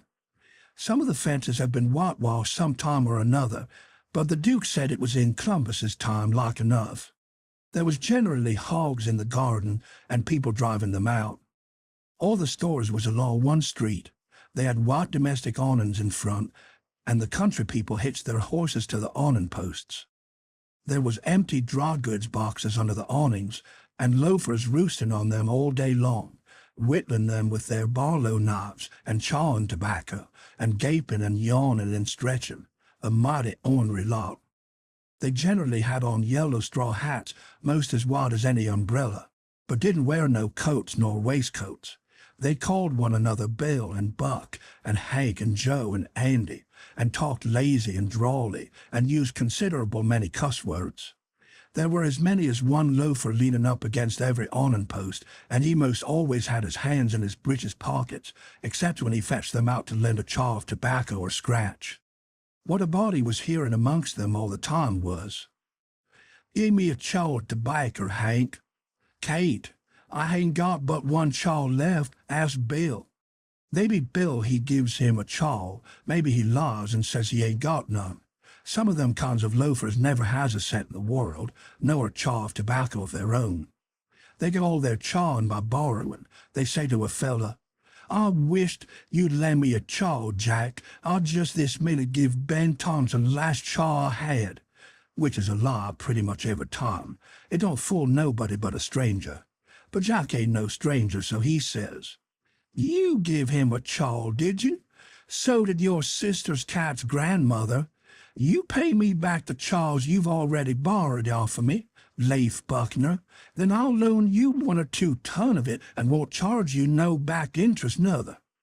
"Well, I did pay you back some of it onct." "Yes, you did, 'bout 6 chaws. You borrowed store tobacco and paid back niggerhead." Store tobacco was flat black plug, but these fellows mostly chaws the natural leaf twisted. When they borrow a chaw, they don't generally cut it off with a knife, but they set the plug in between their teeth and gnaw with their teeth and tug at the plug with their hands till they get it in two. Then sometimes the one that owns the tobacco looks mournful at it when it's handed back and says sarcastic, "Here, give me the chaw and you take the plug." All the streets and lanes was just mud. They warn't nothing else but mud. Mud as black as tar, and nigh about a foot deep in some places, and 2 or 3 inches deep in all the places. The hogs loafed and grunted around everywheres. You'd see a muddy sow and a litter of pigs come lazying along the street and wallop herself right down in the way, where folks had to walk around her. And she'd stretch out and shut her eyes and wave her ears whilst the pigs was milking her and look as happy as if she was on salary. And pretty soon you'd hear a loafer sing out, "Hi, so, boy, seek him, Taj." And away the sow would go, squealing most horrible, with a dog or two swinging to each ear, and 3 or 4 dozen more a coming, and then you would see all the loafers get up and watch the thing out of sight, and laugh at the fun and look grateful for the noise. Then they'd settle back again till there was a dog fight. There couldn't anything wake them up all over and make them happy all over like a dog fight, unless it might be putting turpentine on a stray dog and setting fire to him, or tying a tin pan on his tail and see him run himself to death. On the riverfront, some of the houses was sticking out over the bank, and they was bowed and bent and about ready to tumble in. The people had moved out of them. The bank was caved away under one corner of some others, and that corner was hanging over. People lived in them yet, but it was dangersome because sometimes a strip of land as wide as a house caves in at a time. Sometimes a belt of land 1/4 of a mile deep will start in and cave along till it all caves into the river in one summer. Such a town as that has to always be moving back and back and back because the river's always gnawing at it. The nearer it got to noon that day, the thicker and thicker was the wagons and horses in the streets, and more coming all the time. Families fetched their dinners with them from the country and eat them in the wagons. There was considerable whiskey drinking going on, and I've seen 3 fights. By and by somebody sings out, "Here comes old Boggs, in from the country for his little old month of drunk. Here he comes, boys." All the loafers looked glad. I reckon they was used to having fun out of Boggs. One of them says, "Wonder who he's a-gwine to chaw up this time. If he'd a chawed up all the men he's been a-gwine to chaw up in the last 20 year, he'd have a considerable reputation now." Another one says, "I wish old Boggs had threatened me, 'cause then I'd know I won't want to die for 1,000 year." Boggs comes a-tearing along on his horse, whooping and yelling like an Injun, and singing out, "Clear the track, Laura, I'm on the wall path, and the cross of coffins is gwine to race." He was drunk and weaving about in his saddle. He was over 50-year-old and had a very red face. Everybody yelled at him and laughed at him and sassed him, and he sassed back and said he'd attend to them and lay them out in their regular turns. But he couldn't wait now, because he'd come to town to kill old Colonel Sherburne, and his motto was meat first and spoon victuals to top off on. He see me and rode up and says, "Where'd you come from, boy? You prepared to die?" Then he rode on. I was scared, but a man says, "He don't mean nothing. He's always a-carrying on like that when he's drunk. He's the best-naturedest old fool in Arkansas. Never hurt nobody, drunk nor sober." Boggs rode up before the biggest store in town and bent his head down so he could see under the curtain of the awning, and yells, "Come out here, Sherburne. Come out and meet the man you swindled. You're the hound I'm after, and I'm a-going to have you too." And so he went on, calling Sherburne everything he could lay his tongue to, and the whole street packed with people listening and laughing and going on. By and by, a proud-looking man about 55, and he was a heap the best-dressed man in that town, too, steps out of the store, and the crowd drops back on each side to let him come. He says to Boggs, mighty calm and slow, he says, "I'm tired of this, but I'll endure it till 1 o'clock. Till 1 o'clock, mind, no longer. If you open your mouth against me only once after that time, you can't travel so far but I will find you." Then he turns and goes in. The crowd looked mighty sober, nobody stirred, and there weren't no more laughing. Boggs rode off blackguarding Sherburne as loud as he could yell, all down the street, and pretty soon back he comes and stops before the store, still keeping it up. Some men crowded around him and tried to get him to shut up, but he wouldn't. They told him it would be 1 o'clock in about 15 minutes, and so he must go home. He must go right away. But it didn't do no good. He cussed away with all his might and throwed his hat down in the mud and rode over it, and pretty soon away he went a-raging down the street again with his gray hair a-flying. Everybody that could get a chance at him tried their best to coax him off his horse so they could lock him up and get him sober, but it warn't no use. Up the street he would tear again and give Sherber another cussing. By and by somebody says, "Go for his daughter, quick, go for his daughter. Sometimes he'll listen to her. If anybody can persuade him, she can." So somebody started on a run. I walked down street a ways and stopped. In about 5 or 10 minutes here comes Boggs again, but not on his horse. He was a-reeling across the street towards me, bareheaded, with a friend on both sides of him a hold of his arms, and hurrying him along. He was quiet and looked uneasy, and he weren't handing back any, but he was doing some of the hurrying himself. Somebody sings out, "Boggs!" I looked over there to see who said it, and it was that Colonel Sherburne. He was standing perfectly still in the street, and had a pistol raised in his right hand, not aiming it, but holding it out with the barrel tilted up towards the sky. The same second I see a young girl coming on the run, and 2 men with her. Boggs and the men turned round to see who called him, and when they see the pistol, the men jumped to one side, and the pistol barrel come down slow and steady to a level, both barrels cocked. Boggs throws up both of his hands and says, "Oh, Lord, don't shoot!" Bang goes the first shot, and he staggers back clawing at the air. Bang goes the second one, and he tumbles backwards onto the ground, heavy and solid, with his arms spread out. That young girl screamed out and comes rushing, and down she throws herself on her father, crying and saying, "Oh, he's killed him! He's killed him!" The crowd closed up around them and shouldered and jammed one another with their necks stretched trying to see, and people on the inside trying to shove them back and shouting, "Back! Back! Give 'em air! Give 'em air!"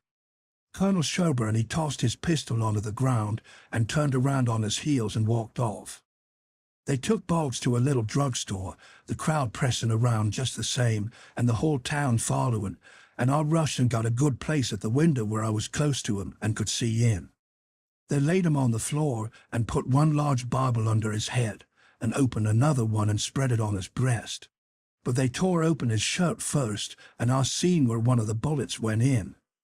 He made about a dozen long gasps, his breast lifting the Bible up when he drawled in his breath, and letting it down again when he breathed it out. And after that, he laid still. He was dead. Then they pulled his daughter away from him, screaming and crying, and took her off. She was about 16 and very sweet and gentle looking, but awful pale and scared. Well, pretty soon the whole town was there, squirming and scrounging and pushing and shoving to get at the window and have a look. But people that had the places wouldn't give them up, and folks behind them was saying all the time, "Say, now you've looked enough, you fellas. 'Tain't right and 'tain't fair for you to stay there all the time and never give nobody a chance. Other folks has their rights as well as you." There was considerable jawing back, so I slid out, thinking maybe there was going to be trouble. The streets was full, and everybody was excited. Everybody that seen the shooting was telling how it happened, and there was a big crowd packed around each one of these fellas, stretching their necks and listening. One long, lanky man with long hair and a big white fur stovepipe hat on the back of his head and a crooked-handled cane marked out the places on the ground where Boggs stood and where Sherburne stood, and the people following him around from one place to t'other and watching everything he done and bobbing their heads to show they understood and stooping a little and resting their hands on their thighs to watch him mark the places on the ground with his cane. And then he stood up straight and stiff where Sherburne had stood, frowning and having his hat brim down over his eyes, and sung out, "Boggs," and then fetched his cane down slow to a level and says, "Bang," staggered backwards, says, "Bang," again, and fell down flat on his back. The people that had seen the thing said he'd done it perfect, said it was just exactly the way it all happened. Then as much as a dozen people got out their bottles and treated him. Well, by and by, somebody said Sherburne ought to be lynched. In about a minute, everybody was saying it. So away they went, mad and yelling and snatching down every clothesline they come to do the hanging with. Chapter 22. They swarmed up the street toward Sherburne's house, a-whooping and yelling and raging like Injuns, and everything had to clear the way or get run over and dropped to mush, and it was awful to see. Children was heeling at the head of the mob, screaming and trying to get out of the way, and every window along the road was full of women's heads, and there was nigger boys in every tree, and bucks and wenches looking over every fence. And as soon as the mob would get nearly to them, they would break and scuttle back out of reach. Lots of the women and girls was crying and taking on, scared most to death. They swarmed up in front of Sherburne's palings, as thick as they could jam together, and you couldn't hear yourself think for the noise. It was a little 20-foot yard. Some sung out, "Tear down the fence! Tear down the fence!" Then there was a racket of ripping and tearing and smashing, and down she goes, and the front wall of the crowd begins to roll in like a wave. Just then, Sherburne steps out onto the roof of his little front porch, with a double-barrel gun in his hand, and takes his stand, perfectly calm and deliberate, not saying a word. The racket stopped, and the wave sucked back. Sherburne never said a word, just stood there, looking down. The stillness was awful creepy and uncomfortable. Sherburne run his eyes slow along the crowd, and wherever it struck, the people tried a little to outgaze him, but they couldn't. They dropped their eyes and looked sneaky. Then pretty soon, Sherburne sort of laughed. Not the pleasant kind, but the kind that makes you feel like when you are eating bread that's got sand in it. Then he says, slow and scornful, "The idea of you lynching anybody, it's amusing. The idea of you thinking you had pluck enough to lynch a man, because you're brave enough to tar and feather poor friendless cast-out women that come along here. Did that make you think you had grit enough to lay your hands on a man? Why, a man's safe in the hands of 10,000 of your kind, as long as it's daytime and you're not behind him. Do I know you? I know you clear through. I was born and raised in the South, and I've lived in the North, so I know the average all around. The average man's a coward. In the North, he lets anybody walk over him that wants to, and goes home and prays for a humble spirit to bear it. In the South, one man all by himself has stopped a stage full of men in the daytime and robbed the lot. Your newspapers call you a brave people so much that you think you are braver than any other people, whereas you're just as brave and no braver. Why don't your juries hang murderers? Because they're afraid the man's friends will shoot them in the back in the dark, and it's just what they would do. So they always acquit. And then a man goes in the night with 100 masked cowards at his back and lynches the rascal. Your mistake is that you didn't bring a man with you. That's one mistake. And the other is that you didn't come in the dark and fetch your masks. You brought part of a man, Buck Harkness, there. And if you hadn't had him to start you, you'd have taken it out in blowing. You didn't want to come. The average man don't like trouble and danger. You don't like trouble and danger. But if only half a man, like Buck Harkness there, shouts, lynch him, you're afraid to back down. Afraid you'll be found out to be what you are, cowards. And so you raise a yell and hang yourselves onto that half a man's coattail and come raging up here swearing what big things you're going to do. The pitifulest thing out is a mob. That's what an army is, a mob. They don't fight with courage that's born in them, but with courage that's borrowed from their mass and from their officers. But a mob without any man at the head of it, it's beneath pitifulness. Now the thing for you to do is to droop your tails and go home and crawl in a hole. If any real lynching's going to be done, it will be done in the dark, Southern fashion. And when they come, they'll bring their masks and fetch a man along. Now leave, and take your half a man with you, tossing his gun up across his left arm and cocking it when he says this. The crowd washed back sudden, and then broke all apart and went tearing off every which way. And Buck Harkness, he heeled it after them, looking tolerable cheap. I could have stayed if I'd have wanted to, but I didn't want to. I went to the circus and loafed around the back side till the watchman went by, and then dived in under the tent. I had my $20 gold piece and some other money, but I reckon I better save it, because there ain't no telling how soon you're going to need it, away from home and amongst strangers that way. You can't be too careful.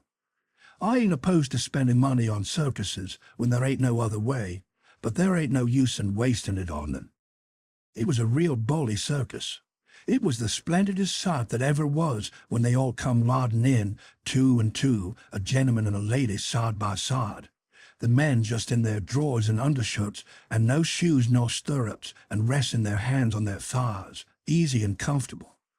There must have been 20 of them, and every lady with a lovely complexion, and perfectly beautiful, and looking just like a gang of real sure-enough queens, and dressed in clothes that cost millions of dollars, and just littered with diamonds.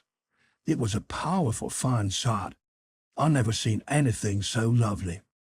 And then, one by one, they got up and stood, and went a-weaving around the ring so gentle and wavy and graceful, the men looking ever so tall and airy and straight, with their heads bobbing and skimming along, away up there under the tent roof, and every lady's rose-leafy dress flapping soft and silky around her hips, and she looking like the most loveliest parasol. And then faster and faster they went, all of them dancing, first one foot stuck out in the air and then the other, the horses leaning more and more, and the ringmaster going round and round the center pole, cracking his whip and shouting, "Ha! Ha!" and the clown cracking jokes behind him. And by, all hands dropped the reins, and every lady put her knuckles on her hips, and every gentleman folded his arms.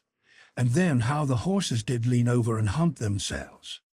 And so one after the other, they all skipped off into the ring, and made the sweetest bow I ever see, and then scampered out, and everybody clapped their hands and went just about wild. Well, all through the circus they done the most astonishing things.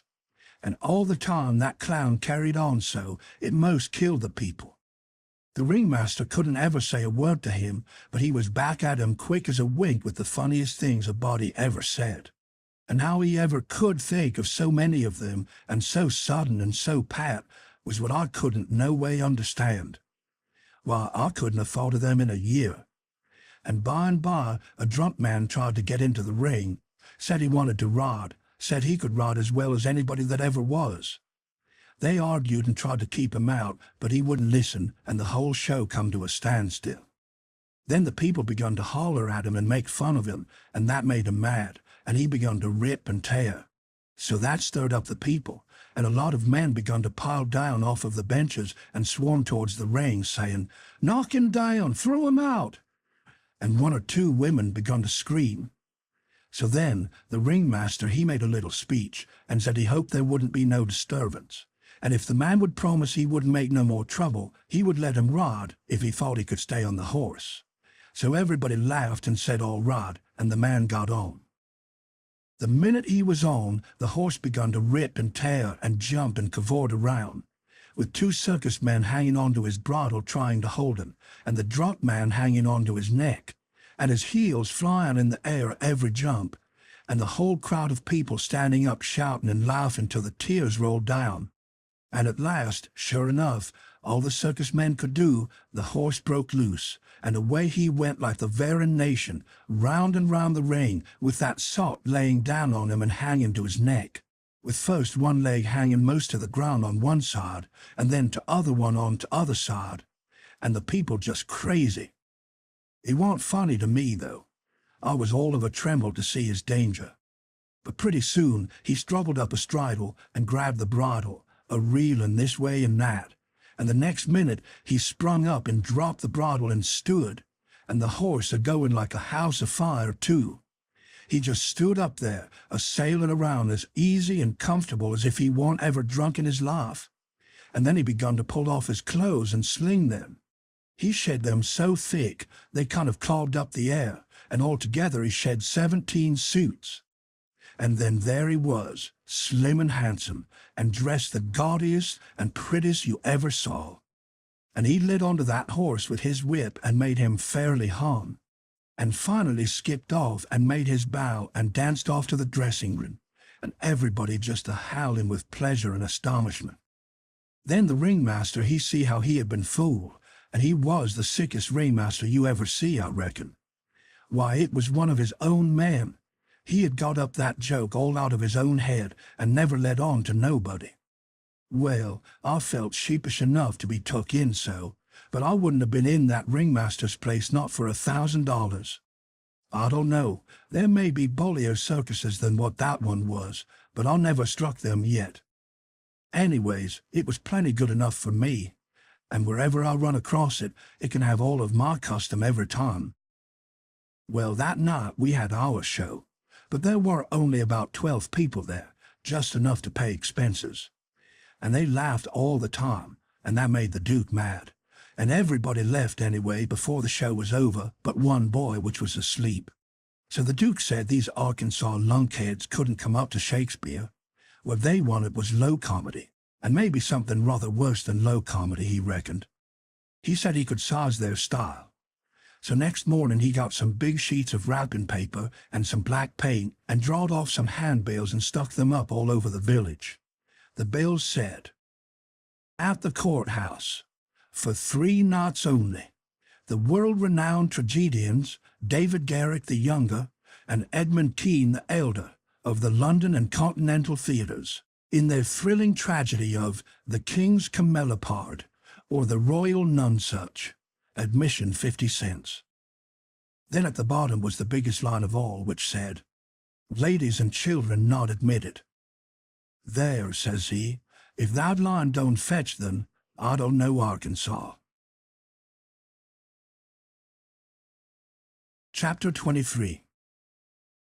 Well, all day him and the king was hard at it, rigging up a stage and a curtain and a row of candles for footlights. And that night the house was jam full of men in no time. When the place couldn't hold no more, the Duke he quit tending door and went around the back way and come onto the stage and stood up before the curtain and made a little speech and praised up this tragedy and said it was the most thrillingest one that ever was. And so he went on a-bragging about the tragedy and about Edmund Kean the Elder, which was to play the main principal part in it. And at last, when he'd got everybody's expectations up high enough, he rolled up the curtain, and the next minute the king come a-prancing out on all fours naked. And he was painted all over, ring-streaked and striped, all sorts of colors, as splendid as a rainbow. But never mind the rest of his outfit, it was just wild, but it was awful funny.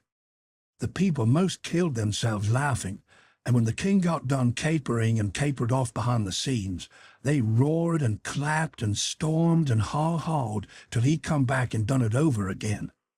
And after that, they made him do it another time. Well, it would make a cow laugh to see the shawns that old idiot cut. Then the Duke he lets the curtain down and bows to the people, and says the great tragedy will be performed only 2 nights more on accounts of pressing London engagements, where the seats is all sold already for it in Drury Lane. And then he makes them another bow, and says if he has succeeded in pleasing them and instructing them, he will be deeply obliged if they will mention it to their friends and get them to come and see it. 20 people sings out, "What? Is it over? Is that all?" The Duke says yes. Then there was a fine time.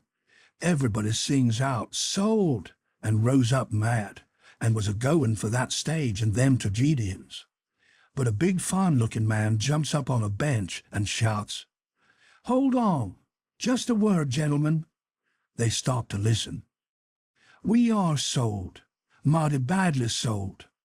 But we don't want to be the laughing stock of this whole town, I reckon, and never hear the last of this thing as long as we live. No. What we want is to go out of here quiet and talk this show up and sell the rest of the town. Then we'll all be in the same boat. Ain't that sensible?" "You bet it is. The judge is right," everybody sings out. "All right then. Not a word about any sale. Go along home and advise everybody to come and see the tragedy."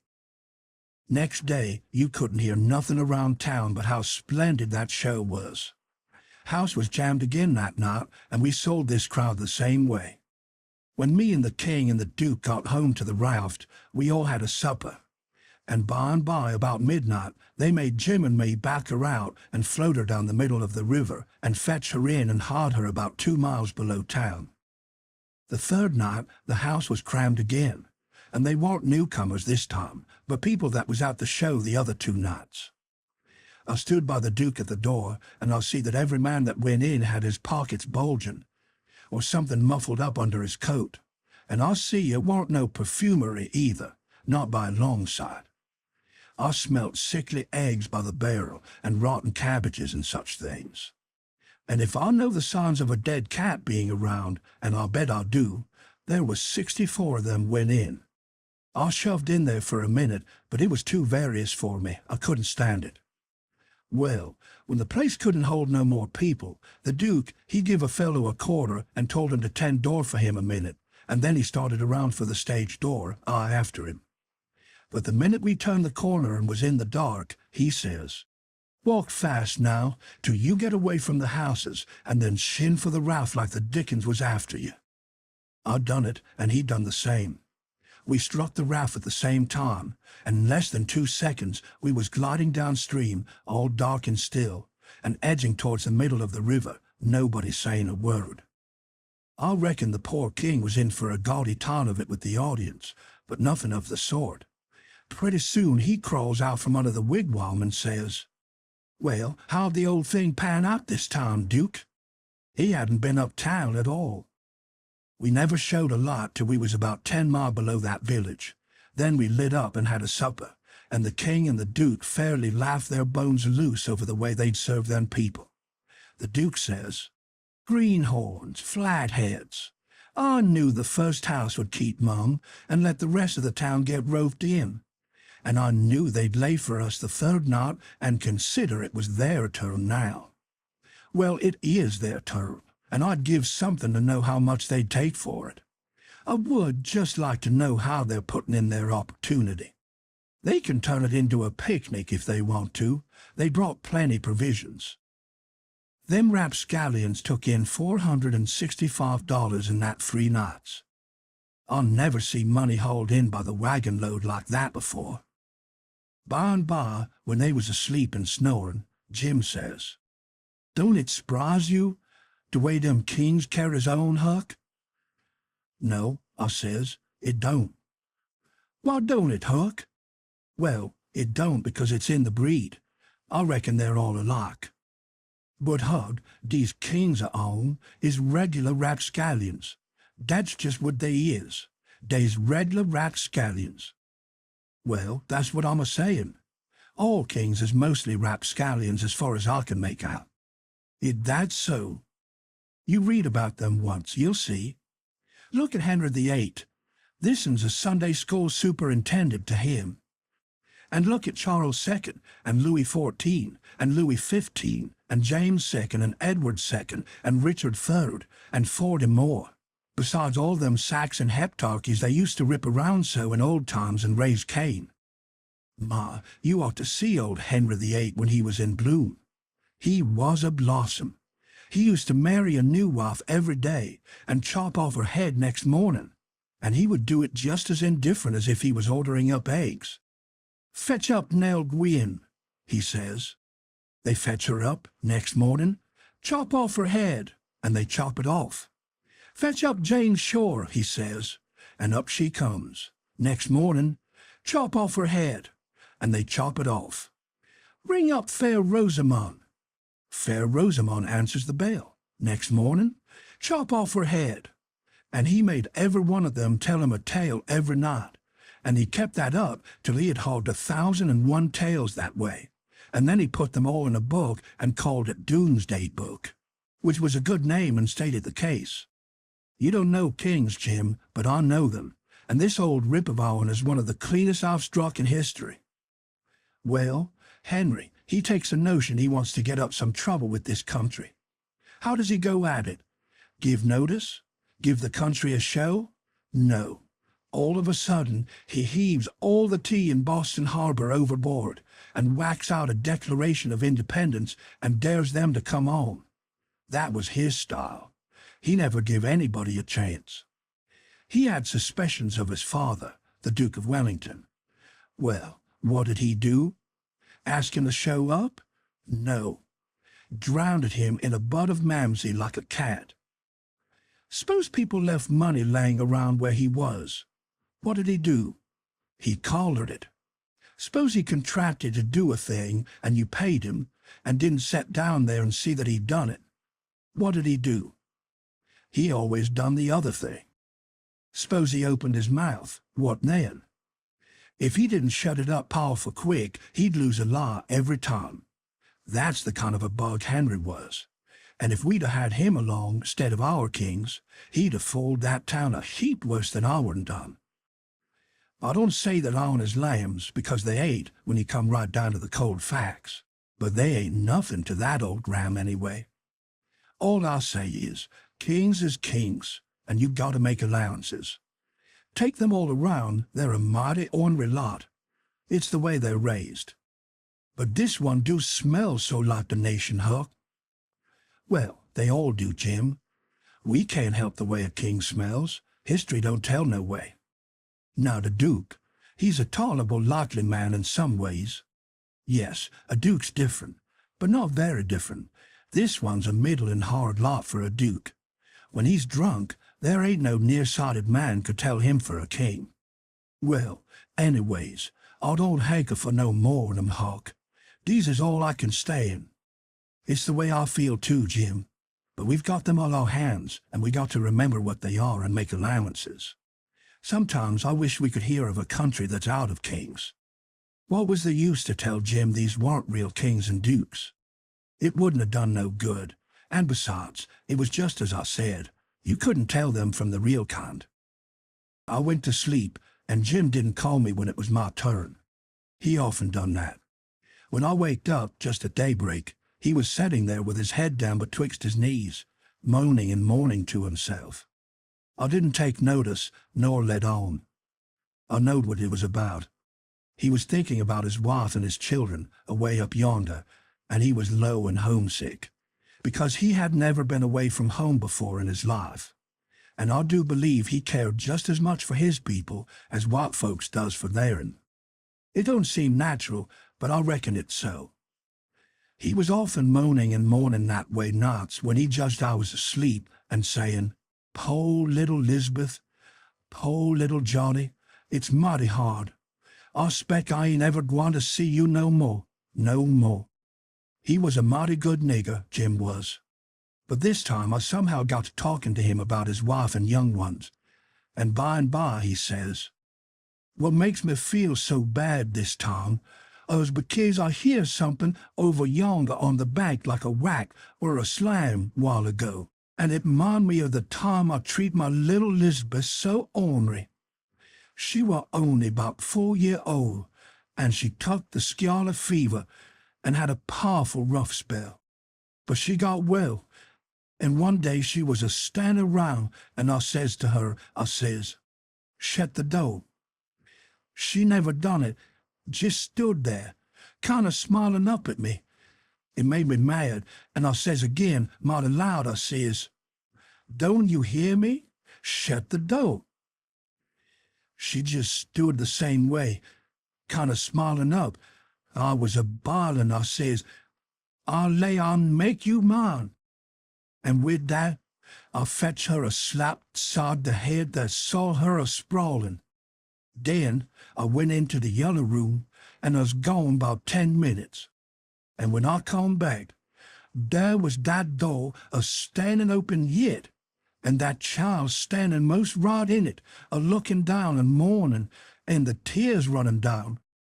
My, but I was mad. I was a-gwine for the child, but just then, it was a door that opened innards. Just then, long come the wind and slam it to, behind the child, kablam! And my land, the child never move. My breath most hop out of me, and I feel so, I don't know how I feel. I crope out, all a trembling, and crope around and open the door easy and slow, and poke my head in behind the child, soft and still. And all of a sudden I say, "Pow!" just as loud as I could yell. She never budge. Oh, Huck, I bust out a-crying and grab her up in my arms and say, "Oh, the poor little thing. The Lord God Almighty forgive poor old Jim. Guess he never want to forgive hisself as long's he live." Oh, she was plumb deaf and dumb, Huck. Plumb deaf and dumb. And I'd been a-treating her so. Chapter 24. Next day, towards night, we laid up under a little willow towhead out in the middle, where there was a village on each side of the river, and the Duke and the King begun to lay out a plan for working them towns. Jim, he spoke to the Duke and said he hoped it wouldn't take but a few hours, because it got mighty heavy and tiresome to him when he had to lay all day in the wigwam tied with the rope. You see, when we left him all alone, we had the time, because if anybody happened on him all by himself and not tied, it wouldn't look much like he was a runaway nigger, you know. So the Duke said it was kind of hard to have to lay roped all day, and he'd cipher out some way to get around it. He was uncommon bright, the Duke was, and he soon struck it. He dressed Jim up in King Lear's outfit. It was a long cut-and calico gown and a white horsehair wig and whiskers. And then he took his feather paint and painted Jim's face and hands and ears and neck all over a dead dull solid blue, like a man that's been drowned in 9 days. Blamed if he weren't the horriblest looking outrage I ever see. Then the Duke took and wrote out a sign on a shingle so, "Sick Arab, but harmless when not out of his head." And he nailed that shingle to a lath and stood the lath up 4 or 5 foot in front of the wigwam. Jim was satisfied. He said it was a sight better than laying tied a couple of years every day and trembling all over every time there was a sound. The Duke told him to make himself free and easy, and if anybody ever come meddling around, he must hop out of the wigwam and carry on a little, and fetch a howl or two like a wild beast, and he reckoned they would lot out and leave him alone. Which was sound enough judgment, but you take the average man, and he wouldn't wait for him to howl.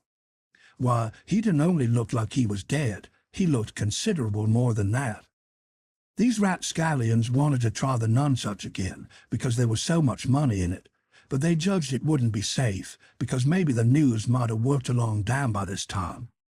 They couldn't hit no project that suited exactly, so at last the Duke said he reckoned he'd lay off and work his brains an hour or two, and see if he couldn't put up something on the Arkansas village. And the King, he allowed he would drop over to the other village without any plan, but just trust in Providence to lead him the profitable way, meaning the devil, I reckon. We had all bought store clothes where we stopped last, and now the King put his'n on, and he told me to put mine on. I done it, of course. The King's duds was all black, and he did look real swell and starchy. I never knowed how clothes could change a body before. Why, before, he looked like the orneriest old rip that ever was. But now, when he'd take off his new white beaver and make a bow and do a smile, he looked that grand and good and pious that you'd say he'd walked right out of the ark, and maybe was old Leviticus himself. Jim cleaned up the canoe, and I got paddle ready. There was a big steamboat laying at the shore way up under the point, about 3 miles above town. Been there a couple of hours, taking on freight. Says the King, "Seeing how I'm dressed, I reckon maybe I'd better arrive down from St. Louis or Cincinnati, or some other big place. Go for the steamboat, Huckleberry. We'll come down to the village on her." I didn't have to be ordered twice to go and take a steamboat ride. I fetched the shore a half a mile above the village, and then went scooting along the bluff bank in the easy water. Pretty soon we come to a nice innocent-looking young country Jake setting on a log swabbing the sweat off his face, for it was powerful warm weather, and he had a couple of big carpet bags by him. "Run her nose in shore," says the King. "I've done it." "Where are you bound for, young man?" "For the steamboat, going to Orleans." "Get aboard," says the King. Hold on a minute, my servant'll help ye with them bags. Jump out and help the gentleman, Adolphus. Meaning me, I see. I done so, and then we all three started on again. The young chap was mighty thankful, said it was tough work toting his bag in such weather. He asked the king where he was going, and the king told him he'd come down the river and landed at the other village this morning, and now he was going up a few miles to see an old friend on a farm up there. The young fellow says, "When I first see you, I says to myself, it's Mr. Wilkes, sure, and he come mighty near getting here in time. But then I says again, no, I reckon it ain't him, or else he wouldn't be paddling up the river. You ain't him, are you?" "No, my name's Blodgett, Alexander Blodgett, Reverend Alexander Blodgett, I suppose I must say, as I'm one of the Lord's poor servants. But still, I'm just as able to be sorry for Mr. Wilkes for not arriving in time all the same, if he's missed anything by it, which I hope he hasn't. Well, he don't miss any property by it, because he'll get that all right, but he's missed seeing his brother Peter die, which he mayn't mind, nobody can tell us to that. But his brother would have give anything in this world to see him before he died. Never talked about nothing else all these 3 weeks. Hadn't seen him since they was boys together, and hadn't ever seen his brother William at all. That's the deaf and dumb one. William ain't more than 30 or 35. Peter and George was the only ones that come out here. George was the married brother. Him and his wife both died last year. Harvey and William's the only ones that's left now. And as I was saying, they haven't got here in time. Did anybody send them word? Oh, yes, a month or 2 ago, when Peter was first took, because Peter said then that he sort of felt like he weren't going to get well this time. You see, he was pretty old, and George's girls was too young to be much company for him, except Mary Jane, the red-headed one, and so he was kinder lonesome after George and his wife died, and didn't seem to care much to live. He most desperately wanted to see Harvey and William too, for that matter, because he was one of them kindly can't bear to make a will. He left a letter behind for Harvey and said he'd told in it where his money was hid and how he wanted the rest of the property divided up so George's girls would be all right. For George didn't leave nothing, and that letter was all they could get him to put a pen to. Why do you reckon Harvey don't come? Where does he live? Oh, he lives in England, Sheffield, preaches there, hasn't even been in this country. He hasn't had any too much time. And besides, he mightn't have got the letter at all, you know. Too bad. Too bad he couldn't have lived to see his brothers, poor soul. You going to Orleans, you say? Yes, but that ain't only a part of it. I'm going in a ship next Wednesday for Rio Janeiro, where my uncle lives. It's a pretty long journey, but it'll be lovely. I wished I was a-going. Is Mary Jane the oldest? How old is the others? Mary Jane's 19, Susan's 15, and Joanna's about 14. That's the one that gives herself to good works and has a hare lip. Poor things, to be left alone in the cold world so. Well, they could be worse off. Old Peter had friends, and they ain't going to let them come to no harm. There's Hobson, the Baptist preacher, and Deacon Lot Hovey, and Ben Rucker, and Abner Shackelford, and Levi Bell, the lawyer, and Dr. Robinson, and their wives, and the widow Bartley, and, well, there's a lot of them, but these are the ones that Peter was thickest with, and used to write about sometimes when he wrote home. So Harvey'll know where to look for friends when he gets here. Well, the old man, he went on asking questions till he just fairly emptied that young fella. Blamed if he didn't inquire about everybody and everything in that blessed town, and all about all the Wilkeses, and about Peter's business, which was a tanner, and about George's, which was a carpenter, and about Harvey's, which was a dissentering minister, and so on and so on. And then he says, "What did you want to walk all the way up to the steamboat for?"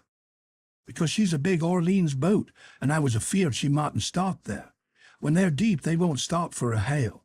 A Cincinnati boat will, but this is a St. Louis one." "Was Peter Wilkes well off?"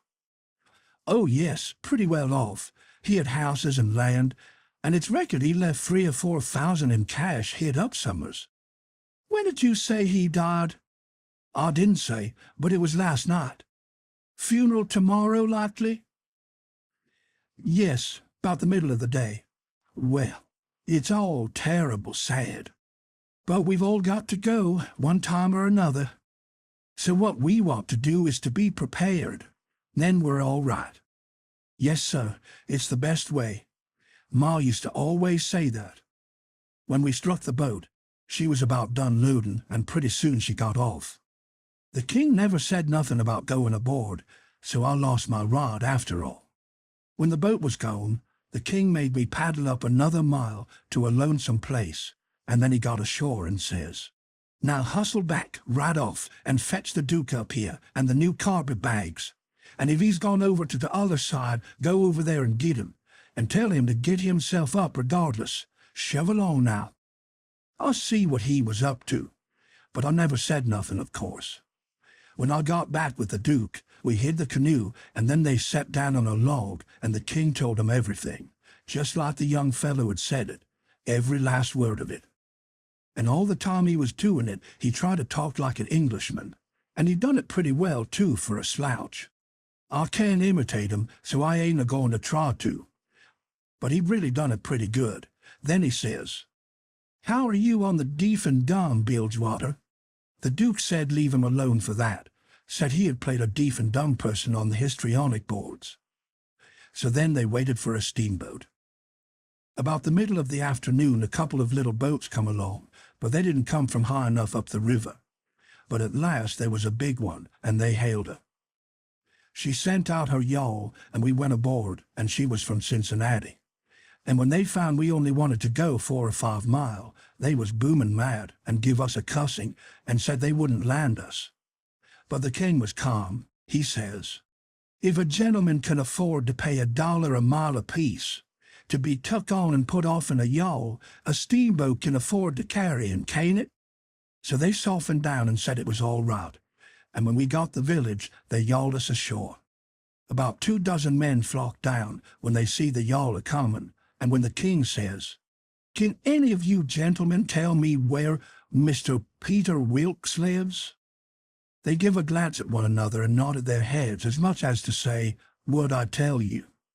Then one of them says, kind of soft and gentle, "I'm sorry, sir, but the best we can do is to tell you where he did live yesterday evening." Sudden as a winking, the ornery old creetur went all to smash and fell up against the man and put his chin on his shoulder and cried down his back and says, "Alas, alas, our poor brother, gone, and we never got to see him. Oh, it's too hard." Then he turns around, blubbering, and makes a lot of idiotic signs to the Duke on his hands, and blamed if he didn't drop a carpet bag and bust out a-crying. If they weren't the beatenest lot, them 2 frauds, that ever I struck. Well, the men gathered around and sympathized with them, and said all sorts of kind things to them, and carried their carpet-bags up the hill for them, and let them lean on them and cry, and told the king all about his brother's last moments, and the king he told it all over again on his hands to the Duke, and both of them took on about their dead tanner like they'd lost the 12 disciples. Well, if ever I struck anything like it, I'm a nigger. It was enough to make a body ashamed of the human race. Chapter 25.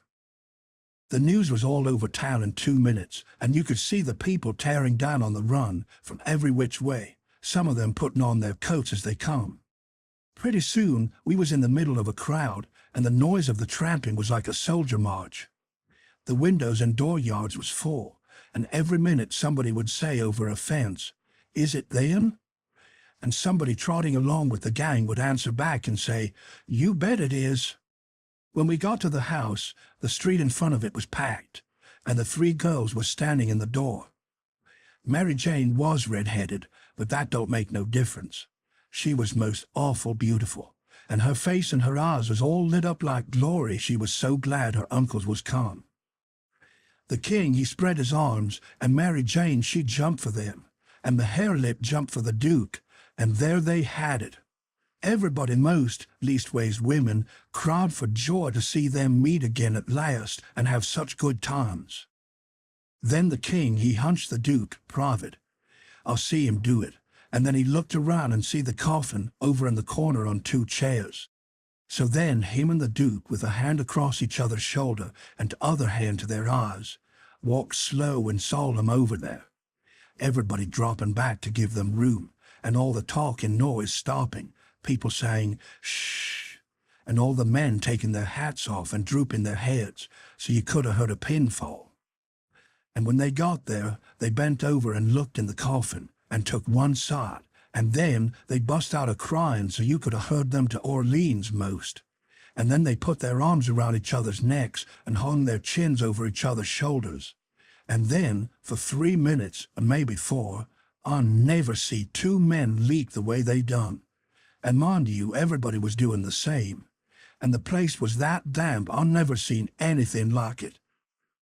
Then one of them got on one side of the coffin and t'other on t'other side, and they kneeled down and rested their foreheads on the coffin and let on to pray all to theirselves. Well, when it come to that, it worked the crowd like you never see anything like it, and so everybody broke down and went to sobbing right out loud. The poor girls, too, and every woman nearly went up to the girls without saying a word and kissed them solemn on the forehead, and then put their hand on their head and looked up towards the sky, with the tears running down, and then busted out and went off sobbing and swabbing, and give the next woman a show. I never seen anything so disgusting. Well, by and by, the king he gets up and comes forward a little, and works himself up and slobbers out a speech, all full of tears and flapdoodle about its being a sore trial for him and his poor brother to lose the diseased, and to miss seeing diseased alive after the long journey of 4,000 mile, but it's a trial that's sweetened and sanctified to us by this dear sympathy and these holy tears, and so he thanks them out of his heart and out of his brother's heart, because out of their mouths they can't, words being too weak and cold, and all that kind of rotten slush, till it was just sickening. And then he blubbers out a pious goody-goody amen, and turns himself loose and goes to crying fit to bust. And the minute the words was out of his mouth, somebody over in the crowd struck up the doxology, and everybody joined in with all their might, and it just warmed you up and made you feel as good as church letting out. Music is a good thing, and after all that soul bother and hogwash, I never see it freshen up things so, and sound so honest and bully.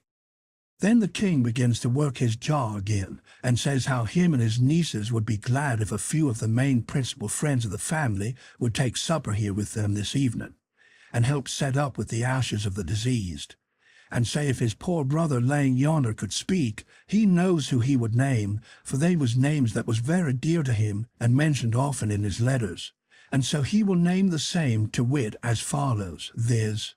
Reverend Mr. Hobson, and Deacon Lot Hovey, and Mr. Ben Rucker, and Abner Shackelford, and Levi Bell, and Dr. Robinson and their wives, and the widow Bartley. Reverend Hobson and Dr. Robinson was down to the end of the town a-hunting together. That is, the doctor was shipping a sick man to t'other world, and the preacher was pinting him right. Lawyer Bell was away up to Louisville on some business. But the rest was on hand, and so they all come and shook hands with the king and thanked him and talked to him. And then they shook hands with the duke, and didn't say nothing, but just kept a-smiling and a-bobbing their heads like a passel of sapheads, whilst he made all sorts of sounds with his hands, and said, "Goo, goo, goo, goo, goo," all the time, like a baby that can't talk. So the king he glided along, and managed to inquire about pretty much everybody and dog in town by his name, and mentioned all sorts of little things that happened one time or another in the town, or to George's family, or to Peter. And he always let on that Peter wrote him the things, but that was a lie. He got every blessed one of them out of that young flathead that we canoed up to the steamboat. Then Mary Jane she fetched the letter her father left behind, and the king he read it out loud and cried over it. It give the dwelling house and $3,000 gold to the girls, and it give the tan yard, which was doing a good business, along with some other houses and land worth about $7,000 and $3,000 in gold to Harvey and William, and told where the $6,000 cash was hid down cellar. So these two frauds said they'd go and fetch it up and have everything square and above board, and told me to come with a candle. We shut the cellar door behind us, and when they found the bag, they spilt it out on the floor, and it was a lovely sight, all them yaller boys. Ma, the way the king's eyes did shine. He slaps the Duke on the shoulder and says, "Oh, this ain't bully, nor nothing. Oh, no, I reckon not. Why, Belgy, it beats the nonsuch, don't it?" The Duke allowed it did. They pawed the yaller boys and sifted them through their fingers and let them jingle down on the floor. And the king says, "It ain't no use talking.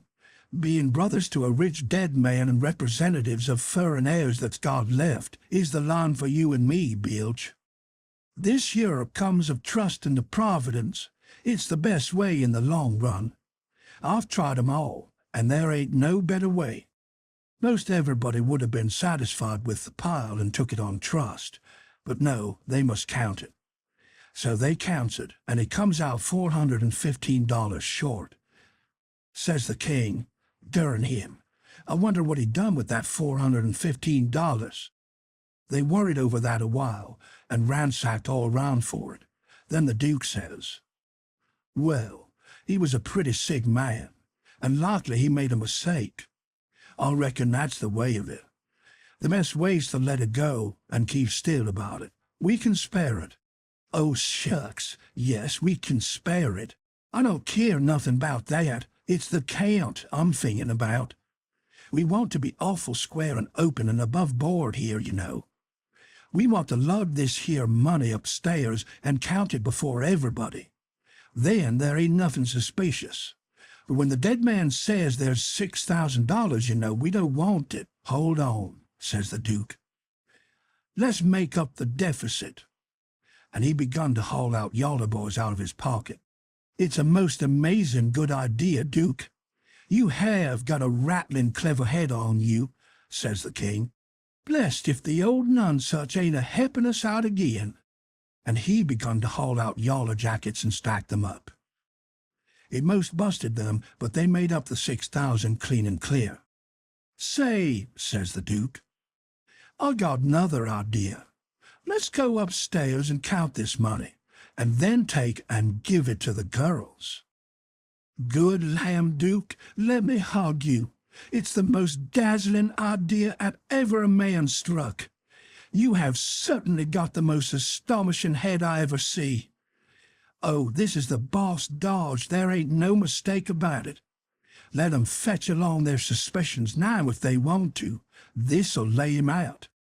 When we got upstairs, everybody gathered around the table, and the king he counted it and stacked it up, $300 in a pile, 20 elegant little piles.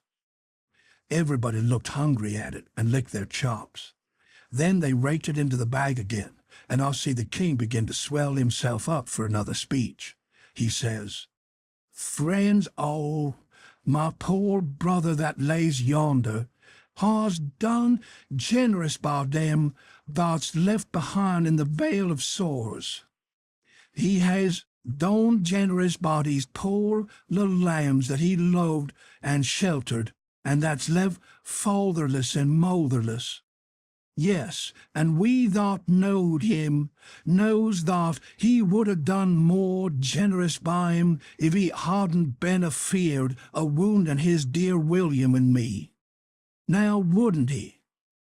There ain't no question about it in my mind. Well then, what kind of brothers would it be that'd stand in his way at such a time? And what kind o' uncles would it be that'd rob, yes, rob, such poor sweet lambs as these, art he loved so, at such a time? If I know William, and I think I do, well, I'll just ask him." He turns around and begins to make a lot of signs to the Duke with his hands. and the Duke he looks at him stupid and leather-headed a while. Then all of a sudden he seems to catch his meaning and jumps for the king, goo-gooing with all his might for joy, and hugs him about 15 times before he lets up. Then the king says, "I knowed it. I reckon thought'll convince anybody the way he feels about it. Here, Mary Jane, Susan, Joanna, take the money. Take it all. It's the gift of him that lays yonder, cold but joyful." Mary Jane, she went for him. Susan and the harelip went for the Duke. And then such another hugging and kissing I'll never see yet. And everybody crowded up with the tears in their eyes, and most shook the hands off of them frauds, saying all the time, "You dear good souls, how lovely, how could you?" Well, then pretty soon all hands got to talking about the diseased again, and how good he was, and what a loss he was, and all that. And before long a big iron-jawed man worked himself in there from outside, and stood a-listening and looking, and not saying anything, and nobody saying anything to him either, because the king was talking and they was all busy listening. The king was saying, in the middle of something he'd started in on, "They being particular friends o' the diseased. That's why they're invited here this evening. But tomorrow we want all to come, everybody, for he respected everybody. He liked everybody. And so it's fitting that his funeral orgies should be public." And so he went a-mooning on and on, liking to hear himself talk, and every little while he fetched in his funeral orgies again, till the Duke he couldn't stand it no more. So he writes on a little scrap of paper, "Obsequies, you old fool," and folds it up and goes to goo-gooing and reaching it over people's heads to him. The king he reads it and puts it in his pocket and says, "Poor William, afflicted as he is, his heart's all as right, asks me to invite everybody to come to the funeral, wants me to make 'em all welcome, but he needn't a worried. It was just what I was at." Then he weaves along again, perfectly calm, and goes to dropping in his funeral orgies again every now and then, just like he'd done before. And when he'd done it the third time, he says, "I say orgies not because it's the common term, because it ain't. Obsequies being the common term, but because orgies is the right term. Obsequies ain't used in England no more now. It's gone out. We say orgies now in England. Orgies is better, because it means the thing you're after more exact. It's a word that's made up out in the Greek orgo, outside, open, or broad, and the Hebrew tism, to plant, cover up, hence, internal. So, you see, funeral orgies is an open-air public funeral." He was the worst I ever struck. Well, the iron-jawed man, he laughed right in his face. Everybody was shocked. Everybody says, "Why, Doctor," and Abner Shackelford says, "Why, Robinson, hey, you heard the news? This is Harvey Wilkes." The king, he smiled eager, and shoved out his flapper and says, "Is it, my poor brother's dear good friend and physician? Ah, keep your hands off of me," says the doctor. "You talk like an Englishman, don't you? It's the worst imitation I ever heard. You, Peter Wilkes' brother, you're a fraud, that's what you are." Well, how they all took on. They crowded around the doctor and tried to quiet him down, and tried to explain to him and tell him how Harvey'd showed in 40 ways that he was Harvey, and knowed everybody by name and the names of the very dogs, and begged him not to hurt Harvey's feelings and the poor girl's feelings and all that. But it warn't no use. He stormed right along and said any man that pretended to be an Englishman and couldn't imitate the lingo no better than what he did was a fraud and a liar. The poor girls was hanging to the king and cried. And all of a sudden the doctor ups and turns on them. He says, "I was your father's friend, and I'm your friend, and I warn you as a friend and an honest one that wants to protect you and keep you out of harm and trouble, to turn your backs on that scoundrel and have nothing to do with him, the ignorant tramp, with his idiotic Greek and Hebrew, as he calls it. He is the thinnest kind of an impostor, has come here with a lot of empty names and facts which he has picked up somewheres, and you take them for proofs, and are helped to fool yourselves by these foolish friends here who ought to know better. Mary Jane Wilkes, you know me for your friend, and for your unselfish friend too.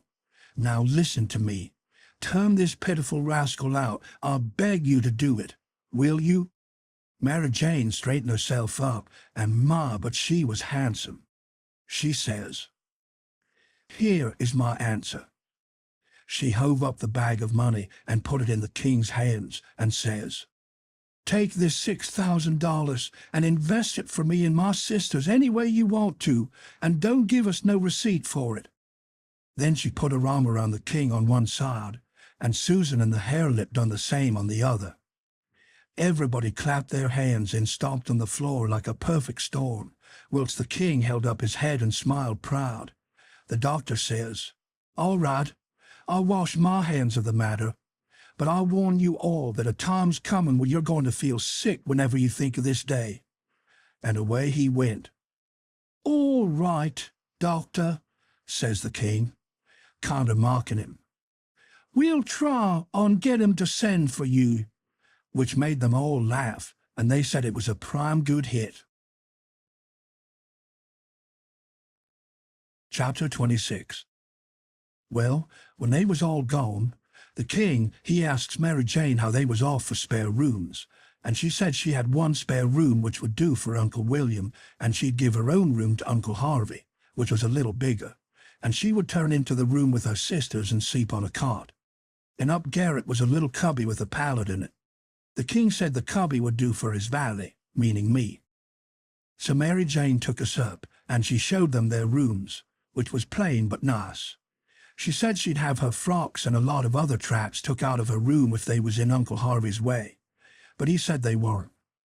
The frocks was hung along the wall, and before them was a curtain made out of calico that hung down to the floor.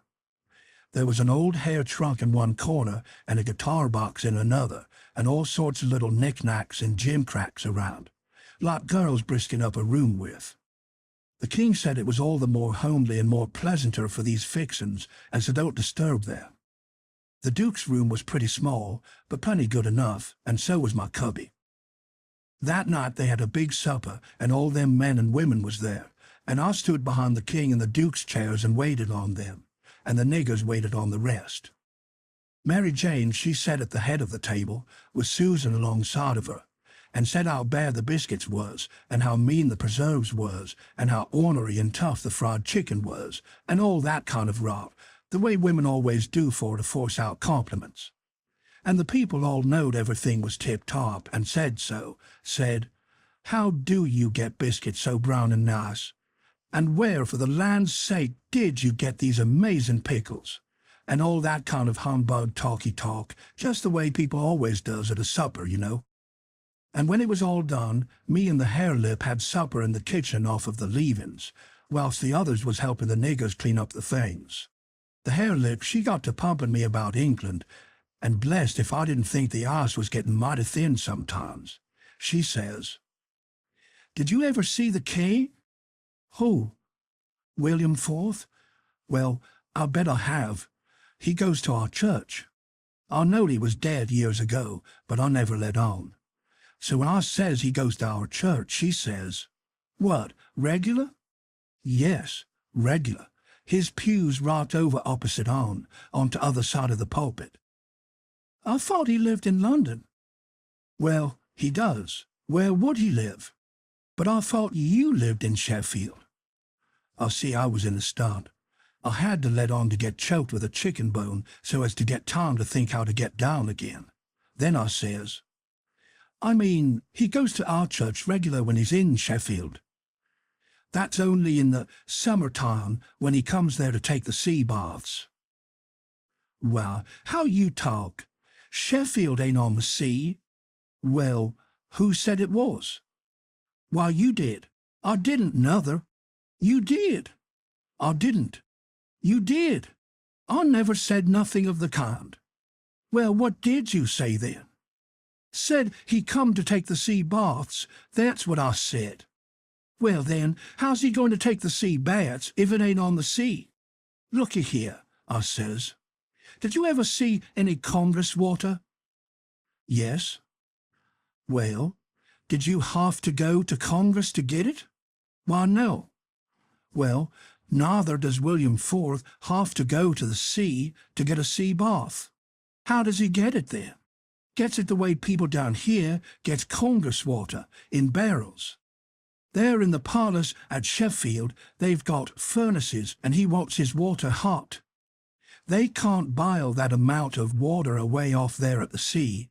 They haven't got no conveniences for it. Oh, I see now.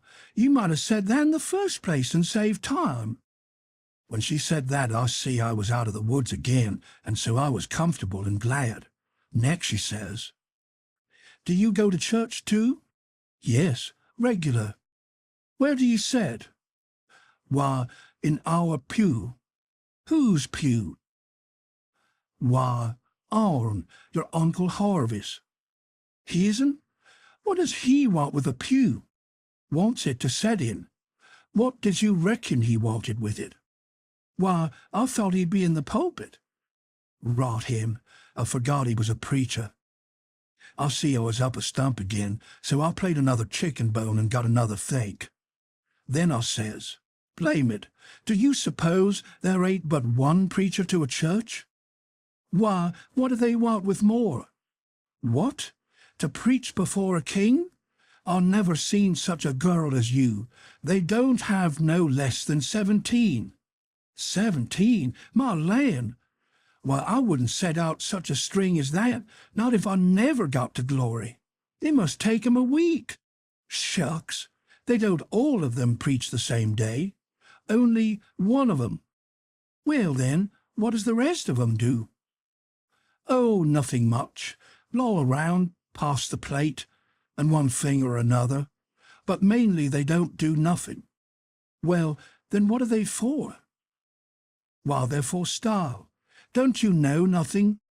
"Well, I don't want to know such foolishness as that."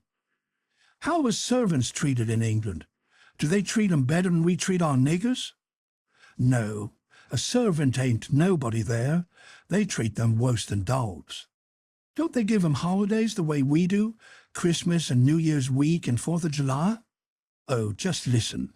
A body could tell you hain't ever been to England by that. Why, why, Joanna, they never see a holiday from year's end to year's end. Never go to the circus, nor theatre, nor nigger shows, nor nowheres." "Nor church?" "Nor church. But you always went to church." "Well, I was going up again. I forgot I was the old man's servant. But next minute I whirled in on a kind of an explanation how a valley was different from a common servant, and had to go to church whether he wanted to or not, and set with the family, on account of its being the law. But I didn't do it pretty good, and when I got done I see she warn't satisfied. She says, "Honest Injun, now hain't you been telling me a lot of lies?" "Honest Injun," says I. "None of it at all?" "None of it at all. Not a lie in it," says I. "Lay your hand on this book and say it." I see it weren't nothing but a dictionary, so I laid my hand on it and said it. So then she looked a little better satisfied and says, "Well then, I'll believe some of it, but I hope to gracious if I'll believe the rest." "What is it you won't believe, Joe?" says Mary Jane, stepping in with Susan behind her. "It ain't right nor kind of you to talk so to him, and him a stranger and so far from his people. How would you like to be treated so?" "That's always your way, ma'am, always sailing in to help somebody before they're hurt. I ain't done nothing to him. He's told some stretcher, I reckon, and I said I wouldn't swallow it all. And that's every bit and grain I did say. I reckon he could stand a little thing like that, can he? I don't care whether 'twas little or whether 'twas big. He's in our house and a stranger, and it wasn't good of you to say it. If you was in his place, it would make you feel ashamed, and so you oughtn't to say a thing to another person that will make them feel ashamed. Why, ma'am, he said, it don't make no difference what he said. That ain't the thing. The thing is for you to treat him kind and not be saying things to make him remember he ain't in his own country and amongst his own folks. I says to myself, this is a girl that I'm letting that old reptile rob of her money. Then Susan, she waltzed in, and if you'll believe me, she did give Harelip hark from the tomb. Says I to myself, and this is another one that I'm letting him rob of her money. Then Mary Jane, she took another inning and went in sweet and lovely again, which was her way, but when she got done, there were hardly anything left to poor Harelip. So she hollered. All right then, says the other girls, you just ask his pardon. She done it too, and she done it beautiful. She done it so beautiful it was good to hear, and I wished I could tell her 1,000 lies so she could do it again. I says to myself, this is another one that I'm letting him rob her of her money. And when she got through, they all just laid themselves out to make me feel at home and know I was amongst friends. I felt so ornery and low down and mean that I says to myself, my mind's made up. I'll have that money for them or bust. So then I lit out for bed, I said, meaning some time or another. When I got by myself, I went to thinking the thing over. I says to myself, shall I go to that doctor, private, and blow on these frauds? No, that won't do. He might tell who told him. Then the king and the duke would make it warm for me. Shall I go private and tell Mary Jane? No, I dasn't do it. Her face would give them a hint, sure. They've got the money, and they'd slide right out and get away with it. If she was to fetch in help, I'd get mixed up in the business before it was done with, I judge. No, there ain't no good way but one. I got to steal that money somehow, and I got to steal it some way that they won't suspicion that I done it. They've got a good thing here, and they ain't a-going to leave till they've played this family in this town for all they're worth. So I'll find a chance time enough. I'll steal it and hide it, and by and by, when I'm away down the river, I'll write a letter and tell Mary Jane where it's hid. But I'll better have it tonight if I can, because the doctor maybe hasn't let up as much as he lets on he has. He might scare them out of here yet. So, thinks I, I'll go and search them rooms. Upstairs the hall was dark, but I found the Duke's room and started to paw around it with my hands. But I recollected it wouldn't be much like the king to let anybody else take care of that money but his own self. So then I went to his room and began to paw around there. But I see I couldn't do nothing without a candle, and I dasn't light one, of course. So I judged I'd got to do the other thing, lay for them and eavesdrop. About that time I hear their footsteps coming, and I was going to skip under the bed. I reached for it, but it wasn't where I thought it would be. But I touched the curtain that hid Mary Jane's frocks, so I jumped in behind that and snuggled in amongst the gowns, and stood there perfectly still. They come in and shut the door, and the first thing the Duke done was to get down and look under the bed. Then I was glad I hadn't found the bed when I wanted it. And yet, you know, it's kind of natural to hide under the bed when you're up to anything private.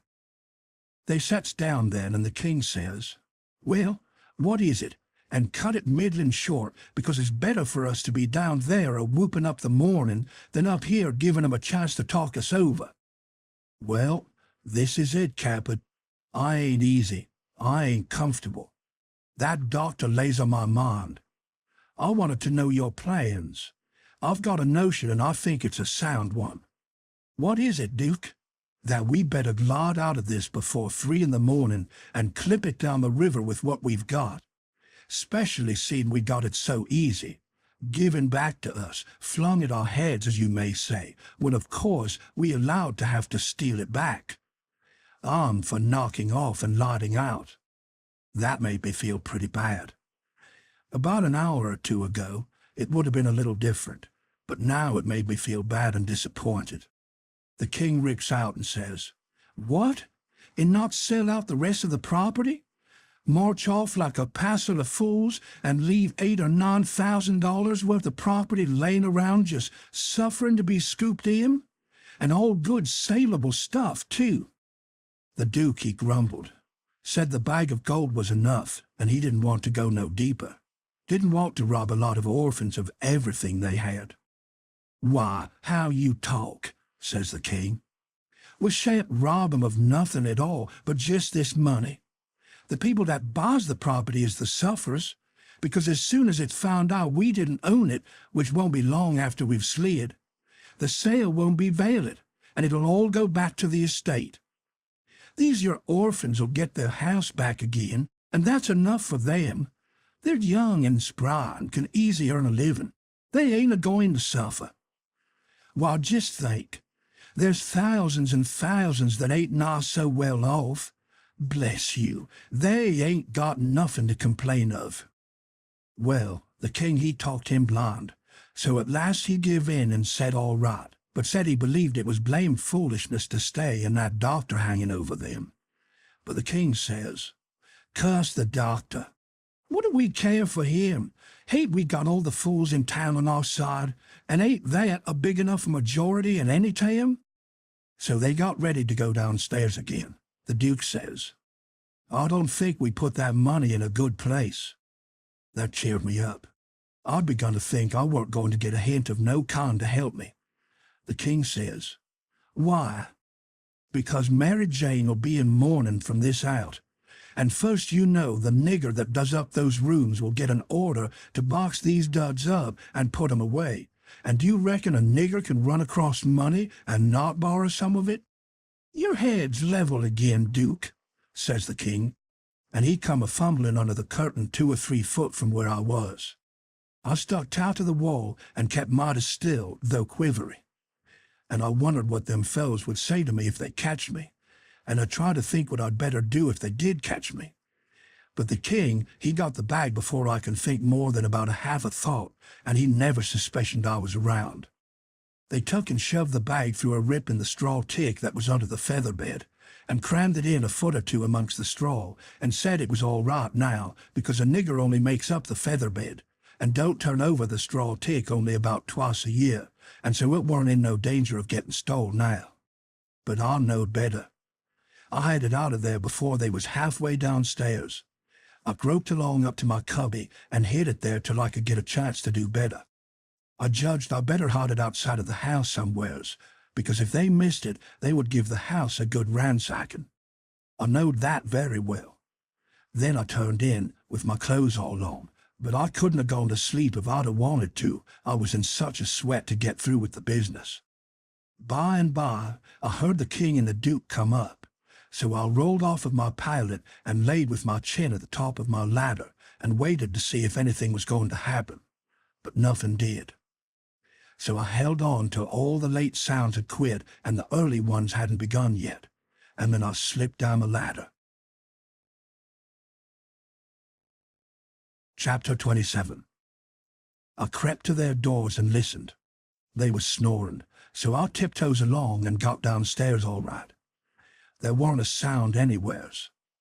I peeped through a crack of the dining room door and see the men that was watching the corpse all sound asleep on their chairs.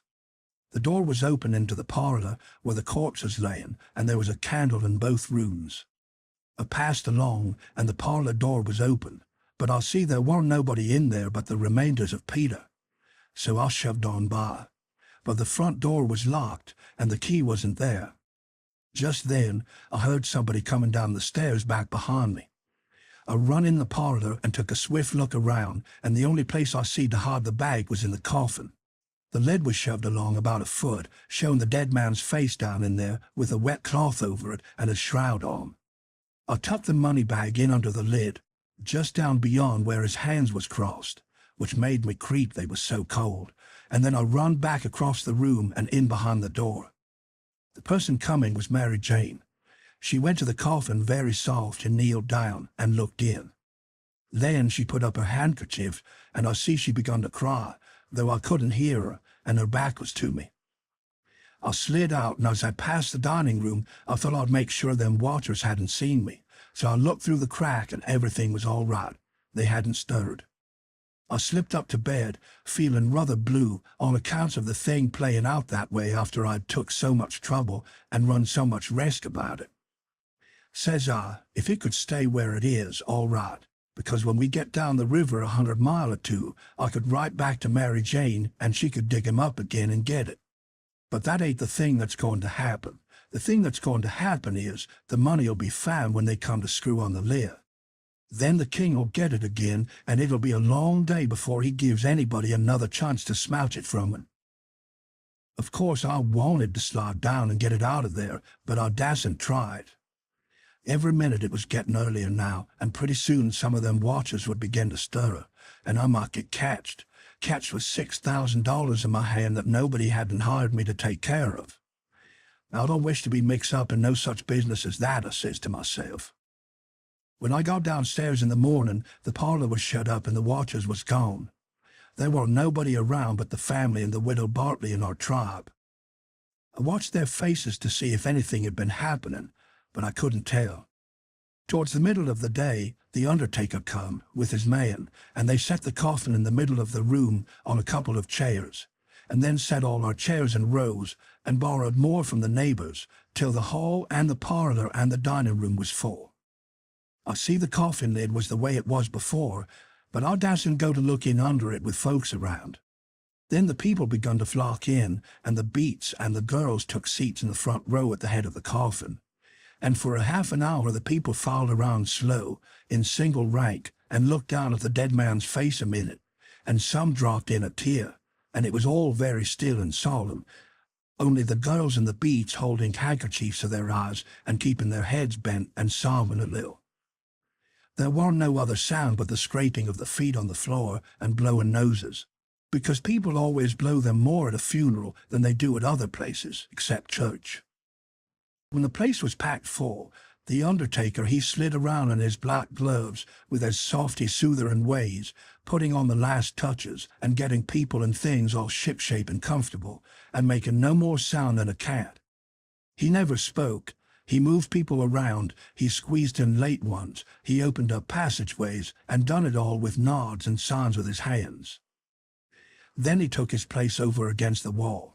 He was the softest, glidingest, stealthiest man I ever see, and there warn't no more smile to him than there is to a hen. They had borrowed a melodeon, a sick one, and when everything was ready, a young woman sat down and worked it, and it was pretty squeaky and colicky, and everybody joined in and sung, and Peter was the only one that had a good thing, according to my notion. Then the Reverend Hobson opened up, slow and solemn, and begun to talk, and straight off the most outrageous row busted out in the cellar a body ever heard. There was only one dog, but he made a most powerful racket, and he kept it up right along. The parson had to stand there over the coffin and wait. You couldn't hear yourself think. It was right down awkward, and nobody didn't seem to know what to do. But pretty soon they see that long-legged undertaker make a sign to the preacher as much as to say, "Don't you worry, just depend on me." Then he stooped down and begun to glide along the wall, just his shoulders showing over the people's heads. So he glided along, and the powwow and racket getting more and more outrageous all the time, and at last, when he had gone around two sides of the room, he disappears down the cellar.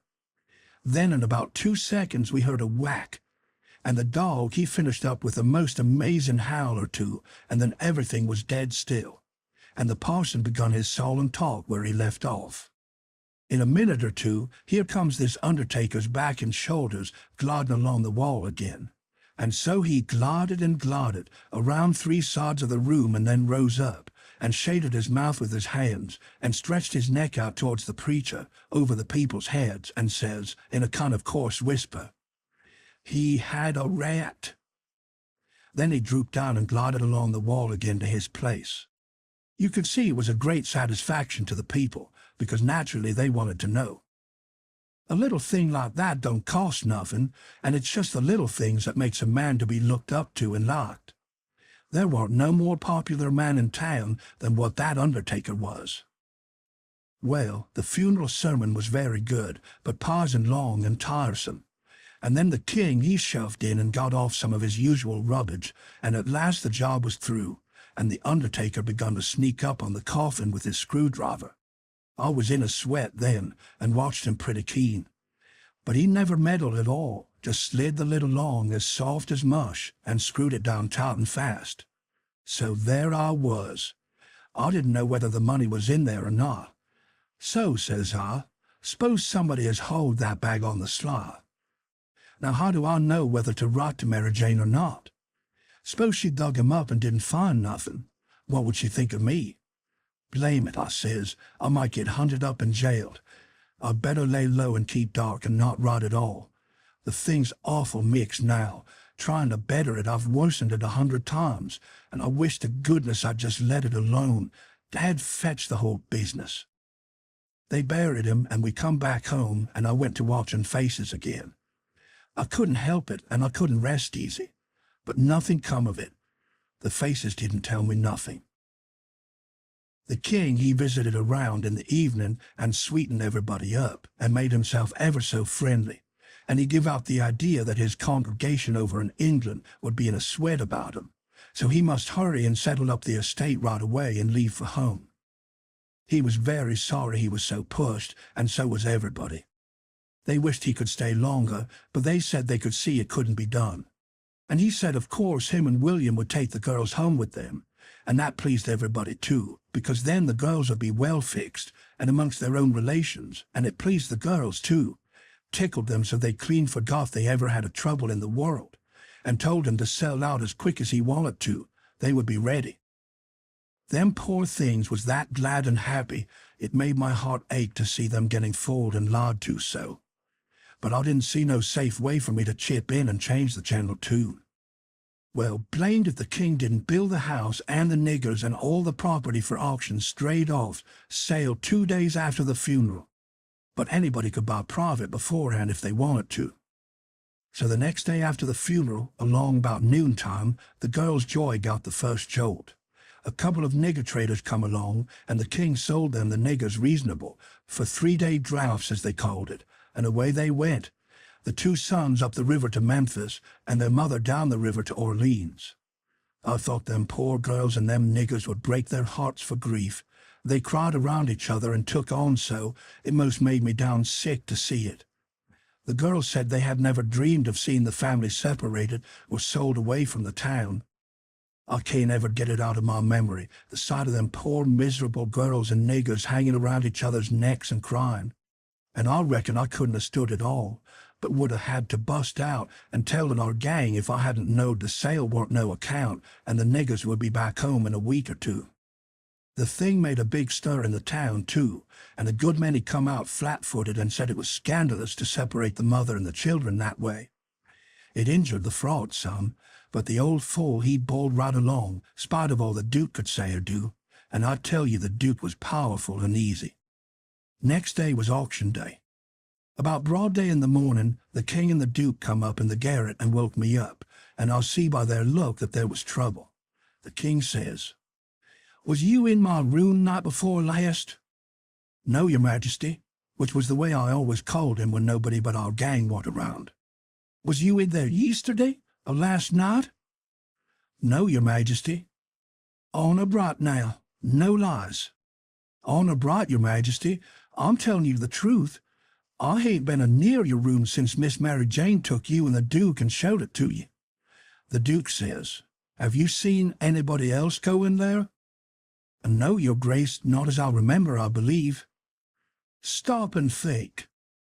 I studied a while and see my chance. Then I says, "Well, I see the niggers go in there several times." Both of them give a little jump and look like they had never expected it, and then like they had. Then the Duke says, "What, all of them?" "No, leastways not all at once. That is, I don't think I ever see them all come out at once but just one time." "Hullo, when was that?" "Well, it was the day we had the funeral, in the morning. They weren't early because I overslept. I was just starting down the ladder and I see them. Well, go on, go on. What did they do? How'd they act? They didn't do nothing, and they didn't act anyway, much, as far as I see. They tiptoed away, so I seen easy enough that they'd shoved in there to do up your Majesty's room or something, supposing you was up, and found you warn't up, and so they was hoping to slide out of the way of trouble without waking you up, if they hadn't already waked you up. Great guns, this is a go, says the king, and both of them looked pretty sick and tolerable silly. They stood there a-thinking and scrouching their heads a minute, and then the Duke, he bust into a kind of little raspy chuckle and says, "It does beat all. How neat the niggers played their hand. They let on to be sorry they was going out of this region, and I believe they was sorry. And so did you, and so did everybody. Don't ever tell me any more that a nigger ain't got any histrionic talent. Why, the way they played that thing, it would fool anybody. In my opinion, there's a fortune in 'em. If I had capital in a theatre, I wouldn't want a better layout than that. And here we've gone and sold 'em for a song. Yes, and ain't privileged to sing the song yet. Say, where is that song, that draft? In the bank for to be collected. Where would it be? Well, that's all right then, thank goodness. Says I, kind of timid-like, is something gone wrong? The king whirls on me and rips out, none of your business. You keep your head shut and mind your own affairs if you got any, long as you're in this town, and don't you forget that, you hear? Then he says to the Duke, we got to just swaller it and say nothing.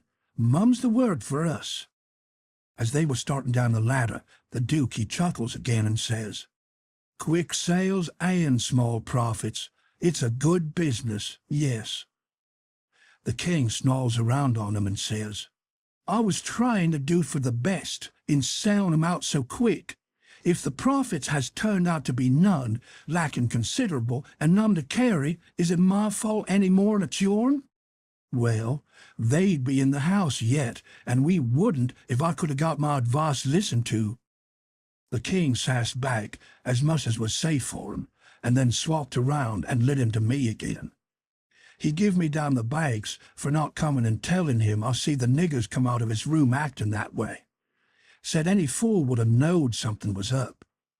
And then waltzed in and cussed himself a while, and said it all come of him not laying late and taking his natural rest that morning, and he'd be blamed if he'd ever do it again. So they went off a-jawing, and I felt dreadful glad I worked it all off all to the niggers, and yet hadn't done the niggers no harm by it. Chapter 28. By and by, it was getting up time, so I come down the ladder and started for downstairs. But as I come to the girls' room, the door was open, and I see Mary Jane setting by her old hair trunk, which was open, and she'd been packing things in it, getting ready to go to England. But she had stopped now, with a folded gown in her lap, and had her face in her hands, crying. I felt awful bad to see it. Of course anybody would. I went in there and says, Miss Mary Jane, you can't a-bear to see people in trouble, and I can't, most always. Tell me about it. So she done it, and it was the niggers. I just expected it. She said the beautiful trip to England was most about spoiled for her. She didn't know how she was ever going to be happy there, knowing the mother and the children weren't ever going to see each other no more. And then busted out bitterer than ever and flung up her hands and says, Oh, dear, dear, to think they ain't ever going to see each other any more. But they will, and inside of 2 weeks, and I know it, says I. Laws, it was out before I could think.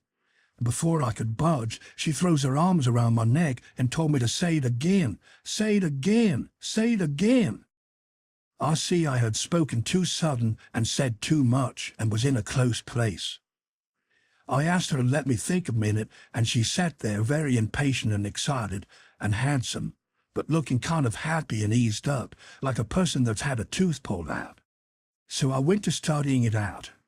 I says to myself, I reckon a body that ups and tells the truth when he is in a tight place, is taking considerable many risks, though I ain't had no experience and can't say for certain. But it looks so to me anyway. And yet here's a case where I'm blessed if it don't look to me like the truth is better and actually safer than a lie. I must lay it by in my mind and think it over some time or other. It's so kind of strange and unregular. I never seen nothing like it. Well, I says to myself at last, I'm a-going to chance it. I'll up and tell the truth this time, though it does seem most like setting down on a keg of powder and touching it off just to see where you'll go to. Then I says, Miss Mary Jane, is there any place out of town a little ways where you could go and stay 3 or 4 days? Yes, Mr. Lothrop's. Why? Never mind why yet. If I'll tell you how I know the niggers will see each other again, inside of 2 weeks, here in this house, and prove how I know it, will you go to Mr. Lothrop's and stay 4 days? 4 days, she says. I'll stay a year. All right, I says. I don't want nothing more out of you than just your word. I'd rather have it than another man's kiss the Bible. She smiled and reddened up very sweet, and I says, If you don't mind it, I'll shut the door and bolt it. Then I come back and sat down again and says, Don't you holler. Just set still and take it like a man. I got to tell the truth, and you want to brace up, Miss Mary, because it's a bad kind and going to be hard to take. But there ain't no help for it. These uncles of yourn ain't no uncles at all. They're a couple of frauds, regular deadbeats. There, now we're over the worst of it. You can sand the rest middling easy. It jolted her up like everything, of course. But I was over the shore water now. So I went right along, her eyes a-blazing higher and higher all the time, and told her every blamed thing, from where we first struck that young fool going up the steamboat, clear through to where she flung herself onto the king's breast at the front door, and he kissed her 16 or 17 times. And then up she jumps, with her face afire like sunset, and says, The brute! Come, don't waste a minute, not a second. We'll have them tarred and feathered and flung in the river. Says I, Certainly, but do you mean before you go to Mr. Lothrop's, or— Oh, she says, What am I thinking about? She says, and sat right down again. Don't mind what I said. Please don't. You won't now, will you? Laying her silky hand on mine in that kind of a way that I said I would die first. I never thought. I was so stirred up, she says. Now go on, and I won't do so any more. You tell me what to do, and whatever you say, I'll do it. Well, I says, it's a rough gang, them 2 frauds, and I'm fixed, so I got to travel with them a while longer, whether I want to or not. I'd rather not tell you why. And if you was to blow on them, this time would get me out of their claws, and I'd be all right, but there'd be another person that you don't know about who'd be in big trouble. Well, we got to save him, hain't we? Of course. Well, then we won't blow on them. Saying them words put a good idea in my head. I see how maybe I could get me and Jim rid of the frauds, get them jailed here and then leave. But I didn't want to run the raft in daytime without anybody aboard to answer questions but me. So I didn't want the plan to begin working till pretty late tonight. I says, Miss Mary Jane, I'll tell you what we'll do, and you won't have to stay at Mr. Lothrop's so long, nother. How fur is it? A little short of 4 miles, right out in the country back here. Well, that'll answer.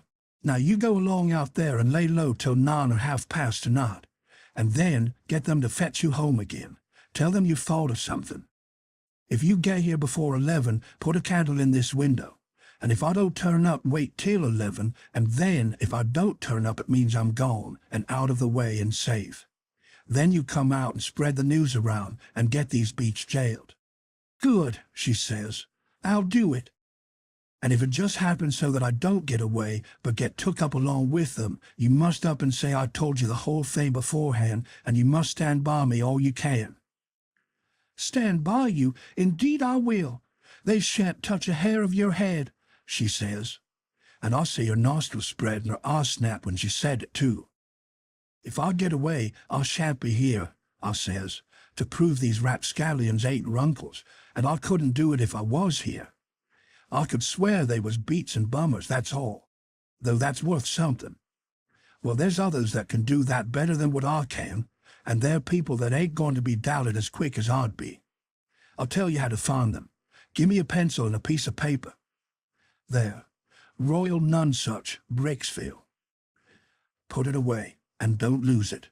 When the court wants to find out something about these two, let them send up to Brecksville and say they've got the men that played the Royal Nonsuch and ask for some witnesses. Why, you'll have that entire town down here before you can hardly wink, Miss Mary. And they'll come a-biling, too. I judge we had got everything fixed about right now, so I says, just let the auction go right along and don't worry. Nobody don't have to pay for the things they buy till a whole day after the auction on account of the short notice, and they ain't going out of this till they get that money. And the way we've fixed it, the sale ain't going to count, and they ain't going to get no money. It's just like the way it was with the niggers. It won't no sale, and the niggers will be back afore long. While they can't collect the money for the niggers yet. They're in the worst kind of fix, Miss Mary. Well, she says, I'll run down to breakfast now, and then I'll start straight for Mr. Lothrop's. "'Deed, that ain't the ticket, Miss Mary Jane,' I says. 'By no manner of means go before breakfast.' "'Why? What did you reckon I wanted you to go at all for, Miss Mary?' "'Well, I never thought, and come to think, I don't know. What was it?' "'Why, it's because you ain't one of these leather-faced people. I don't want no better book than what your face is. A body can set down and read it off like coarse print. Do you reckon you can go and face your uncles when they come to kiss you good morning and never? There, don't. Yes, I'll go before breakfast. I'll be glad to, and leave my sisters with them? Yes, never mind about them. They've got to stand it yet a while. They might suspicion something if all of you was to go. I don't want you to see them, nor your sisters, nor nobody in this town. If a neighbor was to ask how is your uncles this morning, your face would tell something. No, you go right along, Miss Mary Jane, and I'll fix it with all of them. I'll tell Miss Susan to give your love to your uncles, and say you've went away for a few hours, for to get a little rest and change, or to see a friend, and you'll be back tonight or early in the morning. Going to see a friend is all right, but I won't have my love given to them. Well, then it shan't be. It was well enough to tell her so, no harm in it. It was only a little thing to do, and no trouble. And it's the little things that smooths people's roads the most down here below. It would make Mary Jane comfortable, and it wouldn't cost nothing. Then I says, there's one more thing, that bag of money. Well, they've got that, and it makes me feel pretty silly to think how they got it. No, you're out there. They hain't got it. Why, who's got it? I wish I knowed, but I don't. I had it because I stole it from them, and I stole it to give to you, and I know where I hid it, but I'm afraid it ain't there no more. I'm awful sorry, Miss Mary Jane. I'm just as sorry as I can be, but I done the best I could. I did, honest. I come nigh getting caught, and I had to shove it into the first place I come to and run, and it warn't a good place. Oh, stop blaming yourself. It's too bad to do it, and I won't allow it. You couldn't help it. It wasn't your fault. Where did you hide it? I didn't want to set her to thinking about her troubles again, and I couldn't seem to get my mouth to tell her what would make her see that corpse laying in the coffin with that bag of money on his stomach. So for a minute I didn't say nothing. Then I says, I'd rather not tell you where I put it, Miss Mary Jane, if you don't mind letting me off. But I'll write it for you on a piece of paper, and you can read it along the road to Mr. Lothrop's, if you want to. Do you reckon that'll do? Oh, yes. So I wrote. I put it in the coffin. It was in there when you was crying there, away in the night. I was behind the door, and I was mighty sorry for you, Miss Mary Jane. It made my eyes water a little to remember her crying there all by herself in the night, and them devils laying there right under her own roof, shaming her and robbing her. And when I folded it up and give it to her, I see the water come into her eyes too. And she shook me by the hand hard and says, Goodbye. I'm going to do everything just as you've told me, and if I don't ever see you again, I shan't never forget you. and I'll think of you a many and a many a time, and I'll pray for you too. And she was gone. Pray for me. I reckoned if she knowed me, she'd take a job that was more nearer her size. But I'll bet she done it just the same. She was just that kind. She had the grit to pray for Judas if she took the notion. There weren't no back down to her, I judge. You may say what you want to, but in my opinion, she had more sand in her than any girl I ever see. In my opinion, she was just full of sand. It sounds like flattery, but it ain't no flattery. And when it comes to beauty, and goodness too, she lays over them all. I ain't ever seen her since that time that I see her go out of that door. No, I ain't ever seen her since, but I reckon I've thought of her a many and a many a million times, and of her saying she would pray for me. And if ever I'd thought it would do any good for me to pray for her, blamed if I wouldn't have done it or bust. Well, Mary Jane, she lit out the back way, I reckon, because nobody see her go. When I struck Susan in the hare lip, I says, "What's the name of them people over on the other side of the river that you all goes to see sometimes?" They says, "There's several, but it's the Proctors mainly." "That's the name," I says. "I most forgot it. Well, Miss Mary Jane, she told me to tell you she's gone over there in a dreadful hurry. One of them's sick." "Which one?" "I don't know. Leastways, I kind of forgot, but I think it's, sakes alive, I hope it ain't Hannah." "I'm sorry to say it," I says, "but Hannah's the very one." "My goodness, and she's so well only last week. Is she took bad?" "It ain't no name for it. They set up with her all night, Miss Mary Jane said, and they don't think she'll last many hours." "Only think of that now. What's the matter with her?" I couldn't think of anything reasonable right off that way, so I says, "Mumps." "Mumps, your Grammy. They don't set up with people that's got the mumps." "They don't they? You better bet they do with these mumps. These mumps is different. It's a new kind, Miss Mary Jane said." "How's it a new kind?" "Because it's mixed up with other things."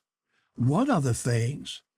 "Well, measles and whooping cough and erysipelas and consumption and yallerjanders and brain fever and I don't know what all." "My land! And they call it the mumps?" "That's what Miss Mary Jane said." "Well, what in the nation do they call it the mumps for?" "Why, because it is the mumps. That's what it starts with." "Well, there ain't no sense in it.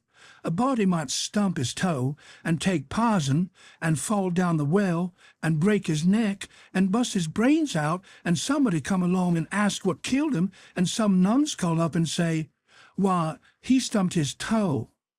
Would there be any sense in that? No. And there ain't no sense in this, nother. Is it catching?" "Is it catching? Well, how you talk. Is a harrow catching? In the dark? If you don't hitch on to one tooth, you're bound to on another, ain't you? And you can't get away with that tooth without fetching the whole harrow along, can you?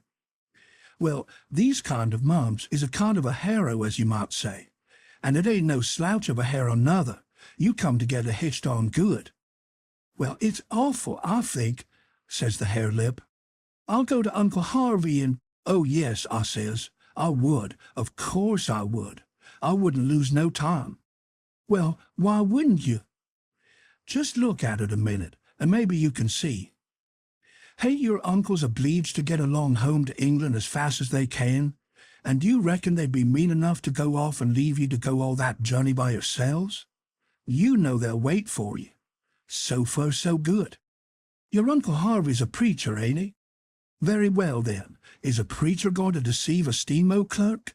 Is he going to deceive a ship clerk so as to get them to let Miss Mary Jane go aboard? Now you know he ain't. What will he do then? Why, he'll say, 'It's a great pity, but my church matters has got to get along the best way they can, for my niece has been exposed to the dreadful pluribus unum months, and so it's my bounden duty to set down here and wait the 3 months it takes to show on her if she's got it. But never mind if you think it's best to tell your Uncle Harvey.'" "Shucks! and stay fooling around here when we could all be having good times in England whilst we was waiting to find out whether Mary Jane's got it or not? Why, you talk like a muggins. Well, anyway, maybe you better tell some of the neighbours. Listen at that now. You do beat all for natural stupidness. Can't you see that they'd go and tell? There ain't no way but just to not tell anybody at all. Well, maybe you're right. Yes, I'll judge you all right. But I reckon we ought to tell Uncle Harvey she's gone out a while anyway, so he won't be uneasy about her. Yes, Miss Mary Jane, she wanted you to do that. She says, tell them to give Uncle Harvey and William my love and a kiss, and say I've run over to the river to see Mr. What is the name of that rich family your Uncle Peter used to think so much of? I mean the one that, why, you must mean the Atthorpes, ain't it? Of course, bother them kind of names. A body can't ever seem to remember them half the time somehow. Yes, she said, say she has run over for to ask the Atthorpes to be sure to come to auction and buy this house, because she allowed her Uncle Peter would rather they had it than anybody else. And she's going to stick to them till they say they'll come, and then if she ain't too tired, she's coming home. And if she is, she'll be home in the morning anyway. She said, don't say nothing about the Proctors, but only about the Atthorpes, which'll be perfectly true, because she is going there to speak about their buying the house. I know it because she told me so herself. All right, they said, and cleared out to lay for their uncles, and give them the love and the kisses and tell them the message. Everything was all right now. The girls wouldn't say nothing because they wanted to go to England, and the King and the Duke would rather Mary Jane was off working for the auction than around in reach of Dr. Robinson. I felt very good. I judged I'd done it pretty neat. I reckon Tom Sawyer couldn't have done it no neater himself. Of course, he would have throwed more style into it, but I can't do that very handy, not being brought up to it.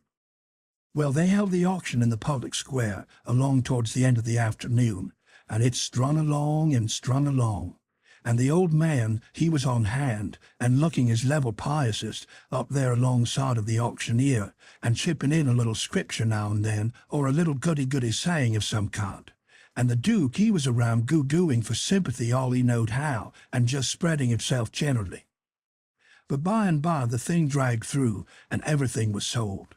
Everything but a little old trifling lot in the graveyard. So they'd got to work that off. I'll never see such a giraffe as the king was for wanting to swallow everything. Well, whilst they was at it, a steamboat landed, and in about 2 minutes up comes a crowd a whooping and a yelling and a laughing and a carrying on and singing out, "Here's your opposition, Lon. Here's your 2 sets of heirs to old Peter Wilkes, and you pays your money and you takes your choice." Chapter 29. They was fetching a very nice-looking old gentleman along, and a nice-looking younger one with his right arm in a sling. And my souls, how the people yelled and laughed and kept it up. But I didn't see no joke about it, and I judged it would strain the Duke and the King some to see any. I reckon they'd turn pale. But no, nary a pale did they turn. The Duke, he never let on his suspicion what was up, but just went a goo-gooing around happy and satisfied, like a jug that's googling out buttermilk. And as for the King, he just gazed and gazed down sorrowful on them newcomers, like it give him the stomach ache in his very heart to think there could be such frauds and rascals in the world. Oh, he done it admirable. Lots of the principal people gathered around the King to let him see they was on his side. That old gentleman that had just come looked all puzzled to death. Pretty soon he begun to speak, and I see straight off he pronounced like an Englishman, not the King's way, though the King's was pretty good for an imitation. I can't give the old gent's words, nor I can't imitate 'em, but he turned around to the crowd and says about like this, "This is a surprise to me which I wasn't looking for, and I'll acknowledge candid and frank, I ain't very well fixed to meet it and answer it. For my brother and me has had misfortunes. He's broke his arm and our baggage got put off a town above here, last night in the night by mistake. I am Peter Wilkes's brother Harvey, and this is his brother William, which can't hear nor speak. and can't even make signs to amount to much. Now he's only got one hand to work them with. We are who we say we are, and in a day or two, when I get the baggage, I can prove it. But up till then, I won't say nothing more, but go to the hotel and wait." So him and the new dummy started off, and the king he laughs and blethers out, "Broke his arm. Very likely, ain't it? And very convenient too, for a fraud that's got to make signs and hate learnt how. Lost their baggage. That's mighty good, and mighty ingenious under the circumstances." So he laughed again, and so did everybody else, except 3 or 4, or maybe half a dozen. One of these was that doctor. Another one was a sharp-looking gentleman with a carpet-bag of the old-fashioned kind, made out of carpet stuff, that had just come off of the steamboat and was talking to him in a low voice, and glancing toward the king now and then, and nodding their heads. It was Levi Bell, the lawyer that was gone up to Louisville. And another one was a big rough husky that come along and listened to all the old gentleman said, and was listening to the king now. And when the king got done, this husky up and says, "Say, looky here, if you are Harvey Wilkes, when'd you come to this town?" "The day before the funeral, friend," says the king. "But what time of day?" "In the evening, 'bout an hour or 2 before sundown." "How'd you come?" "I come down on the Susan Powell from Cincinnati." "Well, then how'd you come to be up at the Pine in the morning in a canoe?" "I weren't up at the Pine in the morning." "It's a lie." Several of them jumped for him and begged him not to talk that way to an old man and a preacher. "Preacher be hanged, he's a fraud and a liar. He was up at the Pine that morning. I live up there, don't I? Well, I was up there and he was up there. I see him there. He come in a canoe, along with Tim Collins and a boy." The doctor he up and says, "Would you know the boy again if you was to see him, Hans?" "I reckon I would, but I don't know." "Why, yonder he is now. I know him perfectly easy." It was me he pointed at. The doctor says, "Neighbors, I don't know whether the new couple is frauds or not, but if these two ain't frauds, I'm an idiot, that's all. I think it's our duty to see that they don't get away from here till we've looked into this thing. Come along, Hans. Come along, the rest of you. We'll take these fellows to the tavern and affront them with the other couple, and I reckon we'll find out something before we get through." It was nuts for the crowd, though maybe not for the king's friends, so we all started. It was about sundown. The doctor he led me along by the hand, and was plenty kind enough, but he never let go my hand. We all got in a big room in the hotel, and lit up some candles, and fetched in the new couple. First the doctor says, "I don't wish to be too hard on these 2 men, but I think they're frauds, and they may have accomplices that we don't know nothing about. If they have, won't the accomplices get away with that bag of gold Peter Wilkes left? It ain't unlikely. If these men ain't frauds, they won't object to sending for that money and letting us keep it till they prove they're all right. Ain't that so?" Everybody agreed to that, so I judged they had our gang in a pretty tight place right at the outstart. But the king, he only looked sorrowful and says, "Gentlemen, I wish the money was there, for I ain't got no disposition to throw anything in the way of fair, open, out-and-out investigation o' this miserable business. But alas, the money ain't there. You can send and see if you want to." "Where is it then?" "Well, when my niece give it to me to keep for her, I took and hid it inside of the straw tick in my bed, not wishing to bank it for the few days we'd be here, and considering the bed a safe place, we not being used to niggers, and supposing them honest like servants in England. The niggers stole it the very next morning, after I had went downstairs, and when I sold 'em, I hadn't missed the money yet, so they got clean away with it. My servant here can tell you about it, gentlemen." The doctor and several said shucks, and I see nobody didn't altogether believe him. One man asked me if I see the niggers steal it. I said no, but I see them sneaking out of the room and hustling away, and I never thought nothing. Only I reckon they was afraid they had waked up my master and was trying to get away before he made trouble with them. That was all they asked me. Then the doctor whirls on me and says, "Are you English too?" I says yes, and him and some others laughed and said stuff. Well, then they sailed in on the general investigation, and there we had it. Up and down, hour in, hour out, and nobody never said a word about supper, nor ever seemed to think about it. And so they kept it up, and kept it up, and it was the worst mixed-up thing you ever see.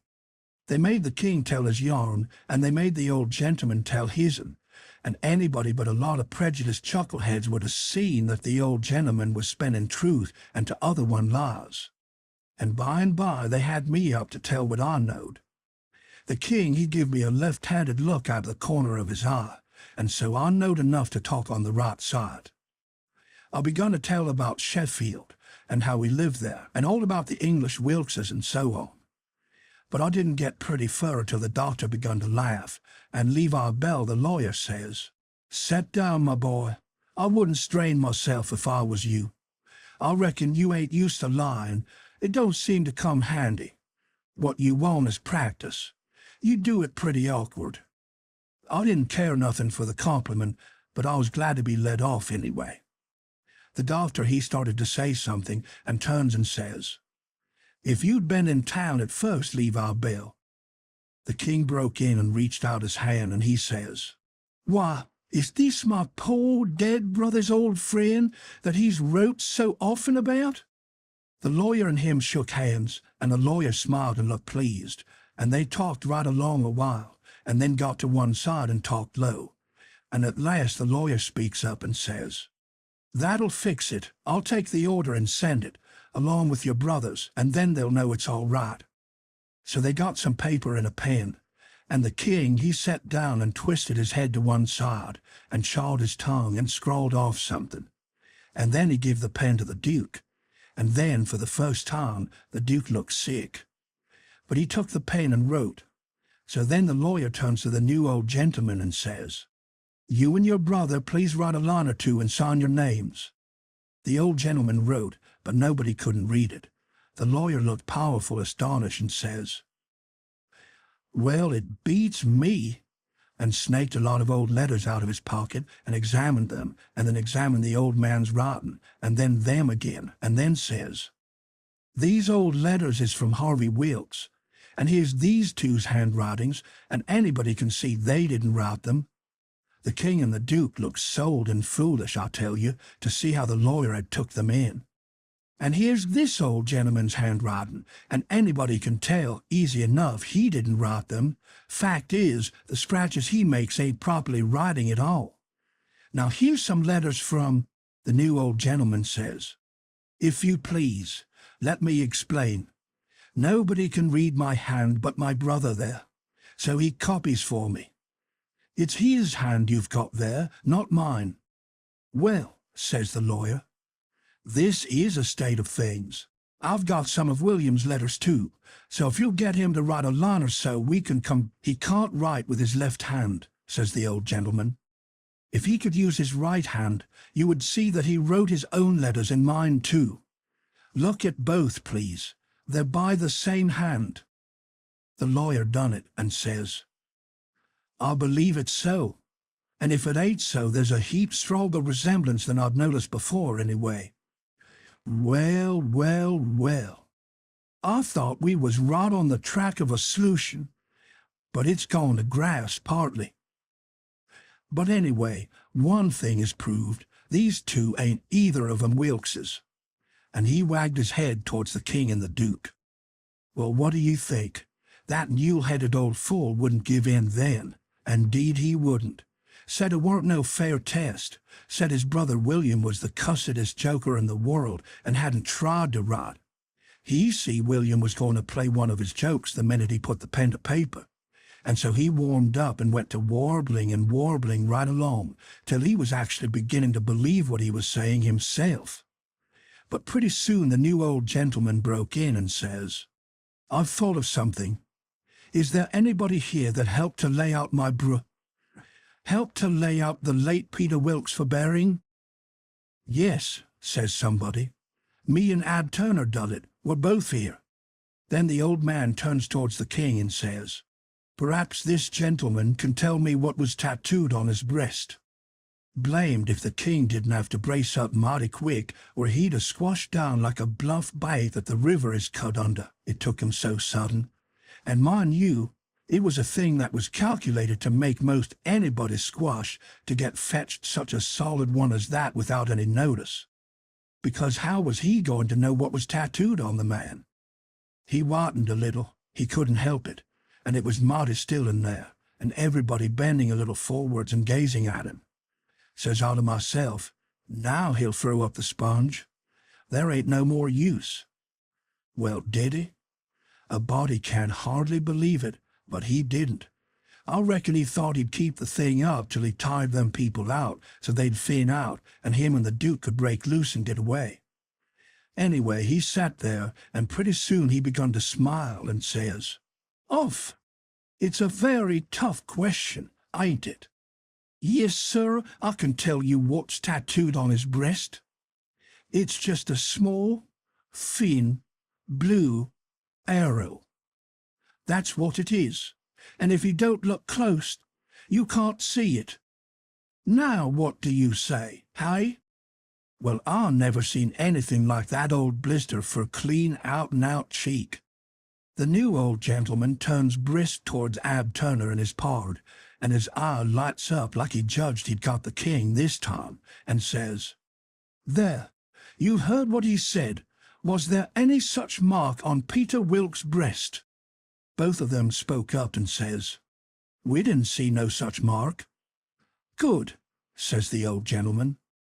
"Now what you did see on his breast was a small dim P and a B, which is an initial he dropped when he was young, and a W with dashes between them. So P-B-W, and he marked them that way on a piece of paper. Come, ain't that what you saw?" Both of them spoke up again and says, "No, we didn't. We never seen any marks at all." Well, everybody was in a state of mind now, and they sings out, "The whole biling of 'em's frauds. Let's duck 'em, let's drown 'em, let's ride 'em on a rail." And everybody was whooping at once, and there was a rattling powwow. But the lawyer, he jumps on the table and yells and says, "Gentlemen, gentlemen, hear me just a word, just a single word, if you please. There's one way yet. Let's go and dig up the corpse and look." That took them. "Hooray!" they all shouted, and was starting right off. But the lawyer and the doctor sung out, hold on, collar all these 4 men and the boy, and fetch them along too." "We'll do it," they all shouted, "and if we don't find them marks, we'll lynch the whole gang." I was scared now, I tell you, but there weren't no getting away, you know. They gripped us all and marched us right along, straight for the graveyard, which was 1.5 miles down the river, and the whole town at our heels, for we made noise enough, and it was only 9 in the evening. As we went by our house, I wished I hadn't sent Mary Jane out of town, because now if I could tip her the wink, she'd light out and save me, and blow on our deadbeats. Well, we swarmed along down the river road, just carrying on like wildcats, and to make it more scary, the sky was darkening up, and the lightning beginning to wink and flitter, and the wind to shiver amongst the leaves. This was the most awful trouble and most dangersome I ever was in, and I was kind of stunned. Everything was going so different from what I'd allowed for. Instead of being fixed so I could take my own time if I wanted to, and see all the fun, and have Mary Jane at my back to save me and set me free when the close fit come, here was nothing in the world betwixt me and sudden death but just them tattoo marks. If they didn't find them, I couldn't bear to think about it, and yet, somehow, I couldn't think about nothing else. It got darker and darker, and it was a beautiful time to give the crowd the slip, but that big husky had me by the wrist, Hans, and a body might as well try to give Goliath the slip. He dragged me right along, he was so excited, and I had to run to keep up. When they got there, they swarmed into the graveyard and washed over it like an overflow. And when they got to the grave, they found they had about 100 times as many shovels as they wanted, but nobody hadn't thought to fetch a lantern. But they sailed into digging anyway, by the flicker of the lightning, and sent a man to the nearest house a half a mile off to borrow one. So they dug and dug like everything, and it got awful dark, and the rain started, and the wind swished and swashed along, and the lightning come brisker and brisker, and the thunder boomed. But them people never took no notice of it. They was so full of this business. And 1 minute you could see everything in every face in that big crowd, and the shovelfuls of dirt sailing up out of the grave. And the next second the dark wiped it all out, and you couldn't see nothing at all. At last they got out the coffin and begun to unscrew the lid. And then such another crowding and shouldering and shoving as there was to scrouge in and get a sight you never see.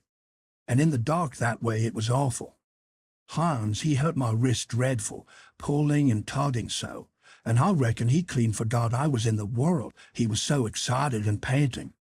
All of a sudden the lightning let go a perfect sluice of white glare, and somebody sings out, "By the living Jingo, here's the bag of gold on his breast."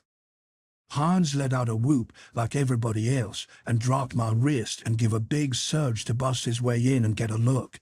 And the way I lit out and shinned for the road in the dark, there ain't nobody can tell. I had the road all to myself, and fairly flew. Leastways, I had it all to myself, except the solid dark, and the now and then glares, and the buzzing of the rain, and the thrashing of the wind, and the splitting of the thunder. And sure as you are born, I did clip it along. When I struck the town, I see there weren't nobody out in the storm, so I never hunted for no back streets, but humped it straight through the main one. And when I begun to get towards our house, I aimed my eye and said it. No light there, the house all dark, which made me feel sorry and disappointed, I didn't know why. But at last, just as I was sailing by, flash comes the light in Mary Jane's window, and my heart swelled up sudden like to bust. And the same second the house and all was behind me in the dark, and wasn't ever going to be before me no more in this world. She was the best girl I ever see, and had the most sand. The minute I was far enough above the town to see I could make the towhead, I begun to look sharp for a boat to borrow. And the first time the lightning showed me one that wasn't chained, I snatched it and shoved. It was a canoe, and weren't fastened with nothing but a rope. The towhead was a rattling big distance off, away out there in the middle of the river, but I didn't lose no time, and when I struck the raft at last, I was so fired I would have just laid down to blow and gasp if I could afforded it, but I didn't. As I sprung aboard, I sung out, "Out with you, Jim, and set her loose! Oh, glory be to goodness, we're shut of them!" Jim lit out and was a-coming for me with both arms spread, he was so full of joy. But when I glimpsed him in the lightning, my heart shot up in my mouth, and I went overboard backwards. For I forgot he was old King Lear and a drowned Arab all in one, and it most scared the livers and lights out of me.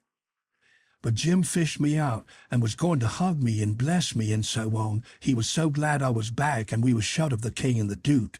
But I says, Now, have it for breakfast, have it for breakfast. Cut loose and let her slide." So in 2 seconds away we went, a-sliding down the river, and it did seem so good to be free again, and all by ourselves on the big river, and nobody to bother us. I had to skip around a bit and jump up and crack my heels a few times, I couldn't help it. But about the third crack, I noticed a sound that I knowed mighty well, and held my breath and listened and waited. And sure enough, when the next flash busted out over the water, here they come. And just a-laying to their oars and making their skiff hum. It was the king and the duke. So I wilted right down onto the planks then and give up, and it was all I could do to keep from crying. Chapter 30. When they got aboard, the king went for me and shook me by the collar and says, "Trying to give us the slip, was you pup? Tired of our company, hey?" I says, No, your majesty, we weren't. Please don't, your majesty. Quick, then, and tell us what was your idea, or I'll shake the insides out of you. Honest, I'll tell you everything, just as it happened, your majesty. The man that had a hold of me was very good to me, and kept saying he had a boy about as big as me that died last year, and he was sorry to see a boy in such a dangerous fix, and when they was all took by surprise by finding the gold, and made a rush for the coffin, he lets go of me and whispers, "Heel it now, or they'll hang you sure," and I lit out. It didn't seem no good for me to stay. I couldn't do nothing, and I didn't want to be hung if I could get away. So I never stopped running till I found the canoe, and when I got here I told Jim to hurry, or they'd catch me and hang me yet, and said I was afeard you and the Duke wasn't alive now, and I was awful sorry. And so was Jim, and was awful glad when we see you coming. You may ask Jim if I didn't. Jim said it was so, and the king told him to shut up, and said, "Oh, yes, it's mighty likely," and shook me up again, and said he reckoned he'd drown me. But the Duke says, "Let go the boy, you old idiot. Would you have done any different? Did you inquire around for him when you got loose? I don't remember it." So the king let go of me and begun to cuss that town and everybody in it. But the Duke says, "You better a blame sight give yourself a good cussing, for you're the one that's entitled to it most. You ain't done a thing from the start that had any sense in it, except coming out so cool and cheeky with that imaginary blue arrow mark. That was bright. It was right down bully, and it was the thing that saved us. For if it hadn't been for that, they'd have jailed us till them Englishmen's baggage come, and then the penitentiary, you bet. But that trick took 'em to the graveyard, and the gold done us a still bigger kindness. For if the excited fools hadn't let go all hopes, and made that rush to get a look, we'd have slept in our cravats tonight. Cravats warranted to wear, too, longer than we'd need 'em." They was still a minute, thinking. Then the king says, kind of absent-minded like, "Umph, and we reckon the nigger stole it." That made me squirm. "Yes," says the Duke, kind of slow and deliberate and sarcastic. "We did." After about a half a minute, the king draws out, "Leastways, I did." The Duke says the same way. "On the contrary, I did." The king kind of ruffles up and says, "Looky here, Bilgewater, what are you referring to?" The Duke says, pretty brisk, "When it comes to that, maybe you'll let me ask, what was you referring to?" "Shucks," says the king, very sarcastic. "But I don't know. Maybe you was asleep and didn't know what you was about." The Duke bristles right up now and says, "Oh, let up on this cussed nonsense. Do you take me for a blame fool? Don't you reckon I know who hid that money in that coffin? Yes, sir. I know you do know, because you done it yourself." "It's a lie." And the Duke went for him. The king sings out, "Take your hands off. Let go my throat. I'll take it all back." The Duke says, "Well, you just own up first that you did hide that money there, intending to give me the slip one of these days and come back and dig it up and have it all to yourself."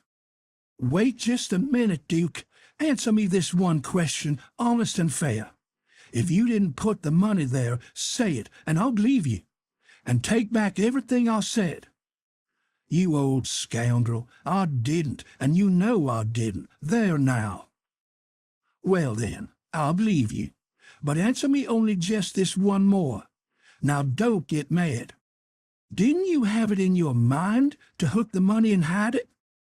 The Duke never said nothing for a little bit. Then he says, "Well, I don't care if I did. I didn't do it anyway. But you not only had it in mind to do it, but you done it. I wished I may never die if I'd done it, Duke, and that's honest.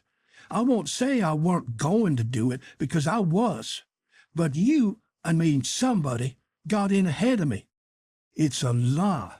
You done it, and you got to say you done it, or—" The king begun to gurgle, and then he gasps out, "No, I own up." I was very glad to hear him say that. It made me feel much more easier than what I was feeling before. So the Duke took his hands off and says, "If you ever deny it again, I'll drown you.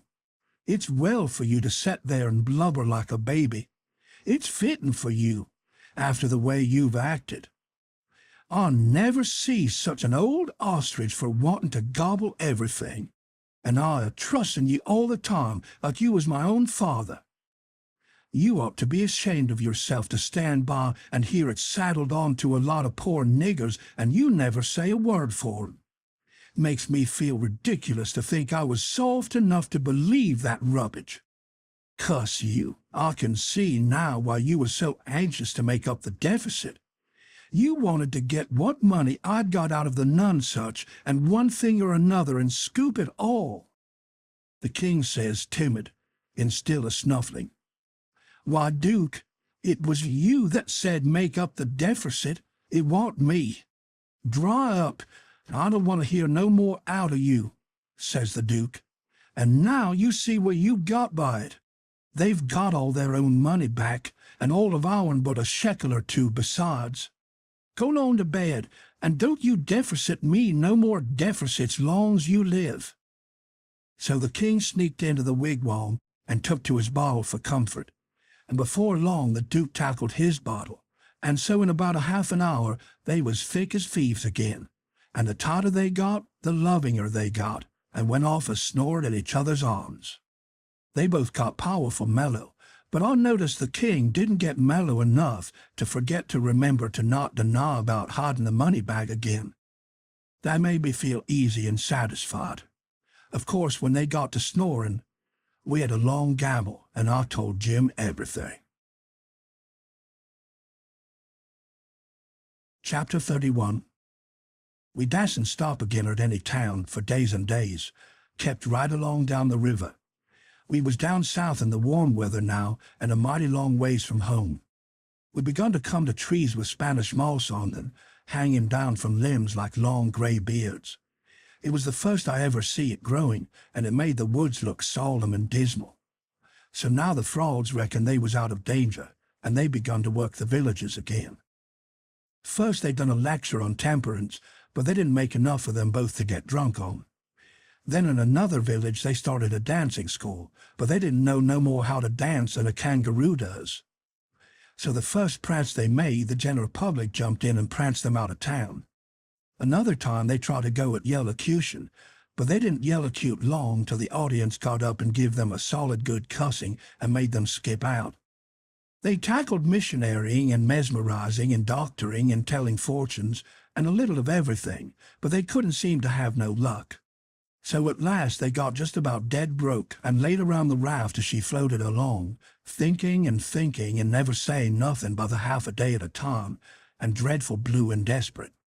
And at last they took a change and begun to lay their heads together in the wigwam and talk low and confidential 2 or 3 hours at a time. Jim and me got uneasy. We didn't like the look of it. We judged they was studying up some kind of worse deviltry than ever. We turned it over and over, and at last we made up our minds they was going to break into somebody's house or store, or was going into the counterfeit money business or something. So then we was pretty scared, and made up an agreement that we wouldn't have nothing in the world to do with such actions, and if we ever got the least show, we would give them the cold shake and clear out and leave them behind. Well, early one morning we hid the raft in a good safe place about 2 miles below a little bit of a shabby village named Parksville, and the king he went ashore and told us all to stay hid whilst he went up to town and smelt around to see if anybody had got any wind of the royal nonsuch there yet. "House to rob, you mean," says I to myself, "and when you get through robbing, you'll come back here and wonder what's become of me and Jim and the raft, and you'll have to take it out in wondering." And he said if he weren't back by midday, the Duke and me would know it was all right, and we was to come along. So we stayed where we was. The Duke he fretted and sweated around and was in a mighty sour way. He scolded us for everything, and we couldn't seem to do nothing right. He found fault with every little thing. Something was a-brewing, sure. I was good and glad when midday come and no king. We can have a change anyway, and maybe a chance for the change on top of it. So me and the Duke went up to the village and hunted around there for the king, and by we found him in the back room of a little low doggery, very tout, and a lot of loafers bully-ragging him for sport. And he a-cussing and threatening with all his might, and so tired he couldn't walk, and couldn't do nothing to them.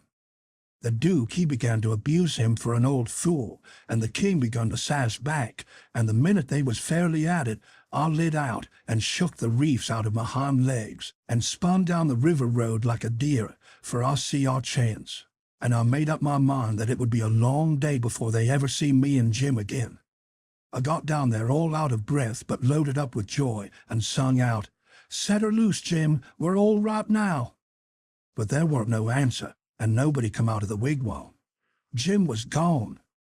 I set up a shout, and then another one, and run this way and that in the woods, whooping and screeching, but it weren't no use. Old Jim was gone. Then I sat down and cried. I couldn't help it, but I couldn't set still long. Pretty soon I went out on the road trying to think what I'd better do, and I run across a boy walking, and asked him if he'd seen a strange nigger dressed so-and-so, and he says, "Yes." "Whereabouts?" says I. "Down to Silas Phelps' place, 2 miles below here. He's a runaway nigger, and they've got him. Was you looking for him?" "Well, you bet I ain't. I run across him in the woods about an hour or two ago, and he said if I hollered he'd cut my livers out, and told me to lay down and stay where I was, and I done it. Been there ever since, afeard to come out." "Well," he says, "you needn't be afeard no more, because they've got him. He run off and down south summers." "It's a good job they got him." "Well, I reckon. There's $200 reward on him. It's like picking up money out in the road." "Yes, it is, and I could have had it if I'd been big enough. I'll see him first." "Who nailed him?" "It was an old fellow, a stranger, and he sold out his chance on him for $40 because he's got to go up the river and can't wait." "Think of that now. You bet I'd wait if it was 7 year." "Oh, that's me every time," says I. "But maybe his chance ain't worth no more than that if he'll sell it so cheap. Maybe there's something ain't straight about it."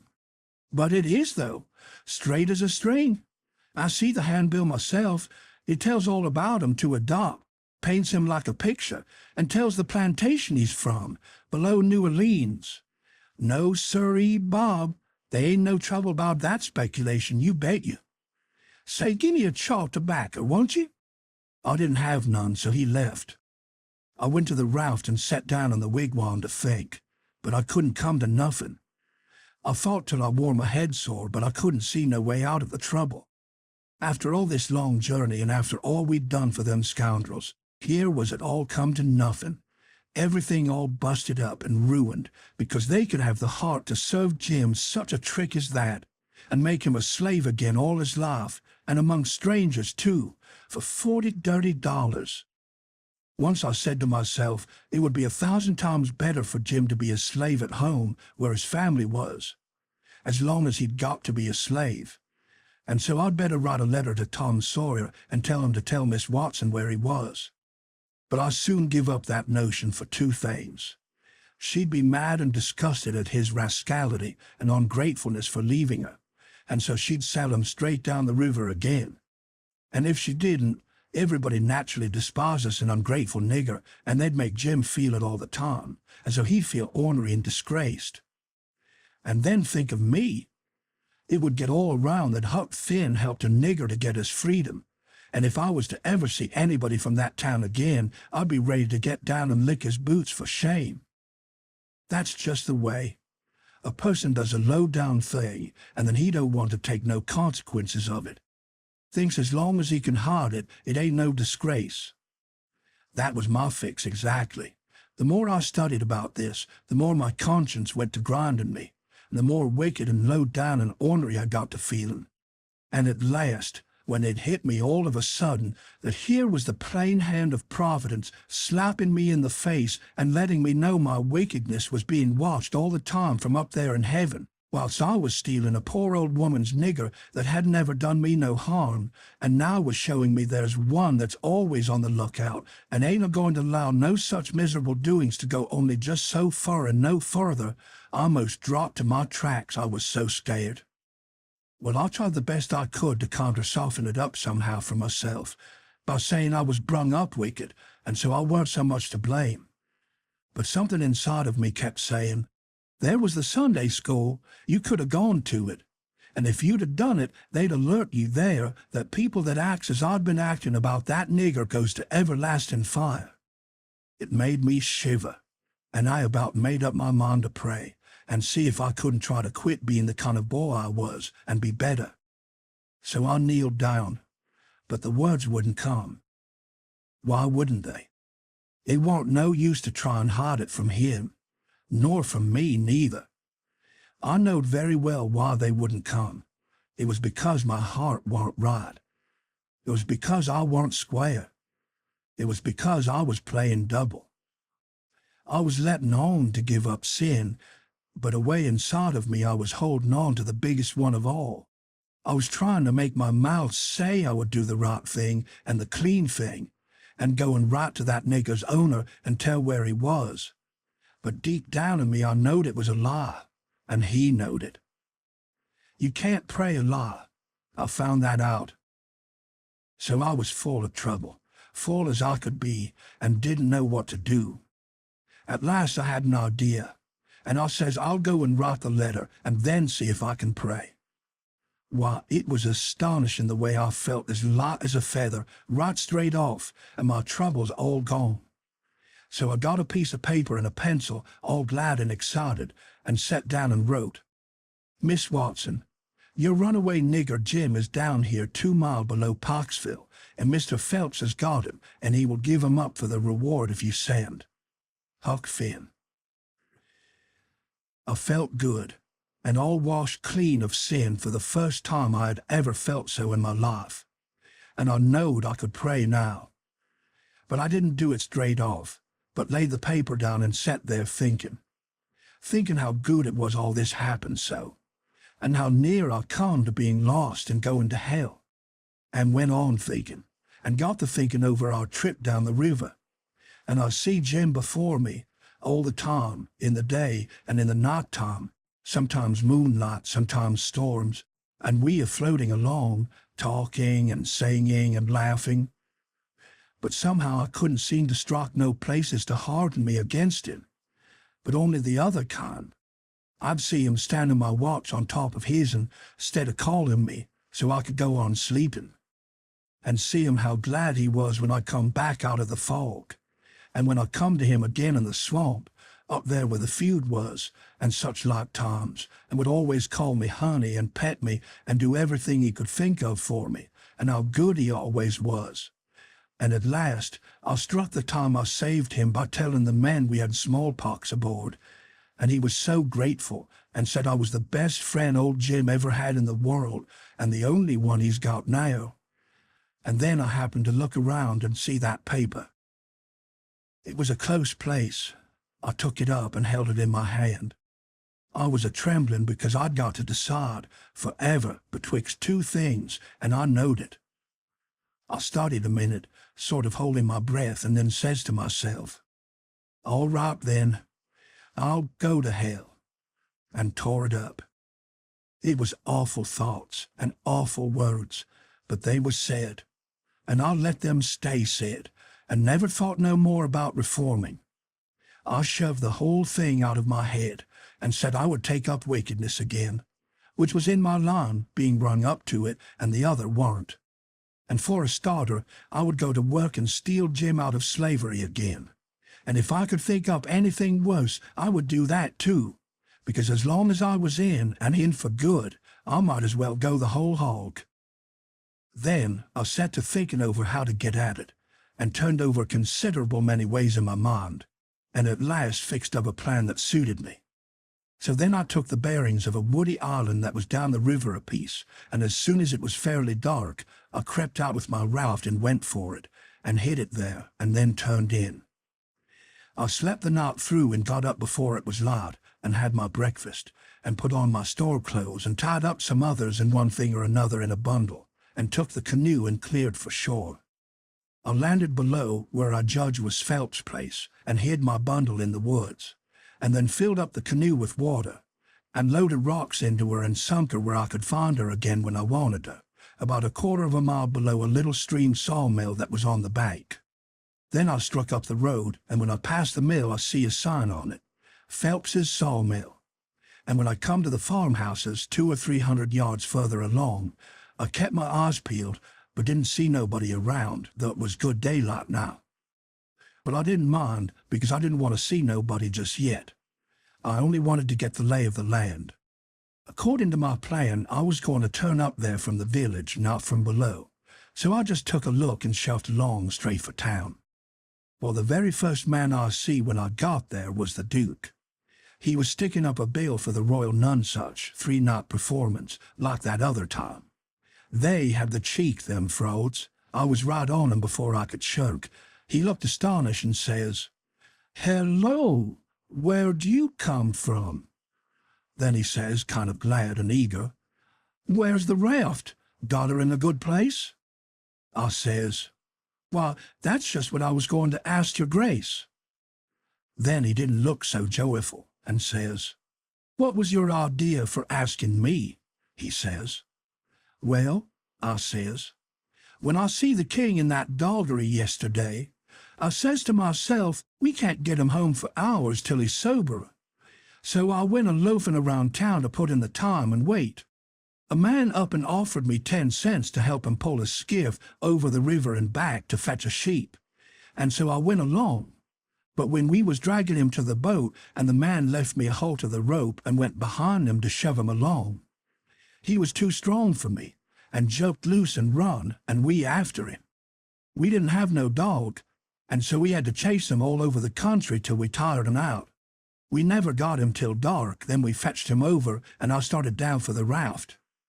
When I got there and see it was gone, I says to myself, they've got into trouble and had to leave, and they've took my nigger, which is the only nigger I've got in the world, and now I'm in a strange country, and I ain't got no property no more, nor nothing, and no way to make my living. So I sat down and cried. I slept in the woods all night. But what did become of the raft then? And Jim, poor Jim? Blamed if I know. That is, what's become of the raft. That old fool had made a trade and got $40, and when we found him in the doggery, the loafers had matched $50 with him and got every cent but what he'd spent for whiskey.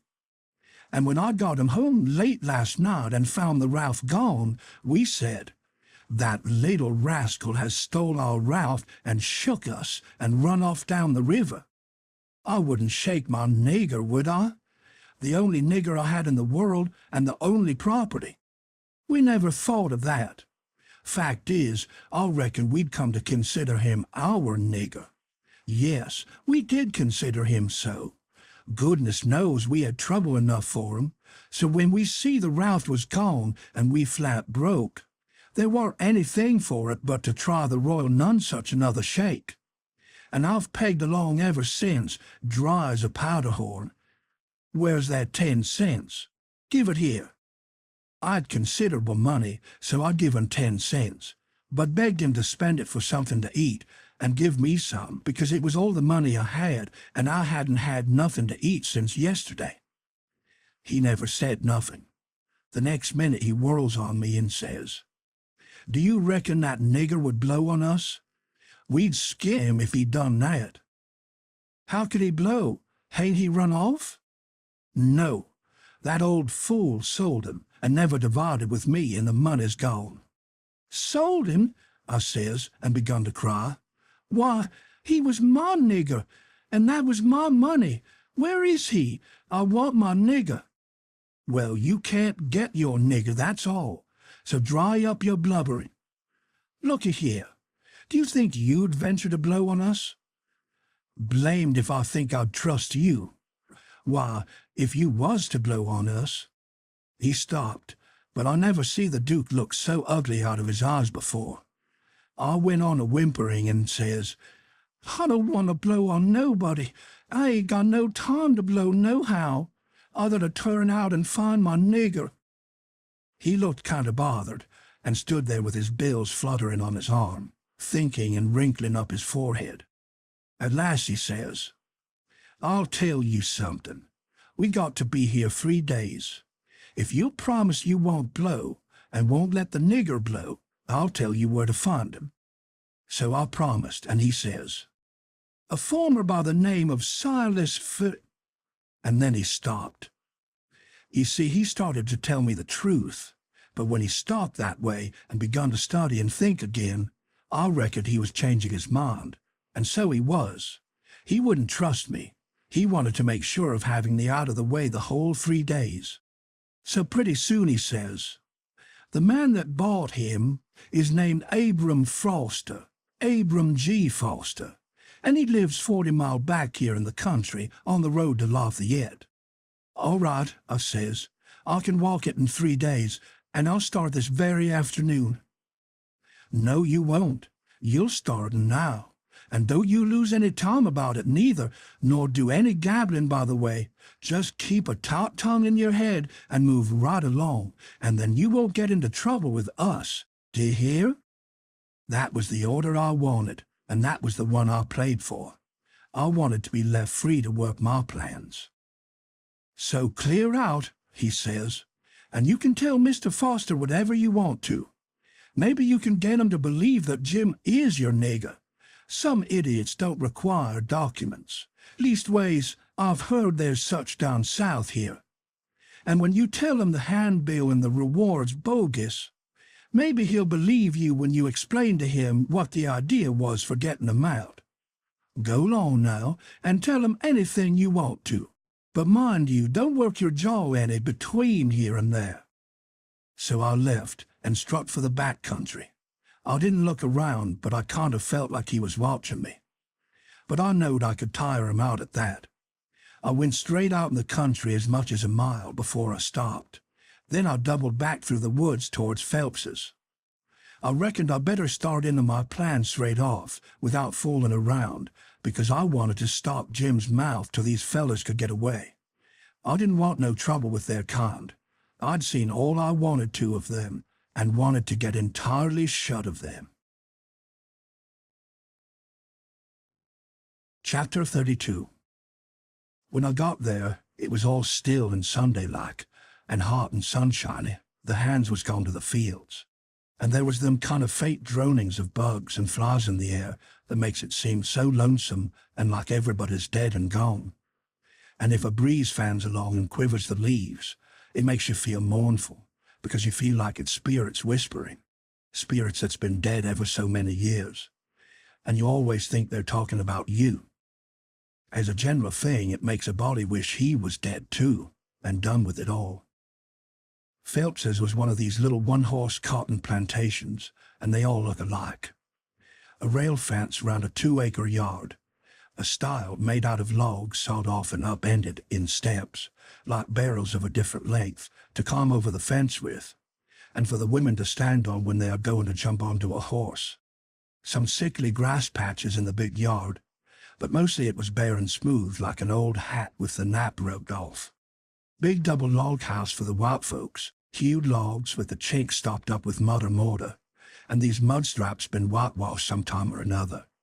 Round log kitchen with a big broad open but roof passage joining it to the house. Log smokehouse back of the kitchen. 3 little log nigger cabins in a row t'other side of the smokehouse. 1 little hut all by itself away down against the back fence, and some outbuildings down a piece to the other side. Ash hopper and big kettle to boil soap in by the little hut. Bench by the kitchen door with bucket of water and a gourd.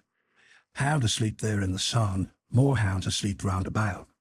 About 3 shade trees away off in a corner, some currant bushes and gooseberry bushes in one place by the fence. Outside of the fence a garden and a watermelon patch, then the cotton fields begins, and after the fields the woods. I went around and clumb over the back stile by the ash hopper, and started for the kitchen. When I got a little ways, I heard the dim hum of a spinning wheel wailing along up and sinking along down again, And then I knowed for certain I wish I was dead, for that is the lonesomest sound in the whole world. I went right along, not fixing up any particular plan, but just trusting to Providence to put the right words in my mouth when the time come. For I'd noticed that Providence always did put the right words in my mouth if I left it alone. When I got halfway, first one hound and then another got up and went for me, and of course I stopped and faced them and kept still. And such another powwow as they made. In a quarter of a minute I was a kind of a hub of a wheel, as you may say, spokes made out of dogs, circle of 15 of them packed together around me, with their necks and noses stretched up towards me, a-barking and howling. And more a-coming. You could see them sailing over fences and around corners from everywheres. A nigger woman come tearing out of the kitchen with a rolling pin in her hand, singing out, "Begone, you Tod, you Spot, begone, sir." And she fetched first one and then another of them a clip and sent 'em howling. And then the rest followed. And the next second half of them come back, wagging their tails around me and making friends with me. There ain't no harm in a hound, nohow. And behind the woman comes a little nigger girl and 2 little nigger boys, without anything on but toeling and shirts. And they hung on to their mother's gown and peeped out from behind her at me, bashful, the way they always do. And here comes the white woman running from the house, about 45 or 50-year-old, bareheaded, and a spinning stick in her hand. And behind her comes her little white children, acting the same way the little niggers was doing. She was smiling all over so she could hardly stand, and says, "It's you, at last, ain't it?" I out with a yes'm before I thought. She grabbed me and hugged me tight, and then gripped me by both hands, and shook, and the tears coming to rise and run down over, and she couldn't seem to hug and shake enough, and kept saying, "You don't look as much like your mother as I reckoned you would, but law's sakes, I don't care for that. I'm so glad to see you. Dear, dear, it does seem like I could eat you up. Children, it's your cousin Tom. Tell him howdy." But they ducked their heads and put their fingers in their mouths and hid behind her. So she run on. "Lars, hurry up and get him a hot breakfast right away. Or did you get your breakfast on the boat?" I said I had got it on the boat. So then she started for the house, leading me by the hand and the children tagging after.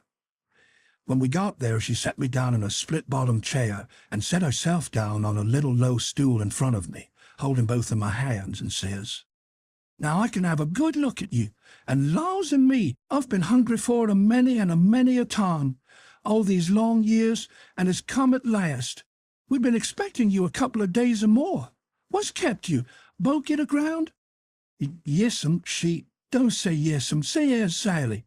Where'd you get aground?" I didn't rightly know what to say, because I didn't know whether the boat would be coming up the river or down. But I go a good deal on instinct, and my instinct said she would be coming up, from down towards Orleans. That didn't help me much, though, for I didn't know the names of bars down that way. I see I'd got to invent a bar, or forget the name of the one we got aground on, or... Now I struck an idea, and fetched it out. Well, it warn't the grounding, that didn't keep us back but a little. We blowed out a cylinder head. Good gracious, anybody hurt? No, killed a nigger. Well, it's lucky, because sometimes people do get hurt. 2 years ago last Christmas, your Uncle Silas was coming up from New Orleans on an old Lally-Rook, and she blowed out a cylinder head and crippled a man. And I think he died afterwards. He was a Baptist. Your Uncle Silas knowed a family in Baton Rouge that knowed his people very well. Yes, I remember. Now he did die. Mortification set in, and they had to amputate him. But it didn't save him. Yes, it was mortification, that it was. He turned blue all over and died in the hope of a glorious resurrection. They say he was a sight to look at. Your uncle's been up to the town every day to fetch you, and he's gone again not more than an hour ago. He'll be back any minute now. You must have met him on the road, didn't you? Oldish man with a... No, I didn't see nobody, Aunt Sally. The boat landed just at daylight, and I left my baggage on the wharf boat and went looking around the town and out a piece in the country, to put in the time and not get here too soon, and so I come down the back way. Who'd you give the baggage to? Nobody. Why, child, it'll be stole. Not where I headed, I reckon it won't, I says. How'd you get your breakfast so early on the boat? It was kind of thin ice, but I says, the captain see me standing around and told me I better have something to eat before I went ashore, so he took me in the Texas to the officers' lunch and give me all I wanted. I was getting so uneasy I couldn't listen good. I had my mind on the children all the time. I wanted to get them out to one side and pump them a little and find out who I was, but I couldn't get no show. Mrs. Phelps kept it up and run on so. Pretty soon she made the cold chill streak all down my back, because she says, but here we are running on this way, and you hain't told me a word about Sis, nor any of them. Now I'll rest my works a little, and you start up yourn. Just tell me everything. Tell me all about 'em and all. Every one of them, and how they are, and what they're doing, and what they told you to tell me, and every last thing you can think of. Well, I see I was up a stump, and up it good. Providence had stood by me this fur all right, but I was hard and tight aground now. I see it warn't a bit of use to try to go ahead. I'd got to throw up my hand. So I says to myself, here's another place where I got to rest the truth. I opened my mouth to begin, but she grabs me and hustled me in behind the bed and says, here he comes. Stick your head down lower. There, that'll do. You can't be seen now. Don't you let on you're here. I'll play a joke on 'em. Children, don't you say a word. I see I was in a fix now, but it warn't no use to worry. There warn't nothing to do but just hold still, and try and be ready to stand from under when the lightning struck. I had just one little glimpse of the old gentleman when he come in, then the bed hit him. Mrs. Phelps, she jumps for him and says, has he come?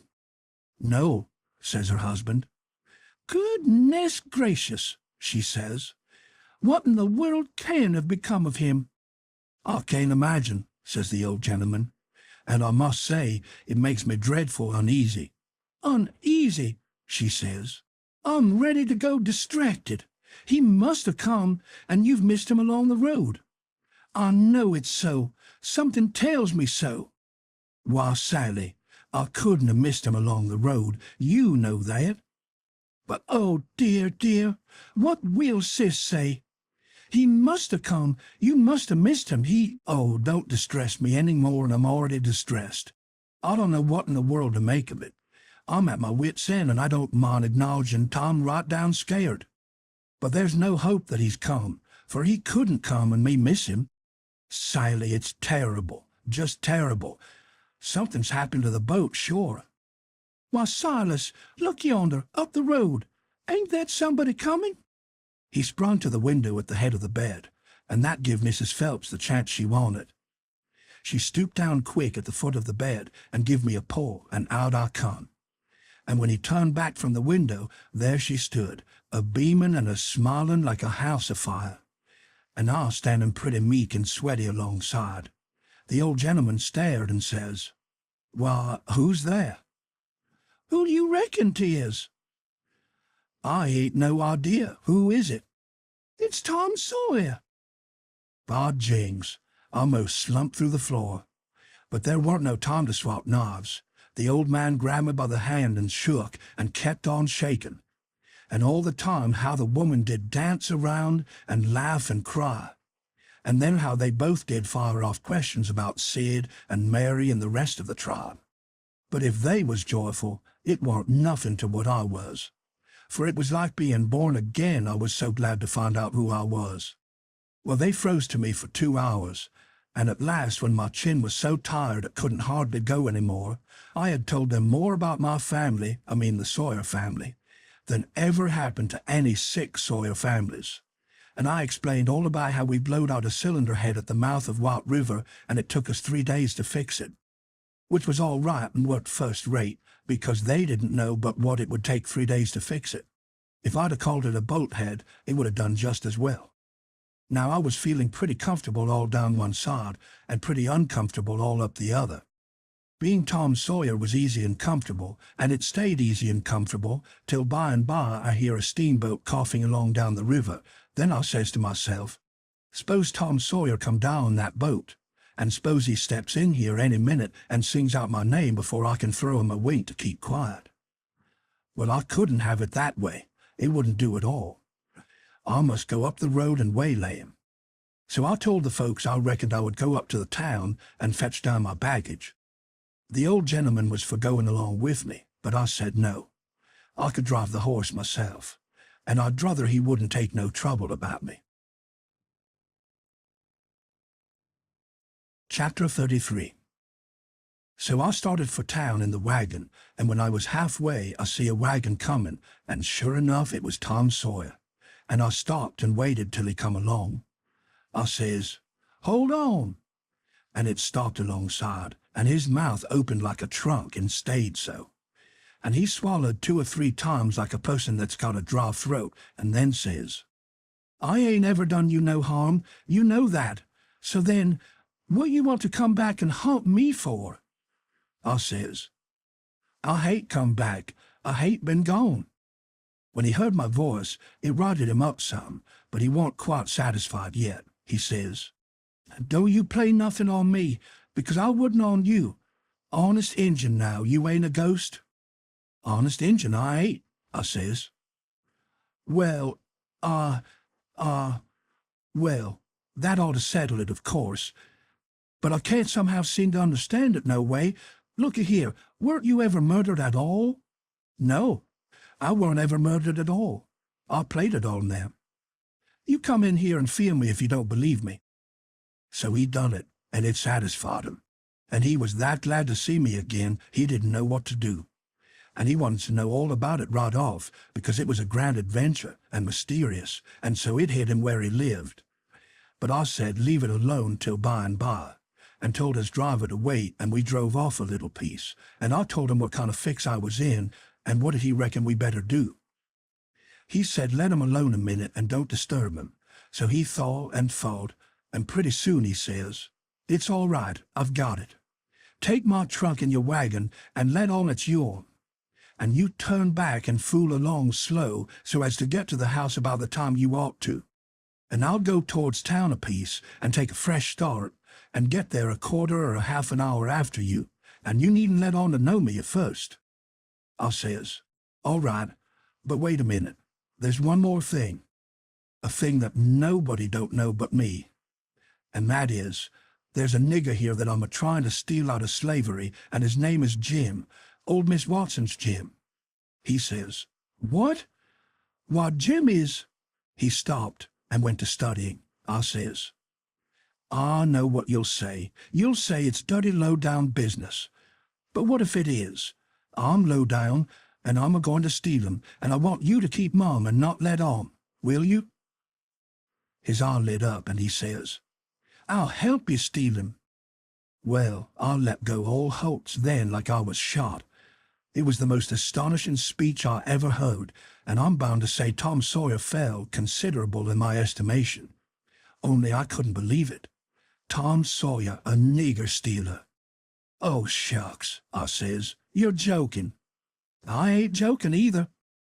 "Well, then," I says, "joking or no joking, if you hear anything said about a runaway nigger, don't forget to remember that you don't know nothing about him, and I don't know nothing about him."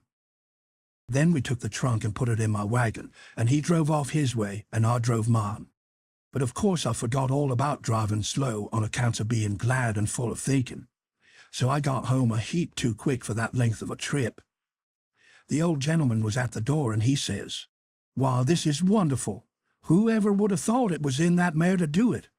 I wish we'd a timed her, and she ain't sweated a hair, not a hair. It's wonderful. Why, I wouldn't take $100 for that horse now, I wouldn't, honest. And yet I'd sold her for 15 before, and thought 'twas all she was worth." That's all he said. He was the innocentest, best old soul I ever see. But it weren't surprising, because he weren't only just a farmer, he was a preacher too, and had a little one-horse log church down back of the plantation, which he built it himself at his own expense, for a church and schoolhouse, and never charged nothing for his preaching, and it was worth it too. There was plenty other farmer preachers like that, and done the same way down south. In about half an hour, Tom's wagon drove up to the front stile, and Aunt Sally, she see it through the window because it was only about 50 yards, and says, Why, there's somebody come. I wonder who 'tis. Why, I do believe it's a stranger. Jimmy, that's one of the children, run and tell Liz to put on another plate for dinner. Everybody made a rush for the front door because, of course, a stranger don't come every year, and so he lays over the yaller fever for interest when he does come. Tom was over the stile and starting for the house. The wagon was spinning up the road for the village, and we was all bunched in the front door. Tom had his store clothes on and an audience, and that was always nuts for Tom Sawyer. In them circumstances, it warn't no trouble to him to throw in an amount of style that was suitable. He weren't a boy to make you along up that yard like a sheep. No, he come calm and important like the ram. When he got in front of us, he lifts his hat ever so gracious and dainty, like it was the lid of a box that had butterflies asleep in it, and he didn't want to disturb them, and says, "Mr. Archibald Nichols, I presume?" "No, my boy," says the old gentleman. "I'm sorry to say your driver has deceived ye. Nichols's place is down a matter of 3 mile more. Come in, come in." Tommy took a look back over his shoulder and says, "Too late, he's out of sight." "Yes, he's gone, my son, and you must come in and eat your dinner with us, and then we'll hitch up and take you down to Nichols's." "Oh, I can't make you so much trouble. I couldn't think of it. I'll walk. I don't mind the distance." "But we won't let you walk. It wouldn't be Southern hospitality to do it. Come right in." "Oh, do," says Aunt Sally. "It ain't a bit of trouble to us, not a bit in the world. You must stay. It's a long, dusty 3 mile, and we can't let you walk. And besides, I've already told him to put on another plate when I see you coming. So you mustn't disappoint us. Come right in and make yourself at home." So Tom, he thanked them very hearty and handsome, and let himself be persuaded and come in. And when he was in, he said he was a stranger from Hicksville, Ohio, and his name was William Thompson, and he made another bow. Well, he run on and on and on, making up stuff about Hicksville and everybody in it he could invent. And I'd getting a little nervous and wondering how this was going to help me out of my scrape. And at last, still talking along, he reached over and kissed Aunt Sally right in the mouth, and then settled back again in his chair, comfortable, and was going on talking. But she jumped up and wiped it off with the back of her hand and says, "You audacious puppy!" He looked kind of hurt and says, "I'm surprised at you, ma'am. You're Why, what do you reckon I am? I've a good notion to take and... Say, what do you mean by kissing me?" He looked kind of humble and says, "I didn't mean nothing, ma'am. I didn't mean no harm. I thought you'd like it." "Why, you born fool!" She took up the spinning stick, and it looked like it was all she could do to keep from giving him a crack with it. "What made you think I'd like it?" "Well, I don't know. Only they told me you would." "They told you I would?" "Whoever told you's another lunatic. I never heard the beat of it. Who's they?" "Why, everybody. They all said so, ma'am." It was all she could do to hold in, and her eyes snapped, and her fingers worked like she wanted to scratch him, and she says, "Who's everybody? Out with their names, or there'll be an idiot short." He got up and looked distressed, and fumbled his hat and says, "I'm sorry, I weren't expecting it. They told me to. They all told me to. They all said kiss her, and said she'll like it. They all said it, every one of them. But I'm sorry, ma'am, and I won't do it no more. I won't, honest." "You won't you? Well, I should reckon you won't." "No, I'm honest about it. I won't ever do it again, till you ask me." "Till I ask you? Well, I never see the beat of it in my born days. I lay you'll be the Methuselah numbskull of creation before ever I ask you, or the likes of you." "Well," he says, "it does surprise me so. I can't make it out somehow. They said you would, and I thought you would, but—" He stopped and looked around slow, like he wished he could run across a friendly eye somewheres, and fetched up on the old gentleman's and says, "Didn't you think she'd like me to kiss her, sir?" "Why, no, well, no, I believe I didn't." Then he looks all around the same way to me and says, "Tom, didn't you think Aunt Sally'd open out her arms and say, 'Sid Sawyer'?" "My land," she says, breaking in and jumping for him. "You impudent young rascal, to fool a body so," and was going to hug him, but he fended her off and says, "No, not till you've asked me first." So she didn't lose no time, but asked him, and hugged him and kissed him over and over again, and then turned him over to the old man, and he took what was left. And after they got a little quiet again, she says, "Why, dear me, I'll never see such a surprise. We weren't looking for you at all, but only Tom. Sis never wrote to me about anybody coming but him.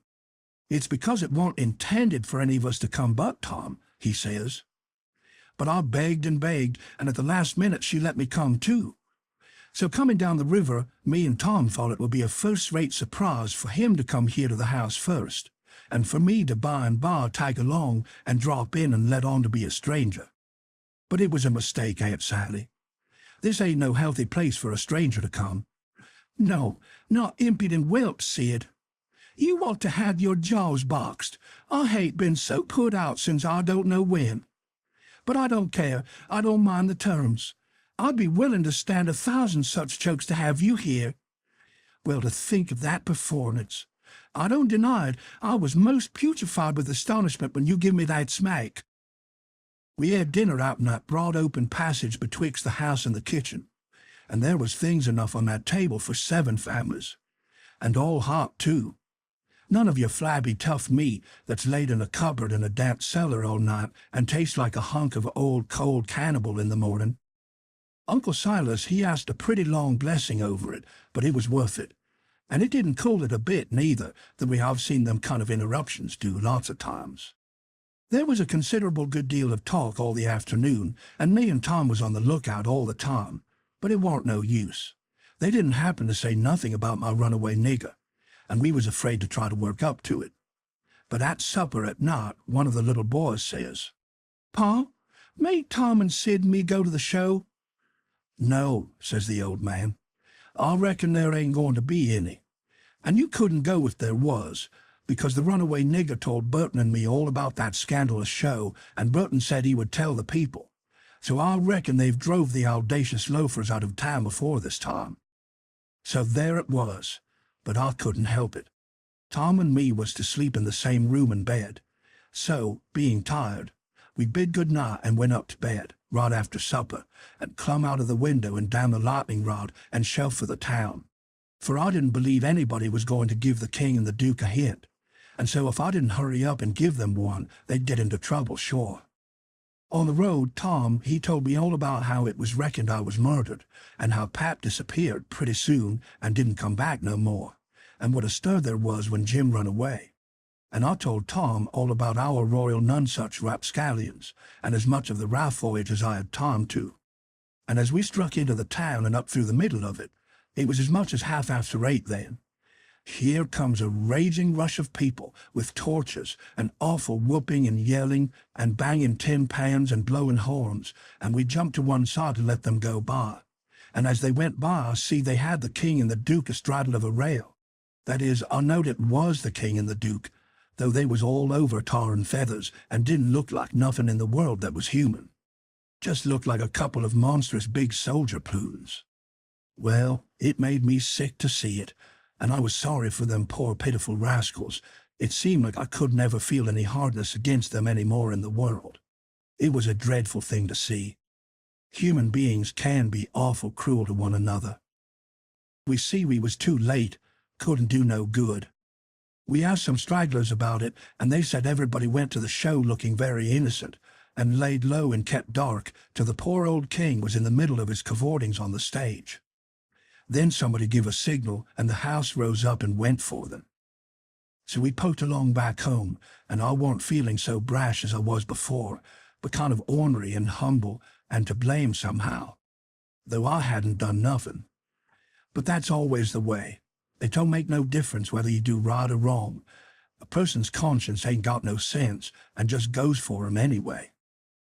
If I had a yaller dog that didn't know more than a person's conscience does, I would posit him. It takes up more room than all the rest of a person's insides, and yet ain't no good nohow. Tom Sawyer, he says the same. Chapter 34. We stopped talking and got to thinking. By and by, Tom says, "Looky here, Huck, what fools we are to not think of it before. I bet I know where Jim is." "No, where?" "In that hut down with the ash hopper." "Why, looky here, when we was at dinner, didn't you see a nigger man go in there with some victuals?" "Yes." "What did you think the victuals was for?" "For a dog." "So'd I." "Well, it wasn't for a dog."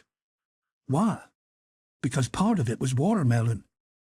"So it was. I noticed it." "Well, it does beat all that I never thought about a dog not eating watermelon. It shows how a body can see and don't see at the same time. Well, the nigger unlocked the padlock when he went in, and he locked it again when he come out. He fetched Uncle a key about the time we got up from table. Same key, I bet. Watermelon shows man, lock shows prisoner, and it ain't likely there's two prisoners on such a little plantation, and where the people's all so kind and good. Jim's the prisoner. All right, I'm glad we found it out detective fashion.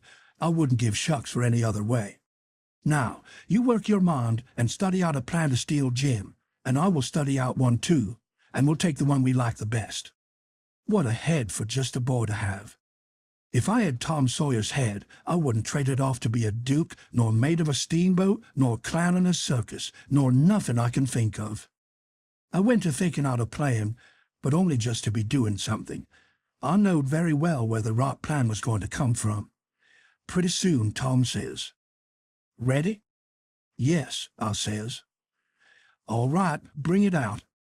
"My plan is this," I says. "We can easy find out if it's Jim in there. Then get up my canoe tomorrow night and fetch my raft over from the island. Then the first dark night that comes, steal the key out of the old man's breeches after he goes to bed, and shove off down the river on the raft with Jim, hiding daytimes and running nights, the way me and Jim used to do before. Wouldn't that plan work?" "Work?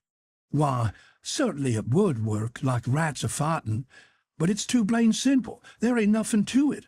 What's the good of a plan that ain't no more trouble than that? It's as mild as goose milk. Why, Huck, it wouldn't make no more talk than breaking into a soap factory." I never said nothing, because I warn't expecting nothing different. But I knowed mighty well that whenever he got his plan ready, it wouldn't have none of them objections to it. And it didn't. He told me what it was, and I see in a minute it was worth 15 of mine for style. It would make Jim just as free a man as mine would, and maybe get us all killed besides. So I was satisfied, and said we would waltz in on it. I needn't tell what it was here, because I knowed it wouldn't stay the way it was. I knowed he would be changing it around every which way as we went along, and heaving in new bulliness whenever he got a chance. And that is what he done. Well, one thing was dead sure, and that was that Tom Sawyer was in earnest and was actually going to help steal that nigger out of slavery. That was the thing that was too many for me. Here is a boy that was respectable and well brung up, and had a character to lose, and folks at home that had characters, and he was bright and not leather-headed, and knowing and not ignorant, and not mean but kind. And yet here he was, without any more pride or rightness or feeling than to stoop to this business and make himself ashamed, and his family ashamed, before everybody. I couldn't understand it, no way at all. It was outrageous, and I knowed I ought to just up and tell him so, and so to be his true friend, and let him quit the thing right where he was and save himself. And I did start to tell him, but he shut me up and says, "Don't you reckon I know what I'm about? Don't I generally know what I'm about?" "Yes." "Didn't I say I was going to help steal the nigger?" "Yes." "Well, then." That's all he said, and that's all I said. It warn't no use to say any more, because when he said he'd do a thing, he always done it.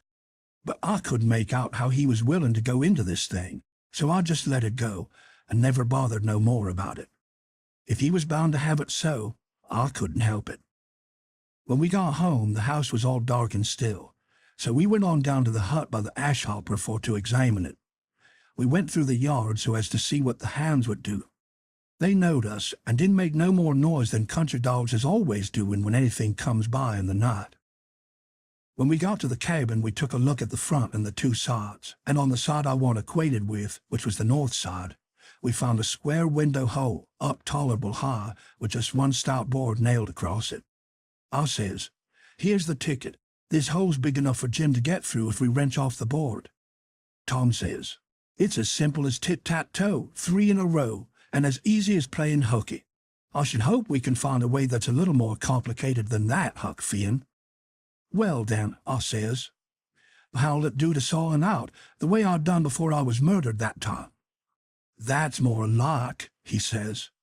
"It's real mysterious and troublesome and good," he says, "but I bet we can find a way that's twice as long. There ain't no hurry. Let's keep looking around." Betwixt the hut and the fence on the backside was a lean-to that joined the hut at the eaves and was made out of plank. It was as long as the hut but narrow, only about 6 foot wide. The door to it was at the south end and was padlocked. Tom, he went to the soap kettle and searched around and fetched back the iron thing they lift the lid with. So he took it and prized out one of the staples. The chain fell down, and we opened the door and went in, and shut it, and struck a match, and see the shed was only built against the cabin and hadn't no connection with it. And there warn't no floor to the shed, nor nothing in it but some old rusty played-out hoes, and spades and picks and a crippled plow. The match went out, and so did we, and shoved in the staple again, and the door was locked as good as ever. Tom was joyful. He says, "Now we're all right. We'll dig 'em out. It'll take about a week." Then we started for the house, and I went in the back door. You only have to pull a buckskin latch string. They don't fasten the doors. But that warn't romantical enough for Tom Sawyer. No way would do him, but he must climb up the lightning rod. But after he got up halfway about 3 times, and missed fire and fell every time, and the last time most busted his brains out, he thought he'd got to give it up. But after he was rested, he allowed he would give her one more turn for luck, and this time he made the trip. In the morning we was up at break of day, and down to the nigger cabins to pet the dogs and make friends with the nigger that fed Jim. If it was Jim that was being fed. The niggers was just getting through breakfast and starting for the fields, and Jim's nigger was piling up a tin pan with bread and meat and things. And whilst the others was leaving, the key come from the house. This nigger had a good-natured, chuckle-headed face, and his wool was all tied up in little bunches with thread. That was to keep witches off. He said the witches was pestering him awful these nights and making him see all kinds of strange things, and hear all kinds of strange words and noises, and he didn't believe he was ever witched so long before in his life. He got so worked up and got to running on so about his troubles, he forgot all about what he'd been a-going to do. So Tom says, "What's the victuals for? Going to feed the dogs?" The nigger kind of smiled around gradually over his face, like when you heave a brickbat in a mud puddle, and he says, "Yes, Mars Sealed. A dog. Chorus dog, too. Does you want to go and look at 'em?" "Yes." I hunched Tom and whispers, "You going right here in the daybreak? That weren't the plan." "No, it weren't, but it's the plan now." So drat him, we went along, but I didn't like it much. When we got in, we couldn't hardly see anything, it was so dark. But Jim was there, sure enough, and could see us, and he sings out, "Why, Huck, and good land, ain't that Mr. Tom?" I just knowed how it would be. I just expected it. I didn't know nothing to do, and if I had, I couldn't have done it, because that nigger busted in and says, "Why, the gracious sakes, do he know you gentlemen?" We could see pretty well now. Tommy looked at the nigger steady and kind of wondering and says, "Does who know us?" "Why, this year runaway nigger." "I don't reckon he does. But what put that into your head?" "What put it, dar? Didn't he just a minute sing out like he knowed you?" Tom says in a puzzled-up kind of way, "Well, that's mighty curious. Who sung out? When did he sing out? What did he sing out?" And turns to me, perfectly calm, and says, "Did you hear anybody sing out?" Of course, there were nothing to be said but the one thing, so I says, "No, I ain't heard nobody say nothing." Then he turns to Jim and looks him over like he never see him before and says, "Did you sing out?" "No, sir," says Jim. "I ain't said nothing, sir." "Not a word?" "No, sir, I ain't said a word." "Did you ever see us before?" "No, sir, not as I knows o." So Tom turns to the nigger, which was looking wild and distressed, and says kind of severe, "What do you reckon's the matter with you anyway? What made you think somebody sung out?" "Oh, it's the dad-blamed witches, sir, and I wisht I was dead, I do. They's all as at us, sir, and they do most kill me. They skeers me so. Please to don't tell nobody about it, sir, or old Marse Silas he scold me. 'Cause he say they ain't no witches. I just wish to goodness he was here now. Damn, what would he say? I just bet he couldn't find no way to get round it this time. But it's all as just so. People that salt stays salt. They won't look into nothing and find it out for theyselves, and when you find it out and tell 'em about it, they don't believe you." Tom give him a dime and said we wouldn't tell nobody, and told him to buy some more thread to tie up his wool with, and then looks at Jim and says, "I wonder if Uncle Silas is going to hang this nigger. If I was to catch a nigger that was ungrateful enough to run away, I wouldn't give him up, I'd hang him." And whilst the nigger stepped to the door to look at the dime and bit it to see if it was good, he whispers to Jim and says, "Don't ever let on to know us, and if you hear any digging going on nights, it's us. We're going to set you free." Jim only had time to grab us by the hand and squeeze it. Then the nigger come back, and we said we'd come again sometime if the nigger wanted us to. And he said he would, more particular if it was dark, because the witches went for 'em mostly in the dark, and it was good to have folks around then. Chapter 35. It would be most an hour yet till breakfast, so we left and struck down into the woods, because Tom said we got to have some light to see how to dig by, and a lantern makes too much and might get us into trouble. What we must have was a lot of them rotten chunks that's called foxfire, and just makes a soft kind of glow when you lay them in a dark place. We fetched an armful and hid it in the weeds, and sat down to rest, and Tom says, kind of dissatisfied, "Blame it, this whole thing is just as easy and awkward as it can be, and so it makes it so rotten difficult to get up a difficult plan. There ain't no watchman to be drugged, now there ought to be a watchman. There ain't even a dog to give a sleeping mixture to. And there's Jim chained by one leg with a 10-foot chain to the leg of his bed. Why, all you got to do is lift up the bedstead and slip off the chain. And Uncle Silas, he trusts everybody, sends the key to the pumpkin-headed nigger, and don't send nobody to watch the nigger. Jim could have got out of that window hole before this, only there wouldn't be no use trying to travel with a 10-foot chain on his leg. Why, drat it, Huck, it's the stupidest arrangement I ever see. You got to invent all the difficulties. Well, we can't help it. We got to do the best we can with the materials we've got. Anyhow, there's one thing. There's more honor in getting him out through a lot of difficulties and dangers. Well, they'll want one of them furnished to you by the people who it was their duty to furnish them, and you had to contrive them all out of your own head. Now look at just that one thing of the lantern.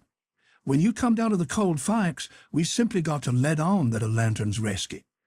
While we could work with a torchlight procession if we wanted to, I believe. Now, whilst I think of it, we got to hunt up something to make a saw out of the first chance we get. But what do we want of a saw? What do we want of it? Hain't we got to saw the leg of Jim's bed off so as to get the chain loose? Why, you just said a body could lift up the bedstead and slip the chain off. Well, if that ain't just like you, Huck Finn. You can get up the infant scoliest ways of going at a thing. Well, hain't you ever read any books at all? Baron Trenck, nor Casanova, nor Benvenuto Cellini, nor Henry IV, nor none of them heroes? Who ever heard of getting a prisoner loose in such an old-maidy way as that? No, the way all the best authorities does is to saw the bed leg in two and leave it just so, and swallow the sawdust so it can't be found, and put some dirt and grease around the sawed place so the very keenest senescal can't see no sign of its being sawed, and thinks the bed leg is perfectly sound. Then, the night you're ready, fetch the leg a kick, down she goes. Slip off your chain, and there you are. Nothing to do but hitch a rope ladder to the battlements, shin down it, break your leg in the moat, because a rope ladder is 19 foot too short, you know. And there's your horses and your trusty vassals, and they scoop you up and fling you across the saddle and away you go, to your native Languedoc or Navarre, or wherever it is. It's gaudy, Huck. I wish there was a moat to this cabin. If we get time, then out of the escape, we'll dig one. I says, what do we want of a moat when we're going to snake him out from under the cabin? But he never heard me. He had forgot me and everything else. He had his chin in his hand, thinking. Pretty soon he sighs and shakes his head, then sighs again and says, no, it wouldn't do. There ain't necessity enough for it. For what? I says. Why, to saw Jim's leg off, he says. Good land, I says. Why, there ain't no necessity for it, and what would you want to saw his leg off for anyway? Well, some of the best authorities has done it. They couldn't get the chain off, so they just cut their hand off and shoved. And a leg would be better still, but we got to let that go. There ain't necessity enough in this case. And besides, Jim's a nigger and wouldn't understand the reasons for it, and how it's the custom in Europe, so we'll let it go. But there's one thing. He can have a rope ladder. We can tear up our sheets and make him a rope ladder easy enough, and we can send it to him in a pile. It's mostly done that way, and are that worse piles. Why, Tom Sawyer, how you talk, I says. Jim ain't got no use for a rope ladder. He has got use for it. How you talk, you better say. You don't know nothing about it. He's got to have a rope ladder. They all do. What in the nation can he do with it? Do with it? He can hide it in his bed, can he? That's what they all do, and he's got to, too. Huck, you don't ever seem to want to do anything that's regular. You want to be starting something fresh all the time. Suppose he don't do nothing with it. Ain't it there in his bed for a clue after he's gone? And don't you reckon they'll want clues? Of course they will. And you wouldn't leave them any? That would be a pretty howdy-do, wouldn't it? I never heard of such a thing. Well, I says, if it's in the regulations and he's got to have it, all right, let him have it. Because I don't wish to go back on no regulations. But there's one thing, Tom Sawyer. If we go to tearing up our sheets to make Jim a rope ladder, we're going to get into trouble with Aunt Sally just as sure as you're born. Now, the way I look at it, a hickory bark ladder don't cost nothing, and don't waste nothing, and is just as good to load up a pile with, and hard and straw tick, as any rag ladder you can start. And as for Jim, he ain't had no experience, and so he don't care what kind of a, oh shucks, Huck Finn. If I was as ignorant as you, I'd keep still. That's what I'd do. Who ever heard of a state prisoner escaping by a hickory bark ladder? Why, it's perfectly ridiculous. Well, all right, Tom, fix it your own way, but if you'll take my advice, you'll let me borrow a sheet off of the clothesline. He said that would do, and that give him another idea, and he says, borrow a shirt, too. What do we want of a shirt, Tom? Want it for Jim to keep a journal on. Journal your granny. Jim can't write. S'pose he can't write. He can make marks on the shirt, can't he, if we make him a pen out of an old pewter spoon or a piece of an old iron barrel hoop? Why, Tom, we can pull a feather out of a goose and make him a better one, and quicker, too. Prisoners don't have geese running around the dungeon keep to pull pens out of, you muggins. They always make their pens out of the hardest, toughest, troublesomest piece of old brass candlestick or something like that they can get their hands on. And it takes them weeks and weeks and months to file it out, too, because they've got to do it by rubbing it on the wall. They wouldn't use a goose quill if they had it. It ain't regular. Well, then, what do we make him the ink out of? Manny makes it out of iron rust and tears, but that's the common sort in women. The best authorities use their own blood. Jim can do that, and when he wants to send any little common, ordinary, mysterious message to let the world know where he's captivated, he can write it out on the bottom of a tin plate with a fork and throw it out of the window. The Iron Mask always done that, and it's a blamed good way, too. Jim ain't got no tin plates. They feed him in a pan. That ain't anything. We can get him some. Can't nobody read his plates. That ain't got nothing to do with it, Huck Finn. All he's got to do is write on the plate and throw it out. You don't have to be able to read it. Why, half the time you can't read anything a prisoner writes on a tin plate or anywhere else. Well then, what's the sense in wasting the plates? Why, blame it all, it ain't the prisoner's plates, but it's somebody's plates, ain't it? Well, supposing it is, what does the prisoner care who's—" He broke off there, because we heard the breakfast horn blowing, so we cleared out for the house.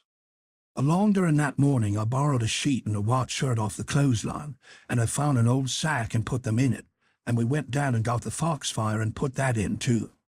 I called it borrowing, because that was what Pap always called it, but Tom said it weren't borrowing, it was stealing.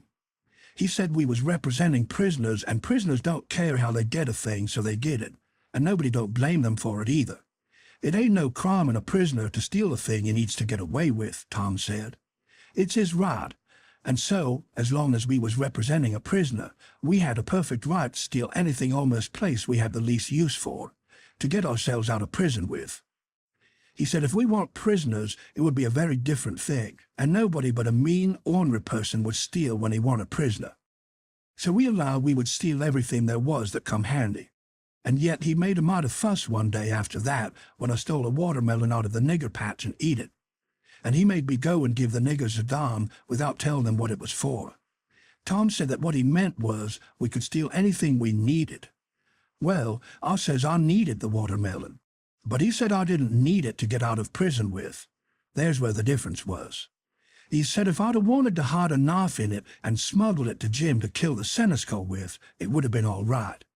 So I let it go at that, though I couldn't see no advantage in my representing a prisoner if I got to set down and chaw over a lot of gold leaf distinctions like that every time I see a chance to hold a watermelon. Well, as I was saying, we waited that morning till everybody was settled down to business, and nobody in sight around the yard. Then Tom, he carried the sack into the lean-to, whilst I stood off a piece to keep watch. By and by he come out, and we went and sat down on the woodpile to talk. He says, "Everything's all right now, except tools, and that's easy fixed." "Tools?" I says. "Yes." "Tools for what?" "Why, to dig with." "We ain't a-going to gnaw him out, are we? Ain't them old crippled picks and things in there good enough to dig a nigger out with?" I says. He turns on me, looking pitying enough to make a body cry, and says, "Huck Finn, did you ever hear of a prisoner having picks and shovels and all the modern conveniences in his wardrobe to dig himself out with?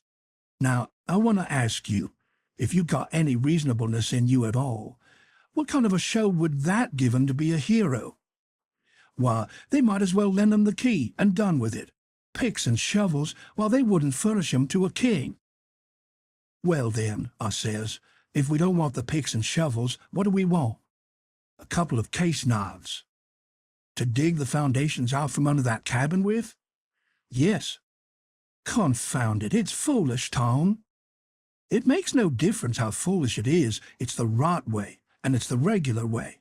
And there ain't no other way that I ever heard of, and I've read all the books that gives any information about these things. They always dig out with a case knife, and not through dirt, mind you. Generally, it's through solid rock. And it takes them weeks and weeks and weeks, and forever and ever. Why, look at one of them prisoners in the bottom dungeon of the Castle d'If, in the harbour of Marseille, that dug himself out that way. How long was he at it, you reckon?" "I don't know." "Well, guess." "I don't know, a month and a half?" 37 year. And he come out in China. That's the kind. I wish the bottom of this fortress was solid rock." "Jim don't know anybody in China." "What's that got to do with it? Neither did the other fellow. But you're always a-wandering off on a side issue. Why can't you stick to the main point?" "All right, I don't care where he comes out, so he comes out. And Jim don't either, I reckon. But there's one thing, anyway. Jim's too old to be dug out with a case knife. He won't last." "Yes, he will last, too. You don't reckon it's going to take 37 years to dig out through a dirt foundation, do you?" "How long will it take, Tom?"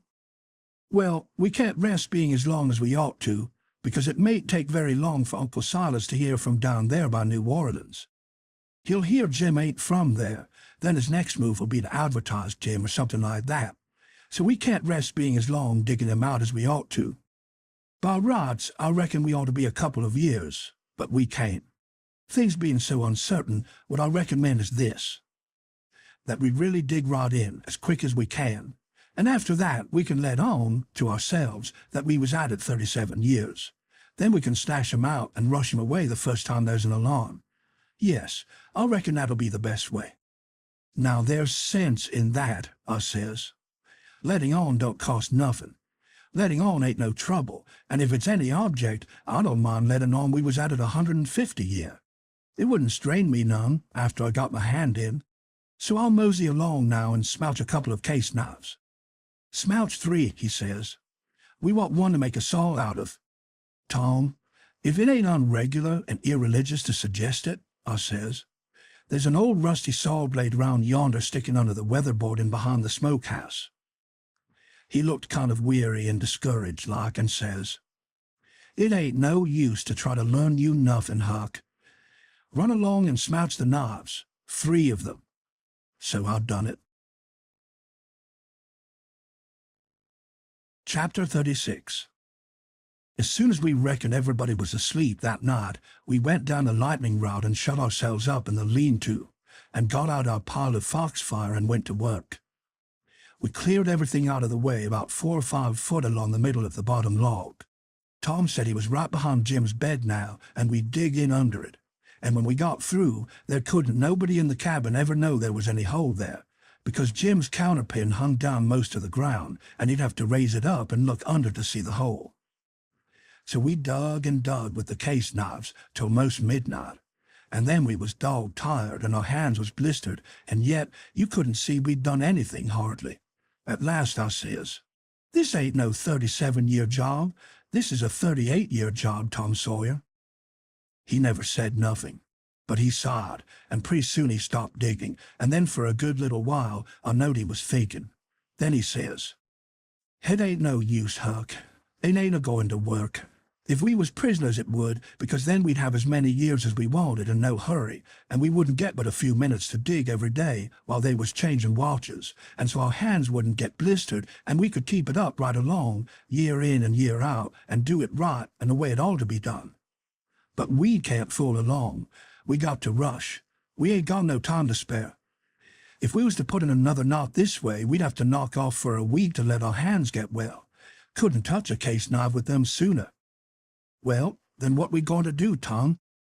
I'll tell you, it ain't right, and it ain't moral, and I wouldn't like it to get out, but there ain't only just the one way. We ought to dig 'em out with the picks, and let on it's case knives. Now you're talking, I says. Your head gets leveler and leveler all the time, Tom Sawyer, I says.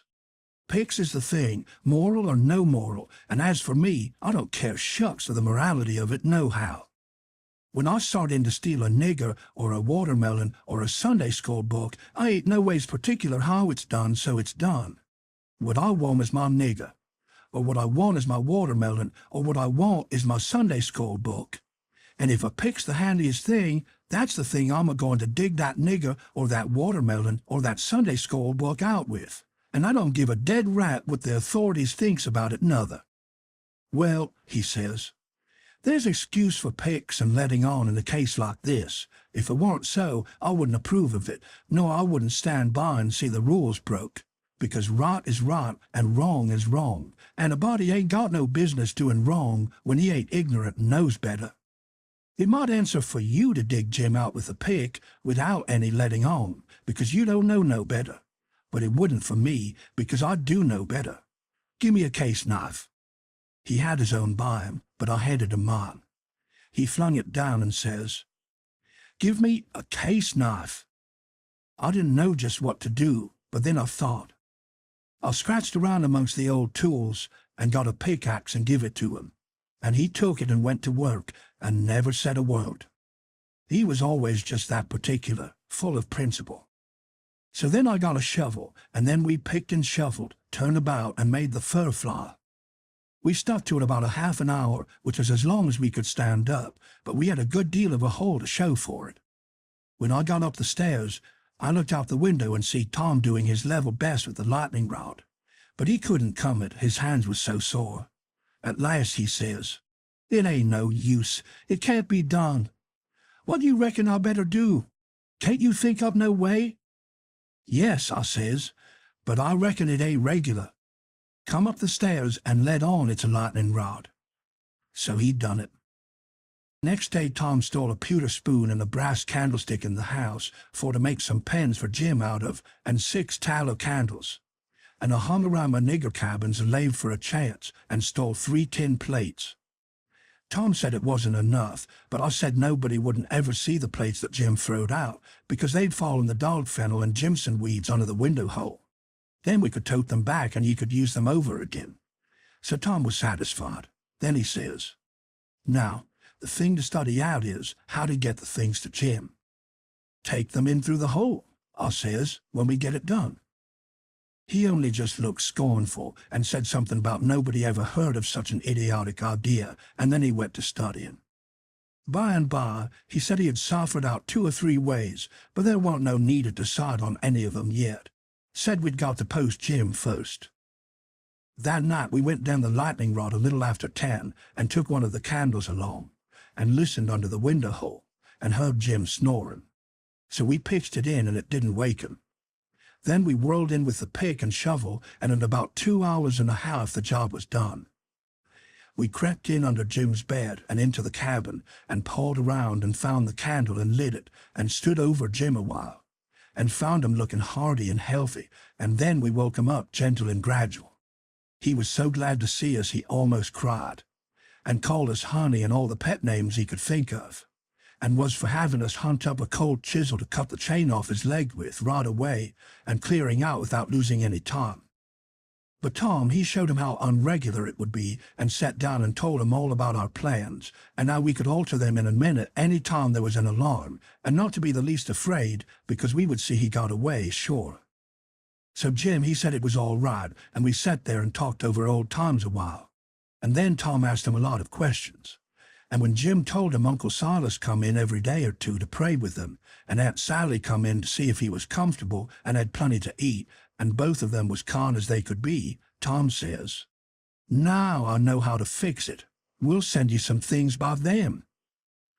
I said, "Don't do nothing of the kind. It's one of the most jackass ideas I ever struck." But he never paid no attention to me, went right on. It was his way when he'd got his plan set.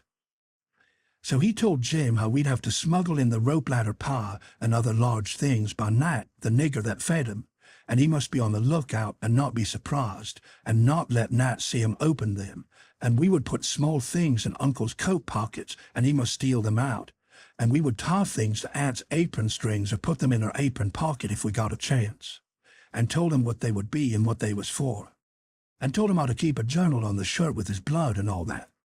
He told him everything. Jim, he couldn't see no sense in the most of it, but he allowed we was white folks and no better than him, so he was satisfied, and said he would do it all just as Tom said. Jim had plenty corncob pops and tobacco, so we had a right down good sociable time. Then we crawled out through the hole, and so home to bed, with hands that looked like they'd been chawed.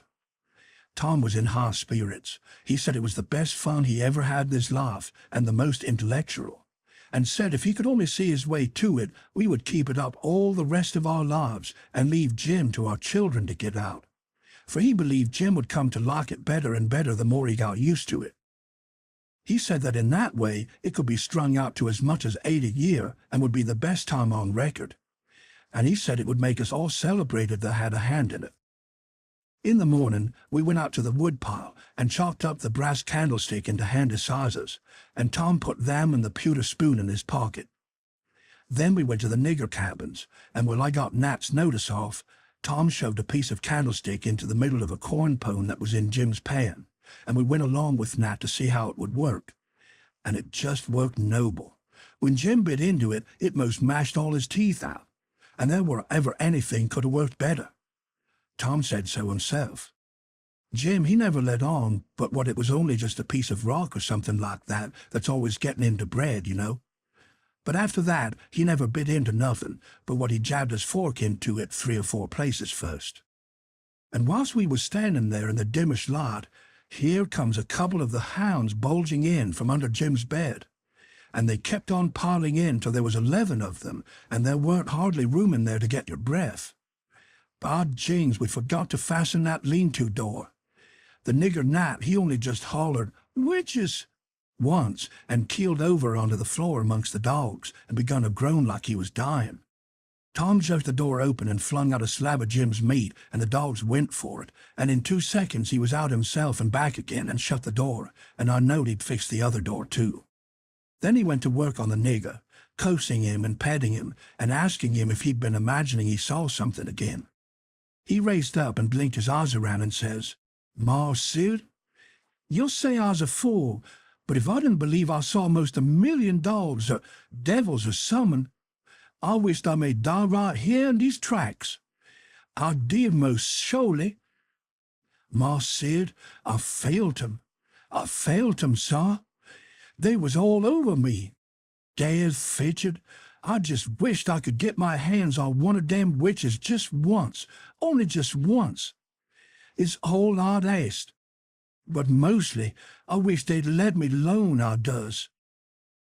Tom says, "Well, I'll tell you what I think. What makes them come here just at this runaway nigger's breakfast time? It's because they're hungry, that's the reason. You make them a witch pie, that's the thing for you to do. But my land, Mars Sid, how's I gwine to make 'em a witch pie? I don't know how to make it. I ain't ever heard of such a thing before. Well, then, I'll have to make it myself. Will you do it, honey, will you? I'll whoosh up the ground under your foot, I will." "All right, I'll do it, seeing it's you, and you've been good to us and showed us the runaway nigger. But you got to be mighty careful. When we come around, you turn your back, and then whatever we've put in the pan, don't you let on to see it at all. And don't you look, and when Jim unloads the pan, something might happen, I don't know what. And above all, don't you handle the witch things." "Handle 'em, Mars Sid? What is you talking about? I wouldn't lay the weight of my finger on 'em, not for $10,100,000 billion I wouldn't." Chapter 37. That was all fixed. So then we went away and went to the rubbish pile in the backyard, where they keep the old boots and rags and pieces of bottles and wore-out tin things and all such truck, and scratched around and found an old tin washpan, and stopped up the holes as well as we could to bake the pie in, and took it down cellar and stole it full of flour, and started for breakfast and found a couple of shingle nails that Tom said would be handy for a prisoner to scrabble his name and sorrows in the dungeon walls with, and dropped one of them in Aunt Sally's apron pocket, which was hanging on a chair, and the other we stuck in the band of Uncle Silas's hat, which was on the bureau, because we heard the children say their pa and ma was going to the runaway nigger's house this morning. And then we went to breakfast, and Tom dropped the pewter spoon in Uncle Silas's coat pocket, and Aunt Sally wasn't come yet, so we had to wait a little while. And when she come, she was hot and red and cross and couldn't hardly wait for the blessing. And then she went to sluicing out coffee with one hand and cracking the handiest child's head with her thimble with the other, and says, "I've hunted high and I've hunted low, and it does beat all. What has become of your other shirt?"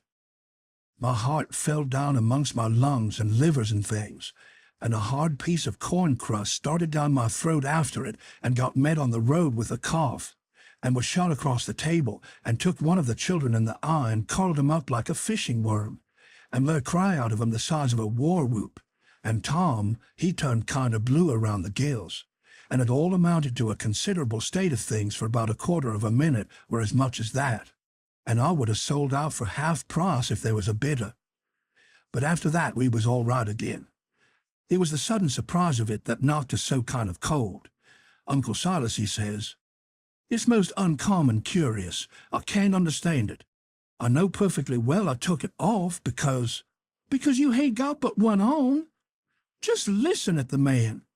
I know you took it off, and I know it by a better way than your wool-gathering memory, too, because it was on the clothesline yesterday. I see it there myself. But it's gone, that's the long and short of it, and you'll just have to change to a red flannel one till I can get time to make a new one. And it'll be the third I've made in 2 years, and it just keeps a body on the jump to keep you in shirts. And whatever you manage to do with them all is more'n I can make out. A body'd think you would learn to take some sort of care of 'em at your time of life. I know it, Sally, and I do try all I can. But it oughtn't to be altogether my fault, because you know I don't see them nor have nothing to do with them except when they're on me, and I don't believe I've ever lost one of them off of me. Well, it ain't your fault if you haven't, Silas. You'd have done it if you could, I reckon. And the shirt ain't all that's gone, nother. There's a spoon gone, and that ain't all. There was 10, and now there's only 9. The calf got the shirt, I reckon, but the calf never took the spoon, that's certain. Why, what else is gone, Sally? There's 6 candles gone, that's what. The rats could have got the candles, and I reckon they did. I wonder they don't walk off of the whole place, the way you're always going to stop their holes and don't do it. And if they weren't fools, they'd sleep in your hair, Silas. You'd never find it out, but you can't lay the spoon on the rats, and that I'll know. Well, Sally, I'm in fault, and I acknowledge it. I've been remiss, but I won't let tomorrow go by without stopping up them holes. Oh, I wouldn't hurry. Next year I'll do. Matilda Angelina Araminta Phelps. Whack comes the thimble, and the child snatches her claws out of the sugar bowl without fooling around any. Just then the nigger woman steps onto the passage and says, "Missus, there's a sheep gone." "A sheep gone? Well, for land's sake." "I'll stop up them holes today," says Uncle Silas, looking sorrowful. "Oh, do shut up. S'pose the rats took the sheet? Where's it gone, Liz?" "Call to goodness, I ain't no notion, Miss Sally. She was on the clothesline yesterday, but she done gone. She ain't there no more now. I reckon the world is coming to an end. I never see the beat of it in all my born days. A shirt and a sheet and a spoon and 6 missus," comes a young yaller wench. "They's a brass candlestick missing. Clear out from here, you hussy, or I'll take a skillet to ye." Well, she was just a bilin'. I begun to lay for a chance. I reckoned I would sneak out and go for the woods till the weather moderated. She kept a ragin' right along, running her insurrection all by herself, and everybody else mighty meek and quiet. And at last Uncle Silas, looking kind of foolish, fishes up that spoon out of his pocket. She stopped, with her mouth open and her hands up. And as for me, I wished I was in Jerusalem or somewheres. But not long, because she says, "It's just as I expected. So you had it in your pocket all the time? And like as not you've got the other things there too. How'd it get there?" "I really don't know, Sally," he says, kind of apologizing. "Or you know I would tell. I was a-studying over my text in Acts 17 before breakfast, and I reckon I put it in there, not noticing, meaning to put my Testament in. And it must be so because my Testament ain't in, but I'll go and see, and if the Testament is where I had it, I'll know I didn't put it in. And that will show that I laid the Testament down and took up the spoon and, oh, for land's sake, give a body a rest. Go on now, the whole kit and bottling of you. And don't come nigh me again till I've got back my peace of mind." I'd have heard her if she said it to herself, let alone speaking it out. And I'd have got up and obeyed her if I'd have been dead. As we was passing through the setting room, the old man he took up his hat, and the shingle nail fell out on the floor, and he just merely picked it up and laid it on the mantel shelf, and never said nothing, and we went out. Tom see him do it, and remembered about the spoon, and says, "Well, it ain't no use to send things by him no more. He ain't reliable." Then he says, "But he done us a good turn with the spoon anyway, without knowing it, and so we'll go and do him one without him knowing it, stop up his rat holes." There was a noble good lot of them down cellar, and it took us a whole hour, but we done the job tight and good, and ship shape. Then we heard steps on the stairs, and blowed out our lot and hid. And here comes the old man with a candle in one hand and a bundle of stuff in t'other, looking as absent-minded as year before last. He went a-mooning around, first to one rat hole and then another, till he'd been to them all. Then he stood about 5 minutes, picking tallow drip off of his candle and thinking. Then he turns off slow and dreamy towards the stairs, saying, "Well, for the life of me, I can't remember when I'd done it. I could show her now that I weren't to blame on account of the rats. But never mind, let it go. I reckon it wouldn't do no good." and so he went on a mumbling upstairs, and then we left. He was a mighty nice old man, and always is. Tom was a good deal bothered about what to do for a spoon, but he said we'd got to have it, so he took a think. When he had ciphered it out, he told me how we was to do. And then we went and waited around the spoon basket till we see Aunt Sally coming, and then Tom went to counting the spoons and laying them out to one side, and I slid one of them up my sleeve, and Tom says, "Why, Aunt Sally, there ain't but 9 spoons yet," she says. "Go along to your play, and don't bother me. I know better. I've counted 'em myself." "Well, I've counted them twice, Auntie, and I can't make but 9. She looked out of all patience, but of course she come to count. Anybody would. "I declare to gracious, there ain't but 9, she says. "Why, what in the world? Plague take the things, I'll count 'em again." So I stepped back the one I had, and when she got done counting, she says, "Hang the troublesome rubbish, there's 10 now." And she looked huffy and bothered both, but Tom says, "Well, Auntie, I don't think there's 10. "You numbskull, didn't you see me count 'em?" "I know, but—" "Well, I'll count 'em again." So I smouched one, and they come out 9, same as the other time.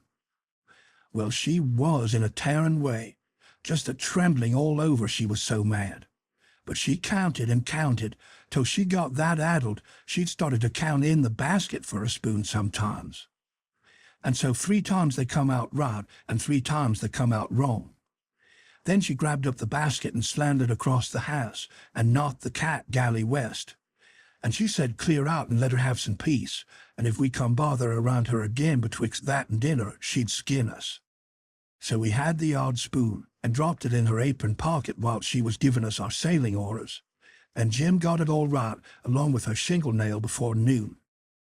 We was very well satisfied with this business, and Tom allowed it was worth twice the trouble it took, because he said now she couldn't ever count them spoons twice alike again to save her life, and wouldn't believe she'd counted them right as she did, and said that after she'd about counted her head off for the next 3 days, he judged she'd give it up and offer to kill anybody that wanted her to ever count them any more.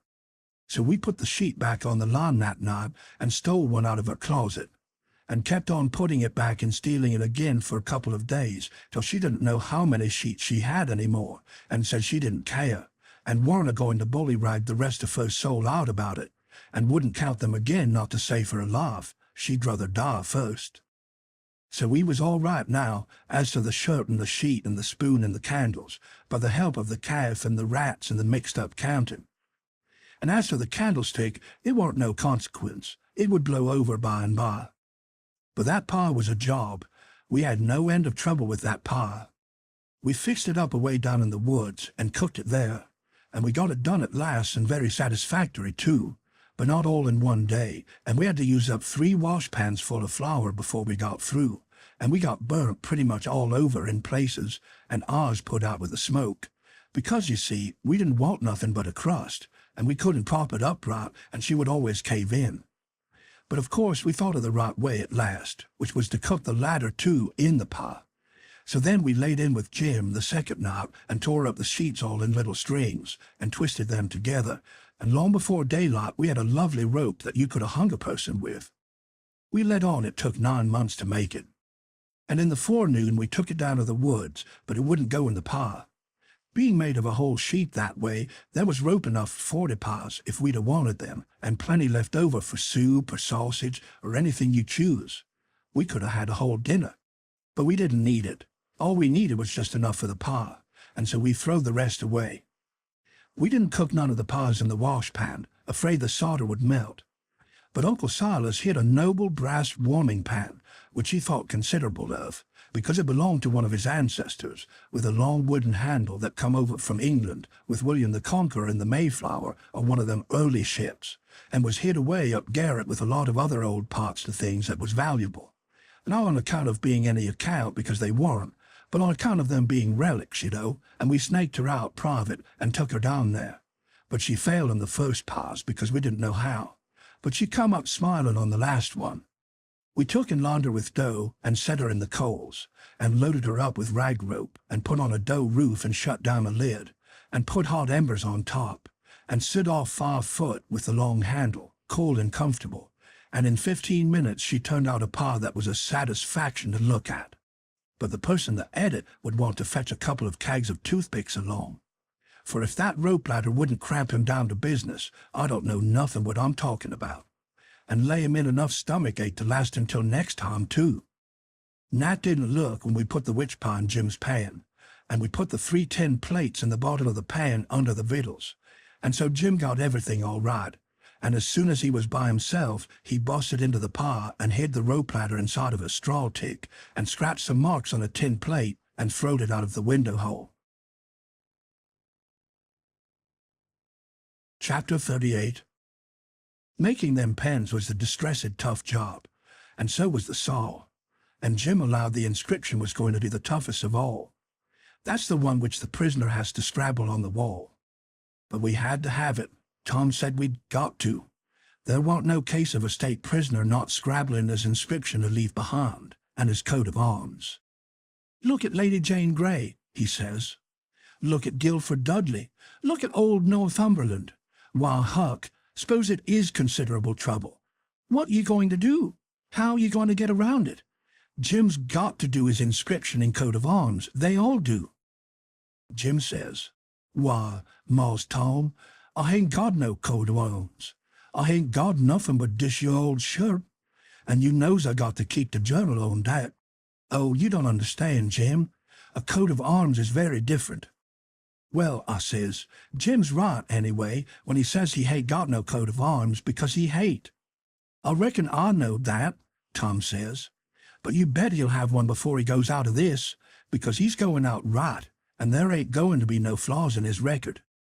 So whilst me and Jim filed away at the pans on a brickbat apiece, Jim a making his'n out of the brass, and I making mine out of the spoon, Tom set to work to think out the coat of arms. By and by, he said he'd struck so many good ones he didn't hardly know which to take, but there was one which he reckoned he'd decide on. He says, On the scutcheon we'll have a bend or in the dexter base, a saltine Murray in the fess, with a dog couching for common charge, and under his foot a chain embattled for slavery, with a chevron vert and a chief engrailed, and 3 invected lines on a field azure, with the nombral points rampant on a den set indented. Crest a runaway nigger, sable with his bundle over his shoulder on a bar sinister, and a couple of gules for supporters, which is you and me. Motto, Maggiore fretta minore auto. Got it out of a book. Means the more haste, the less speed. Gee willikins, I says. But what does the rest of it mean? We ain't got no time to bother over that, he says. We got to dig in like all get out. Well, anyway, I says, what's some of it? What's a fess? A fess is... You don't need to know what a fess is. I'll show him how to make it when he gets to it. Shucks, Tom, I says, I think you might tell a person. What's a bar sinister? Oh, I don't know, but he's got to have it, all the nobility does. That was just his way.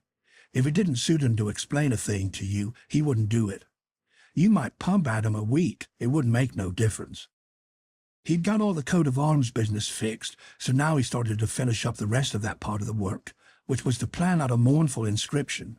Said Jim got to have one like they all done. He made up a lot and wrote them out on a paper and read them off so. 1. Here a captive heart busted. 2. Here a poor prisoner, forsook by the world and friends, fretted out his sorrowful life. 3. Here a lonely heart broke, and a worn spirit went to its rest after 37 years of solitary captivity. 4. Here, homeless and friendless after 37 years of bitter captivity, perished a noble stranger, natural son of Louis XIV. Tom's voice trembled whilst he was reading them, and he most broke down. When he got done, he couldn't no way make up his mind which one for Jim to scrabble onto the wall. They was all so good. But at last, he allowed he would let him scrabble them all on. Jim said it would take him a year to scrabble such a lot of truck onto the logs of the nail, and he didn't know how to make letters besides. but Tom said he would block them out for him, and then he wouldn't have nothing to do but just follow the lines. Then pretty soon he says, "Come to think, the logs ain't a-going to do. They don't have log walls in a dungeon. We got to dig the inscriptions into a rock. We'll fetch a rock." Jim said the rock was worse than the logs. He said it would take him such a parsing long time to dig them into a rock, he would never get out. But Tom said he would let me help him do it. Then he took a look to see how me and Jim was getting along with the pens. It was most pesky tedious hard work and slow, and didn't give my hands no show to get well of the sores. And we didn't seem to make no headway hardly. So Tom says, "I know how to fix it. We got to have a rock for the coat of arms and mournful inscriptions, and we can kill two birds with that same rock. There's a gaudy big grindstone down at the mill, and we'll smouch it and carve the things on it and file out the pens and the saw on it too." It weren't no slouch of an idea, and it weren't no slouch of a grindstone nother, but we allowed we'd tackle it. It weren't quite midnight yet, so we cleared out for the mill, leaving Jim at work. We smouched the grindstone and set out to roll her home, but it was a most tough job. Sometimes, do what we couldn't keep her from falling over, and she come mighty near mashing us every time. Tom said she was going to get one of us sure before we got through. We got her halfway, and then we was plumb played out and most drowned with sweat. We see it weren't no use. We got to go and fetch Jim. So he raised up his bed and slew the chain off of the bed leg and wrapped it round and round his neck, and we crawled out through our hole and down there, and Jim and me laid into that grindstone and walked her along like nothing, and Tom superintended. He could out-superintend any boy I ever see. He knowed how to do everything. Our hole was pretty big, but it weren't big enough to get the grindstone through. But Jim, he took the pick and soon made it big enough. Then Tom locked out them things on it with the nail and set Jim to work on them, with the nail for a chisel and an iron bolt from the rubbish and a lean-to for a hammer, and told him to work till the rest of his candle quit on him, and then he could go to bed, and have the grindstone under a straw tick and sleep on it. Then we helped him fix his chain back on the bed leg and was ready for bed ourselves. But Tom thought of something and says, "You got any spiders in here, Jim?" "No, sir. Face to goodness I hate Mars, Tom." "All right, we'll get you some." "But bless you, honey, I don't want none. I's a feud of 'em, and I'd just as soon have rattlesnakes around." Tom thought a minute or two and says, "It's a good idea, and I reckon it's been done. It must have been done, it stands to reason." "Yes, it's a prime good idea. Where could you keep it?" "Keep what, Most Tom?" "Why, a rattlesnake." "To goodness gracious alive, Mars Tom. Why, if dey was a rattlesnake to come in here, I'd take and bust right out through that log wall, I would, with my head." "Why, Jim, you wouldn't be afraid of it after a little. You could tame it." "Tame it?" "Yes, easy enough. Every animal is grateful for kindness and petting, and they wouldn't think of hurting a person that pets them. Any book will tell you that. You try, that's all I ask. Just try for 2 or 3 days. Why, you can get him so in a little while that he'll love you and sleep with you and won't stay away from you a minute, and will let you wrap him around your neck and put his head in your mouth. Please, Mars Tom, don't talk so. I can't stand it. He'd let me shove his head in my mouth for a favor, hain't he? I lay he'd wait a powerful long time 'fore I asked him, and more than that, I don't want him to sleep with me. Jim, don't act so foolish. A prisoner's got to have some kind of a dumb pet, and if a rattlesnake ain't ever been tried, why, there's more glory to be gained in you being the first to ever try it than any other way you could ever think of to save your life. Why, Mars Tom, I don't want no sich glory. Snake taken Bob Jim's chin off. Then where's the glory? No, sir, I don't want no sich doin's. Blame it, can't you try? I only want you to try. You needn't keep it up if it don't work. But the trouble all done if the snake bites me while I's a-trying him. Mars Tom, I's willing to tackle most anything that ain't unreasonable. But if you and Huck fetches a rattlesnake in here for me to tame, I's gwine to leave, that's sure." Well, then let it go if you're so bull-headed about it. We can get you some garter snakes, and you can tie some buttons on their tails and let on their rattlesnakes, and I reckon that'll have to do. I can stand them, most Tom, but blame if I couldn't get along without 'em. I tell you that. I never knowed before 'twas so much bother and trouble to be a prisoner. Well, it always is when it's done right. You got any rats around here? No, sir. I hate seeing 'em. Well, we'll get you some rats. Why, Mars Tom, I don't want no rats. They's the dead blamedest creatures to disturb a body and rustle round over 'em and bite his feet when he's trying to sleep I ever see. No, sir. Give me garter snakes if I's got to have 'em, but don't give me no rats. I ain't got no use for 'em scarcely. But, Jim, you got to have 'em. They all do. So don't make no more fuss about it. Prisoners ain't ever without rats. There ain't no instance of it, and they train them and pet them and learn them tricks, and they get to be as sociable as flies. But you got to play music to them. You got anything to play music on? I ain't got nothing but a close comb and a piece of paper and a juice harp. But I reckon they wouldn't take no stock in a juice harp. Yes, they would. They don't care what kind of music 'tis. A juice harp's plenty good enough for a rat. All animals likes music. In a prison they dote on it. Especially painful music. And you can't get no other kind out of a juice harp. It always interests them. They come out to see what's the matter with you. Yes, you're all right. You're fixed very well. You want to sit on your bed nights before you go to sleep and early in the mornings and play your juice harp. Play The Last Link is Broken. That's the thing that'll scoop a rat quicker than anything else. And when you've played about 2 minutes, you'll see all the rats and the snakes and spiders and things begin to feel worried about you and come. And they'll just fairly swarm over you and have a noble good time. Yes, they will, I reckon, Mars Tom. But what kind of time is Jim having? Blessed if I can see the pine. But I'll do it if I got to. I reckon I'd better keep the animals satisfied, and I'll have no trouble in the house.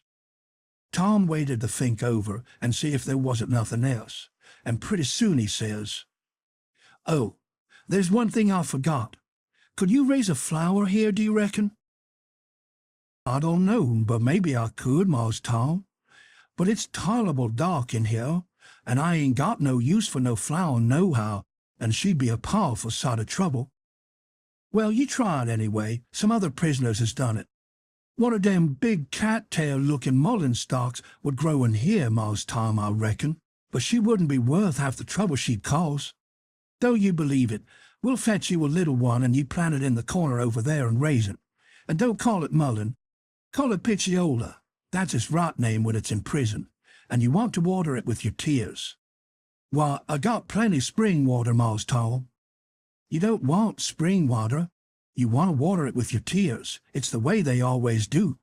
"Why, Mars Tom, I'll lay I can raise one of them mullein stalks twice with the spring water, whiles another man's a starting one with tears. That ain't the idea. You got to do it with tears. She'll die on my hands, Mars Tom. She surely will. 'Cause I don't scarcely ever cry." So Tom was stumped. But he studied it over and then said Jim would have to worry along the best he could with an onion. He promised he would go to the nigger cabins and drop one private in Jim's coffee pot in the morning. Jim said he would just soon have tobacco in his coffee, and found so much fault with it and with the work and bother of raising the mullein and juice harping the rats and petting and flattering up the snakes and spiders and things, on top of all the other work he had to do on pens and inscriptions and journals and things, which made it more trouble and worry and responsibility to be a prisoner than anything he ever undertook, that Tom most lost all patience with him, and said he was just loading down with more gaudier chances than a prisoner ever had in the world to make a name for himself, and yet he didn't know enough to appreciate them, and they was just about wasted on him. So Jim, he was sorry, and said he wouldn't behave so no more, and then me and Tom shoved for bed. Chapter 39. In the morning, we went up to the village and bought a wire rat trap and fetched it down, and unstopped the best rat hole, and in about an hour we had 15 of the bulliest kind of ones. and then we took it and put it in a safe place under Aunt Sally's bed. But while she was gone for spotters, little Thomas Franklin Benjamin Jefferson Alexander Phelps found it there and opened the door of it to see if the rats would come out, and they did. And Aunt Sally, she come in, and we got back, she was a-standing on top of the bed raising Cain, and the rats was doing what they could to keep off the dull times for her. So she took and dusted us both with the hickory, and we was as much as 2 hours catching another 15 or 16. Drat that meddlesome cub, and they weren't the likeliest nother, because the first haul was the pick of the flock. I'll never see a likelier lot of rats than what that first haul was.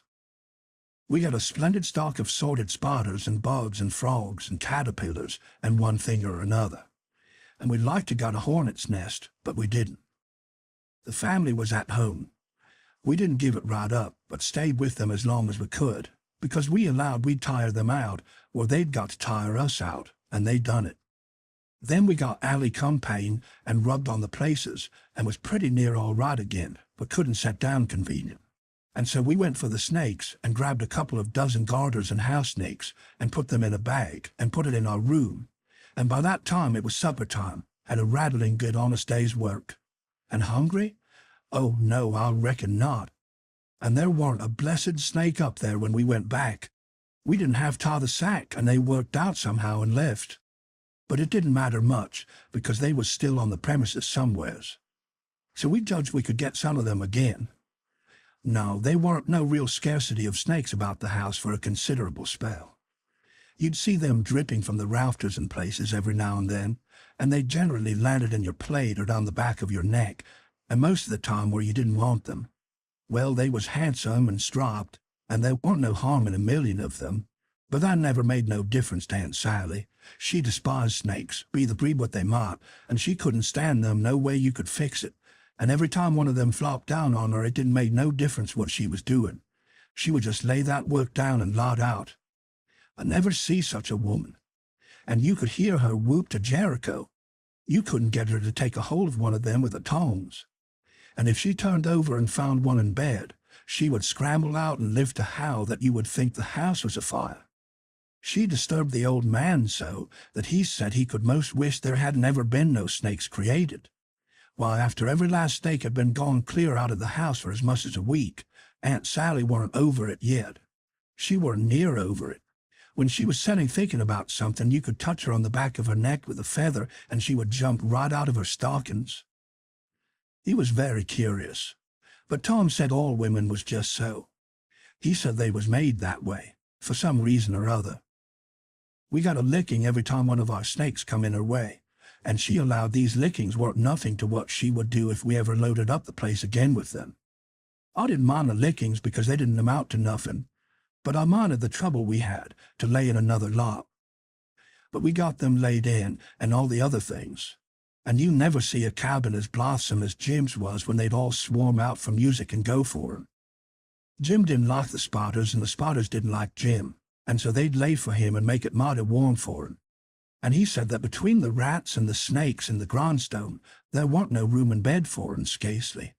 And when there was, a body couldn't sleep, it was so lively, and it was always lively, he said, because they never all slept at one time, but took turn about, so when the snakes was asleep, the rats was on deck, and when the rats turned in, the snakes come on watch, so he always had one gang under him in his way, and t'other gang having a circus over him, and if he got up to hunt a new place, the spotters would take a chance at him as he crossed over. He said if he ever got out this time, he wouldn't ever be a prisoner again, not for a salary. Well, by the end of 3 weeks, everything was in pretty good shape. The shirt was sent in early in a pile, and every time a rat bit Jim, he would get up and write a little in his journal whilst the ink was fresh. The pens was made, the inscriptions and so on was all carved on the grindstone. The bed leg was sawed in two, and we had ate up the sawdust, and it give us a most amazing stomach ache. We reckoned we was all going to die, but didn't. It was the most undigestible sawdust I ever see, and Tom said the same. But as I was saying, we'd got all the work done now at last, and we was all pretty much fagged out too, but mainly Jim. The old man had wrote a couple of times to the plantation below Orleans to come and get their runaway nigger, but hadn't got no answer, because there warn't no such plantation.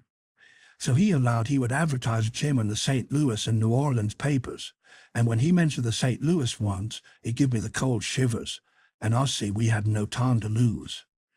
So Tom said, "Now for the anonymous letters." "What's them?" I says. "Warnings to the people that something is up. Sometimes it's done one way, sometimes another, but there's always somebody spying around that gives notice to the governor of the castle. When Louis XVI was going a lot out of the Tuileries, a serving girl done it. It's a very good way, and so is the anonymous letters. We'll use them both. And it's usual for the prisoner's mother to change clothes with him, and she stays in and he slides out in her clothes. We'll do that too." "But looky here, Tom, what do we want to warn anybody for that something's up?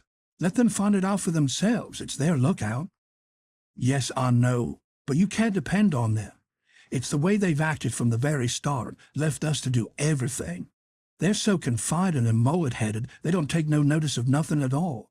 So if we don't give them notice, there won't be nobody nor nothing to interfere with us.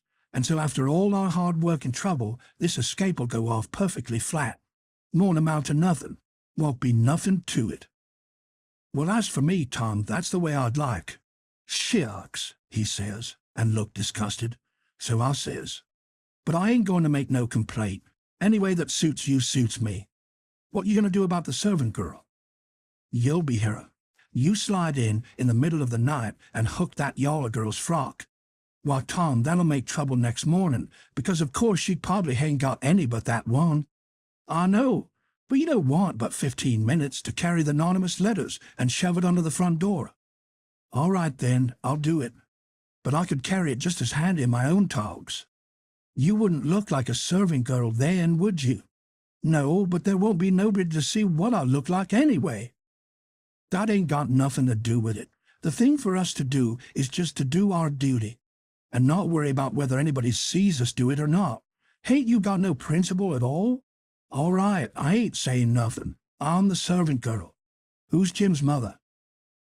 "I'm his mother. I'll hook a gown from Aunt Sally." "Well, then you'll have to stay in the cabin when me and Jim leaves." "Not much. I'll stuff Jim's clothes full of straw and lay it on his bed to represent his mother in disguise. And Jim will take the nigger woman's gown off of me and wear it, and we'll all evade together. When a prisoner of style escapes, it's called an evasion.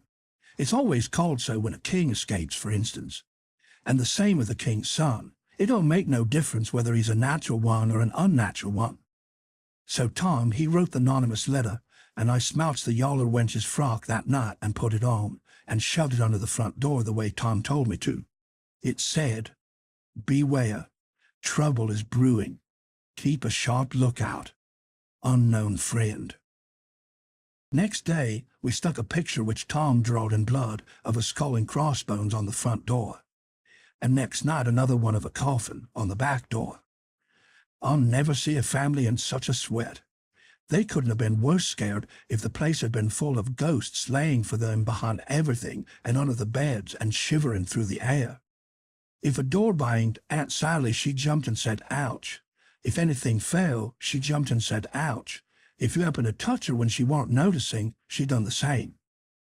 She couldn't face no way and be satisfied, because she allowed there was something behind her every time. So she was always a-whirling around sudden and saying, "Ouch," and before she'd get 2/3 around, she'd whirl back again and say it again. And she was afraid to go to bed, but she dasn't sit up. So the thing was working very well, Tom said. He said he never see a thing work more satisfactory. He said it showed it was done right. So he said, "Now for the grand bulge."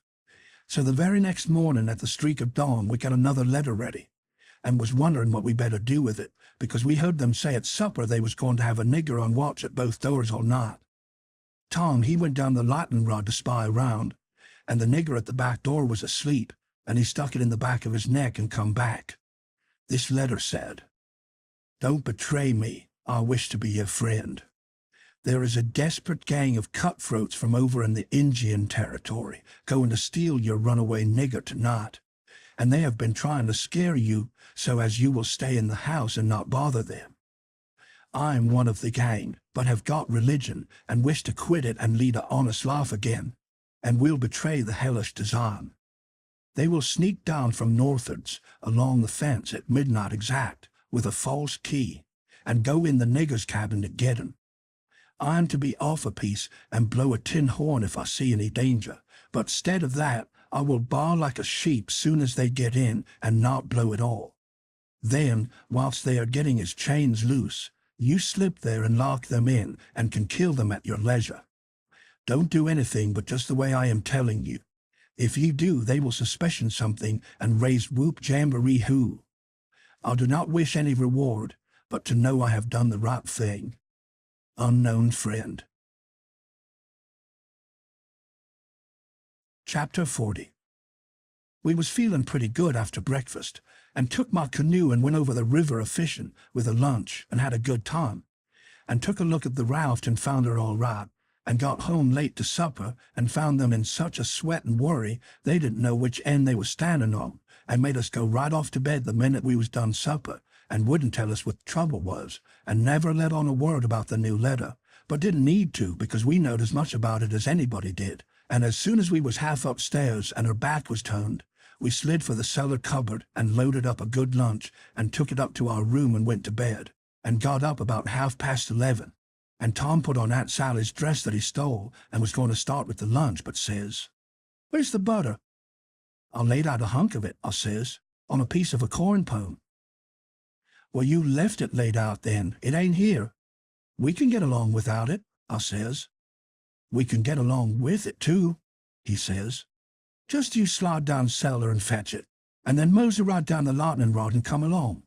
I'll go and stuff the straw to Jim's clothes to represent his mother in disguise, and be ready to bar like a sheep and shove soon as you get there." So out he went, and down cellar went I. The hunk of butter, big as a person's fist, was where I'd left it, so I took up the slab of corn pone with it on, and blowed out my light, and started upstairs very stealthy, and got up to the main floor all right, but here comes Aunt Sally with a candle, and I clapped the truck in my hat, and clapped my hat on my head, and the next second she see me, and she says, "You been down cellar?" "Yes'm." "What you been doing down there?" "Nothing." "Nothing?" "No." "Well, then, what possessed you to go down there this time of night?" "I don't know 'em." "You don't know? Don't answer me that way, Tom. I want to know what you been doing down there."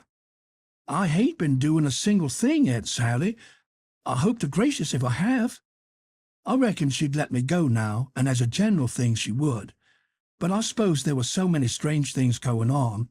She was just in a sweat about every little thing that weren't yardstick straight, so she says very decided, "You just march into that setting room and stay there till I come. You been up to something you no business to, and I lay I'll find out what it is before I'm done with you." So she went away as I opened the door and walked into the setting room. Ma, but there was a crowd there. 15 farmers, and every one of them had a gun. I was most powerful sick, and slunk to a chair and sat down. They was setting around, some of them talking a little in a low voice, and all of them fidgety and uneasy, but trying to look like they weren't. But I knowed they was, because they was all taking off their hats and putting them on and scratching their heads and changing their seats and fumbling with their buttons. I weren't easy myself, but I didn't take my hat off all the same. I did wish Aunt Sally would come and get done with me and lick me if she wanted to, and let me get away and tell Tom how we'd overdone this thing, and what a thundering hornet's nest we'd got ourselves into, so we could stop fooling around straight off and clear out with Jim before these rich kind of patients had come for us. At last she come and begun to ask me questions, but I couldn't answer them straight. I didn't know which end of me was up, because these men was in such a fidget now that some was wanting to start right now and lafing them desperados and saying it warn't but a few minutes to midnight. And others was trying to get them to hold on and wait for the sheep signal. And here was Annie pegging away at the questions, and me is shaking all over and ready to sink down in my tracks, I was that scared. And the place getting harder and harder, and the butter beginning to melt and run down my neck and behind my ears. And pretty soon when one of them says, "I'm for going and getting in the cabin first, and right now, and catching them when they come," I most dropped. And a streak of butter come a-trickling down my forehead, and Aunt Sally she sees it and turns white as the sheet and says, For the land's sake, what is the matter with the child? He's got the brain fever as sure as you're born, and they're oozing out. And everybody runs to see, and she snatches off my hat, and out comes the bread and what was left of the butter, and she grabbed me and hugged me and says, "Oh, what a turn you did give me, and how glad and grateful I am it ain't no worse. For luck's against us, and it never rains but it pours, and when I see that truck I thought we'd lost you, for I know by the colour and all, it was just like your brains would be if—" "Dear, dear, why didn't you tell me that was what you'd been down there for? I wouldn't have cared. Now clear out to bed, and don't let me see no more of you till morning." I was upstairs in a second, and down a lightning rod in another one, and shinning through the dark for the lean-to. I couldn't hardly get my words out, I was so anxious. But I told Tom as quick as I could, we must jump for it now, and not a minute to lose. The house full of men yonder with guns. His eyes just blazed, and he says, "No, is that so? Ain't it, bully? Why, Huck, if it was to do over again, I'll bet I could fetch 200. If we could put it off till— Hurry, hurry, I says. Where's Jim?" "Right at your elbow. If you reach out your arm, you can touch him. He's dressed and everything's ready. Now we'll slide out and give the sheep signal." But then we heard the tramp of men coming to the door, and heard them begin to fumble with the padlock, and heard a man say, "I told you we'd be too soon. They haven't come. The door is locked. Here, I'll lock some of you into the cabin, and you lay for 'em in the dark and kill 'em when they come, and the rest scatter around a piece, and listen if you can hear 'em coming." So in they come, but couldn't see us in the dark, and most trod on us whilst we was hustling to get onto the bed. But we got under all right, and out through the hole, swift but soft. Jim first, me next, and Tom last, which was according to Tom's orders. Now we was in the lean-to and heard trampings close by outside. So we crept to the door, and Tom stopped us there and put his eye to the crack, but couldn't make out nothing, it was so dark, and whispered and said he would listen for the steps to get further, and when he nudged us, Jim was glad out first and him last. So he set his ear to the crack and listened, and listened, and listened, and the steps are scraping around out there all the time. And at last he nudged us, and we slid out and stooped down, not breathing, and not making the least noise, and slipped stealthy towards the fence, in engine file, and got to it all right, and me and Jim over it. But Tom's breeches catch fast on a splinter on the top rail, and then he hear the steps coming, so he had to pull loose, which snapped the splinter and made a noise, and as he dropped in our tracks and started, somebody sings out, "Who's that? Answer or I'll shoot." But we didn't answer. We just unfurled our heels and shoved. Then there was a rush, and a bang, bang, bang, and the bullets fairly whizzed around us. We heard them sing out, "Here they are! They broke for the river! After 'em, boys, and turn loose the dogs!" So here they come, full tilt. We could hear them because they wore boots and yelled, but we didn't wear no boots and didn't yell. We was in the path to the mill, and when they got pretty close onto us, we dodged into the bush and let them go by, and then dropped in behind them. They'd had all the dogs shut up so they wouldn't scare off the robbers, but by this time somebody had let them loose, and here they come, making powwow enough for 1,000,000. But they was our dogs, so we stopped in our tracks till they catched up, and when they see it weren't nobody but us, and no excitement all for them, they only just said howdy, and tore right ahead towards the shouting and clattering. And then we upped steam again, and whizzed along after them till we was nearly to the mill, and then struck up through the bush to where my canoe was tied, and hopped in and pulled for dear life towards the middle of the river, but didn't make no more noise than we was obliged to. Then we struck out, easy and comfortable, for the island where my raft was, and we could hear them yelling and barking at each other all up and down the bank, till we was so far away the sounds got dim and died out. And when we stepped onto the raft, I says, "Now, old Jim, you're a free man again, and I bet you won't ever be a slave no more. And a mighty good job it was, too, Huck. It is plain beautiful, and it is darn beautiful, and they ain't nobody can get up a plane that's more mixed up and splendid than what that one was." We was all as glad as we could be, but Tom was the gladdest of all, because he had a bullet in the calf of his leg. When me and Jim heard that, we didn't feel so brash as what we did before. It was hurting him considerable and bleeding, so he laid him in the wigwam and tore up one of the Duke's shirts for to bandage him. But he says, "Give me the rags, I can do it myself. Don't stop now, don't fool around here, and the evasion booming along so handsome. Man the sweeps and set her loose. Boys, we done it elegant, 'deed we did. I wished we'd had the handling of Louis XVI. There wouldn't have been no son of St. Louis ascend to heaven wrote down in his biography. No, sir. We'd have whooped him over the border. That's what we'd have done with him, and done it just as slick as nothing at all, too. Man the sweeps! Man the sweeps!" But me and Jim was consulting and thinking, and after we'd thought a minute, I says, "Say it, Jim." So he says, "Well, then, this is the way it looked to me, Huck. If it was him that is being set free, and one of their boys was to get shot, would he say, 'Go on and save me, never mind about a doctor for to save this one'? Is that like Marse Tom Sawyer? Would he say that? You bet he wouldn't. Well, then, is Jim going to say that? No, sir. I don't budge a step out in this place without a doctor, not if it's 40 year."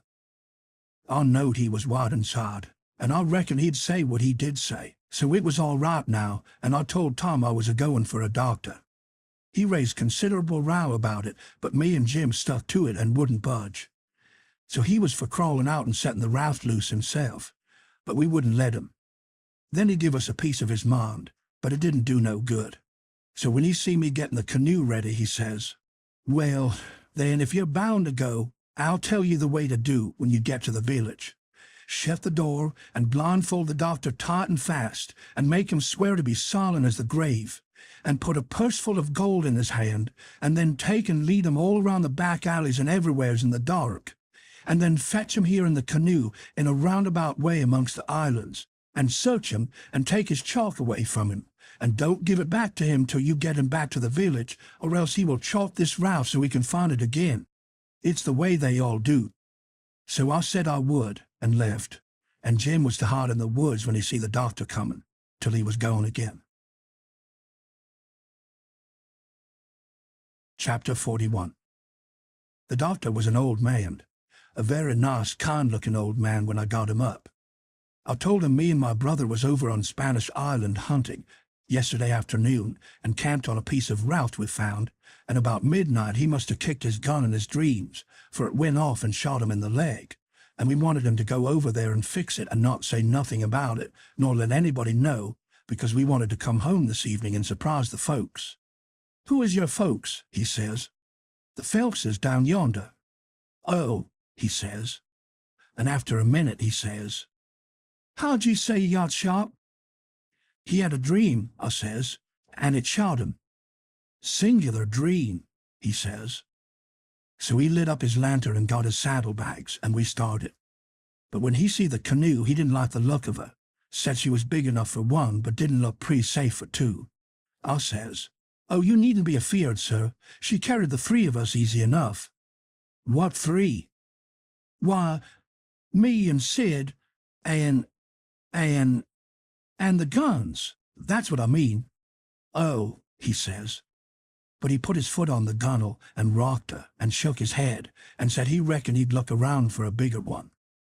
But they was all locked and chained, so he took my canoe and said for me to wait till he come back, or I could hunt around further, or maybe I'd better go down home and get them ready for the surprise if I wanted to. But I said I didn't, so I told him just how to find the raft, and then he started. I struck an idea pretty soon. I says to myself, "Supposing he can't fix that leg just in 3 shakes of a sheep's tail, as the saying is. Supposing it takes him 3 or 4 days. What are we going to do? Lay around there till he lets the cat out of the bag? No, sir, I know what I'll do. I'll wait, and when he comes back, if he says he's got to go any more, I'll get down there too, if I swim. And we'll take and tie him and keep him and shove out down the river, and when Tom's done with him, we'll give him what it's worth, or all we got, and then let him get shore." So then I crept into a lumber pile to get some sleep, and next time I waked up, the sun was away up over my head. I shot out and went for the doctor's house, but they told me he'd gone away in the night sometime or other and weren't back yet. Well, thinks I, that looks powerful bad for Tom, and I'll dig out for the island right off. So away I shoved and turned the corner and nearly rammed my head into Uncle Silas's stomach. He says, "Why, Tom, where you been all this time, you rascal?" "I ain't been nowheres," I says. "Only just hunting for the runaway nigger, me and Sid." "Why, wherever did you go?" he says. "Your aunt's been mighty uneasy." "She needn't," I says, "because we was all right.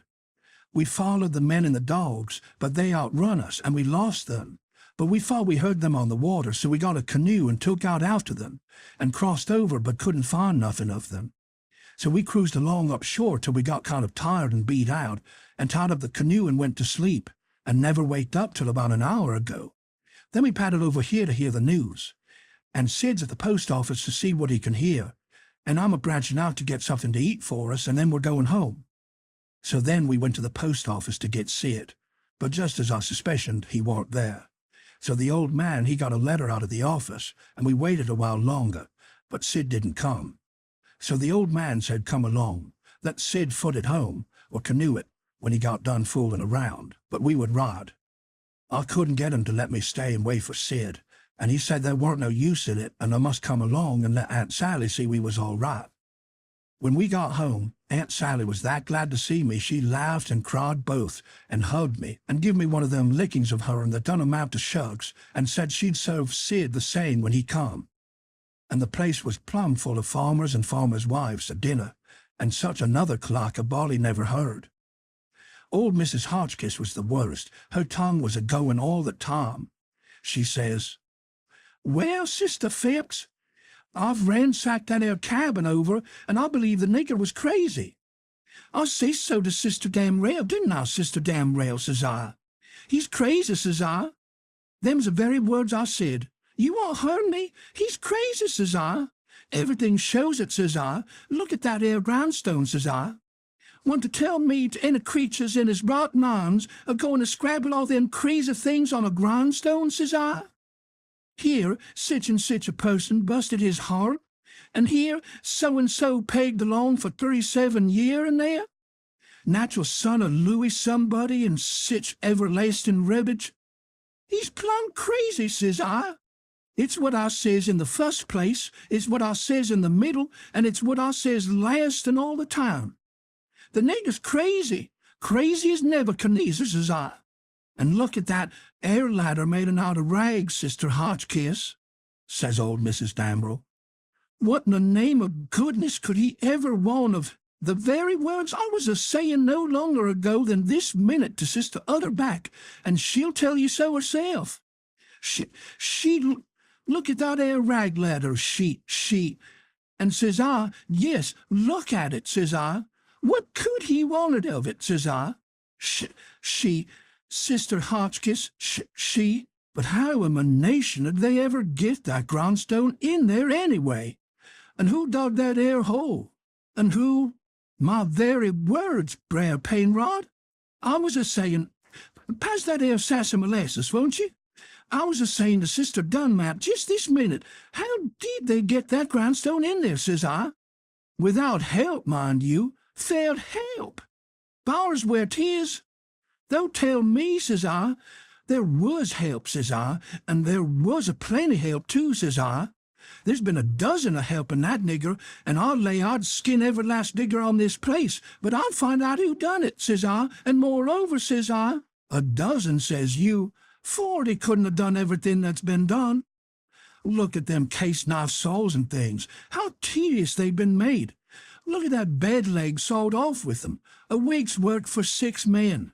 Look at that nigger made out of straw on the bed, and look at, you may well say it, Brer Hightower. It's just as I was saying to Brer Phelps's own self. Says he, what do you think of it, Sister Hotchkiss, says he. Think of what, Brer Phelps, says I. Think of that bed leg sawed off that way, says he. Think of it, says I. I'll lay it never sawed itself off, says I. Somebody sawed it, says I. That's my opinion, take it or leave it. It make me no count, says I. But sich as 'tis is my opinion, says I. And if anybody can start a better one, says I, let him do it, says I. That's all. I says to Sister Dunlop, says I, why, dod my cats, they must have been a house full of niggers in there every night for 4 weeks to have done all that work, Sister Phelps. Look at that shirt. Every last inch of it kivered over with secret African writing done with blood. Must have been a raft of 'em at it right along all the time a'most. Why, I'd give $2 to have it read to me. And as for the niggers that wrote it, I know I'd take and lash 'em till people to help him, Brother Marples. Well, I reckon you'd think so if you'd have been in this house for a while back. Why, they've stole everything they could lay their hands on, and we are watching all the time, mind you.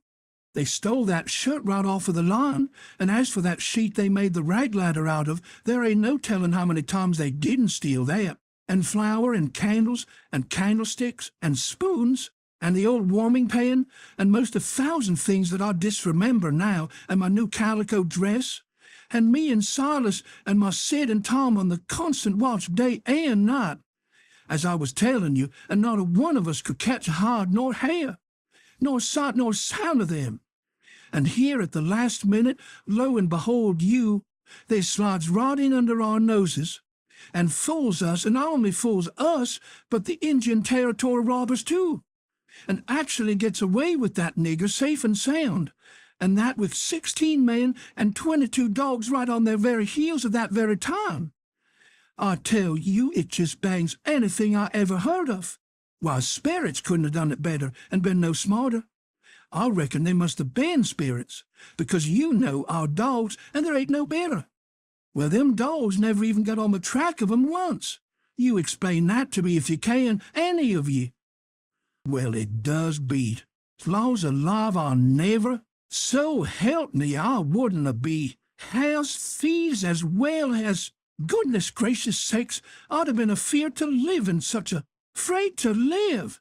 Why, I was that scared I dasn't hardly go to bed, or get up, or lay down, or set down, Sister Ridgway. Why, they'd steal the very... Why, goodness sakes, you can guess what kind of a fluster I was in by the time midnight come last night. I hope to gracious if I weren't afraid they'd steal some of the family.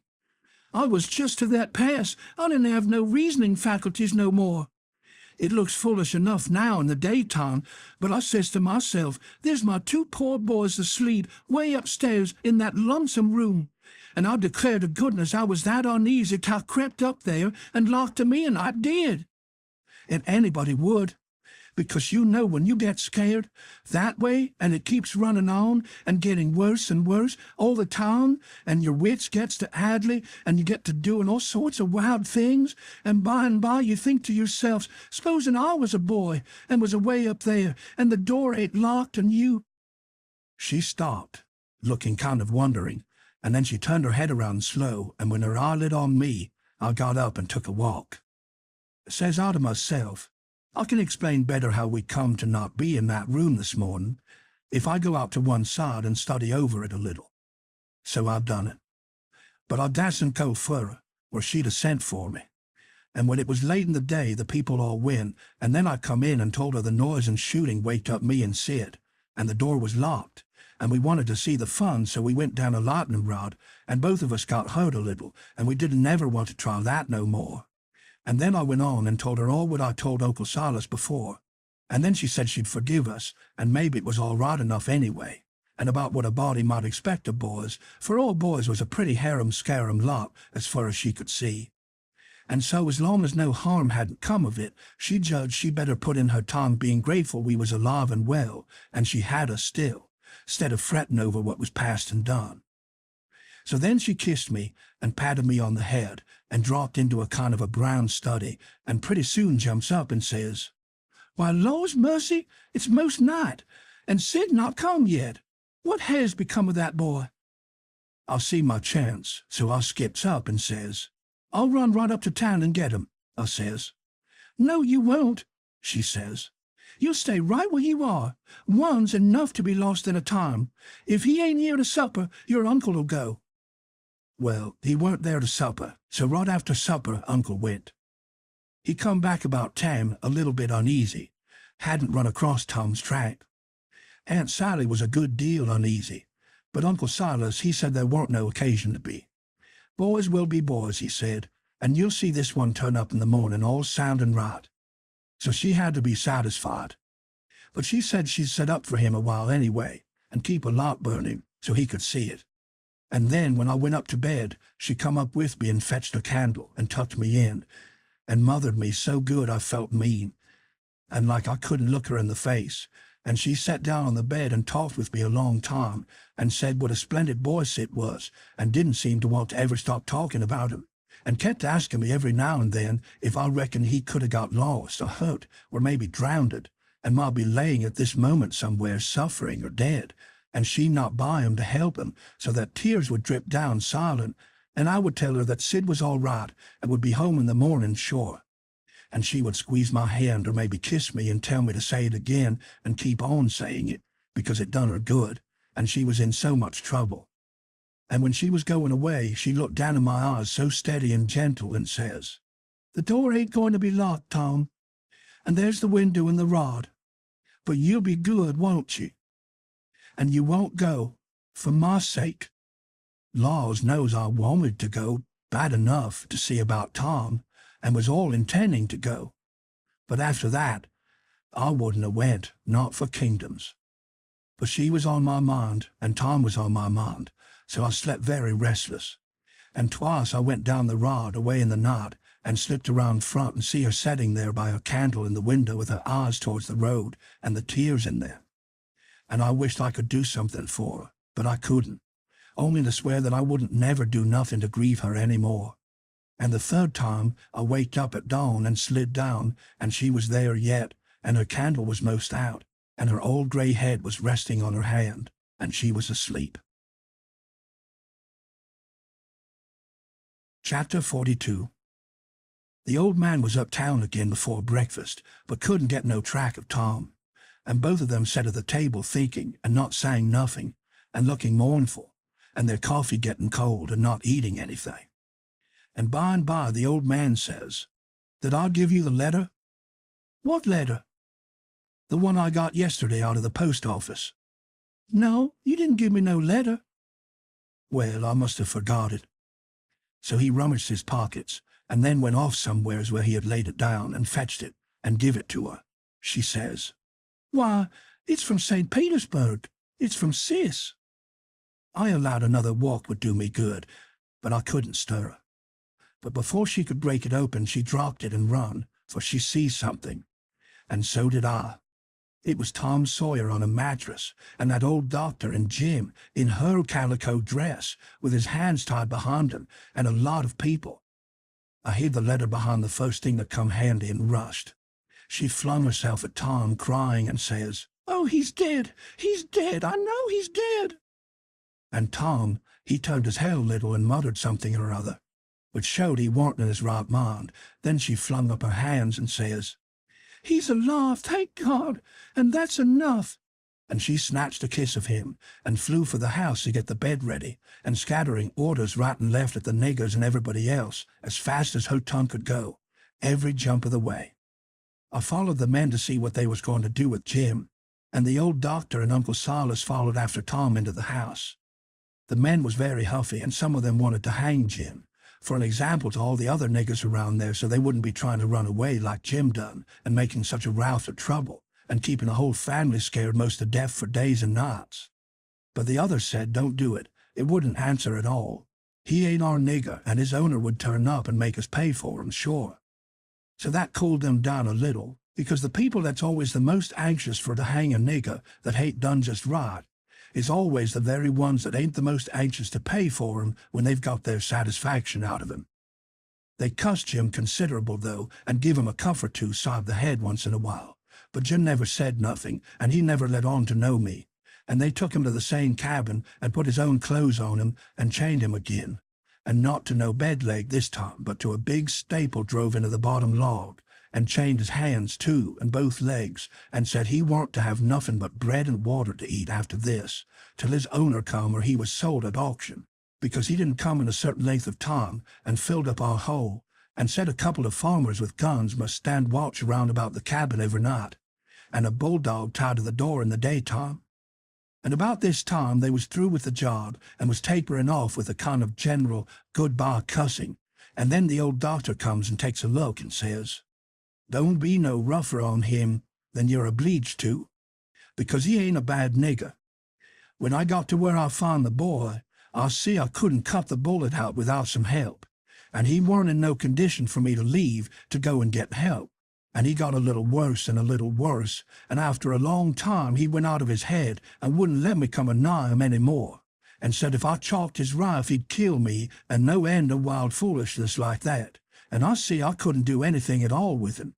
So I says I'd got to have help somehow.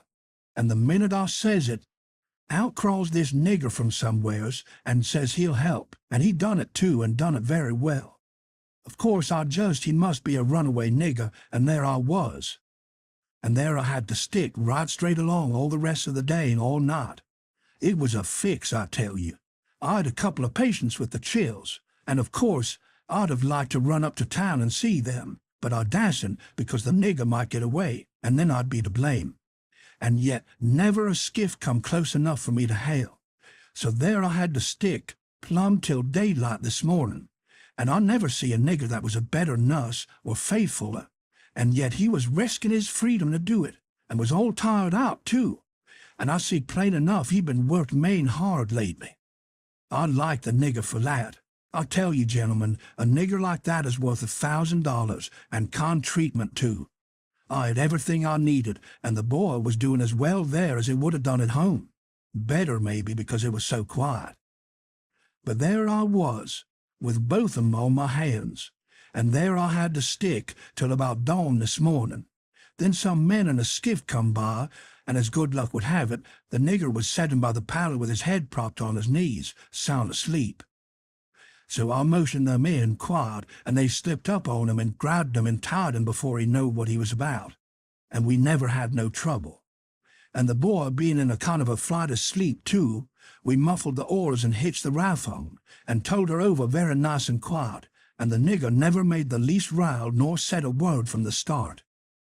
He ain't no bad nigger, gentlemen. That's what I think about him. Somebody says, "Well, it sounds very good, doctor," I'm obliged to say. Then the others softened up a little too, and I was mighty thankful to that old doctor for doing Jim that good turn. And I was glad it was according to my judgment of him too, because I thought he had a good heart in him and was a good man the first time I see him. Then they all agreed that Jim had acted very well and was deserving to have some notice took of it and reward. So every one of them promised right out and hearty that they wouldn't cuss him no more. Then they come out and locked him up. I hoped they was going to say he could have one or two of the chains took off, 'cause they was rotten heavy, or could have meat and greens with his bread and water. But they didn't think of it, and I reckon it warn't best for me to mix in. But I judged I'd get the doctor's yarn to Aunt Sally, somehow or other, as soon as I'd got through the breakers that was laying just ahead of me. Explanations, I mean, of how I forgot to mention about Sid being shot, when I was telling how him and me put in that dratted night paddling around, hunting the runaway nigger. But I had plenty time. Aunt Sally, she stuck to the sick room all day and all night, and every time I see Uncle Silas mooning around, I dodged him. Next morning, I heard Tom was a good deal better, and they said Aunt Sally was going to get a nap. So I slips to the sick room, and if I found him awake, I reckon we could put up a yarn for the family that would wash. But he was sleeping, and sleeping very peaceful too, and pale, not fire-faced the way he was when he come. So I sat down and laid for him to wake. In about half an hour Aunt Sally comes gliding in, and there I was, up a stump again. She motioned me to be still and sat down by me and begun to whisper, and said we could all be joyful now, because all the symptoms was first rate, and he'd been sleeping like that for ever so long, and looking better and peacefuler all the time, and 10 to 1 he'd wake up in his right mind. So we sat there watching, and by and by he stirs a bit, and opened his eyes very natural, and takes a look and says, "Hello? Why, I'm at home. How's that? Where's the raft?" "It's all right," I says. "The same," I says, but couldn't say it pretty brash. But he never noticed, but says, "Good. Splendid. Now we're all right and safe. Did you tell Auntie?" I was going to say yes, but she chipped in and says, About what, Sid? Why, about the way the whole thing was done. What whole thing? Why, the whole thing. There ain't but one. How we set the runaway nigger free, me and Tom. Good land, set the run? What is the child talking about? Do you out of his head again? No, I ain't out of my head. I know all of what I'm talking about. We did set him free, me and Tom. We laid out to do it, and we done it. And we done it elegant, too. He'd got a start, and she never checked him up. Just sat and stared and let him clip along. And I see it warn't no use for me to put in. Why, Auntie, it cost us a power of work. Weeks of it, hours and hours every night, while she was all asleep. And we had to steal candles and the sheet and the shirt and your dress and spoons and tin plates and case knives and the warming pan and the grindstone and flour and just no end of things. And you can't fig what work it was to make the saws and pans and inscriptions and one thing or another, and you can't think half the fun it was. And we had to make up the pictures of coffins and things, and the anonymous letters from the robbers, and get up and down the lightning rod and dig the hole into the cabin, and make the rope ladder, and send it in cooked up in a pie, and send in spoons and things to work with in your apron pocket. Mercy sakes! And load up the cabin with rats and snakes and so on for company for Jim. And then you kept Tom here so long with the butter in his hat that you come near spoiling the whole business. Because the men come before we was out of the cabin, and we had to rush. And they heard us and let drive at us, and I got my share, and we dodged out of the path and let them go by. And when the dogs come, they weren't interested in us, but went for the most noise. And we got our canoe and made for the raft, and was all safe, and Jim was a free man, and we'd done it all by ourselves. And wasn't it bully, Annie? Well, I never heard the likes of it in all my born days. So it was you little rapscallions, that's been making all this trouble, and turned everybody's wits clean inside out, and scared us almost to death. I've as good a notion as ever I had in my life to take it out of you this very minute. To think, here I've been night after night, you just get well once, you young scab, and I'll lay I'll tan the old Harry out of both of you. But Tom, he was so proud and joyful, he just couldn't hold in, and his tongue just went it. She a-chipping in and spitting fire all along, and both of them going it at once, like a cat convention. And she says, "Well, you get all the enjoyment you can out of it now, for mind I tell you if I catch you meddling with him again." "Meddling with who?" Tom says, dropping his smile and looking surprised. "With who? Well, the runaway nigger, of course. Who'd you reckon?" Tom looks at me very grave and says, "Tom, didn't you just tell me he was all right? Hasn't he got away?" "Him?" says Aunt Sally. "The runaway nigger? 'Deed he hasn't. They've got him Mac safe and sound, and he's in that cabin again, on bread and water, and loaded down with chains till he's claimed or sold." Tom rose square up in the bed, with his eye hot, and his nostrils opening and shutting like gills, and sings out to me, "They ain't no right to shut him up. Shove, and don't you lose a minute. Turn him loose. He ain't no slave.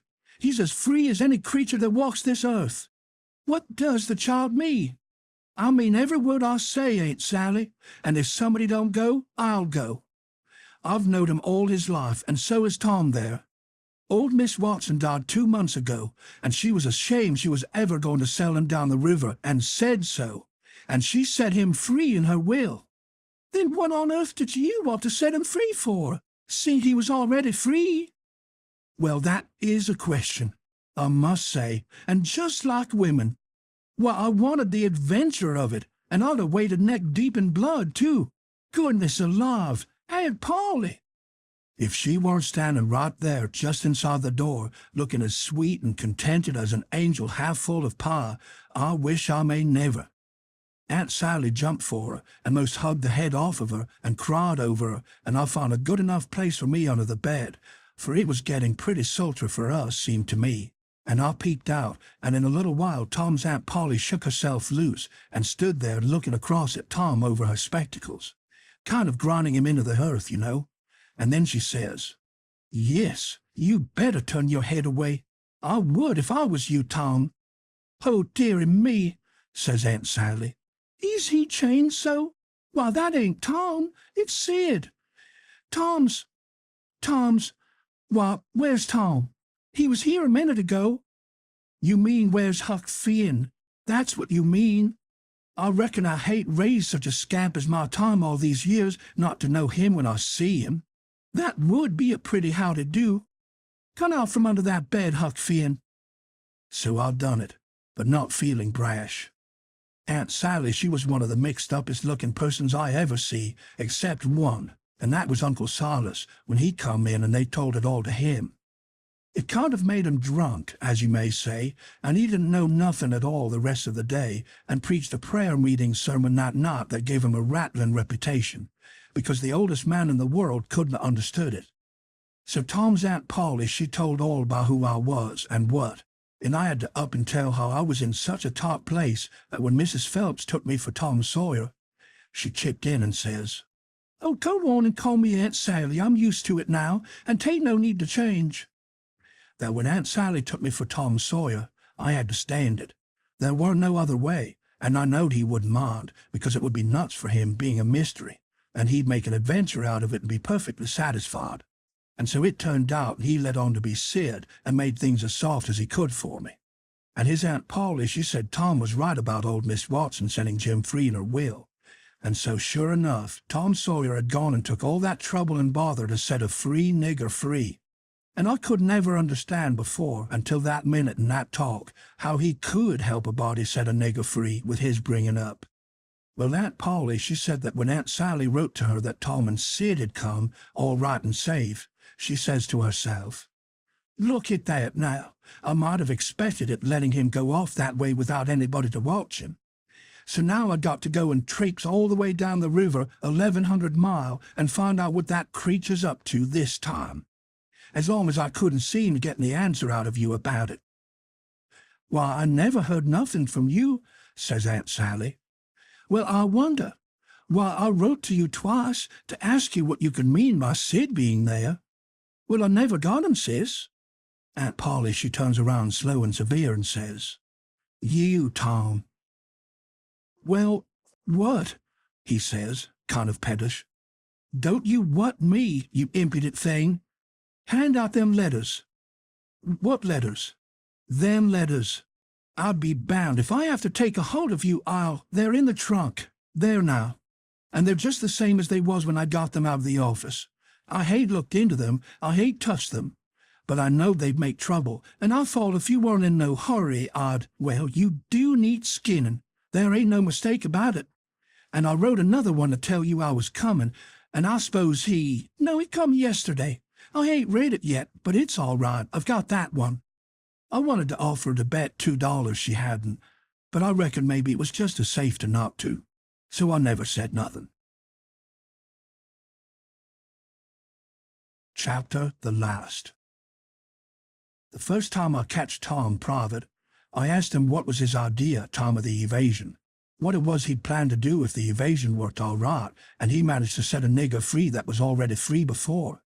And he said what he had planned in his head from the start, if we got Jim out all safe, was for us to run him down the river on the raft and have adventurers plumb to the mouth of the river and then tell him about his being free and take him back up home on a steamboat in style and pay him for his lost time and write word ahead and get out all the niggers around and have them waltz him into town with a torchlight procession and a brass band, and then he would be a hero, and so would we.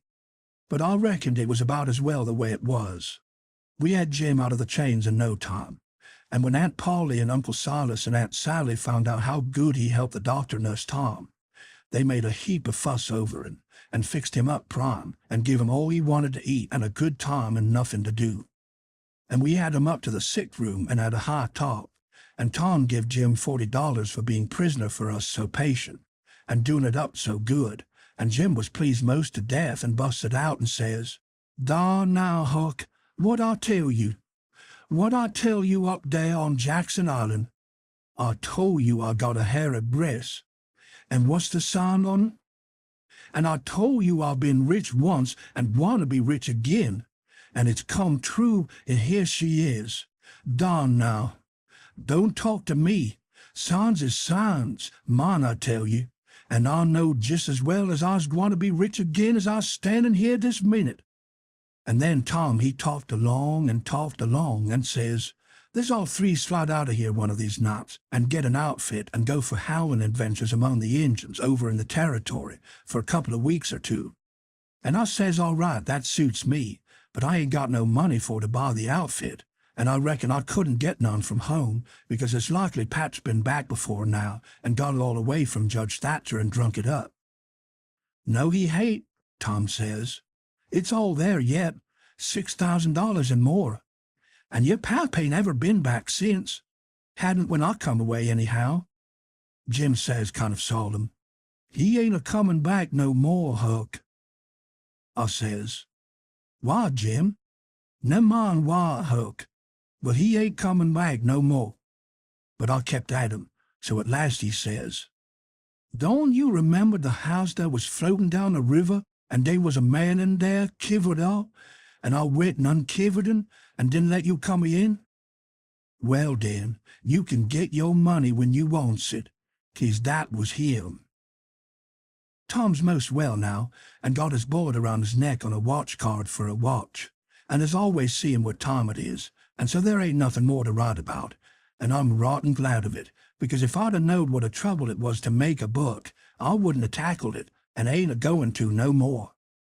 But I reckon I got to lot out for the territory ahead of the rest, because Aunt Sally, she's going to adopt me and civilize me, and I can't stand it. I've been there before.